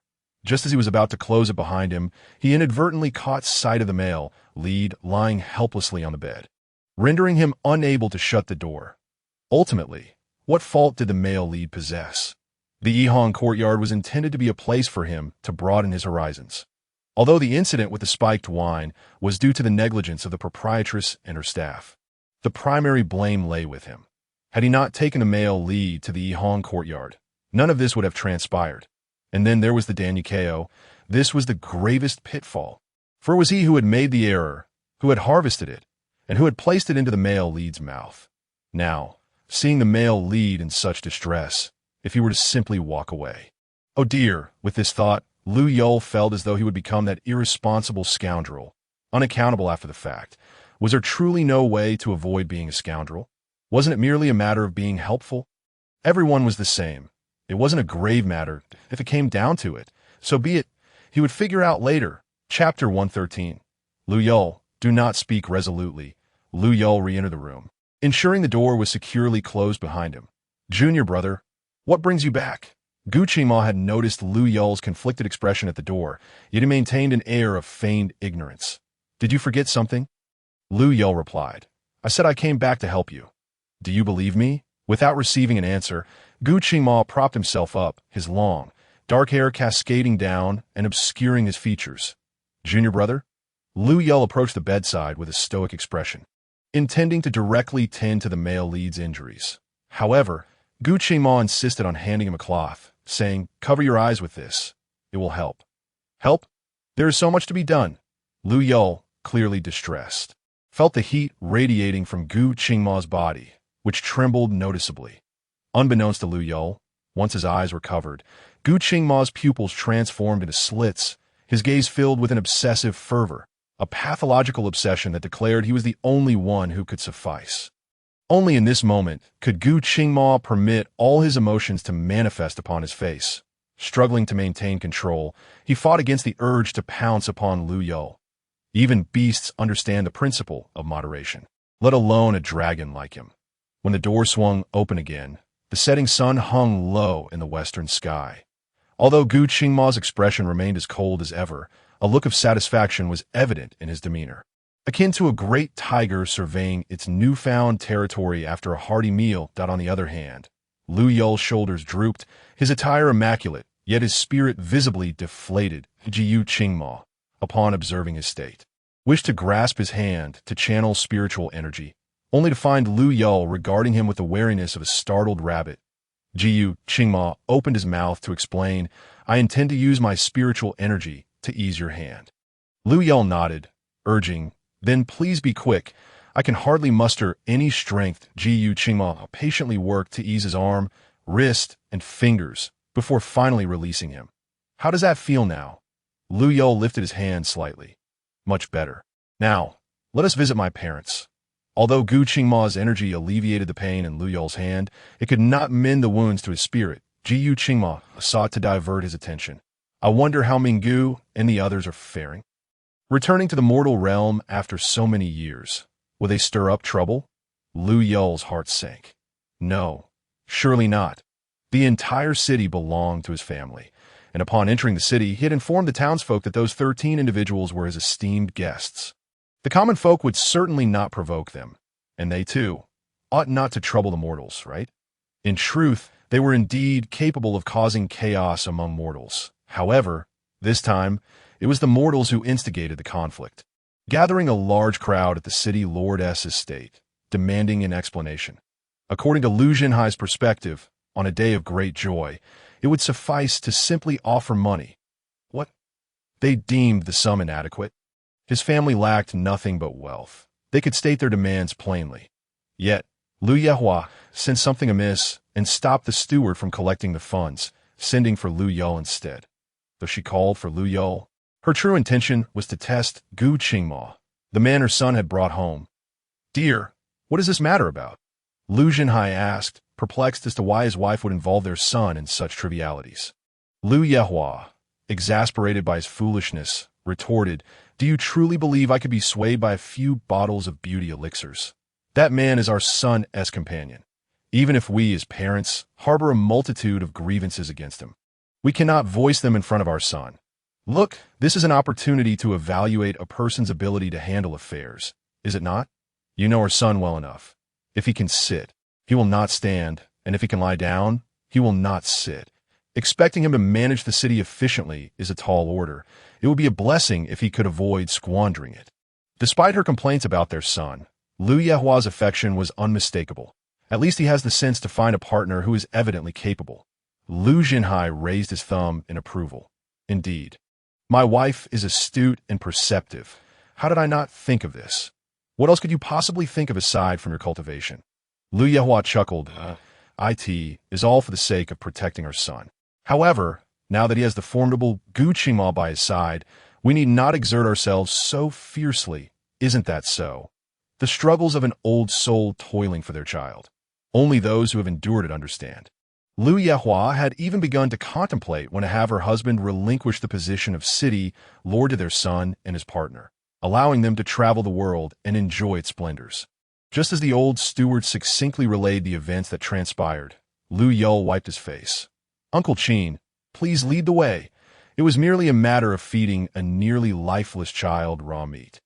"Oh dear," Lou Yulü began to regret not having brought someone along with them. Knowing full well that they were all non-human, with thoughts and methods entirely unlike those of mortals, how could he have been so reckless as to let them wander freely? What a blunder! Chapter 114. Lou Yulü. Shifting family dynamics with urgent matters to address. Lou Yulü no longer felt the earlier awkwardness when regarding the male lead. To be honest, it was best to forget such matters quickly. Ideally, neither should mention it again, but he certainly would not bring it up.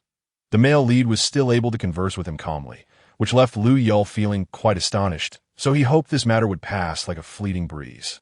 Observing the individual who intended to feign ignorance, Gu Qingma smiled lightly and stepped forward. Some events cannot simply be erased by pretending they never occurred. Had he closed the door and left at that moment, he could hardly predict how their fates would have unfolded. Yet, he had remained, he had even extended a helping hand, and regardless of Gu Qingma's current thoughts, at least in his heart, or perhaps subconsciously, there was an awareness of him. For Gu Qingma, that was sufficient. Time was long, and he had all the time in the world to allow Lou Yulü to gradually recognize himself and their bond. One day, he would understand that they were a pair destined to be together. By the time Lou Yulü and Gu Qingma arrived, they found the city lord's estate surrounded by a throng of people, predominantly ordinary citizens without any cultivation. Among them, A middle-aged couple was frantically demanding justice from the city lord's residence, one cradling a bloodied 6- or 7-year-old boy, while the other dragged a pail. White-haired youth along, shouting for answers. Upon closer inspection, Lou Yulü realized this boy resembled the human form of the Qianyang beast. What had happened here? Just as Lou Yulü was about to approach, he was suddenly pulled back by his mother. "Mother." Lou Yulü smiled gently. "Stand back. Our eldest son has yet to speak. You, the second-born, should refrain from interjecting, right? Is that not correct, Qingmao?" Lou Yul's eyes widened in disbelief. "Mother, you cannot be serious. You merely said that in passing. And now you truly consider him the eldest son. How could she so readily allow him to handle matters within the city? Did the male lead's aura overshadow even his own position as her son?" Suddenly, Lou Yulü felt that his status as a prodigal son of Lu City might soon transform into that of a subordinate. He glanced at Gu Qingmao and said, Brother, you won't restrict my allowance in the future, will you?" Gu Qingmao raised an eyebrow. Although he was aware that Lou Yulu's thoughts diverged from his own and his mother's, he replied, "Regardless, all family assets will be managed by you." After saying this, he gave a slight nod to Lou Yulü. "I am grateful for your mother's trust. I will handle this matter."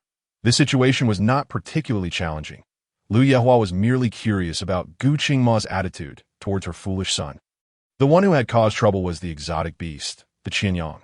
After inquiring about the circumstances, the couple remained incredulous that someone would selflessly sacrifice their flesh to save another, who would administer treatment by force-feeding raw flesh, especially their own flesh.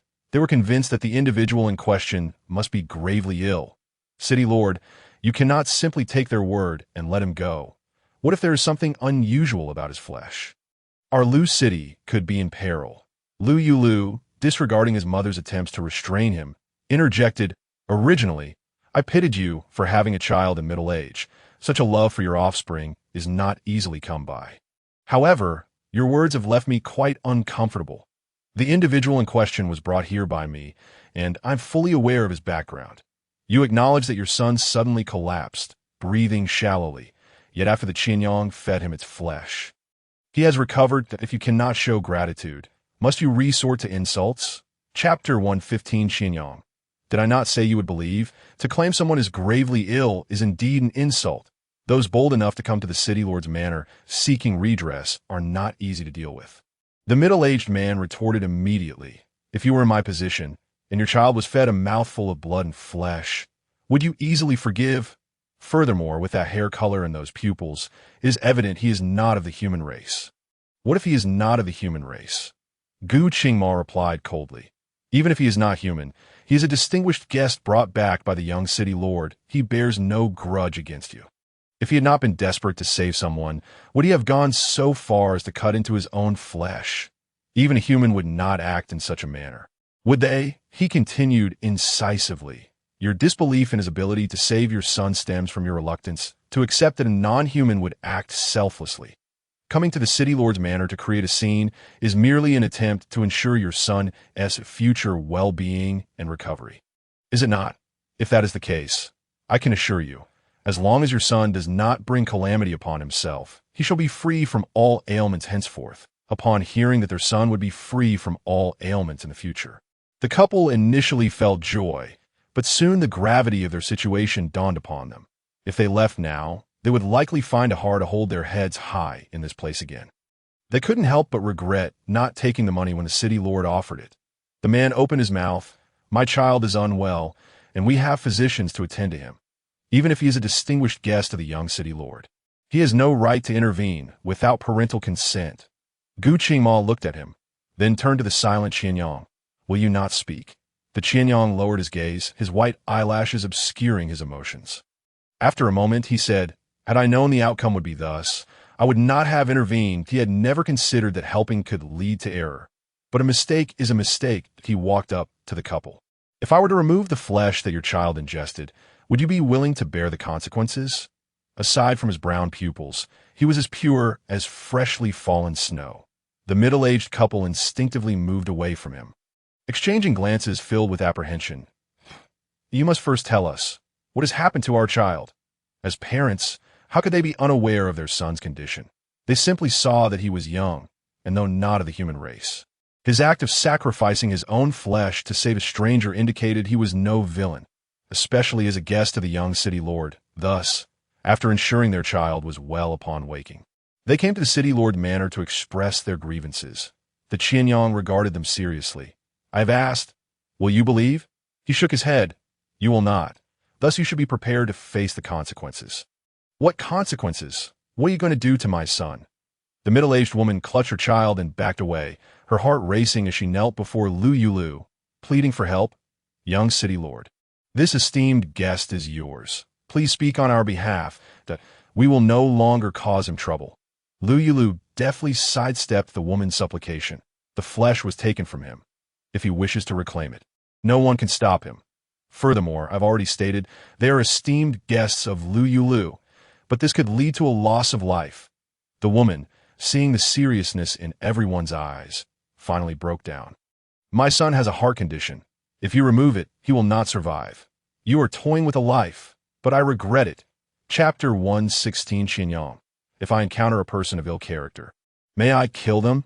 The Qianyang, with an expressionless demeanor, replied, "After I remove my flesh, your son will not perish immediately. He will still have the opportunity to seek the physician you mentioned." He slowly extended his hand, and even as the couple shielded their child with their bodies, he effortlessly transferred the flesh from his stomach to his mouth, then grasped it in his hand. The woman screamed, witnessing her son, who had just regained a healthy hue, revert to pallor, his lips turning blue-gray as he rolled his eyes and fainted again. The child's mother and the middle-aged man shouted, and he, looking at the flesh in the Qianyang's hand, immediately knelt before him. "Esteemed sir, we were wrong. For the sake of our innocent child, I implore you to save him once more." The Qianyang turned to Lou Yulü, his light brown pupils filled with confusion. Listening to his master, "Why are humans so strange?" Lou Yulü replied, "I apologize for subjecting you to such unpleasantness upon your arrival, but every individual is unique. Where there are those who are bad, there must also be good. With so many humans in the world, no one can guarantee that those they meet are virtuous. So, the ones I encounter now are the bad ones." The Qianyang, still holding his own flesh, appeared indifferent. "You are the young city lord here. If I encounter someone undesirable, may I kill them? This fellow is even more dangerous than the male lead." Lou Yulü quickly interjected, No, they are my citizens. And those who cultivate cannot easily take the lives of ordinary people. Otherwise, they may fall into delusions." The Qianyang thought to argue that he was not a cultivator, but merely an exotic beast. However, considering he was their caretaker, he nodded. "Very well. What do you suggest we do? I will follow your lead." Upon hearing this, the middle-aged man hurriedly bowed to Lou Yulü, pleading for the return of the flesh to his son. Lou Yulü sighed. "Truly, the greed of men knows no bounds. Had you been content from the start, why would it have come to this?" He held no affection for the couple, but as the man stated, the child was innocent, and the Qianyang's flesh had already been extracted. Lou Yulü surveyed the onlookers, their expressions filled with sympathy, and spoke, "Today, you two repay kindness with malice, deceiving my esteemed guest. Yet a child remains alive. The Qianyang pities your child and has willingly sacrificed his flesh to save him. However, I, Lou Yulü, cannot harbor wicked individuals within Lou City, as it would tarnish our city's reputation. Therefore, this flesh may be given to your child. But your family must leave Lou City. Do you accept?" "Yes." A middle-aged man, having but one son, would willingly offer his life to save him. Overwhelmed with guilt and gratitude, he performed a deep bow to the Qianyang. "Thank you, sir, for overlooking past grievances and saving my son."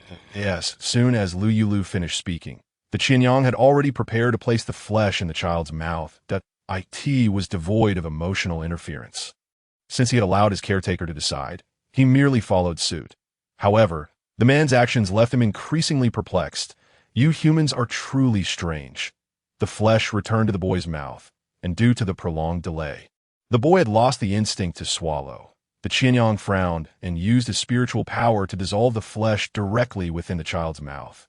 Moments later, the boy awoke, bewildered. "Father, what happened to Mother?" The crowd of onlookers erupted in applause. collectively praising the Qinyang's generosity and acknowledging the city lord's capable successor. Chapter 117, when Lou Yulü was in a rational state, his ability to persuade was remarkable. Though the situation appeared to have reached a satisfactory conclusion, Lou Yulü felt deeply dissatisfied. While he recognized that this resolution was indeed the best for the Qinyang, the city lord's manor, and the child, his discontent lingered. Moreover, Lou Yulü understood that this was merely the beginning. If not addressed promptly, further troubles would surely arise. He dispersed the crowd and returned to the manor, asking the Qinyang, "Do you have a way to summon them all back?" The Qinyang nodded, closed his eyes, and emanated his aura. After a while, he opened his eyes, puzzled. "This is merely within this city. You could also achieve this, so why have me summon them?" Lou Yulü responded, "I can summon them? How do I do that?" "By shouting." The Qinyang replied, "You are the inheritor of a secret realm and the fated contractor of the little tiding. You possess this ability inherently." What?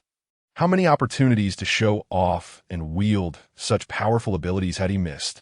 Lou Yulü was taken aback, glancing at Gu Qingmao and saying, "Senior brother, if it were you who signed a contract with a little tiding and accepted the inheritance, you would have undoubtedly grasped the nuances of both the inheritance and the contract by now. Rather than relying on other beasts to enlighten you, as I do," Yu Qingmao, understanding his temperament, gently patted his head and replied, "Each individual has their own unique destiny. Perhaps it is precisely because of your nature, junior brother, that you have been granted this inheritance as for the life contract," he added with a chuckle. "It is merely a useless and cumbersome trinket." Upon reflection, Lou Yulü conceded this point in the original narrative. The male protagonist did not obtain the inheritance from his secret realm. Sensing a lighter atmosphere, Liu Zhenhai and Liu Yehua exchanged glances, after which Liu Yehua spoke. "Luo, I hope your friends aren't all like this celestial companion." Lou Yulü nodded, similar, yet not entirely the same. Soon, Liu Yehua understood why her foolish son had made such a remark, observing the peculiar hair colors and striking appearances of over a dozen individuals.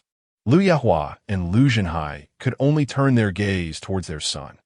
Clearing his throat, Lou Yulü proceeded to introduce each of his friends to his parents, sharing their original forms only after receiving their consent. Liu Zhenhai and Liu Yehua were utterly astonished.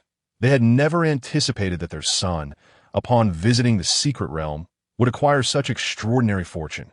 Truly, it seemed like divine providence. They were aware that each of these beings possessed unique strengths, and it was already confirmed that Ming Gu and Ming Xin would remain in Lu City to enjoy their retirement while safeguarding it. The decisions of the others would be left to their discretion. At other times, Lou Yulü's intellect was still intact, and upon noticing the exotic beasts and flora preparing to voice their opinions, he quickly interjected, "Let us not rush. Please take your time to reflect. If it truly comes to it, you may stay if you wish or depart when you desire. However, I must insist on one condition. Lu City must always have at least 2 combat-capable beasts or plants present." As for the reasoning behind this, Lou Yulü glanced at the mutton sheep and elaborated, "Lu City is our collective stronghold, our home, a sanctuary where one can rest, rejuvenate, and indulge in life as pleasures. You may feel insignificant on your own, but in reality, each of you, when revealed to the world, would incite fierce competition among various cultivators. Ensuring the presence of 2 capable guardians is not solely for the sake of Lu City, but also for our shared home. The concept of home possesses a remarkable allure. The once restless exotic beasts and flora now settled into a serene silence. Moments later, they all expressed their desire to regard Lu City as their home. Since Lu City could potentially face peril due to their presence, they too felt compelled to protect it. Chapter 118. Liu Yehua asked, "Do you not favor Gu Qingmao?" with a hint of sarcasm. She added, "If only your brain functioned a bit more, unlike that simple-minded sheep, who has already devised a plan to establish a residence in Lu City, leveraging their unique talents to earn silver and enjoy a better human life." Indeed, their experience in Lu City had thoroughly acquainted them with the advantages of being human, especially considering the abundance of delectable food available to the human race. Even if one day they found this place tiresome, they would still wish to have a corner of the world that belonged to them. This must be what the little Diding's master referred to as home. As for the location of this home, Lu City, familiar and connected to them, and the very place where the little Diding-S master resided, was the most suitable choice. For reasons unknown, many powerful and diverse exotic beasts and flora had suddenly taken residence in Lu City, leaving Lu Junhai and Lu Yehua somewhat bewildered by this unexpected support. Let us not rush to envision the future. We must first seize the present. The dozen or so individuals, diverse in hair color, neglected their meals, instead gathering to chat. Lou Yulü, feeling exasperated, tapped the table. They were not hungry, but he certainly was. After spending over an hour with the male protagonist, even a cultivator could not withstand such hunger. The group exchanged glances and promptly picked up their chopsticks to eat. The food was simply too delicious to waste. It was far more respectful for it to fill their bellies. The city lord's manor was spacious, yet not so vast as to afford each person a separate courtyard. Unwilling to stay in an inn, they had to squeeze in a bit. The little Diding insisted on staying with its parents. Since they were in their own home, Lou Yulü naturally did not object, and Lu Yehua instructed the servants to escort them there. The remaining individuals shared large rooms, with 4 sharing a courtyard. When it came to Gu Qingma, Lu Yehua glanced at the two of them, aware that only she and Lu Junhai knew the nature of their relationship. Before the formal betrothal ceremony, it would be inappropriate to draw attention to it. Yet they could not arrange for them to be too far apart, so she suggested, the other courtyards are full. How about Gu Qingma stays next to Luo? Lu Yulu's eyes widened. He had no recollection of additional rooms in his home. Gu Qingma smiled slightly. I shall defer to your wishes, madam. Although he had accepted the fact that he was to become her son-in-law, his feelings remained somewhat complicated. Lu Yehua waved her hand. Everyone, hurry and rest. Lu Yulu thought to himself, Mother, I do not wish to be alone with a male protagonist right now. Even if it's just a wall separating us, the journey there would be unbearably awkward. However, meeting the male protagonist's completely natural gaze, Lu Yulu fell silent. Was he the only one feeling awkward? Why didn't T, his junior brother, leave? Lu Yulu stated, Let us go. He longed to express his feelings like the waters of Westlake, filled with tears. After they departed, Lu Junhai approached his wife. My dear, what do you think of Gu Qingma? Lu Yehua shot him a look. You only just now think to ask me this. I sent that a bit late. Not late, not late. Lu Junhai grinned. While I know you are satisfied with him, we are merely having a chat as husband and wife. I wish to know your current thoughts on this child. Gu Qingma, do you not like him? After years of marriage, Lu Yehua understood her husband's intentions as soon as he spoke. Lu Junhai's expression soured.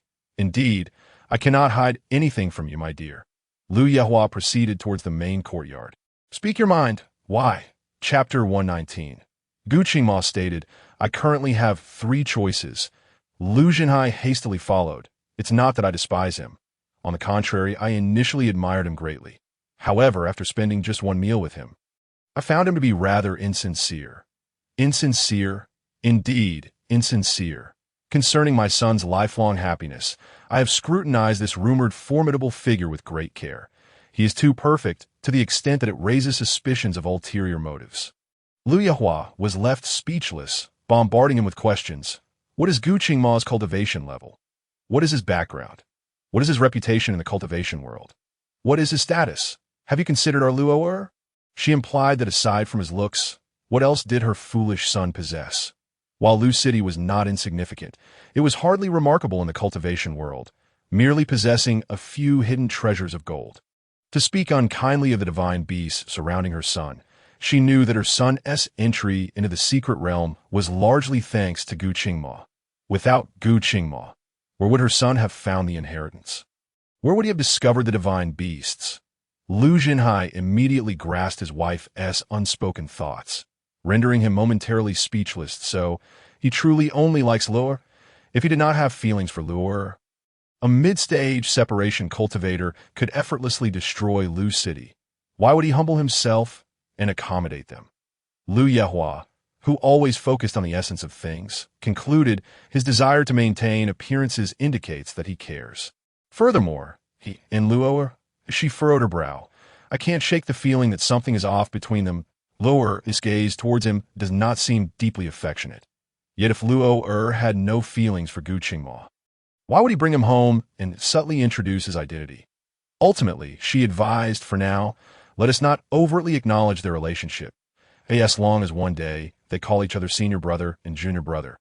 We shall consider ourselves fortunate to have gained another son. But Haven T, we already gained another son, murmured Lu Jinhai. Upon receiving a sharp look from his wife, he immediately smiled. You are absolutely right. My dear, I shall comply. Under the starry sky, Lou Yulü and Gu Qingma swiftly traversed the corridor, both silent. While Lou Yulü remained taciturn, Gu Qingma was determined to prevent the atmosphere from growing heavy. Junior brother. Why do you walk so briskly? Lou Yulü paused. Senior brother, you truly do not know why. Gu Qingma was well aware that his junior brother was feeling awkward at tea present. He had 3 paths before him. First, he could feign ignorance, but that would be disingenuous and would only anger his junior brother. He dismissed that option. Second, he could acknowledge his awareness and take the opportunity to express his feelings. Yet that would be akin to inviting disaster, but he rejected that choice as well. Third, he could acknowledge it yet indicate indifference, framing the incident as a mere misunderstanding, assuring that they would remain good brothers henceforth. Whether misunderstandings would arise again in the future depended on his capabilities. Gu Qingma unhesitatingly chose the third option. If it concerns the matter of you saving me this afternoon, he deliberately paused, noting the anger brewing in Lou Yulü's expression, before continuing, Junior brother, why must you take such offense? If saving senior brother causes you such discomfort, I would rather endure the suffering myself.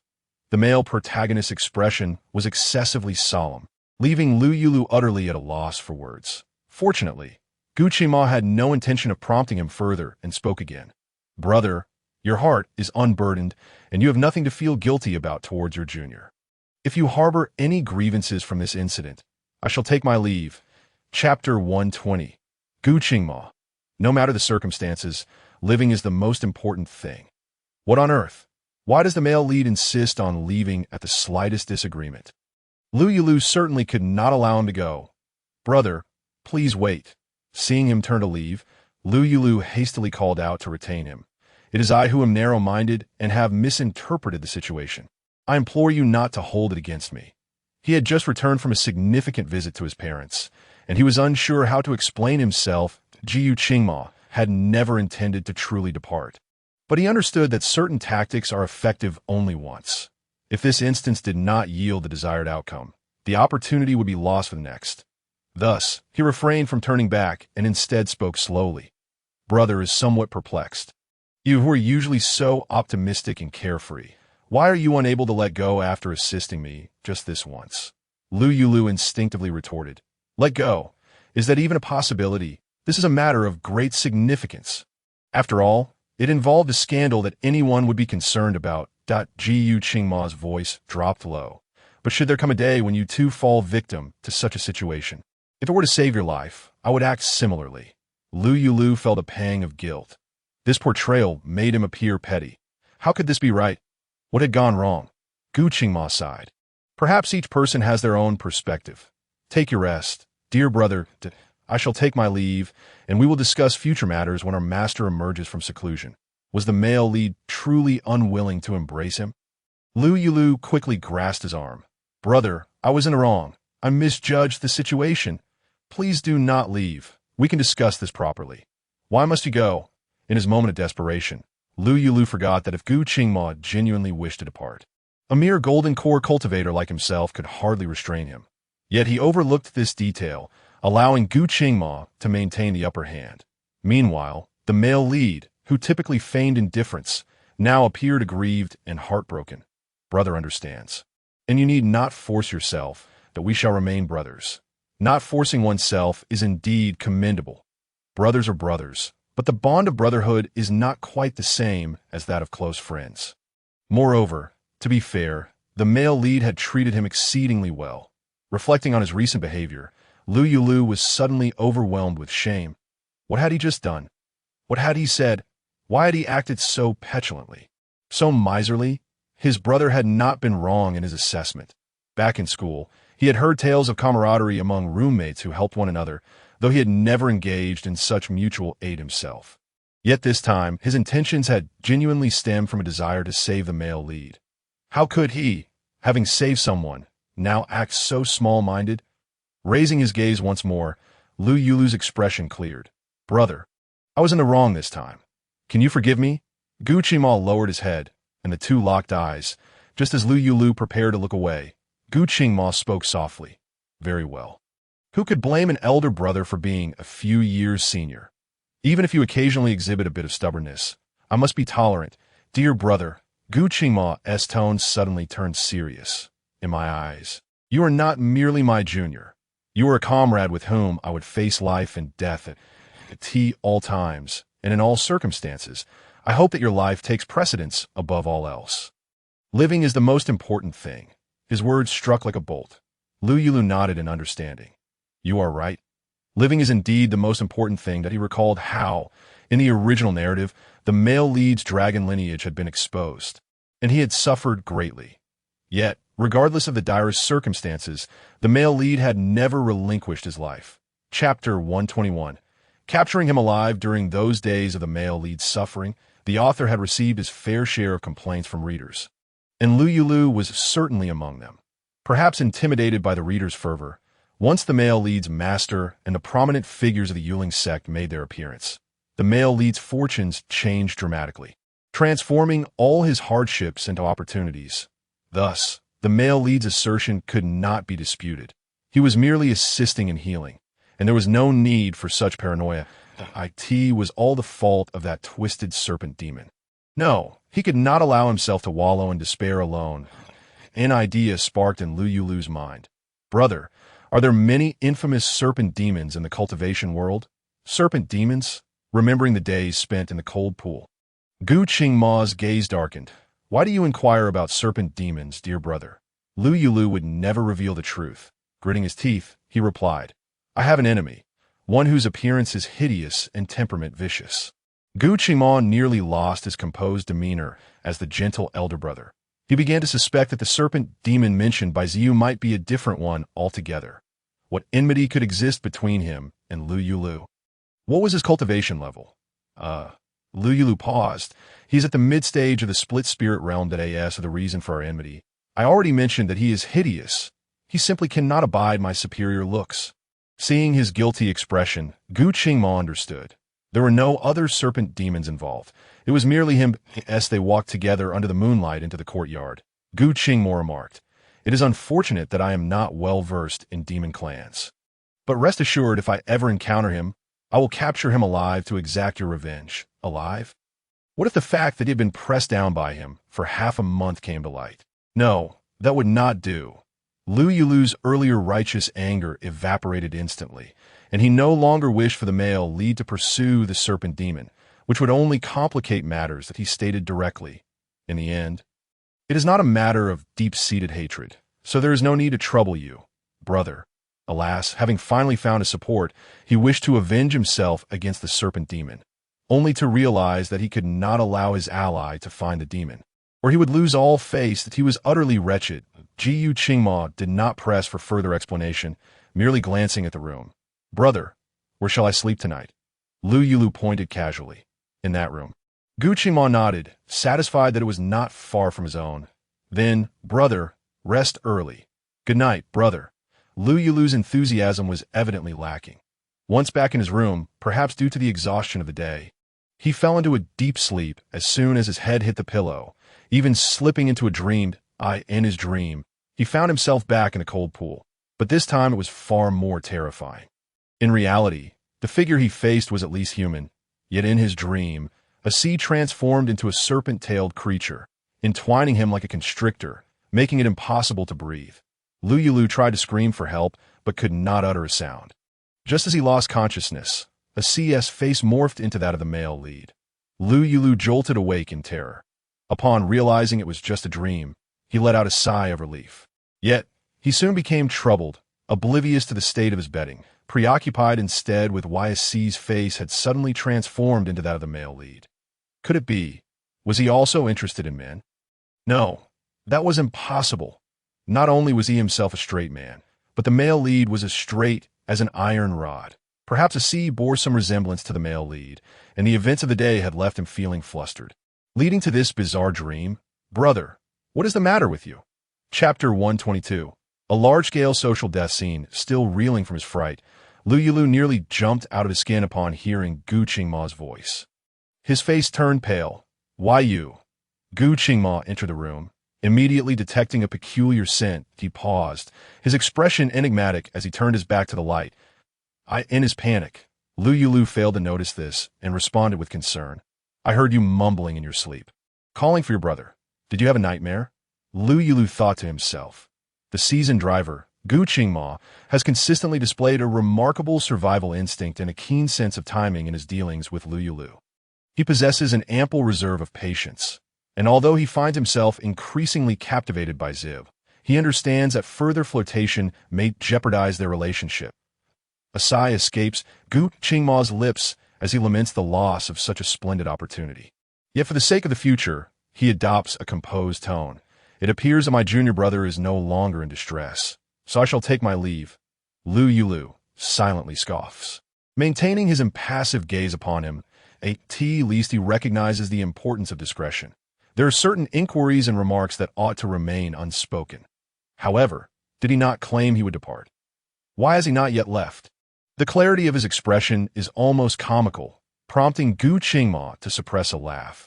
His impressive self-control holding firm. As he turns to close the door, he notices Lou Yulü watching him like a cat eyes its prey. Motionless in his scrutiny, Gu Qingma falters. Junior brother, every man must grow up. There is no need for such shyness. By heavens, Lou Yulü erupts. Gu Qingma, I shall end your life, ignoring his attire of undergarments. He springs from the bed, crashing the door with a kick, charging at Gu Qingma with ferocity. Each of his movements is a reflection of Gu Qingma's teachings, with a lifted leg and a swung fist. Gu Qingma anticipates his next strike, that he adeptly counters Lou Yulü's attacks, akin to a cat playing with a mouse, inciting further frustration in Lou Yulü. As Lou Yulü becomes increasingly incensed, he taps into his spiritual energy. However, the disparity in their abilities renders his efforts futile. Not even the full extent of his strength could inflict harm upon Gu Qingma. The commotion is considerable, yet thanks to Gu Qingma's subtle manipulations. Not a soul within the Lord's mansion is aware that their young lord is engaged in a fierce bout with his senior brother. Lou Yulü's anger escalates, yet he finds himself powerless against Gu Qingma, who remains in a defensive stance, his expression akin to that of a tolerant partner enduring a tantrum. Lou Yulü stands still, feeling a sense of enlightenment wash over him. Has his junior brother's ire dissipated? With a blank expression and an unremarkable gaze, devoid of the earlier hysteria, Gu Qingma's heart skips a beat as he gently speaks. I owe you an apology, junior brother. My earlier words were uncalled for. Aware of his junior brother's thin skin, he knew that Lou Yulü would be incensed the moment he uttered those words. That Gu Qingma anticipated that Lou Yulü would be quite upset, yet he did not foresee the extent of his fury. As a gesture of recompense, how about I grant you a condition? Even after having lost all face in front of the male lead, Lou Yulü remains unmoved, expressing disinterest in anything. Senior brother, you ought to return to your rest. Lou Yulü laments, what good is anger? I cannot win in a fight, nor can I cause a scene that I have lost all dignity. Surely, I cannot sacrifice my very being. With that, Lou Yulü turns to retreat to his room. Suddenly, a muffled grunt escapes, followed by a heavy scent of blood wafting into his nostrils. Instinctively, he spins around to see the male lead, sword in hand, having plunged it into his own body, blood dripping profusely. Gu Qingma's complexion pales. Senior brother has upset junior brother. Is this sufficient restitution? Good heavens! Lou Yulü is horrified. What madness compels you to stab yourself over a mere disagreement? He is seized by a desire to flee from Gu Qingma, finding him far too terrifying. The narrative has always depicted the male lead as one who indiscriminately harms others, yet the author never suggested he could also inflict such harm upon himself. What is my junior brother pondering? Gu Qingma, receiving no response, cautiously approaches. Lou Yulü instinctively steps back. Senior brother, please withdraw the sword. Otherwise, I cannot converse with you properly. As you wish, Gu Qingma responds, though he makes no move to extract the weapon. Instead, drawing nearer to Lou Yulü. Might you assist me in removing it? In the future, should I inadvertently upset you, There is no need for anger or silence. I shall stand here, and you may decide my fate. I assure you, I will not retaliate. After pausing for a moment, Gu Qingma continues. Having been alone since childhood, though my master raised me, I'm the last of my kind, now that I have finally found family. A father and mother, and you, I truly do not wish to lose it. Upon hearing this, Lou Yulü, who had previously perceived Gu Qingma as somewhat deranged, finds himself disarmed. The revelation that Gu Qingma would willingly inflict harm upon himself stemmed from a fear of losing the family he had so painstakingly acquired strikes Lou Yulü profoundly. Feeling a bitterness in his mouth, Lou Yulü urges, "Senior brother, let us retreat indoors. I will tend to your wound. Does this mean you have forgiven me?" Gu Qingma's eyes brighten. Lou Yulü struggles to articulate the word yes, ultimately settling for a firm press of his lips. "Senior brother, you must promise me that no matter what occurs in the future, you shall not treat yourself in such a manner again." Gu Qingma's eyes gleam with renewed light. "Is my junior brother concerned for me? No. I am merely frightened of you." Lou Yulü silently contemplates, yet fearing to provoke Gu Qingma further, he concedes. As brothers, it is only natural to worry for one another. Gu Qingma beams with joy. Although Zhu currently regards him merely as a brother, he is indeed concerned for his well-being. Moreover, the transition for brothers to something deeper is a gradual progression. Is it not? One day, his junior brother will recognize their bond as that of soulmates. The mere thought sends a thrill through Gu Qingma, causing him to tremble with excitement. Lou Yulü, misinterpreting Gu Qingma's reaction as a result of blood loss and pain, quickly supports him, guiding him to the bedside. "I will extract the sword. Please bear with me."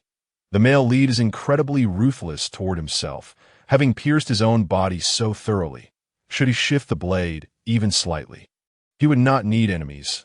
He could easily end his own story. Gu Qingma nods slowly. "Junior brother, proceed without worry." Lou Yulü responds, "I initially had no concerns, but now that you mention it, I'm apprehensive." After a moment's thought, he adds, "How about you bite down on something to prevent injuring your tongue as I pull out?" He recalled seeing characters in dramas biting down on objects during such moments of pain. Gu Qingma regards him. Very well. Lou Yulü scans the surroundings, ultimately deciding that only his paperweight is suitable, which he retrieves and offers to Gu Qingma. "This large object, are you certain you want me to bite down on this?" Despite his reservations, Gu Qingma acquiesces and bites down. Lou Yulü then grips the sword's hilt, exerting a slight force, and with a pop, the blade is withdrawn, splattering Lou Yulü with blood in the process. Now, with the sword in hand, his face and clothing stained with crimson, any observer would assume he had inflicted harm upon Gu Qingma. To appear more pitiable and feeble, Gu Qingma forces himself to sweat profusely, recalling that the Qian Kuan ring contains meat gifted by the goat. Lou Yulü quickly retrieves it. "Senior brother, please eat this. Consuming it will hasten your recovery." Gu Qingma, however, declines, reasoning that having been stabbed by his own hand, such an injury is hardly significant, and eating the goat meat would be wasteful. Lou Yulü gazes at him disapprovingly, while Gu Qingma returns his stare with an expression of indifference. Regardless of what is said, he remains resolute in his refusal to eat. After all, how could he enjoy his junior brother's care if he did? Lou Yulü, at a loss, puts away the goat meat and makes an observation.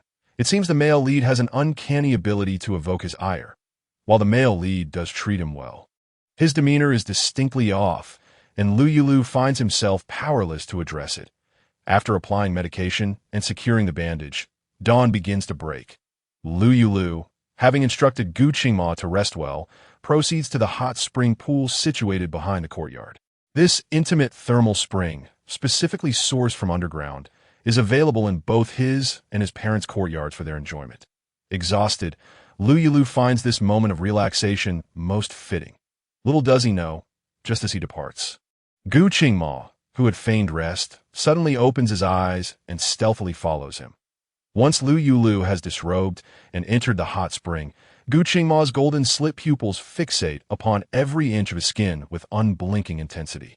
Amidst the swirling steam, the exquisite youth reclines at the pool's edge, eyes gently closed, his expression one of pure bliss, creating a tableau that no artist could hope to replicate. Jiu Qingma's gaze is filled with avarice as he discreetly employs his spiritual energy to heal his wound, ensuring that no blood will spill when he moves. Only then does he cease the healing process. And what follows? Such a captivating scene of a beauty bathing, even if one cannot partake in it at present, does not hinder his inclination to indulge in fantasies. Lou Yulü soaked for approximately 2 hours, dozing off intermittently. Upon awakening, he noticed that daylight had fully emerged, and he sensed an unusual fluctuation in the air. Vigilantly scanning his surroundings and finding nothing amiss, he dressed and departed. After his exit, Gu Qingma slowly stepped out from the shadows. Observing the pool he had just vacated, Gu Qingma also shed his garments and, despite his wounds not yet healed, entered the water. As he submerged, a thought crossed his mind. In this manner, he and his companion Ziu had indeed shared a bath together. Upon returning to his quarters, Lou Yulü noticed Gu Qingma's absence and merely frowned, dismissing it. Although the male protagonist was injured, as a mid-stage powerhouse, his brief disappearance posed no threat. He would naturally reappear when the time was right.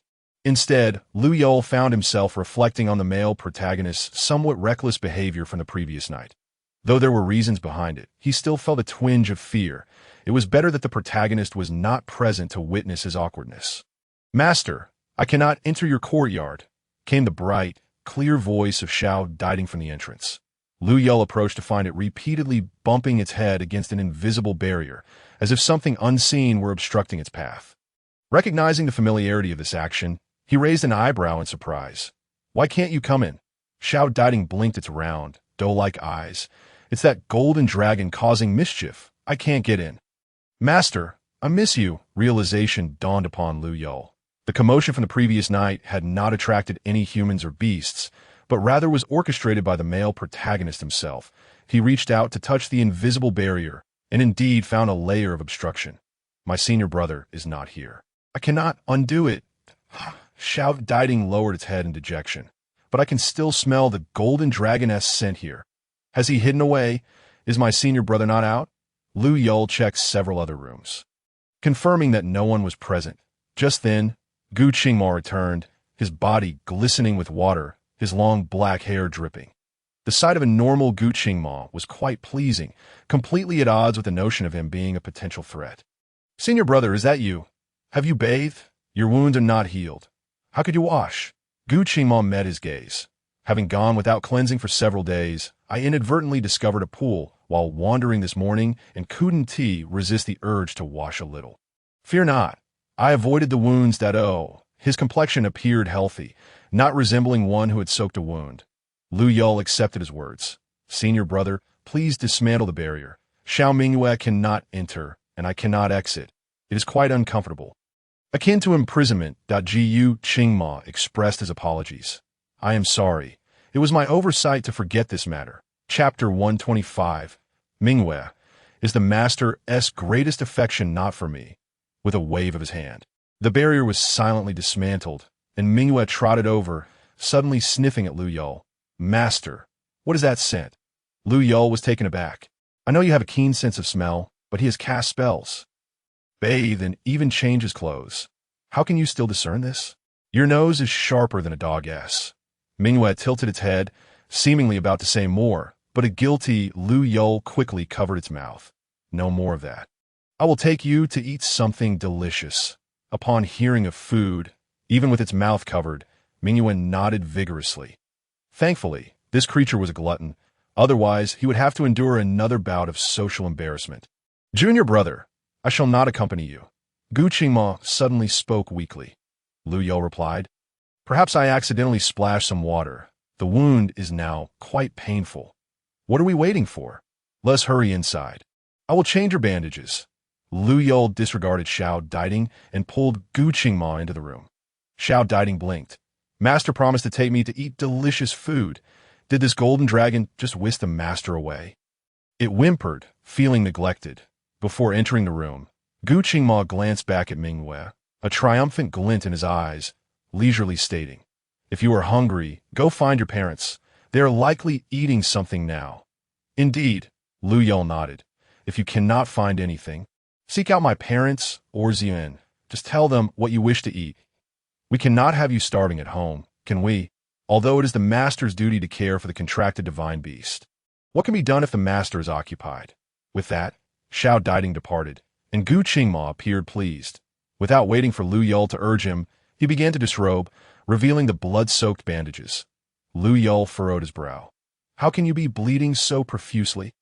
I have indeed been in pain, but I endured it. Just now I could no longer bear it. Gu Qingma lowered his head.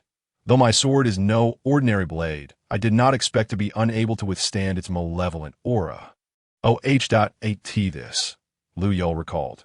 The male protagonist's weapon could not be mere. It must possess a bloodletting enchantment, rendering wounds difficult to heal. Thus, the male protagonist had inadvertently harmed himself. In that moment, Lou Yulü felt a mixture of anger and amusement. What were you thinking, stabbing yourself? Of course, to provoke your ire and elicit your attention. Completely absorbed in redressing his wounds, Lou Yulü did not notice the focused and stubborn gaze filled with affection in Gu Qingma's eyes. Revisiting the wounds was not a cumbersome task, and as a cultivator, Gu Qingma's condition was far from the modern affliction of needing to remain bedridden for weeks after such an injury. Despite the gruesome appearance of his wound, he retained full mobility, even having bathed. "Senior brother," Lou Yulü suddenly exclaimed, raising his head, "you cannot get water on it again. Water on the wound will cause inflammation." Gu Qingma regarded him, swallowing hard, his voice hoarse as he replied, "Understood." His thoughts were troubled, but what if senior brother wishes to bathe again? Chapter 126. This is definitely not the male protagonist of a typical male-centric story. Bathing, Lou Yulü regarded him with a peculiar expression. Cultivators are inherently untainted by dirt. Bathing is not a necessity, can't you endure it, senior brother? Indeed, bathing is not essential, Gu Qingma replied, but my junior brother must also understand that I am a dragon by nature. Inherently drawn to water, it has been quite challenging for me to refrain while in this secret realm. Had he not read the original text depicting the protagonist's relentless battles, he might have believed Gu Qingma's absurd claims. This was certainly not the male protagonist of typical male narratives. Was he not possessed by some delicate spirit? Upon examining the wound again, Lou Yulü's slow mind finally grasped the situation. The dragon race possesses robust physiques and can heal rapidly. Thus, a mere splash of water would not cause a wound to rupture. Lou Yulü unwrapped the carefully bandaged wound again. "Junior brother?" Gu Qingma inquired, puzzled. Why undo the bindings I had just secured? Though Lou Yulü had no formal medical training, he understood basic concepts. Particularly regarding inflammation, he could discern the issue at hand. However, the protagonist's wound, this was clearly a result of internal pressure from within, not merely from water exposure. Thus, a new question arose. Why had the protagonist chosen to do this? Gu Qingma, noticing his silence, pressed. "Junior brother? Ah, yes, it's nothing." Instinctively, Lou Yulü refrained from voicing his concerns, unsure why he felt it prudent to remain silent. With each repetition, he became more adept at rewrapping the wound, casually replying as he worked. "I must have inadequately bandaged it earlier. I am redoing it now." There, that will suffice. His junior brother was concealing something from him, unwilling to reveal. Gu Qingma's expression darkened. Zhu was not one to hide his thoughts, and the excuse offered was too flimsy, leading him to glance down at his now-wrapped chest. Was it because of that? Did Zhu grow suspicious regarding the male protagonist's self-inflicted wound? Lou Yulü dared not dwell on it, redirecting the conversation. "Senior brother, would you like something to eat? If my junior brother desires, I can accompany you to eat." The earlier objective was unfulfilled, and Zhu had grown suspicious. Gu Qingma dared not pursue the topic further. "Speaking of which, your servant made quite the delectable braised pork last time." Though feeling a slight regret, he had initially hoped to gain Zhu's agreement to assist him with bathing.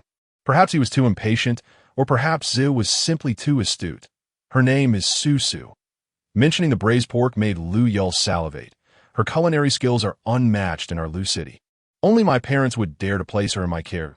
It is a tremendous waste. That is because your parents cherish you, Gu Qingma remarked, his eyes flashing. "Junior brother, you are truly fortunate, having your parents by your side since childhood." Unlike me, he had inadvertently struck a chord with the male protagonist. Lou Yulü rubbed his nose in apology. I'm sorry. However, it appears your parents are quite fond of you. In the future, you two will have parents as well as brothers. Indeed, thanks to my junior brother, Gu Qingmo replied warmly. Though my time with my parents has been brief, I can sense their welcoming nature. Indeed, they are very welcoming of you. Even matters concerning the city lord's mansion require your intervention. Is this not a warm welcome? Observing the male protagonist address his parents so affectionately, Lou Yulü sought out Su, expressing her desire to savor the braised pork she prepared, and then took the male protagonist to find his parents. The protagonist's issues likely stem from a lack of security. Perhaps allowing him to experience the warmth of family would alleviate his neurotic tendencies. Chapter 127. Lou Yulü. There are still many foolish aspects to my senior brother. Unable to suppress her curiosity, Lou Yulü glanced back at Gu Qingmo, who appeared unchanged from his usual self, perplexed as to how a perfectly fine male lead could devolve into such a state. Whether it was to prevent him from becoming upset or due to an inexplicable impulse that caused him to reopen his wounds. These are not justifications for self-harm. A rational person would not behave in such a manner. What could the male protagonist have endured to act in this way? The more time Lou Yulü spent with him, the more she realized how one-dimensional the book's portrayal of the male protagonist was. The narrative concentrated solely on his fierce battles against foes, showcasing thrilling combat scenes that stirred one's blood. It also depicted his indifference towards various beautiful women, yet it never explained the root of his disdain for women. He was portrayed as invincible, solitary, and cold. But what was it about her senior brother's expression that prompted her junior brother to glance over repeatedly? In an instant, Lou Yulü's mind conjured numerous scenarios, and she turned her gaze back to Gu Qingmo, her expression softening significantly, dispelling the horror she felt upon discovering his apparent madness. Effectively casual, she remarked, "Senior brother, how would you feel if I called you brother?" Gu Qingmo wished to ruffle her hair, but, as he raised his hand, inadvertently tugged at his wound, prompting him to suppress that thought. His junior brother had already begun to harbor suspicions. Whatever those suspicions were, he could not afford to gamble on them. Thus, he resolved to maintain a degree of distance. While I find it delightful to hear you call me brother, I would prefer you to continue addressing me as senior brother. I have grown accustomed to it and find it more endearing. Initially desiring to immerse him in the warmth of familial affection, Lou Yulü ultimately conceded. Very well. If you find it more comforting, I shall continue to call you senior brother. As you wish. Gu Qingmo smiled, his gaze darkening momentarily, as he yearned to hear her call him to her husband. Look who's here. In the courtyard. Lou Yulü, tending to the spirit herbs, had long since noticed their presence and waited for them to approach before speaking. Qingmo, did you rest well last night? Mother, good morning. Thanks to my junior brother's care, I had a splendid night's rest. Gu Qingmo replied with a faint smile, his eyes scanning the spirit herb in her hands. Tianyang grass? This is notoriously difficult to nurture. How is it that you have managed to care for it so well? Lou Yulü beamed with genuine warmth. Qingmo, you truly possess discerning eyes, unlike Lou Yulü, who only knows to eat, drink, and be married. I've been nurturing this Tianyang grass since Lou Yulü was born. Indeed, I have invested considerable effort. Gu Qingmo picked up the pot to inspect it. It should be on the verge of blooming. Correct? Tianyang grass is a primary ingredient in the elixir of longevity, and due to its rarity, every singular elixir that emerges is fiercely coveted by various sections. Are you awaiting its bloom? Lou Yulü's smile waned slightly.